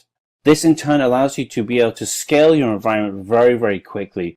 But with all of these advantages, probably the one that is most critical to the type of work that we're doing today is security. You have to ensure that the environment you are running is a highly secure but highly scalable environment. And I'm very pleased to say that Docker takes security very seriously. So you'll see it as one of the key tenets for the actual architecture of the system that you're implementing. So let's look at how Docker actually works within your environment. So Docker works, there is what's called a Docker engine. The Docker engine is really comprised of two key elements. So you have a server and a client, and the communication via the two is via a REST API. The server, as you can imagine, has the instructions that are communicated out to the client and instructs the client on what to do. The connection between the client and the server, the communication, is via a REST API. On older systems, you can take advantage of the Docker toolbox, which allows you to go ahead and control the Docker engine, the Docker machine, Docker Compose, and Kitematic. So let's now go into what the actual root components, though, of Docker are. So let's have a look at those key components. There are 4 components that we're going to go through. We have the Docker client and server, we have Docker images, we have the Docker registry, and the Docker container. We're going to step through each of these one by one. So let's look at the Docker client and server first. So the Docker client and server is a command line instructed solution where you would use terminal on your Mac or command line on your PC or Linux system to be able to issue commands from the Docker daemon. The communication between the Docker client and the Docker host is via a REST API. So you can do similar communication such as a Docker pull command, which would send an instruction to the daemon, which would then form the interaction of pulling in the correct components, such as an image or container or registry, to the Docker client. The Docker daemon itself is actually a service which actually performs all sorts of operating and performance services. And as you'd imagine, the Docker daemon is constantly listening across the REST API to see if it needs to perform any specific requests. If you want to trigger and start the whole process, what you want to do is use the command docker within your Docker daemon, and that will start all of your performances. And then you have a Docker host, which actually runs the Docker daemon and registry itself. So now let's look into the actual structure of a Docker image. So a Docker image itself is a template which contains instructions for the Docker container, and that template is written with a language called YAML, and YAML stands for yet another markup language. It's very easy to learn. The Docker image itself is built within that YAML file and then hosted as a file in the Docker registry. The image is really comprised of several key layers. And you start with your base layer, which will typically have your base image. In this instance, it's your base operating system, such as Ubuntu. And then you would then have layer of dependencies above that. This would then comprise the instructions in a read-only file that would become your Docker file. So let's actually go through and look at what one of those sets of instructions would look like. So here we have 4 layers of instructions. We have a from, pull, run, and then command. So what does that actually look like in our layers? So to break this down, the from creates a layer which is based on Ubuntu. And then what we're doing is we're adding in files from the Docker repository onto that base command, that base layer. And then what we want to be able to do is then say, okay, what are the run commands so we can actually then build the container within the environment. And then we want to be able to then have a command line that actually executes something within that container. And in this instance, the command is to run Python. So one of the things that we will see is that as we set up multiple containers, each new container is a new layer with new images within the Docker environment. Each container is completely separate from the other containers within your Docker environment. So you're able to create your own separate read-write instructions within each layer. What's interesting is that if you delete a layer, then the layer above it will also get deleted. So what happens when you pull in a layer, but something has changed in the core image? What's interesting then is that the actual main image of itself cannot be modified. Once you've copied the image, you can then modify it locally, but you can never modify the actual base image itself. So here are some callouts for the components within a Docker image. So the base layer are in read-only format. The layers can be combined in a union file system to create a single image. The union file system saves memory space by avoiding duplication of files. And this allows a file system to appear as a writable, but without modifying the file, which is known as a copy on write. The actual base layers themselves are read-only. So to be able to get around this structure within a Docker container, the Docker environment itself uses what's known as a copy on write strategy within the images and the containers themselves. And so what this allows you to do is you can actually copy the files for better efficiency across your entire container environment. The copy and write strategy does make Docker super efficient, and what you're able to do all the time is keep reducing the amount of disk space you're using and the amount of performance that you're taking from the server. And that's really, again, a key element for Docker, is just this constant ability to be able to keep improving the efficiency within the actual system itself. All right, so let's go on to item number 3, which is the Docker registry. So the Docker registry itself is the place where you would host and distribute the different types of images that you have created or you want to be used within your environment. The actual repository itself is just a collection of Docker images, and those Docker images are built on instructions that you would write with YAML and are very easily stored and shared. And what you can actually do is you can actually associate specific name tags to the actual Docker images themselves. So it's easy for people to be able to find and share that image within the Docker registry itself. One of the things you actually see as we go through the demos, you actually see us actually using the tag name, and you'll see how it is an alphanumeric identifier and how we actually use it to actually create the actual container itself. One of the things you can do to as start off how you would manage a registry is you can actually use the publicly accessible Docker Hub registry, which is available to anybody, but you can also create your own registry for your own use internally. The actual registry that you create internally can have both public and private images that you create, and this may be for various reasons of how you structure your environment. The actual commands you would use to actually connect to the registry are both push and pull. Push is to actually push a new container environment that you've created from your local manager node to the remote registry, and a pull allows you to pull a new client that has been created and is being shared. So again, pull command, it pulls and retrieves a Docker image from the Docker registry, and makes it very easy for people to share different images consistently across teams. And a push command allows you to take a new command that you've created, a new container that you've created, and push it to the registry, whether it's Docker Hub or whether it's your own private registry, and allow it to be shared across your teams. Some key did you knows in Docker registry: deleting a repository is not a reversible action. So if you delete a repository, it's gone. So let's go into the final stage here, which is the actual Docker container itself. So the Docker container itself is an executable package of applications and its dependencies bundled together. So it gives all the instructions that you would have for the solution that you're looking to run. It's actually really lightweight, and again, this is because of the redundancy that's built into how you structure the container. And the container itself is then inherently also extremely portable.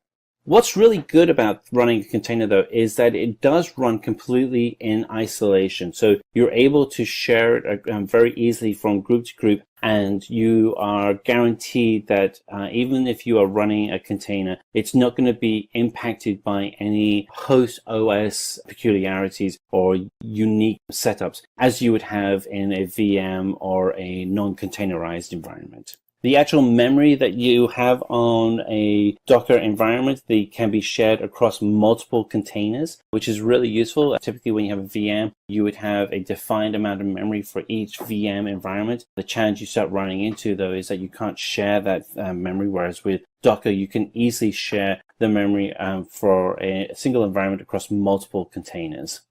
The actual container is built using Docker images, and the command to actually run those images is a run command.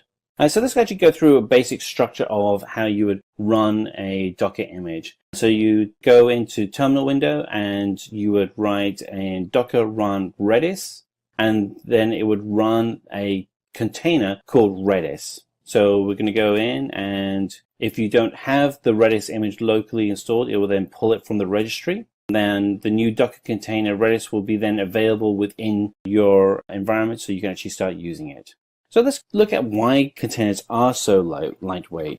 They're so lightweight because they really have been able to get away from some of the additional layers that you have in virtualization within VMs. And the biggest one is the hypervisor and the need to run on a host operating system. Those are two big elements. So if you can get rid of those, then you're doing great. So let's look at some of the more advanced concepts within the Docker environment. And we're going to look at two advanced components. One is Docker Compose, and the second is Docker Swarm. So let's look at Docker Compose. Docker Compose is really designed for running multiple containers as a single service. And it does this by running each container in isolation, but allowing the containers to interact with each other. As was stated earlier on, you would actually write the Compose environment using YAML as the language in the files that you would create. So where would you use something like Docker Compose? So an example would be if you are running an Apache server with MySQL database and you need to create additional containers to run additional services without the need to start each one separately. And this is where you would write a set of files using Docker Compose to be able to help balance out that demand. So let's now look at Docker Swarm. So Docker Swarm is a service that allows you to be able to control multiple Docker environments within a single platform.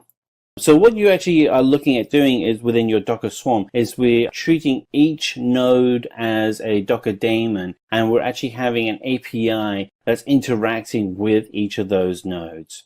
There are two types of node that you're going to be getting comfortable working with. One is the manager node, and the second is the worker node. And as you'd expect, the manager node is the one sending out the instructions to all of the worker nodes. But there is a two-way communication that is happening. The communication allows for the manager node to be able to manage the instructions and then listen to and receive updates from the worker node. So if anything happens within this environment, the manager node can react and adjust the architecture of the worker node so it's always in sync. It was really great for large-scaled environments. So finally, let's go through what are some of the basic commands you would use within Docker. And once we've gone through all these basic commands, we'll actually show you a demo of how you'd actually use them as well. So if we're going to go in, probably the first command is to install Docker. And so if you have yum installed, you just do yum install Docker, and you'll install Docker onto your computer. To start the Docker daemon, as you want to do systemctl start Docker. The command to remove a Docker image is docker rmi and then the image ID itself. And that's not the image name, that's the actual alphanumeric ID number that you want to grab. The command line to download a new image is docker pull and then the name of the image you'd want to pull. And by default, you're going to be pulling from the Docker default registry that will then connect to your Docker daemon and download the images from that registry. The command line to run an image is docker run and then the image ID. And then we have the, if we wanted to pull specifically from Docker Hub, then we would have Docker pull and then the image name and colon its tag. To build an image from a Docker file, you would do docker build-t and then the image name and colon tag. To shut down the container, you would do docker stop container ID. The access for running a container is docker exec it container ID bash. So we've gone through all the different commands, but let's actually see how they would actually look, and we're going to go ahead and do a demo. So welcome to this demo where we're going to go ahead and put together all of the different commands that we have outlined in the presentation for Docker.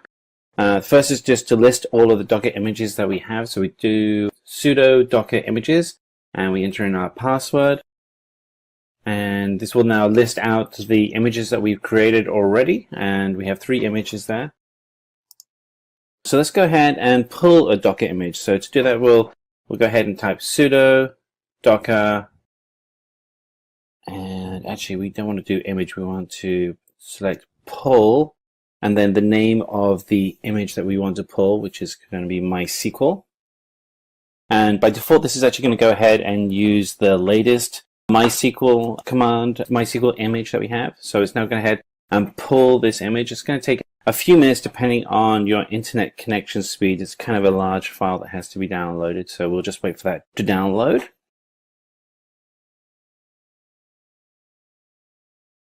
You can see the others have completed. Just waiting for this last file to download. Almost there.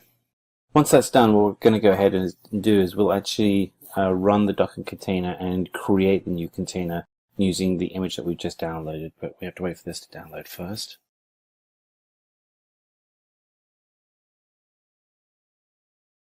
Alright, so the image has been pulled from Docker Hub. And let's go ahead and create the new Docker container. So we're going to do sudo docker run -d -p 0.0.0.0 :80:80, and then we'll put in MySQL latest, so we have the latest version, and we have our new token. And that shows our new Docker container has been created. Now let's go ahead and see if the container is running. And we'll do sudo docker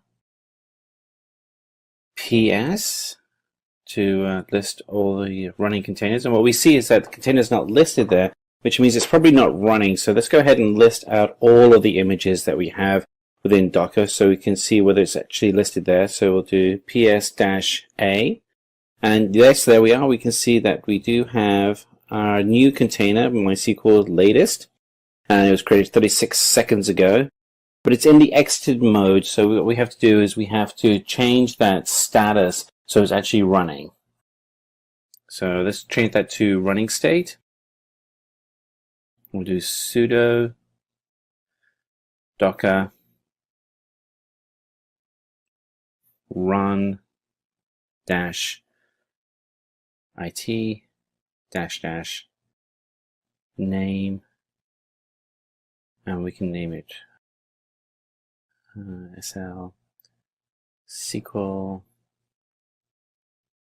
MySQL /bin/bash,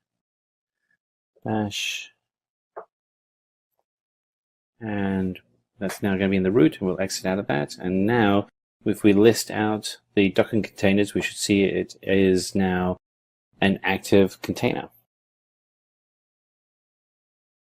Sudo docker start, and then we'll start the saying and we should now see it. There we are. It's now in the running state. Excellent.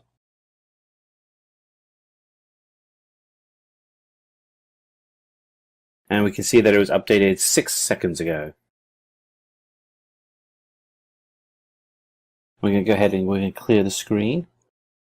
Okay, now what we want to do is remove the Docker container. So what we're going to do is check list of images that we have. And so sudo docker images here are the images that we have, and we have MySQL is listed. And what we want to do is delete MySQL. And to do that, we're going to type in sudo docker rm-f image MySQL.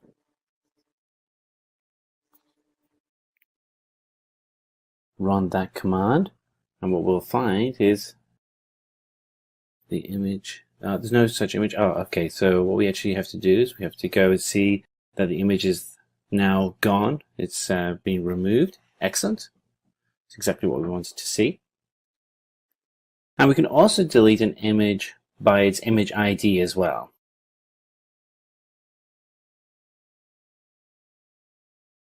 However, if an image is running and active, we have to kill that image first. So we're going to go ahead and we're going to select the image ID. We'll copy that. And it's going to, we paste that. It won't be able to actually run correctly because the image is active. So what we have to do now is stop the image and then we can kill it. So it's in the running state. So we have to do, so we do sudo docker kill and kill SL, and that will kill the container. And now we'll see that the container has gone. And now we can delete the image. And that's going to be the image gone with the image ID. Ba-boom. Easy peasy. Okay, let's go ahead onto the next exercise, which is to, so here we are, we've listed all of the containers and they're all gone. So let's go on to the next exercise, the final exercise, which is to actually create a batch image. And we're going to do a batch HTTP image. So let's go ahead and write that out. So it's going to be docker run -dit -name white, that's going to be the name of this HTTP service, -p 8080:80-v open quotes $pwd close quotes :/usr/local /apache2 /htdocs /httpd :2.4. We'll run that. Put in our password again.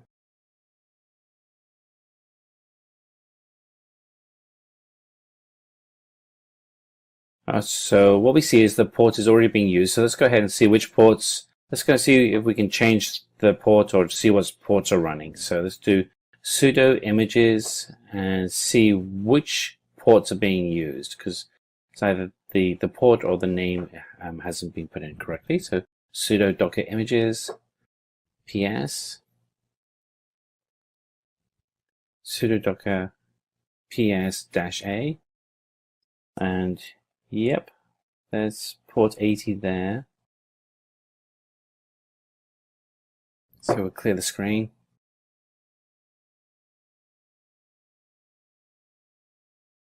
So we're going to change the container name because I think we actually have the wrong container name here. So let's go in and change that, and we'll paste that in, and voila. There we go.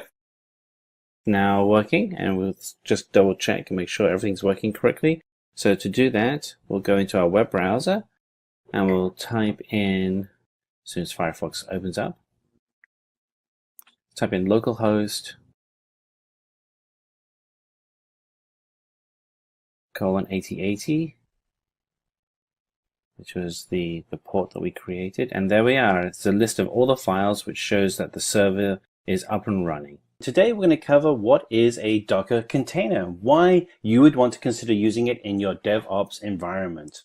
So let's have a look at what we have in our current environment. So today, when you actually have your standard machine, you have the infrastructure, you have the host operating system, and you have your applications. And then when you create a virtual environment, what you're actually doing is you're actually creating virtual machines, but those virtual machines actually are now sitting within a hypervisor solution that sits still on top of your host operating system and infrastructure. And with a Docker engine, what we're able to do is we're able to actually reduce significantly the different elements that you would normally have within a virtualized environment. So we're able to get rid of the bins and so we're able to get rid of the guest OS, and we're able to eliminate the hypervisor environment. And this is really important as we actually start working and creating environments that are consistent, because we want to be able to make it so that it's really easy and stable for the environment that you have within your dev and ops environment. Now, critical is getting rid of that hypervisor element. It's just a lot of overhead. So let's have a look at a container as an example. So here we actually have a couple of examples. On the right-hand side, we have different containers. We have one container that's running Apache Tomcat with Java. A second container is running SQL Server in a Microsoft.NET environment. The third container is running Python with MySQL. These are all running just fine within the Docker engine and sitting on top of a host OS, which could be Linux. It really could be any host OS within a consistent infrastructure. And you're able to have a solution that can be shared easily amongst your teams. So let's have a look at an example that you'd have today if a company is doing a traditional Java application. So you have your developers working in JBoss on his system, and he's coding away, and he has to get that code over to a tester. Now, what will happen is that tester will then typically in your traditional environment then have to install JBoss on their machine and get everything running and hopefully set up identically to the developer. Chances are they probably won't have it exactly the same, but they're trying to get it as close as possible. And then at some point, you want to be able to test this within your production environment, so you send it over to a system administrator who would then also have to install JBoss on their environment as well. Yeah, this just seems to be a whole lot of duplication. So why go through the problem of installing JBoss 3 times? And this is where things get really interesting, because the challenge you have today is that it's very difficult to almost impossible to have identical environments if you're just installing software locally on devices. The developer's probably got a whole bunch of development software that could be conflicting with the JBoss environment. The tester has similar testing software, but probably doesn't have all the development software. And certainly the system administrator won't have all the tools that the developer and tester have, their own tools. And so what you want to be able to do is kind of get away from the challenge you have of having to do local installations on 3 different computers.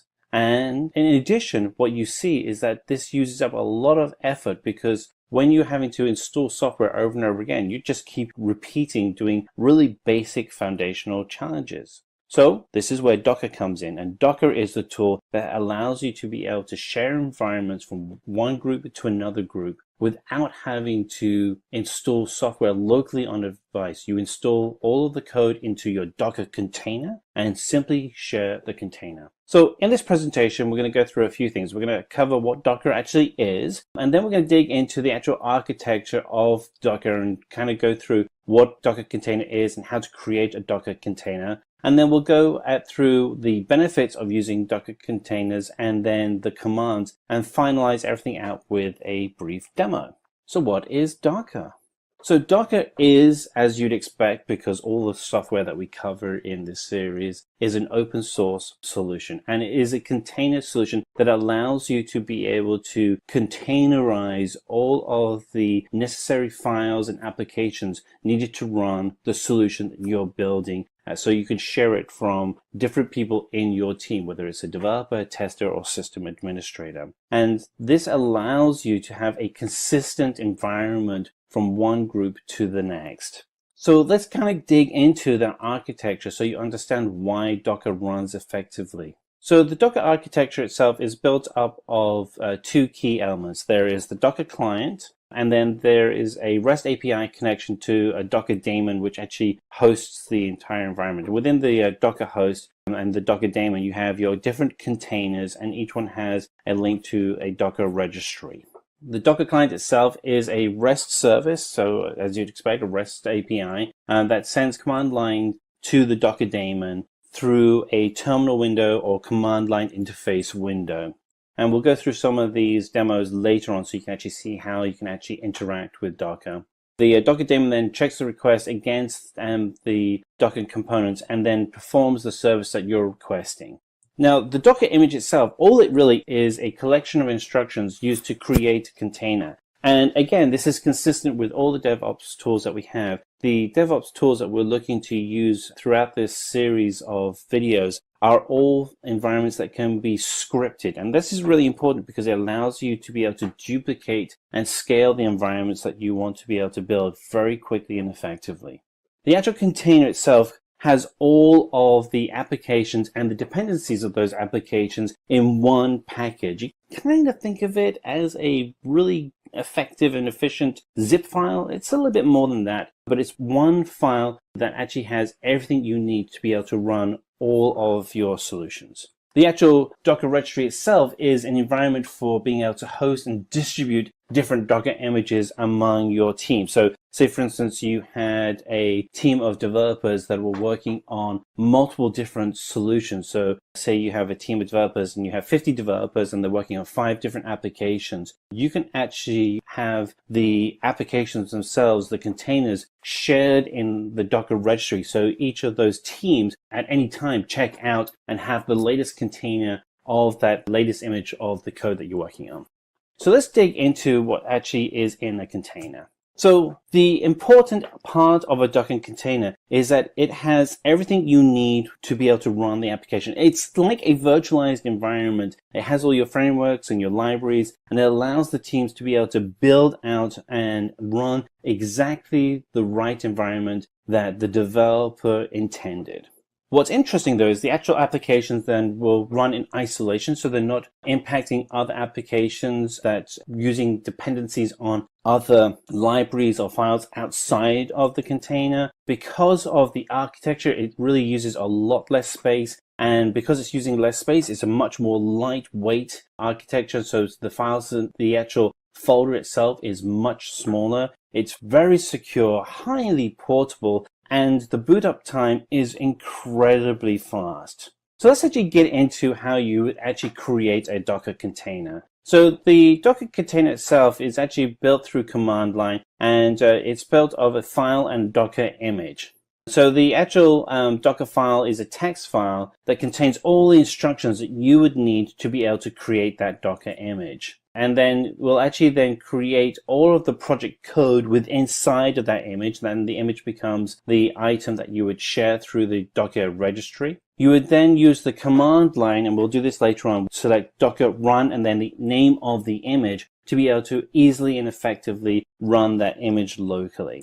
And again, once you've created the Docker image, you can store that in the Docker registry, making it available to anybody within your network. So something to bear in mind is that Docker itself has its own registry called Docker Hub, and that is a public registry, so you can actually go out and see other Docker images that have been created and access those images. As your own company, you may want to have your own private repository, so you want to be able to go ahead and either do that locally through your own repository, or you can actually get a licensed version of Docker Hub where you can actually then share those files. Now, something that's also very interesting to know is that you can have multiple versions of a Docker image. So if you have a different version control, different release versions, and you want to be able to test and write code for those different release versions because you may have different setups, you can certainly do that within your Docker registry environment. Okay, so let's go ahead and we're going to create a Docker image using some of our basic Docker commands. And so there are essentially really, kind of just 2 commands that you're going to be looking for. One is the build command, and another one is to actually put it into your registry, which is a push command. So if you want to get a image from a Docker registry, then you want to use the pull command, and a pull command simply pulls the image from the registry, in this example using nginx as our registry, and we can actually then pull the image down to our test environment on our local machine. So we're actually running the container within our Docker application on a local machine. We're able to then have the image run exactly as it would in production. And then you can actually use the run command to actually use the Docker image on your local machine. So just a few interesting tidbits about the Docker container. Once the container is created, a new layer is formed on top of the Docker image layer. It's called the container layer. Each container has a separate read-write container layer, and any changes made in that Docker container is then reflected upon the particular container layer. And if you want to delete the container layer also gets deleted as well. So, why would using Docker and containers be of benefit to you? Well, some of the things that are useful is that containers have no external dependencies for the applications they run. Once you actually have the container running locally, it has everything it needs to be able to run the application. So there's no having to install additional pieces of software, such as the example we gave with JBoss at the beginning of the presentation. The containers are really lightweight, so it makes it very easy to share the containers amongst your teams, whether it's a developer, whether it's a tester, whether it's somebody on your operations environment. It's really easy to share those containers amongst your entire team. Different data volumes can be easily reused and shared among multiple containers. And again, this is another big benefit. And this is a reflection of the lightweight nature of your containers. The container itself also runs in isolation, which means that it is not impacted by any dependencies you may have on your own local environment. So it's a completely sandboxed environment. So some of the questions you might ask is, can you run multiple containers together without the need to start each one individually? And you know what? Yes, you can with Docker Compose. Docker Compose allows you to run multiple containers in a single service. And again, this is a reflection on the lightweight nature of containers within the Docker environment. So we're going to end our presentation by looking at some of the basic commands that you'd have within Docker. So we have here on the left-hand side, we have a Docker container and then the command for each item. We're actually going to go ahead and use some of these commands in the demo that we're going to do after this presentation. You'll see that in a moment. But just, some of the basic commands we have are committing the Docker image into the container. Kill is a, standard kill command to, terminate one or more of the running containers so they stop working. Then restart those containers. But certainly you can look at all of the commands here and try them out for yourself. So we're going to go ahead and start a demo of how to use the basic commands to run Docker. So to do this, we're going to open up terminal window or command line, depending whether you're running Linux, PC, or Mac. And we're going to go ahead, and the first thing we want to do is see what our Docker image lists are. So we can go sudo docker images, and this will give us, first we'll enter in our password. So let's go enter that in. And this will now give us a list of our Docker images. And here are the Docker images that have already been created in the system. And we can actually go ahead and actually see the processes that are actually running. So I'm going to go ahead and open up this window a little bit more, but this will show you the actual processes and the containers that we actually have. And so on the far left-hand side, you see under names, we have learn, Simplilearn, b_cool. These are all just different ones that we've been working on. So let's go ahead and create a Docker image. So we're going to do sudo docker run -d -p 0.0.0.0 :80:80 Ubuntu, and this will allow us to go ahead and run an Ubuntu image, and this will run the latest image. And what we have here is a hash number, and this hash number is a unique name that defines the container that we've just created, and we can go ahead and we can check to make sure that the container actually is present. So we're going to do sudo docker.ps, and this actually shows on there. So it's not in a running state right now, but that doesn't mean that we don't have it. So let's list out all the containers that are both running and in the exit state. So let's do sucker ps-a, and this lists all the containers that I have running on my machine. And this shows all the ones that have been in the running state and in the exit state. And here we see one that we just created about a minute ago, and it's called learn. And these are all running Ubuntu. And this is the one that we had created just a few seconds ago. Let's open it up, and there we go.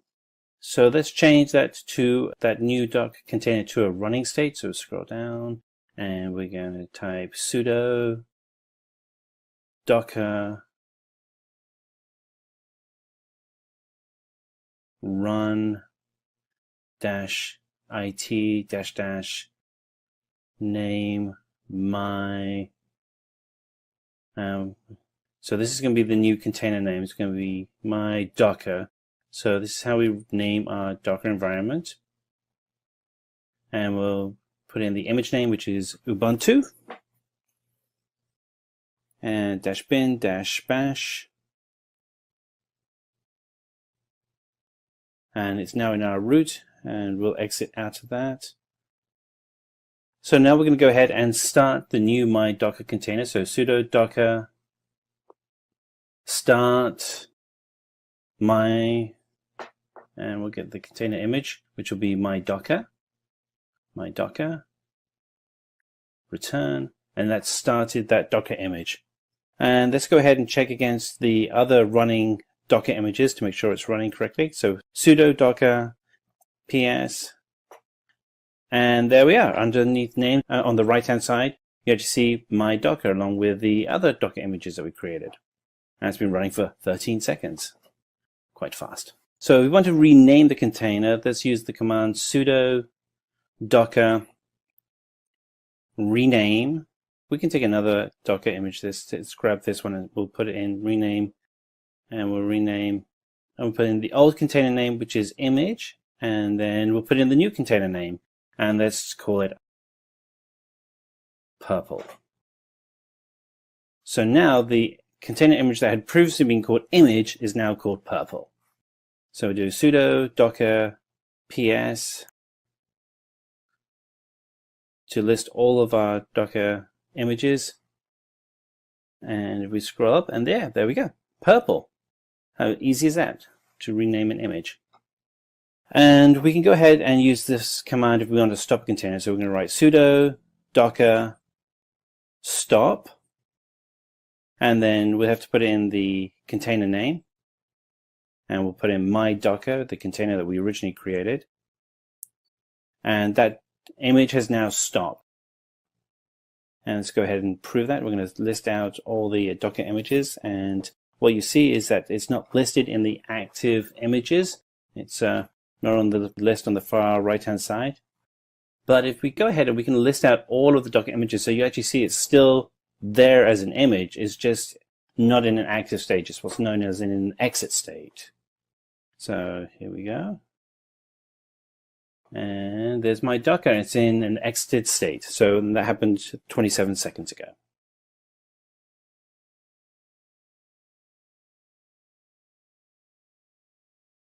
So if we want to remove a container, we can use the following command. So sudo docker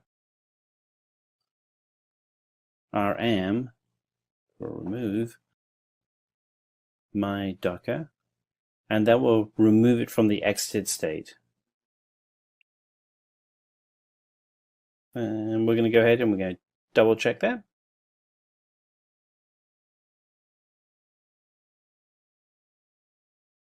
And yep.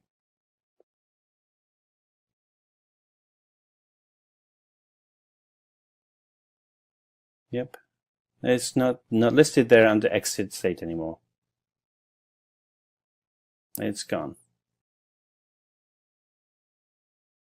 And there we go. That's where it used to be. All right, let's go back.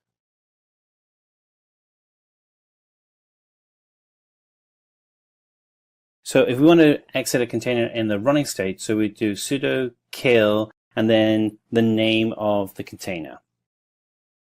I think one of them is called yellow. Let's just check and see if that's going to kill it. Oops, no, I guess we don't have one called yellow. So let's find out the name of the container that we actually have. So sudo docker kill. Oh, we're going to list out the ones that are running. Oh, okay, there we go. Yellow isn't in that list, so let's take, let's take Simplilearn. And so we can actually go ahead and let's write sudo docker kill Simplilearn. And that will actually kill an active Docker container. Boom, there we go. And we list out all the active containers. You can actually see now that the Simplilearn container is not active anymore. And these are all the basic commands for Docker container. Today we're going to dig into Docker Swarm. So what we're going to do in this session is we're going to go through what Docker and Docker container is and why you'd want to use it. We'll then break out what are the characteristics and structure of a Docker Swarm environment. And then finally, we'll go through and do a demo using actual code in the command line interface to actually run and build out the main functions and commands that you would use for a Docker Swarm environment. So with that said, let's get started.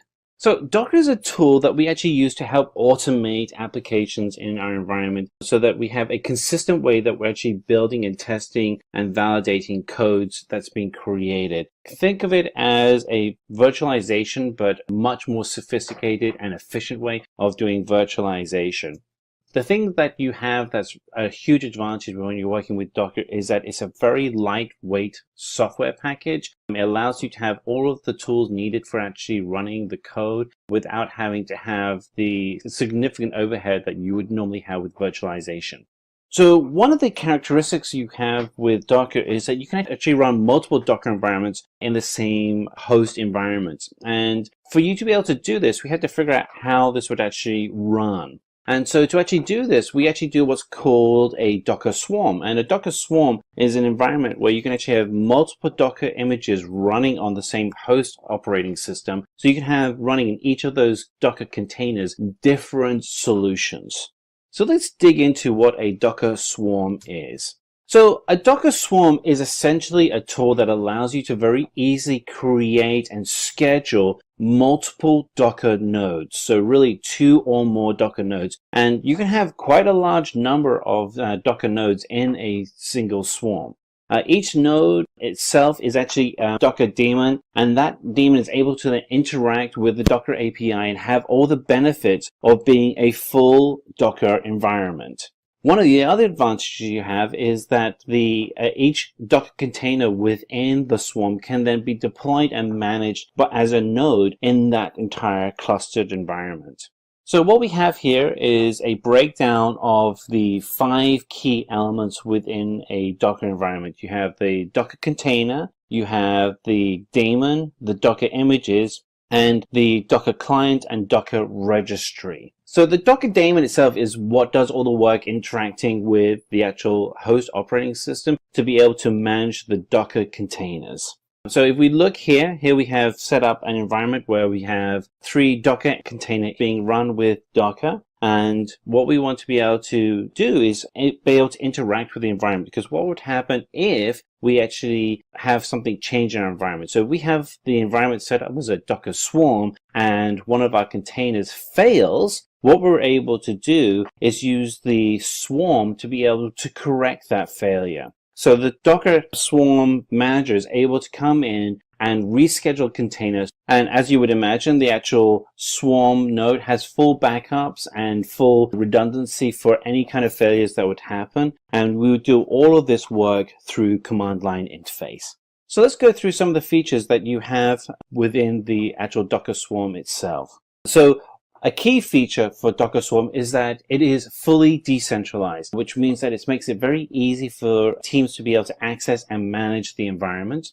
As you would expect as well, is that the communication that happens between the manager and client nodes within the swarm is highly secure. And of course, this is really just a fundamental that you should have for any kind of solution, but it is good to know that Docker Swarm has that built in. There is also auto load balancing within your environment, and you can actually script that into how you write out and structure your swarm environment.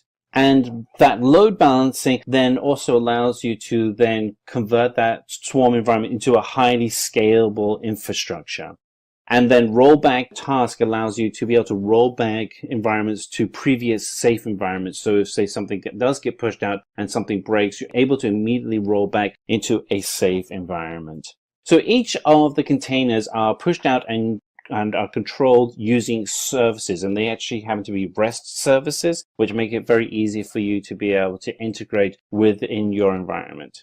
And each of the different services contains a group of containers of the same image. Now, by having this structure, it allows you to be able to scale your application appropriate to the demands on your service. So if you have a service that needs to have a significantly larger number of services for it to run, you can actually scale that appropriately, and that can be either geo or demand based. One of the requirements for setting up a Docker Swarm is you must have at least one node deployed. So the way that the architecture is set up is that you have a manager node and a client node, and there must be one of each for the entire environment to be able to work effectively. So, here we are just jumping ahead of ourselves a little bit. We have two types of nodes in a Docker Swarm. We have the manager node, and we have the worker node, which is the client that does the actual execution of the tasks. The manager node, very similar to other systems that we've talked about on Simplilearn, allows you to actually control and manage the actual tasks that are being executed by the worker nodes. And the worker nodes, as you can imagine, then actually execute the instructions that the manager are sending out to it. So here we have a situation where we can illustrate what would happen with a manager node sending out commands to different worker nodes. The manager is fully aware of the status of the entire swarm environment at all times. This is because of the two-way secure communication that's going from the manager to the worker environment. The workers, as you'd expect, are accepting tasks that are being sent from the manager. So if the manager sends out a task saying that you need to be running as a MySQL environment, then the worker node will then convert to a MySQL environment. And all of these environments are scripted and controlled by you as the manager. The actual worker nodes themselves actually have a client agent, and that client will then communicate all different states of the infrastructure back to the manager, so that any time the manager node is in full control of the entire swarm. The manager is the controller of this environment, and so you always want to be able to ensure that the manager has full access to all of the work that's happening within the swarm, and this allows you as the manager to be able to control your swarm and very quickly be able to react to any changes without having to rely on manual installations of software and hardware. And as we covered earlier on, there is a REST API that uses the communication over HTTP from the manager to the worker node. It's interesting to note that it is a REST API, because if you wanted to, you could actually integrate that API into custom applications and even then create automated Docker images to be created on demand from third-party solutions that you may want to create. So one of the things that's a big advantage with having a swarm is that once you've actually created the swarm, any of the services that you create can be accessed by any node of the same cluster. One of the things you do have to do, though, is you have to specify what container image that you're going to use when you're creating a new service. And you can do that either through a centralized Docker Hub environment or through your own private Docker Hub environment. One of the things that's interesting is that you can set up commands and services to be either global or replicated. A global service will allow you to run a service consistently on every node within the swarm, whereas a replicated service will only push out functionality and tasks to specific worker nodes within a swarm. So you may be asking yourself, hey, isn't a service and task the same thing? No, they're kind of not in the Docker world. And the difference is a service is a description of a task or the state, whereas the actual task is the work that needs to get done. And that's the differentiator here. So what you can do as a Docker user is you actually create services, and then you can then define when you want them to start as tasks. Now, what's interesting is that when you do assign a task to a node, that same task cannot be assigned to another node. Also, what's interesting is that you can actually have multiple managers within a Docker Swarm environment. If you do, however, go down this path, you have to elect one manager to be the primary manager and the other managers to be secondary managers. In many ways, those secondary managers are really similar in concept to worker nodes, in which they have the capability of a manager, but they are dependent on that single primary manager to be able to provide the right instructions and for services and tasks to the entire swarm environment. So if we kind of recap some of these, we have a command line interface, which allows us to create and connect via APIs. And that those APIs that we connect to in our Swarm environment allows us to do orchestration via tasks and services. The task allocation allows us to allocate work to tasks via their IP address, which allows them to execute them on the work. And then the worker nodes themselves have to connect to the manager node to be able to check for when tasks come in so that they are keeping a consistent communication back and forth across the entire swarm. And then the final stage is to actually execute the tasks that have been assigned from the manager node to the worker node so that you have a successful execution of the solution you're looking to build. All right, so with that said, let's go ahead and we're going to do a demo. So we're going to go ahead and do a demo and showing how you can run Docker Swarm. For this, you'll need to have both a virtual environment running your manager and your working environment. So here we have our worker and here we have our manager. So we're just going to open up terminal window and we're going to go into the manager for terminal window. So the following command here is used to initialize Docker Swarm. We're just going to type this in. So sudo docker swarm init, and we put the IP address for the network we're connecting to. And we'll put in our password. And here we have now connected. And this is our manager node. And what we want to be able to highlight is the specific token which identifies the Docker Swarm environment. And this is our token right here. So we're going to copy that because we'll need to use that for our worker environment. So here we are in the worker environment, and we'll use the token that we just copied as a way to be able to connect to the manager and connect to the Docker Swarm environment. And so sudo, we'll paste in the Docker Swarm and we'll join that. And now here we shows that we have joined the Swarm environment as a worker. And now we're in the manager, we can actually show that we actually have that worker in the environment. So there's Docker node ls to list out all of the items in that environment. Sorry, we actually did that in the wrong area. So we're on the right, sudo docker node ls to list out all the nodes in the swarm. And there you are. You see we've actually connected the worker to the manager node, and both are active, and the manager is the leader and the worker VirtualBox is in the swarm. Okay, we're going to go ahead and create a new service. So Docker Swarm create, and we're going to just change the name to Hello World for the new service, and we're going to use the Alpine image from docker.com. Takes just a moment for it to run. There we go. And there we go. Services converged.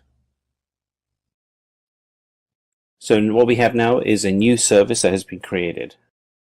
Let's go ahead and we'll list out the services. And here we have our new Hello World service.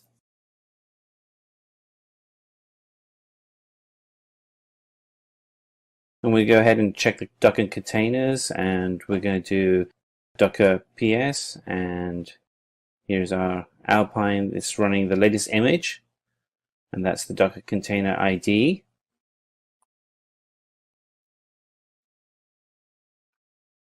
And we can see that it was just updated. And so what we're going to do is use the same command in the worker node and make sure everything is working over there. So go over to our worker, paste that in.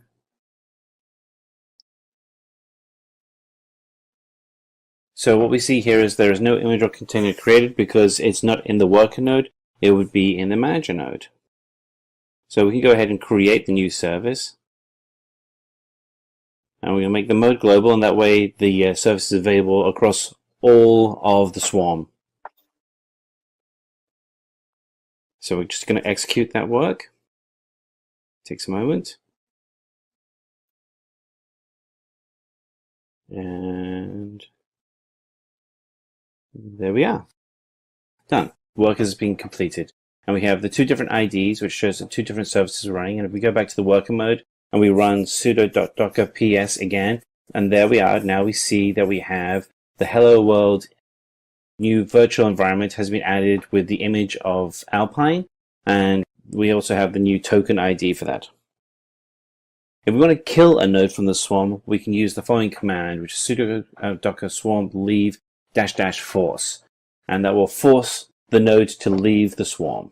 Today we're going to cover Docker Compose. So in this session, what we're going to do is we're going to go through what Docker is, and then by extension what Docker Compose is and how it improves the performance of Docker, what the benefits of working with Docker Compose is. We are going to cover as well what the difference between Docker Compose and Docker Swarm is, because the two products are similar but they have two different types of job. And at the end of this presentation, we'll take you through some basic commands that allow you to get up and running working with Docker and Docker Compose. Finally, after this presentation, we'll do a brief demo that allows you to get up and running using some of these commands to do your own Docker Compose environment. So let's get started with Docker Compose. So first of all, we have to kind of cover what Docker is. So Docker has come as an evolution of technologies that started with virtual machines, VM machine. And a VM machine allowed you to run a complete operating system and its environment on your own computer, in your own operating system, without it interfering. The problem is that it was very heavy and complex, and in contrast, Docker is a much more lightweight and more flexible environment that you can automate with scripts. So we have to remember that the container itself is just software, and it has dependencies that run within that application that are managed by Docker. So if we have a look at the way Docker is broken out, first of all, we have the Docker image, and we have the Docker image created by a Docker file. And the Docker file is a text-based script. And that text file within Docker file actually has all the commands that allow you to run the appropriate technologies within the Docker image. So the Docker image allows you to be able to have a wide group of people consistently run the same environment. And if you want to be able to share that Docker image effectively, you would do so by uploading to Docker Hub. And Docker Hub can be available either publicly through the public Docker Hub website, or you can actually set up your own private enterprise Docker Hub to share your own images across your own network. And then from Docker Hub, people can then pull their own Docker image and build new containers that are consistent on the original Docker container that you created. So it's a great way of being able to have your entire team scale up easily and effectively. So one of the questions that will come up though is, what if you want to use two containers in a single service? And an example of this might be like a web server that is using a database, but the database may be in one container and the web server may be in another container, which is very typical for your own web and database infrastructure. So very similar scenario, but how would you do this with Docker? So by using just Docker itself, it's actually very difficult to do this. You can do it, but it's just very time consuming and just not a very good use of your productivity. But with Docker Compose, you can actually do the whole process quite quickly and easily, and hence the reason why we have Docker Compose, to allow you to have two or more Docker containers running in the same environment, being able to communicate as if they were running in a production environment. So let's dig into what Docker Compose is. So let's consider a scenario that you'd have today. So Myntra is a fashion website similar to Amazon, and you'd go to Myntra with your web browser, and on that website you would go through a number of activities such as logging into your account, browsing a catalog, you'd have your checkout application server, and you go through the typical process of building out an application. Behind each of these services are different products, such as you'd have an account database, you'd have a product database, different checkout processes, and these would all be run behind the scenes. And each of these can be considered a microservice. So the more microservices you build into your environment, the more complexity you're adding, and the more of value it would be to have each of these services in their own container. But as a developer, you want to be able to jump from one container to another container. So your login account code can then be passed onto your product catalog and then be able to move through the whole process. So the environment that you would see today would be more like what we're showing right now, where you'd have your server and your database, and you may have a server running on Apache Tomcat or SQL Server. You'd have different databases, and you'd want to be able to have each of those in their own containerized environment. So the way that Docker Compose runs is that it works as a single service. So you have the Docker Compose running multiple containers, but the perception is of a single service running. The thing that's great, though, is that each of those containers will run in isolation, but they can interact with each other. So unlike a normal Docker environment where you have multiple Docker images running completely in isolation of each other, these are images that will run in isolation but can interact with each other. The Docker Compose files are very easy to write. They're all written with a scripting language called YAML, and YAML is an XML-based language. It actually stands for yet another markup language, but it's an XML-based language and it's very easy to use. The great thing about learning YAML is that a lot of open source tools in the DevOps environment use YAML as the scripting language. And then finally, in Docker Compose, as a user, you can actually go in and trigger all your services within the containers to start with a single command. As you can imagine, this dramatically reduces the amount of work that you as a developer have to do. So let's take an example of if you're running a container, one with a Nginx server and one with a Redis database. You can create a YAML Docker Compose file that actually has the instructions on the containers needed to build out both environments. And then you can run each of those environments separately, but have them connected as a single service. So the benefits of Docker Compose is that you have a single host deployment environment. You can run this all on one piece of hardware. You can have a quick and easy configuration using YAML scripts. The productivity that you get as a developer significantly increases because you're not having to have time wasted trying to configure just traditional Docker containers by themselves. You now have a way of being able to interact with those containers. And then finally, security is at the center of all of these containers. So each of those containers are completely isolated from each other, and they are controlled with the same level of security that you'd have with a traditional Docker image. But there is a question here around Docker Compose. Isn't it similar in concept to Docker Swarm? Because at a high level, it kind of seems like both do the same thing. And the answer is, well, actually, no, they're different. There are similarities, but there are also differences. And particularly for a developer, these differences will really start coming out in scale as you start working on your solutions. So let's look at Docker Compose. So Docker Compose will allow you to create multiple containers on a single host. And that's the important part, having a single host, which is maybe your development PC. With Docker Swarm, it also allows you to create multiple containers. However, you have to manage those multiple containers on multiple hosts, which makes a lot of sense if you're running an operations environment, but not so much if you're doing a development environment. And Docker Compose is scripted with YAML, which is very easy for you to be able to control your scripts. Docker Swarm doesn't have a scripting technology like YAML, so it's a little bit harder to work with. So what we have here is just some basic commands that allow you to get up and started working with Docker Compose. In our next demo, we're actually going to take you through how to use all of those commands. So we're going to go ahead and do a demo on how to use Docker Compose. The first thing you want to do is check that you have Docker installed. So what we're going to do is we're going to open up the command window and we're going to type in Docker. You'll be able to see now that we have Docker installed. If you don't have Docker installed, go ahead and install Docker. You can go to Google search to install Docker and they'll give you the instructions for that. We also have videos that we've already done. If once you have Docker installed, then you want to do a Google search on Docker Compose or go to the docker.com website and select for the Compose section and look for the install Docker Compose instructions. So we already have another tab which has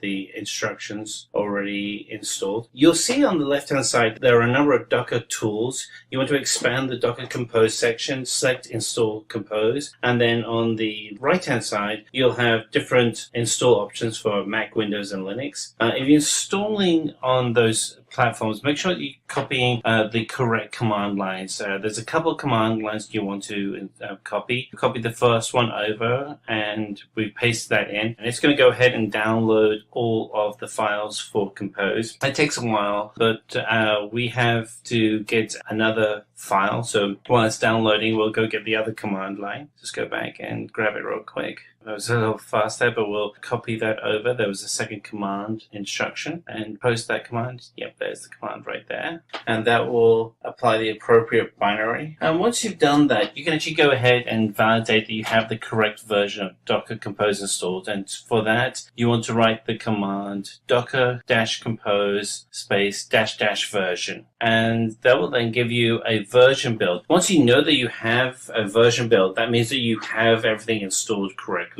on your machine. So you can see here that we have a version number, which means we have everything installed. You might see a different version number depending on how old the video is when you're watching it, but we're using very content at the moment. I'll just go ahead and clear the screen. And now what we're going to do is create a folder where we're actually going to install the YAML file that will have the instructions for our Docker Compose environment. So we're moving the cursor to the desktop, and on the desktop we're going to create a new folder and using the mkdir command, and we'll call this one Docker Compose F for file. And then we'll move the cursor into that new folder by using cd command. And now we are in the folder called Docker Compose F. And you can go look at your desktop and you'll see it's there. And now you want to select #touch docker-compose.yml, and that will actually create the new YAML file for you. And you can use the ls list command, ls docker-compose.yaml, and that'll allow you actually now to step in and edit that file. So let's go ahead and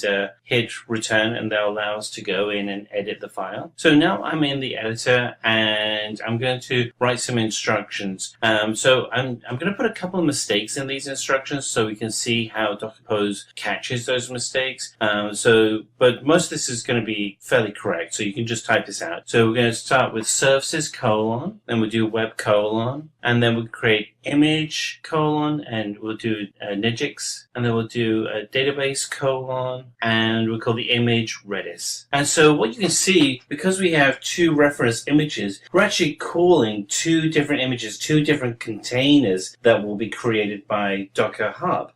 So what we're going to do is where we can actually show you how that's pulling in. You can go to Docker Hub and you can actually see the references to the images that we've just created. So go to Docker Hub, which is hub.docker.com, and you'll see that Nginx, Redis, those are the default names for the images. So you could do other images like HTTP for Apache web server if you wanted to. There are a lot of images in Docker Hub, so certainly have a lot of fun building tools from that environment. So we're going to save those files in the Docker image, and we're just going to do :WQ to exit this screen. Save the text. Let's go and run our YAML file, and you'll see the two different error messages that will come up. So we're going to do cat docker-compose.yml, and here we have a display of the text that we just wrote. And now let's go check the validity of the file that we just created. So we'll do docker-compose config, and we should get an error message. And there we are, error message. And the reason why we have an error message is because the spacing is not correct in the YAML file itself. So let's go to the actual YAML file that we created. Let's go through, and we're going to use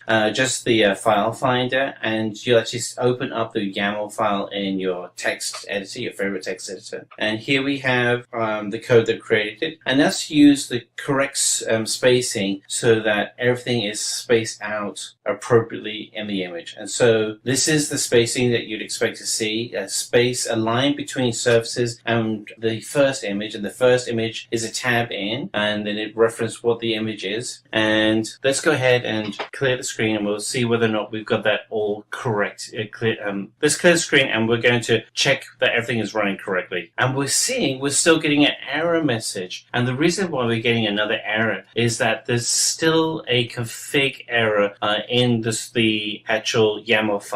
So one of the things you have to do when you're creating a YAML file for Docker Compose is you actually have to have the appropriate version number in there. So what we have to do is we have to go and find which is the appropriate version. And there are 3 major versions, 1, 2, and 3, depending on the age of Docker that you have installed on your computer.